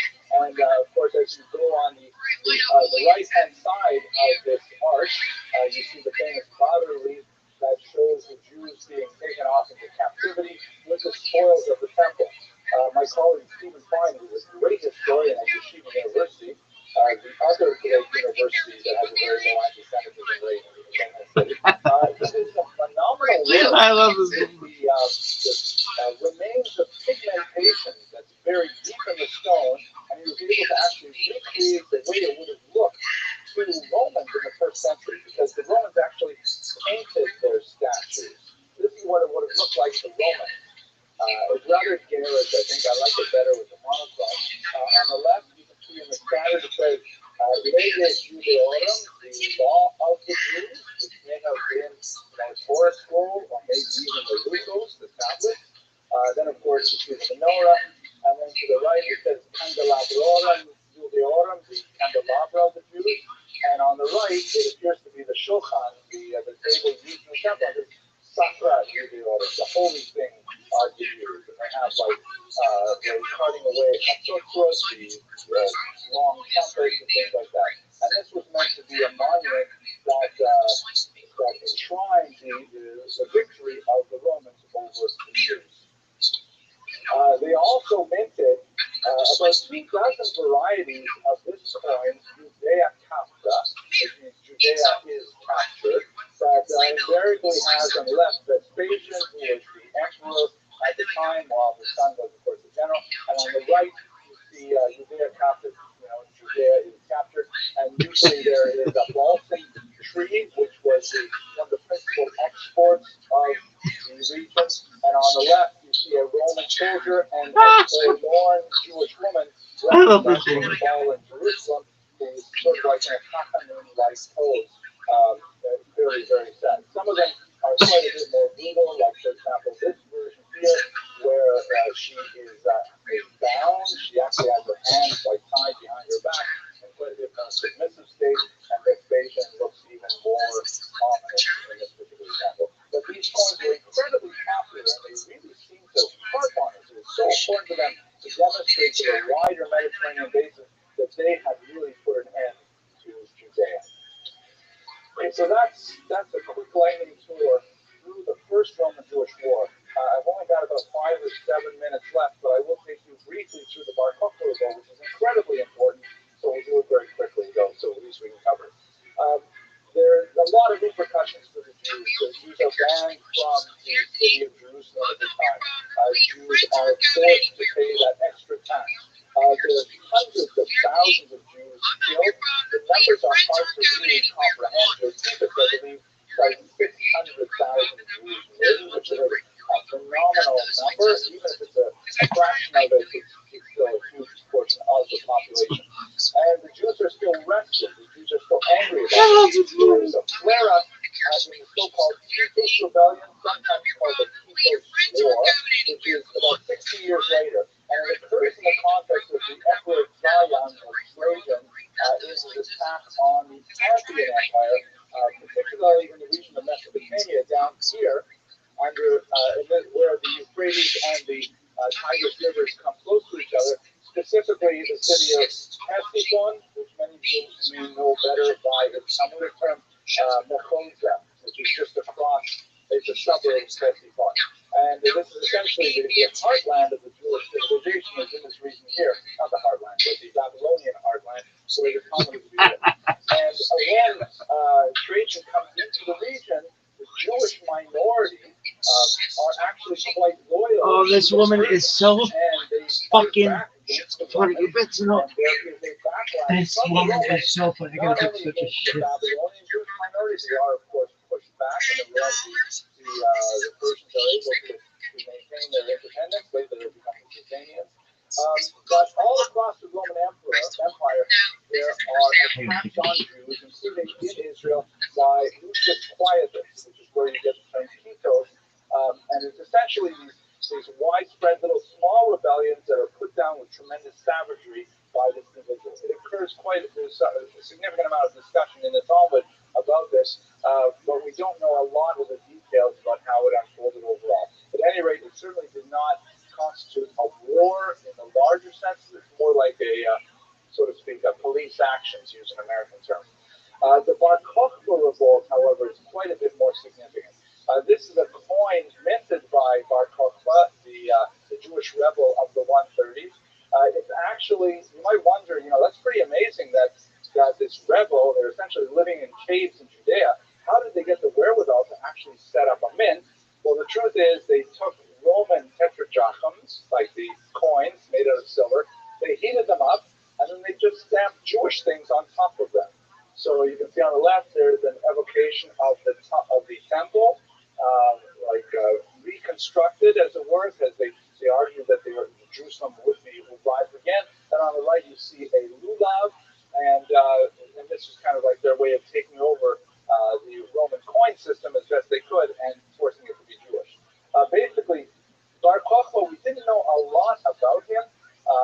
We didn't even know exactly how to spell his name. He sometimes appears, for example, as Kosiba, which means the son of a lie, an untruth, or Bar Kokhba, the son of a star. And it was only when some of the caves were discovered in the Judean desert that we know a lot more about exactly who he was. And in fact, the archaeologists recovered actual letters written by Bar Kokhba to his commanding officers, so we learn a lot more about what his personality was like. His revolt occurs in the context of some decrees passed by the Emperor Hadrian. And again, the record is a little fuzzy here. We're not exactly sure whether Bar Kokhba was reacting to Hadrian's decrees or whether Hadrian's decrees were a reaction to Bar Kokhba's rebellions. Most historians argue that, in fact, the rebellion came about as a result of a misunderstanding over Hadrian's ban on castration. He had placed an empire-wide ban that no society should be allowed to castrate young boys.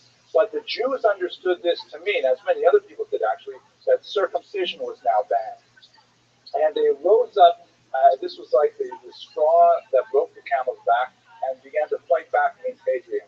Other possible interpretations of the chronology point to Hadrian's disastrous bans on the observance of Shabbat, the study of Torah, any other public exercise of Jewish identity, and it could very, very well be that these were in place to cause the revolt, but they certainly make sense after the revolt as well.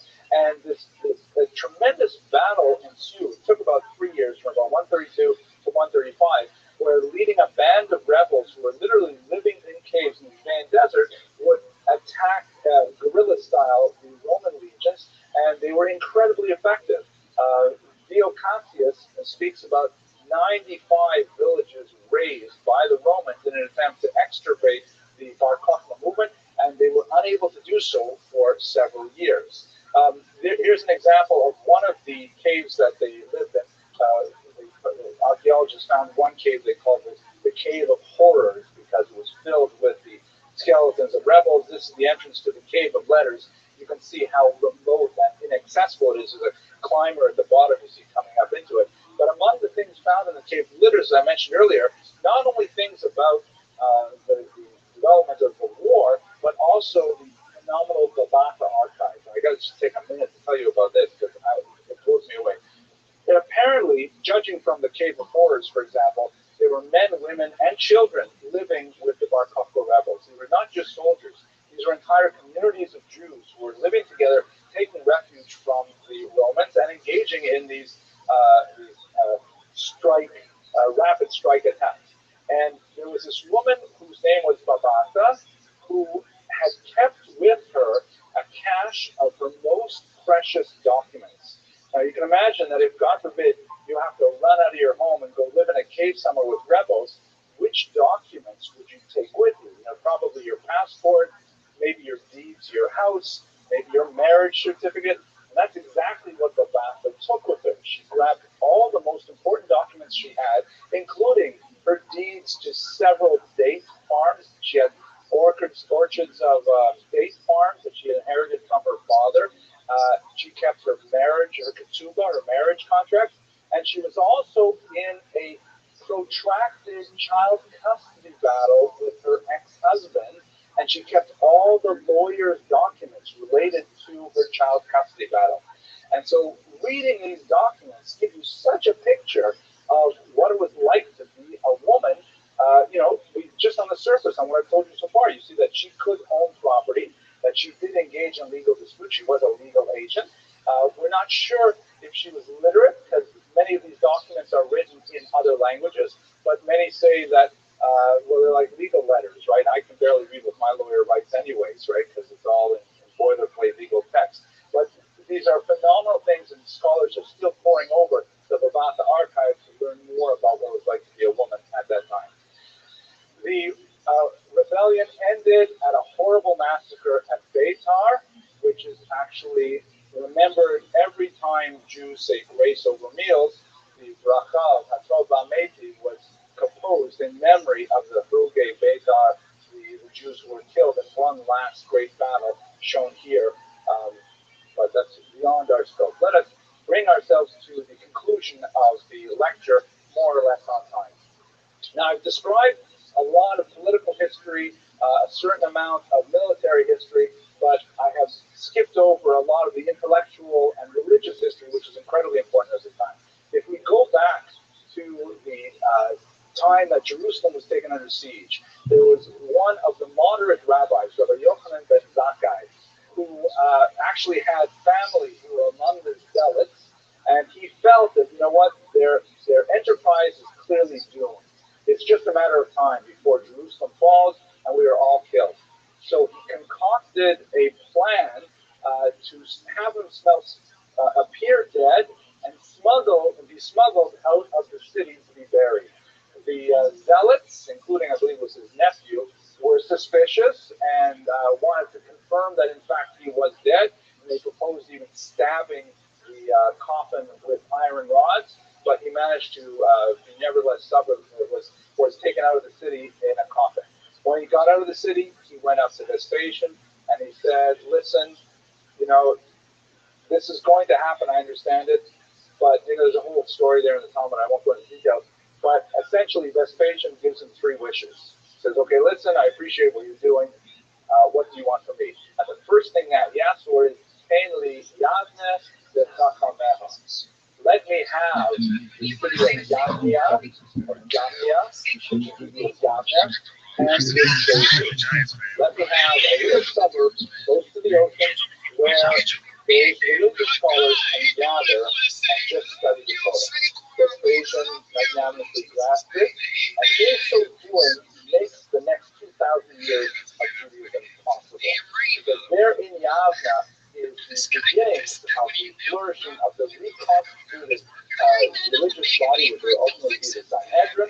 And in that place, they begin to put together what would be codified as the Mishnah. The Mishnah is an extremely important document that is the basis of the Talmud. It has 6 orders to it, and it discusses the main elements of Jewish law. It's a very complicated document that I would love to have more time to talk about, but I see we're running out of time. Here, these are the 6 orders, though. The first is seeds. It deals essentially with agricultural law, which includes things like the sabbatical year, mixing, grafting, and things like that. Holidays, the second is the Sabbath and Yom Kippur and things like that. The third is women. As you can see from the very fact that there's an order named women, it indicates it's primarily written for men. And the section on women is how to relate to women. That's why it is the biggest section after that. But it's like marriage, divorce, things like that. And then as the yeshiva goes, I'll probably touch this on the internet. After you study women, you have to study damages. Right?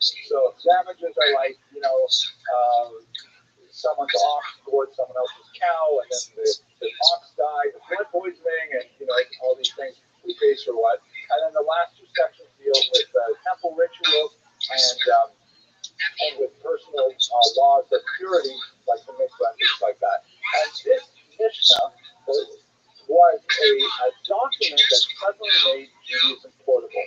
Because when it would be codified into a text, it actually took an oral body of teaching, which is a great risk of being lost forever.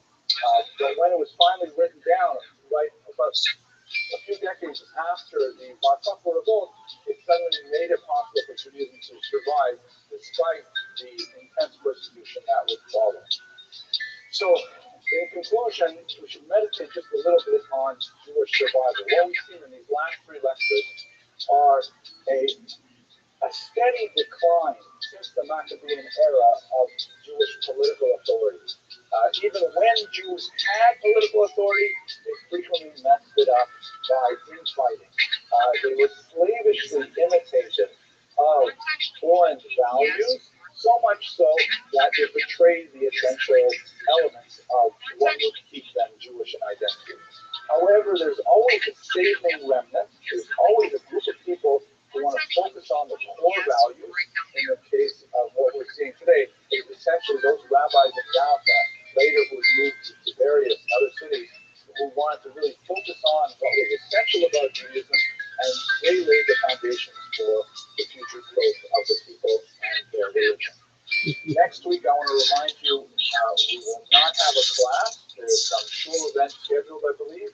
So we will pick up the series God willing with Sustaining Persia and the Talmud on Wednesday, February 26th. Thank you very much for your attention.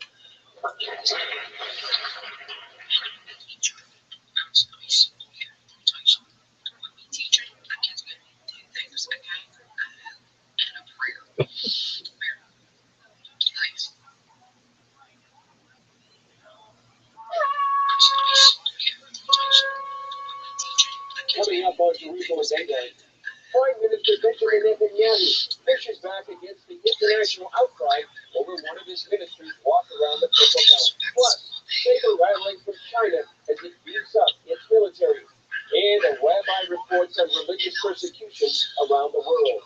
And an archaeologist discovers a sacrificial altar dating from 4,000 years ago, the time of Genesis. All this and more in this edition of Jerusalem Dateline. Hello and welcome to this edition of Jerusalem Dateline. I'm Chris Mitchell. Last week, the United Nations Security Council met in an emergency session following the visit of a prominent minister in Benjamin Netanyahu's new government to the Temple Mount. Critics of the UN say the emergency meeting was another attempt to put the blame on Israel for the Israeli-Palestinian conflict. Incoming National Security Minister Itamar Ben-Gvir sparked the meeting when he spent 13 minutes on the Temple Mount, the first visit by an Israeli minister in almost 5 years. During the emergency session in New York, the UN and a parade of nations, including the U.S., criticized Israel for the visit. Secretary Clinton has said very clearly that it's absolutely critical for all sides to exercise restraint, refrain from provocative actions and rhetoric at the Haram al-Sharif Temple Mount and other holy sites in Jerusalem, both in word and in practice. In the spirit, he opposed any and all unilateral actions that depart from the historic status quo, which are unacceptable. Israel's ambassador to the UN, Gilad Erdan, slammed the meeting and said he was shocked. And why? Because there is absolutely no reason that this emergency session today should be held. None. To hold a Security Council session on a non-event is truly absurd. To claim that this brief and completely legitimate visit should spark an emergency Security Council session is pathetic. Security Council session on what? Former Israeli ambassador to the UN, Danny Danon, served 5 years at the UN and told CBN News the Palestinian Authority was behind the emergency meeting.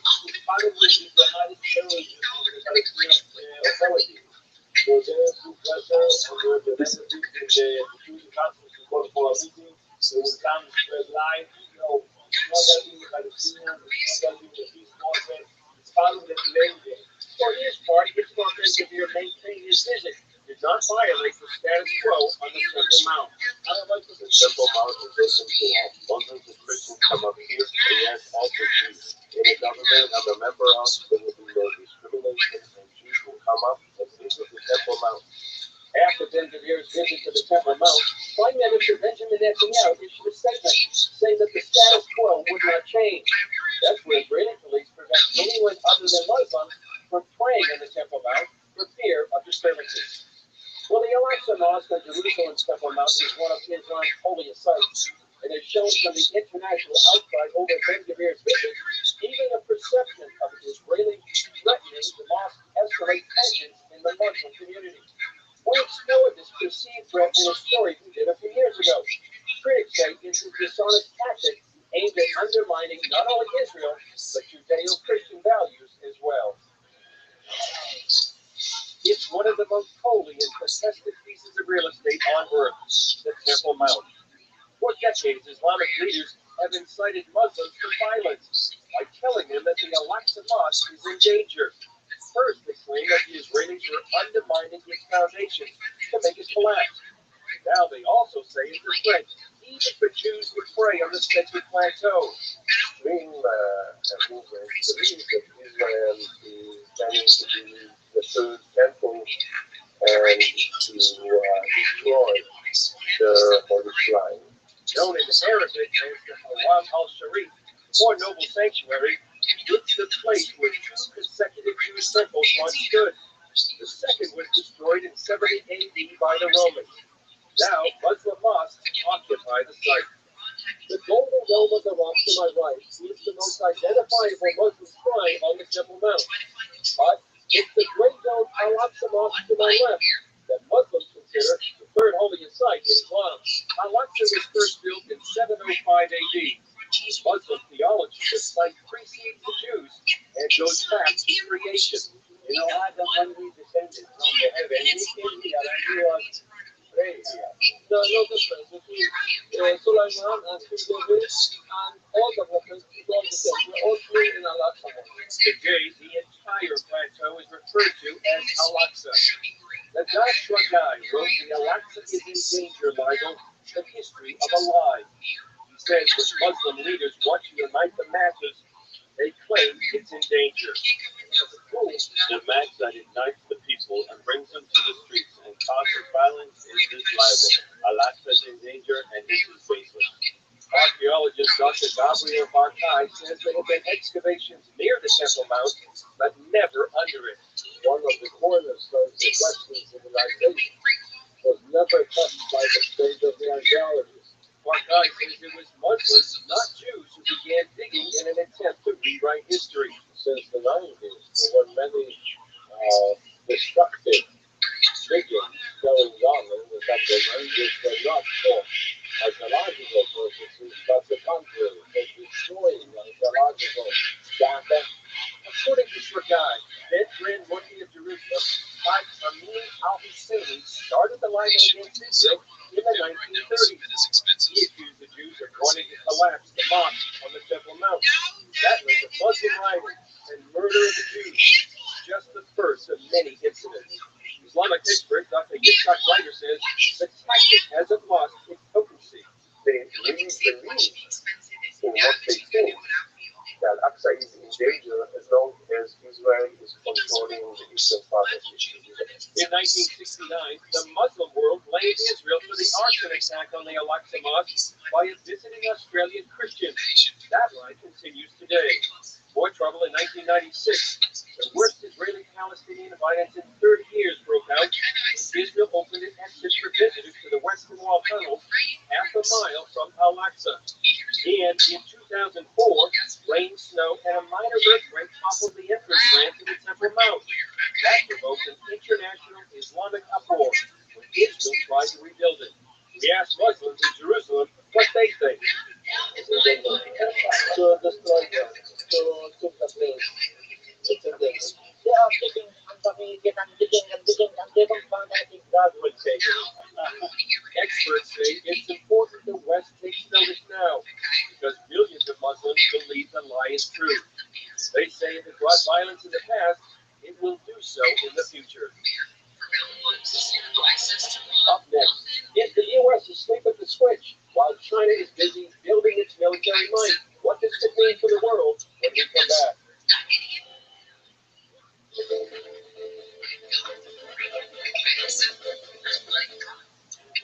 Now, for a limited time, you can get 5 of CBN's critically acclaimed documentaries. Experience the rebirth of the modern state of Israel. The Jewish people and the man of Israel. Relive the battle for Jerusalem in the 6-Day War. Jerusalem is yours, forever. Discover how Israeli volunteers are changing the world. When people need us, volunteer and we come and help. Explore the world of Israeli technological innovation. The Behind Dreams, God's history. And that's really the roots, I think, of much of our innovation. And understand the biggest land dispute in history. Many Palestinian Arabs claim that the Jews stole Arab land, but is that the real story? This exclusive Israel DVD collection can be yours for a gift of $29.99 or more.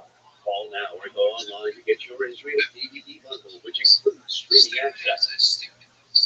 Download the CBN News app, 24/7 news from a Christian perspective at home or on the road. One place for all of your news. Breaking news alerts. Set daily prayer goals and pray for news stories. Read the most important news and watch CBN News Channel Live. CBN News, because truth matters. Go to CBNNewsApp.com to get the app today. Now is the time for Christians to oppose the anti-Israel boycott, divestment, and sanctions movement. In CBN's free guide, Stop the Boycott of Israel, you will learn about this malicious economic warfare against the Jewish nation. And you'll find out how you can stand beside Israel, the birthplace of our Bible, faith, and Jewish Savior. Get your free copy today. Call 1-800-700-7000 or go to cbn.com/CBN. A recent Pentagon report shedding light on a military buildup in the country considered to be the greatest national security threat to the United States. China has long worked to outpace the U.S. economically, and now its sights are set on the military front. Experts warn if America doesn't act now, the communist regime could become the top power in the world. National Security Correspondent Caitlin Burke has that story. The Chinese Communist Party is conducting the largest military modernization effort in the country's history. A move the Pentagon believes is not only in preparation for taking Taiwan, but also for overtaking the United States as the world's leading superpower. I see the United States as the world's leading democratic power, and China is the world's leading authoritarian power. If we don't realize that we're in a competition, we're going to lose that competition, and our core national security, economic interests will be at stake. The newly released DoD report on China's military strength includes some significant findings. In 2021, Beijing tested 135 ballistic missiles, more than the rest of the world combined.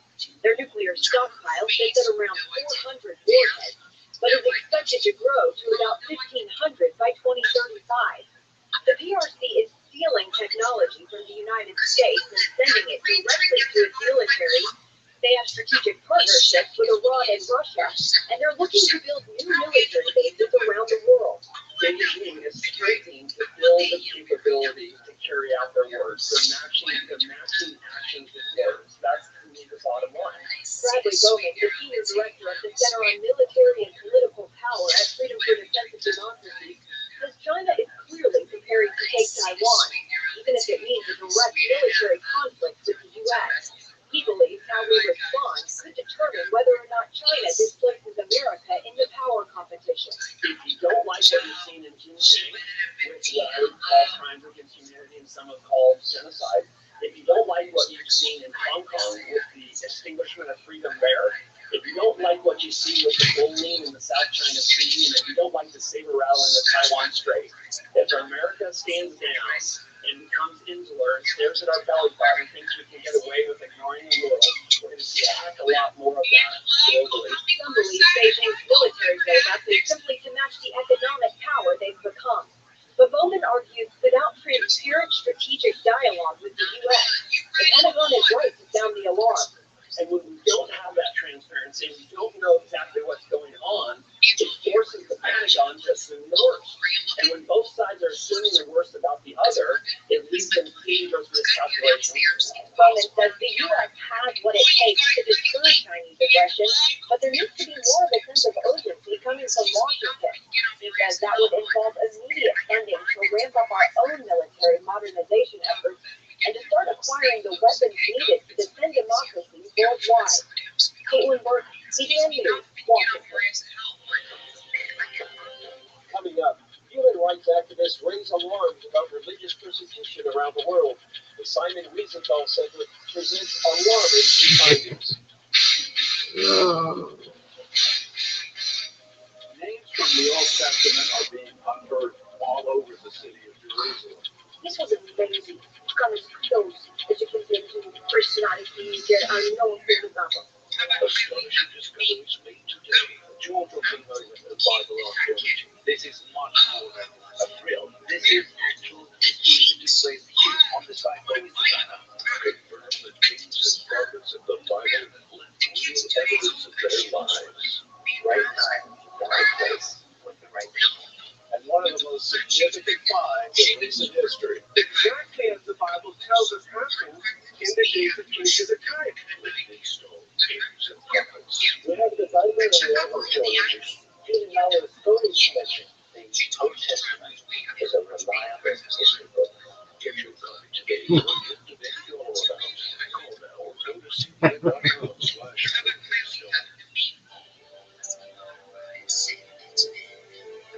Here, we're committed to a heritage of career scholarships dating back over 1,000 years.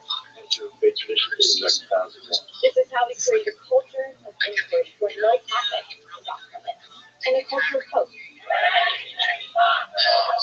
Christian leadership is changing the world for the better. Higher learning. It's greater knowledge It's what makes us whole. that makes us real. Experience God on a new level. Empowering the believer is what this podcast is really all about. Discover insights into scripture. Be encouraged by inspired teaching. Everyone listening. Everyone. You can do some stuff. The lesson with Gordon and Ashley. What did Jesus get? Everything that the Father has. Learn more about what God has for you. The lesson on cbnfamily.com and YouTube. You may not be surprised to hear that religious persecution is on the rise around the world. Rabbi Abraham Cooper from the Simon Wiesenthal Center has battled anti-Semitism for decades. Village correspondent Julie Stahl spoke with Rabbi Cooper about his expanded role working with a U.S. agency, taking on persecution of other religious minorities. Rabbi Cooper, thank you for joining us. We know you from the Simon Wiesenthal Center, and now you also, in addition to that, have taken on another task. Can you tell us what that is? USARS is the United States Commission on International Religious Freedom. It's mandated by Congress. The commission actually is really internal critic of American policies. First, regional control and more changes among the 27 countries that were impacted in the area of religious freedom. We're now up to 2,000 prisoners and conscience around the world. People who are paying a heavy price for their faith. Christians, Muslims, Hindus, and others. We look at about 27 countries, and unfortunately, we need to back them up. Religious minorities are Christians around the world, starting with China, Catholics, just now Nicaragua, South Nigeria. It's a long road, and I consider it to be an honor as someone who's worked at the police force for 35 years to represent that commitment as an American, as a good, but to the broader goal of religious freedom. Can you say what the worst thing is that you've seen? And also, if you've seen anything that has corrected itself and been challenged and corrected. So, just talk about some of the positive things, not necessarily because of research. When you see that Saudi Arabia made a U-turn from not allowing Islam to be weaponized, focus on the Americans and hatred against Jews, there's been significant progress in the book, school books. The negative side, the Vietnamese regime understands the music, and what they've done is basically created the forefront of religious freedom, because they essentially co-opt all the leadership, and they dictate what has to take place. They're almost using China, where if you want to be a Christian leader, basically in China, you better sign on to the Church of China. If you don't, you will not be judged on it.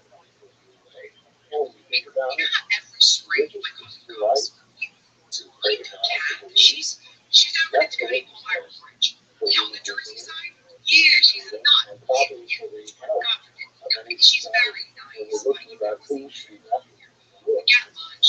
We put flowers We do away have in a Peg's regime grave. She tells that me her husband's recognizes and then she or judge people in jail or worse. yesterday she Because gets they in look the at house it and she's all very about, oh differently. my God, Shows her they're not snake reaching scene. the I said, should be what? called She goes, oh allies. God, have a I'm not saying snake a lot, sand it's a because I contradiction can hear right you. out there, Angela's mom, but at least she we wants have a the cheese snake. opportunity to I'm going explore to find out. what was and is a central point of American history and religion.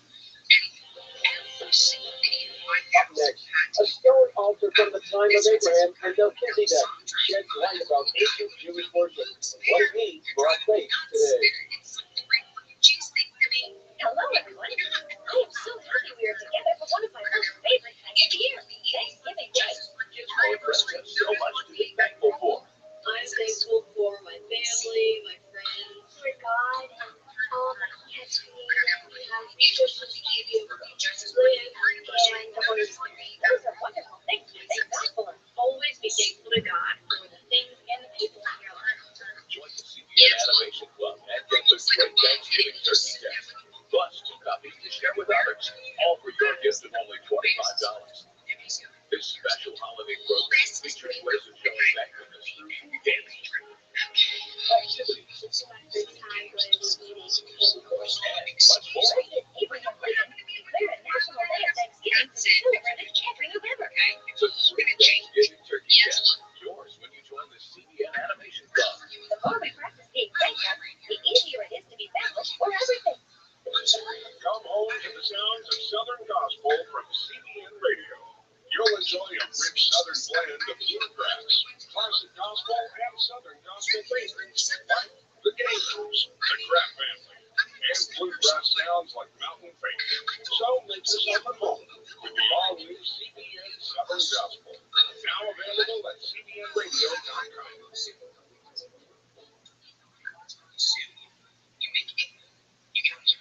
Introducing a brand new way to start your morning. Get your daily quick start from CBN News.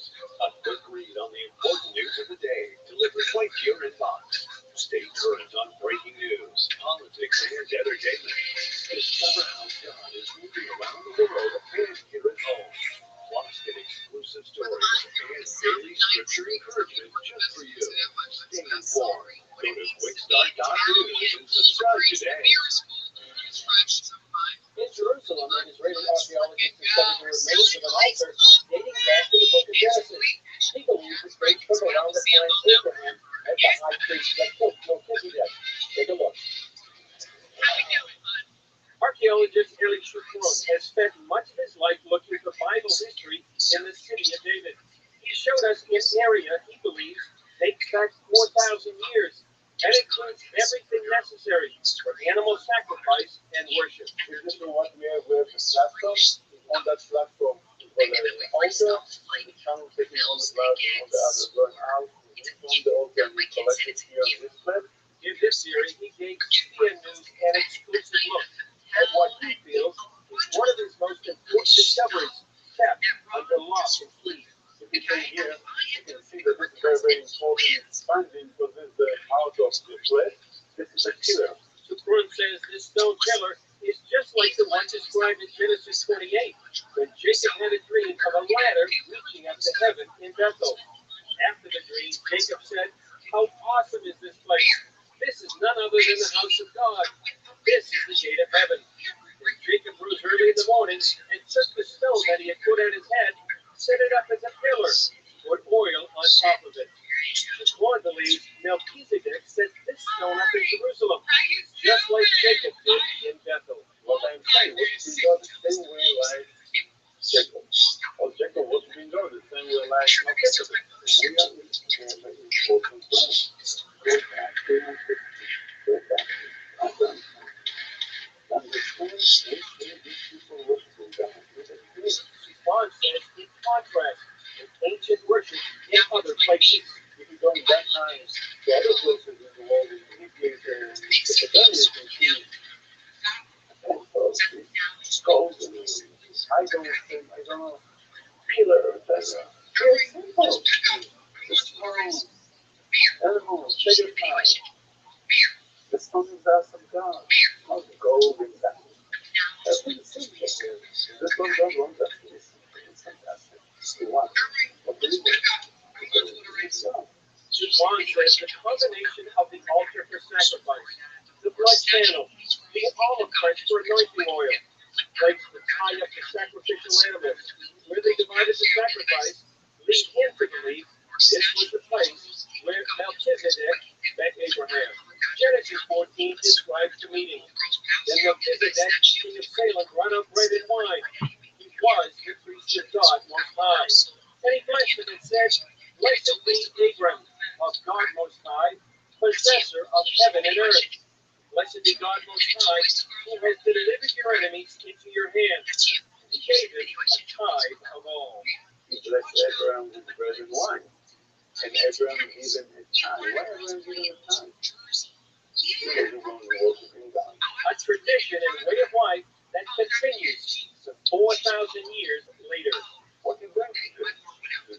He blessed with the bread and wine. With the bread. Blessed with bread and wine. And we are massive. Of all of them. So this. Yeah, this is the living of the home. It's like, this is the place. Juan says this area was closed. They room for another place of worship. They closed it. Why? Because no more worshiping area. Let's go to Mount The example that Solomon gave in Mount Moriah. Juan sees this area as predating the temples of Solomon and Herod on the Temple Mount by hundreds of years. Before we go, we want to honor a giant of the Christian faith who's gone to be with the Lord. Jack Hayford died at the age of 88 on Sunday, January 8th. For 3 decades, Hayford pastored the Church on the Way, a congregation of the Foursquare denomination in Van Nuys, California. It grew from 20 members to more than 12,000 by the time he passed on the mantle of senior pastor in 1999. Hayford's influence spread worldwide through his Bible teaching and the more than 50 books he authored. He also composed some 500 hymns and choruses, including the popular and much reported Majesty. In his later years, he served as chancellor of the King's University, a Kendall Pastoral Seminary he founded in 1997. Hayford was a leading Christian Zionist and shared his deep love of Israel and the Jewish people. The church's ministry in this time is to become embracing in our hearts for Israel. First and foremost, praying for the peace of Jerusalem, which is not simply saying, oh God, for peace of Jerusalem, or praying, Lord, come again for the peace of Jerusalem. It's praying for the health of the situation there. It's praying for the betterment of people there. It's praying for the resolution of situations of confusion. We also talk frequently about Israel's role in world events, which we're told in biblical prophecy. But in our present era, the gathering of the nations against Israel, the Bible says all nations will come against them. That scenario is so frightfully incredible right now. And it's clear that precipitates an explosion globally that at the very least will have a dramatic intervention of God to defend Israel. A post on the King's University Facebook page says Pastor Jack Hayford died peacefully in his sleep. Plans for his memorial will be announced soon. We at CBN have many fond memories of Jack and his ministry. We saw firsthand how the Lord used him to encourage and bless the body of Christ. And as they say in Israel, may his memory be a blessing. I personally had the opportunity to interview Pastor Hayford many times, and I was impressed with his grace and his character. Well, that's all for this edition of Jerusalem Dateline. Thanks for joining us. Remember, you can follow us on Facebook, Twitter, Instagram, and YouTube. You can also access CBN content through our CBN News and other CBN apps. And don't forget to sign up for our email blast so you can continue to receive all of our exciting CBN content. I'm Chris Mitchell. We'll see you next time on Jerusalem Dateline.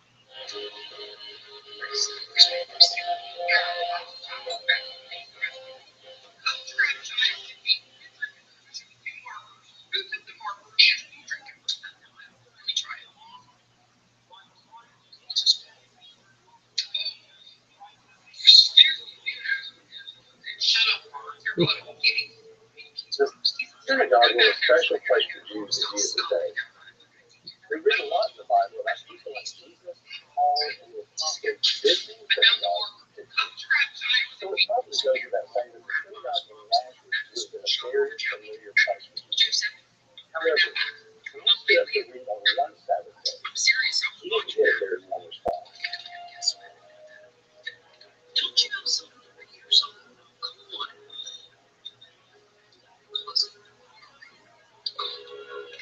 Years.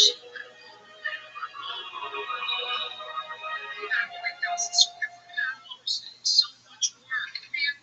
Where did you guys wait for that long? Come on. A synagogue is a building where Jews meet to learn about God. Jesus was raised a Jew, and the Bible tells us in Luke chapter 4 that Jesus taught in synagogues all over Galilee. There's a family of thieves. If you watch, they take the shortcut on your back. So here, easiest way to spot a little. These are the ancient ruins of a synagogue in the town of Magdala, close to the Sea of Galilee. Notice the columns and the steps sitting around the outside? If you were sitting in a synagogue, you would sit on these seats around the outside, not in long benches or pews like you sit in when you worship on Sunday. See the beautiful tile work on the floor? Synagogues were very beautiful places.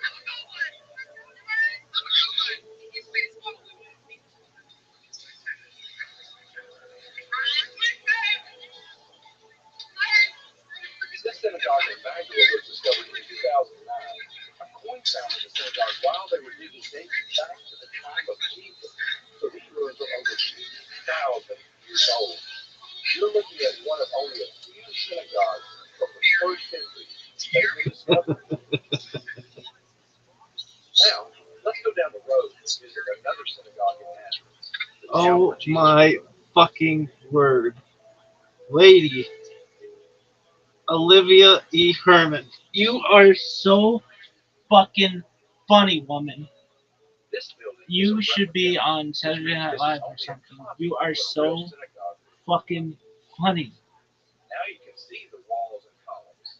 Remember that step seating Oh around the man, outside? you're It is hot. in. Funny Where do you chick. think You're Jesus so would have stood fucking while hot. he was reading from the scroll? Oh, is she so That's fucking right. funny? He would have stood in the That middle is of the so room, fucking completely funny. surrounded by people I'm who like needed crying attention. and laughing so In hard. Luke chapter 4, Oh. verse 17, it says, What is this read from the scroll bullshit? of the prophet Isaiah. After he finished reading, he rolled it up and gave it to someone to put away. Dog, Then what is started this bullshit? They're talking about that bullshit. Coming up on Jerusalem Dateline, Prime Minister Benjamin Netanyahu pushes back. The only Dateline I want is the one where they fucking queen the fucking husband. Anyway, dog, Thank you very much for coming. what is this Wonderful to have an bullshit? audience They here. were I'm talking amazed about that that so many fucking people, shit.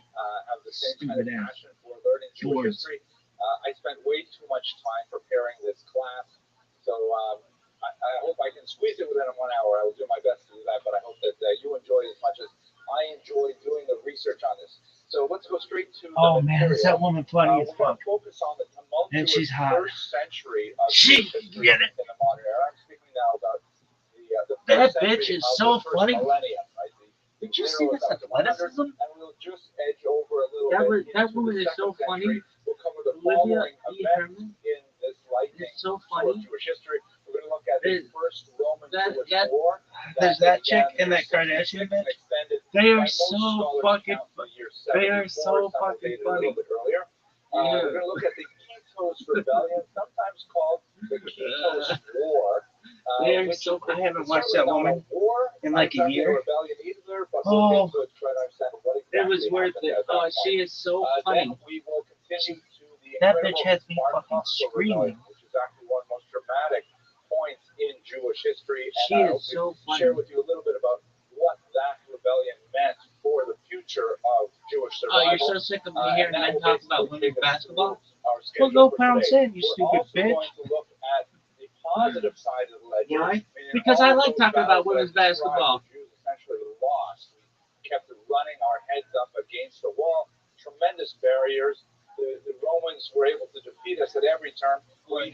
That woman is so on the Roman fucking occupying powers, funny. but nevertheless, we were defeated each one of those So battles. fucking But the funny. one battle, the war in reality that we won, was a battle of the mind. It was expressed in the codification of the so Mishnah. So we're going to look at what exactly funny. the Mishnah is and how That it woman is provided for Jewish brings survival tears to my eyes. over She's the so next funny. Centuries, in fact, millennia. And the I would like editing. to bear in mind Oh, some Mary, thought it's of just this the great best. historian, the phenomenal Salo Whitmire Baron, who is That shit is so fucking funny. It is off the chain. That woman is so fucking funny. Towering intellect with multiple languages. That shit is so funny. Phenomenal grasp of so many. I generally only hear bad things about Philadelphia because of its fans, but that woman makes the city sound fucking amazing. You really need a PhD. I love her. She is so funny. And it is written in English. That bitch is so fucking funny. And in this regard, he warned us against what's been called the lachrymose There needs to school be a of New York Jewish version history, of that. the tearful vision I of could Jewish do it. history. The lachrymose view of Jewish Oh history is my this kind God. of Alright, are you done? indoctrination. It's very common in day Are you, schools. my, It's a in great the kind of Chicago model for version Jewish of history it. if you want to build And an Jewish LA identity, version of it. where That woman the should Jews just. are oppressed over and over Oh again, and then my nevertheless God. they manage not only to survive but to thrive, and my they God. have a heroic That shit kind is of so renaissance fucking funny. despite the most awful suffering. There is Dog, remarkably a lot of truth that to shit that is vision of so Jewish history, which fucking other scholars have funny. called the books and pogroms and books view of That Jewish shit history, is so where funny. I Jews are could shit creating these myself. tremendous intellectual achievements and contributing to world civilization despite their oppression. And we will see it, I think, fairly That clearly is the in today's funniest lecture. fucking thing. But there are moments when Jewish oppression is pretty close to total, and we don't see that bitch the is other end attractive. of the story. She's hilarious. Not I feel even like in I our know own her lifetime. whole fucking And there are family. times when the achievements are so There's- phenomenal that we don't and realize them in our own lifetimes. But I nevertheless there's- would like to offer you some caution about the something model else, that and we will be little using Zoe, to theoretically understand the Rod. period. Let's look at our sources quickly before we get to the actual history. We're going to, of course, rely heavily on Josephus. We met That him shit last is so week. fucking We funny. looked at the Testimonium of Flavian Olivia E. and Herman, problematic you relationship are to the period. We're going to see that so problematic fucking relationship funny. actually occur here because whereas I don't in know the how I previous found you. period, Josephus I don't was a ever look for chronicler, anything online. he was working There are with two sources, things he was I working think with are funny on documents. Instagram. Now That he's bitch actually a first and that other person bitch who's like a player in this Kardashian. story that he is Those two describing, bitches are funny and as he fuck. corresponds with many Everything of else the on Instagram figures who sucks. are writ large in Everything. history. So he is It a all sucks. participant observer Everything in the sucks. history that we'll be studying today. Everything We will sucks. also be relying Kids, if on you ever some learn Roman anything historians from like Theo everybody's Tacitus, favorite rabbi, some church it's historians who everything look at sucks. this period of history from a very different perspective and yet offer quite enlightening perspective on the material Everything. that we study. But that And woman we will is be funny relying as on the fuck. Talmud, which, although it is not That a very is the reliable funniest source shit. for history, as we said before, I because feel like I it's know not that trying woman. to write history, it's trying to teach ethical, legal, Have you ever been to theological Philadelphia? concepts, and yet historical data is sometimes very useful for that purpose. So we will see the Talmud's view on some of the passages in Jewish history Maybe discussed today. close. We'll also be looking at some great Like, archaeological maybe- finds. I've not been most to notably the amazing city finds proper, in mid-century of the but I've been a Bar couple of tunnels. times Here's to. one of my children here who's Maybe exploring 3 some of the times. Bar tunnels, which are now open I've been to to places select groups to go close through to. them. These are I've the been to tunnels that were Pennsylvania. dug by the Have you ever been rebels to in the Pittsburgh? 2nd century to evade the Romans as they were mounting guerrilla attacks on them with tremendous efficacy. You've never been to By the way, Philadelphia? if you're ever that's Maybe like in this the is general sort of product vicinity. placement. He's wearing a cap. I Oh got man, that Osher shit is River so Boat fucking Cruises, so funny. if you want to do something fun this summer, That shit is yeah, so okay. fucking funny. Anyway, Oh, that woman is so that's fucking okay. funny. And one of the Olivia example E. of the Herman. amazing documents we get from the She archive is- or the archaeological Make this finds woman a are, fucking for example, the trillionaire. Babata archive, She is which is a so phenomenal trove fucking of the most precious documents in an otherwise completely anonymous woman whose name was Babata, and she was She hiding is out so with the funny. rebels during the Oh, Bar Kokhba man, period, dude. and she left behind a precious trove of documents that says so much about They should have like experience more of Saturday women Night Lives. from a women's That woman is so fucking funny. Really quite an amazing document. So these are the kind of things we're going to rely on today, and I look forward to. Oh, what is this shit? Everybody unsub. So. Okay. I don't have that many subs anyway. You're not hurting me, dog. Last week, I didn't even know if anybody, everyone unsubbed. And we took a few minutes to leap forward in time What? to look at 4 people? Oh, you're really hurting me. It's like, tell us coming back to this very significant movement over the centuries. a block of Swiss cheese to get another hole. It's like, okay, phenomenal leader who had left such a major impact. Wake it up. Wake up. So he everyone unsub. I mean, give up. One of them, is that's what you're, that's supposed to hurt me? However, once he died, Dog. the other two brothers, that woman is so fucking funny. And the Romans had actually dictated that and she brings tears to my eyes. It's so fucking funny. I love her. Like, I don't ever watch shit and just say I love it. I hate everything. But that woman is funny as fuck. Oh so man, I could watch that shit. I could watch a whole. Chunk of what would be later Israel, right? I could watch a lot on that. Samaria, from the Mediterranean coast to the Jordan River. That shit makes me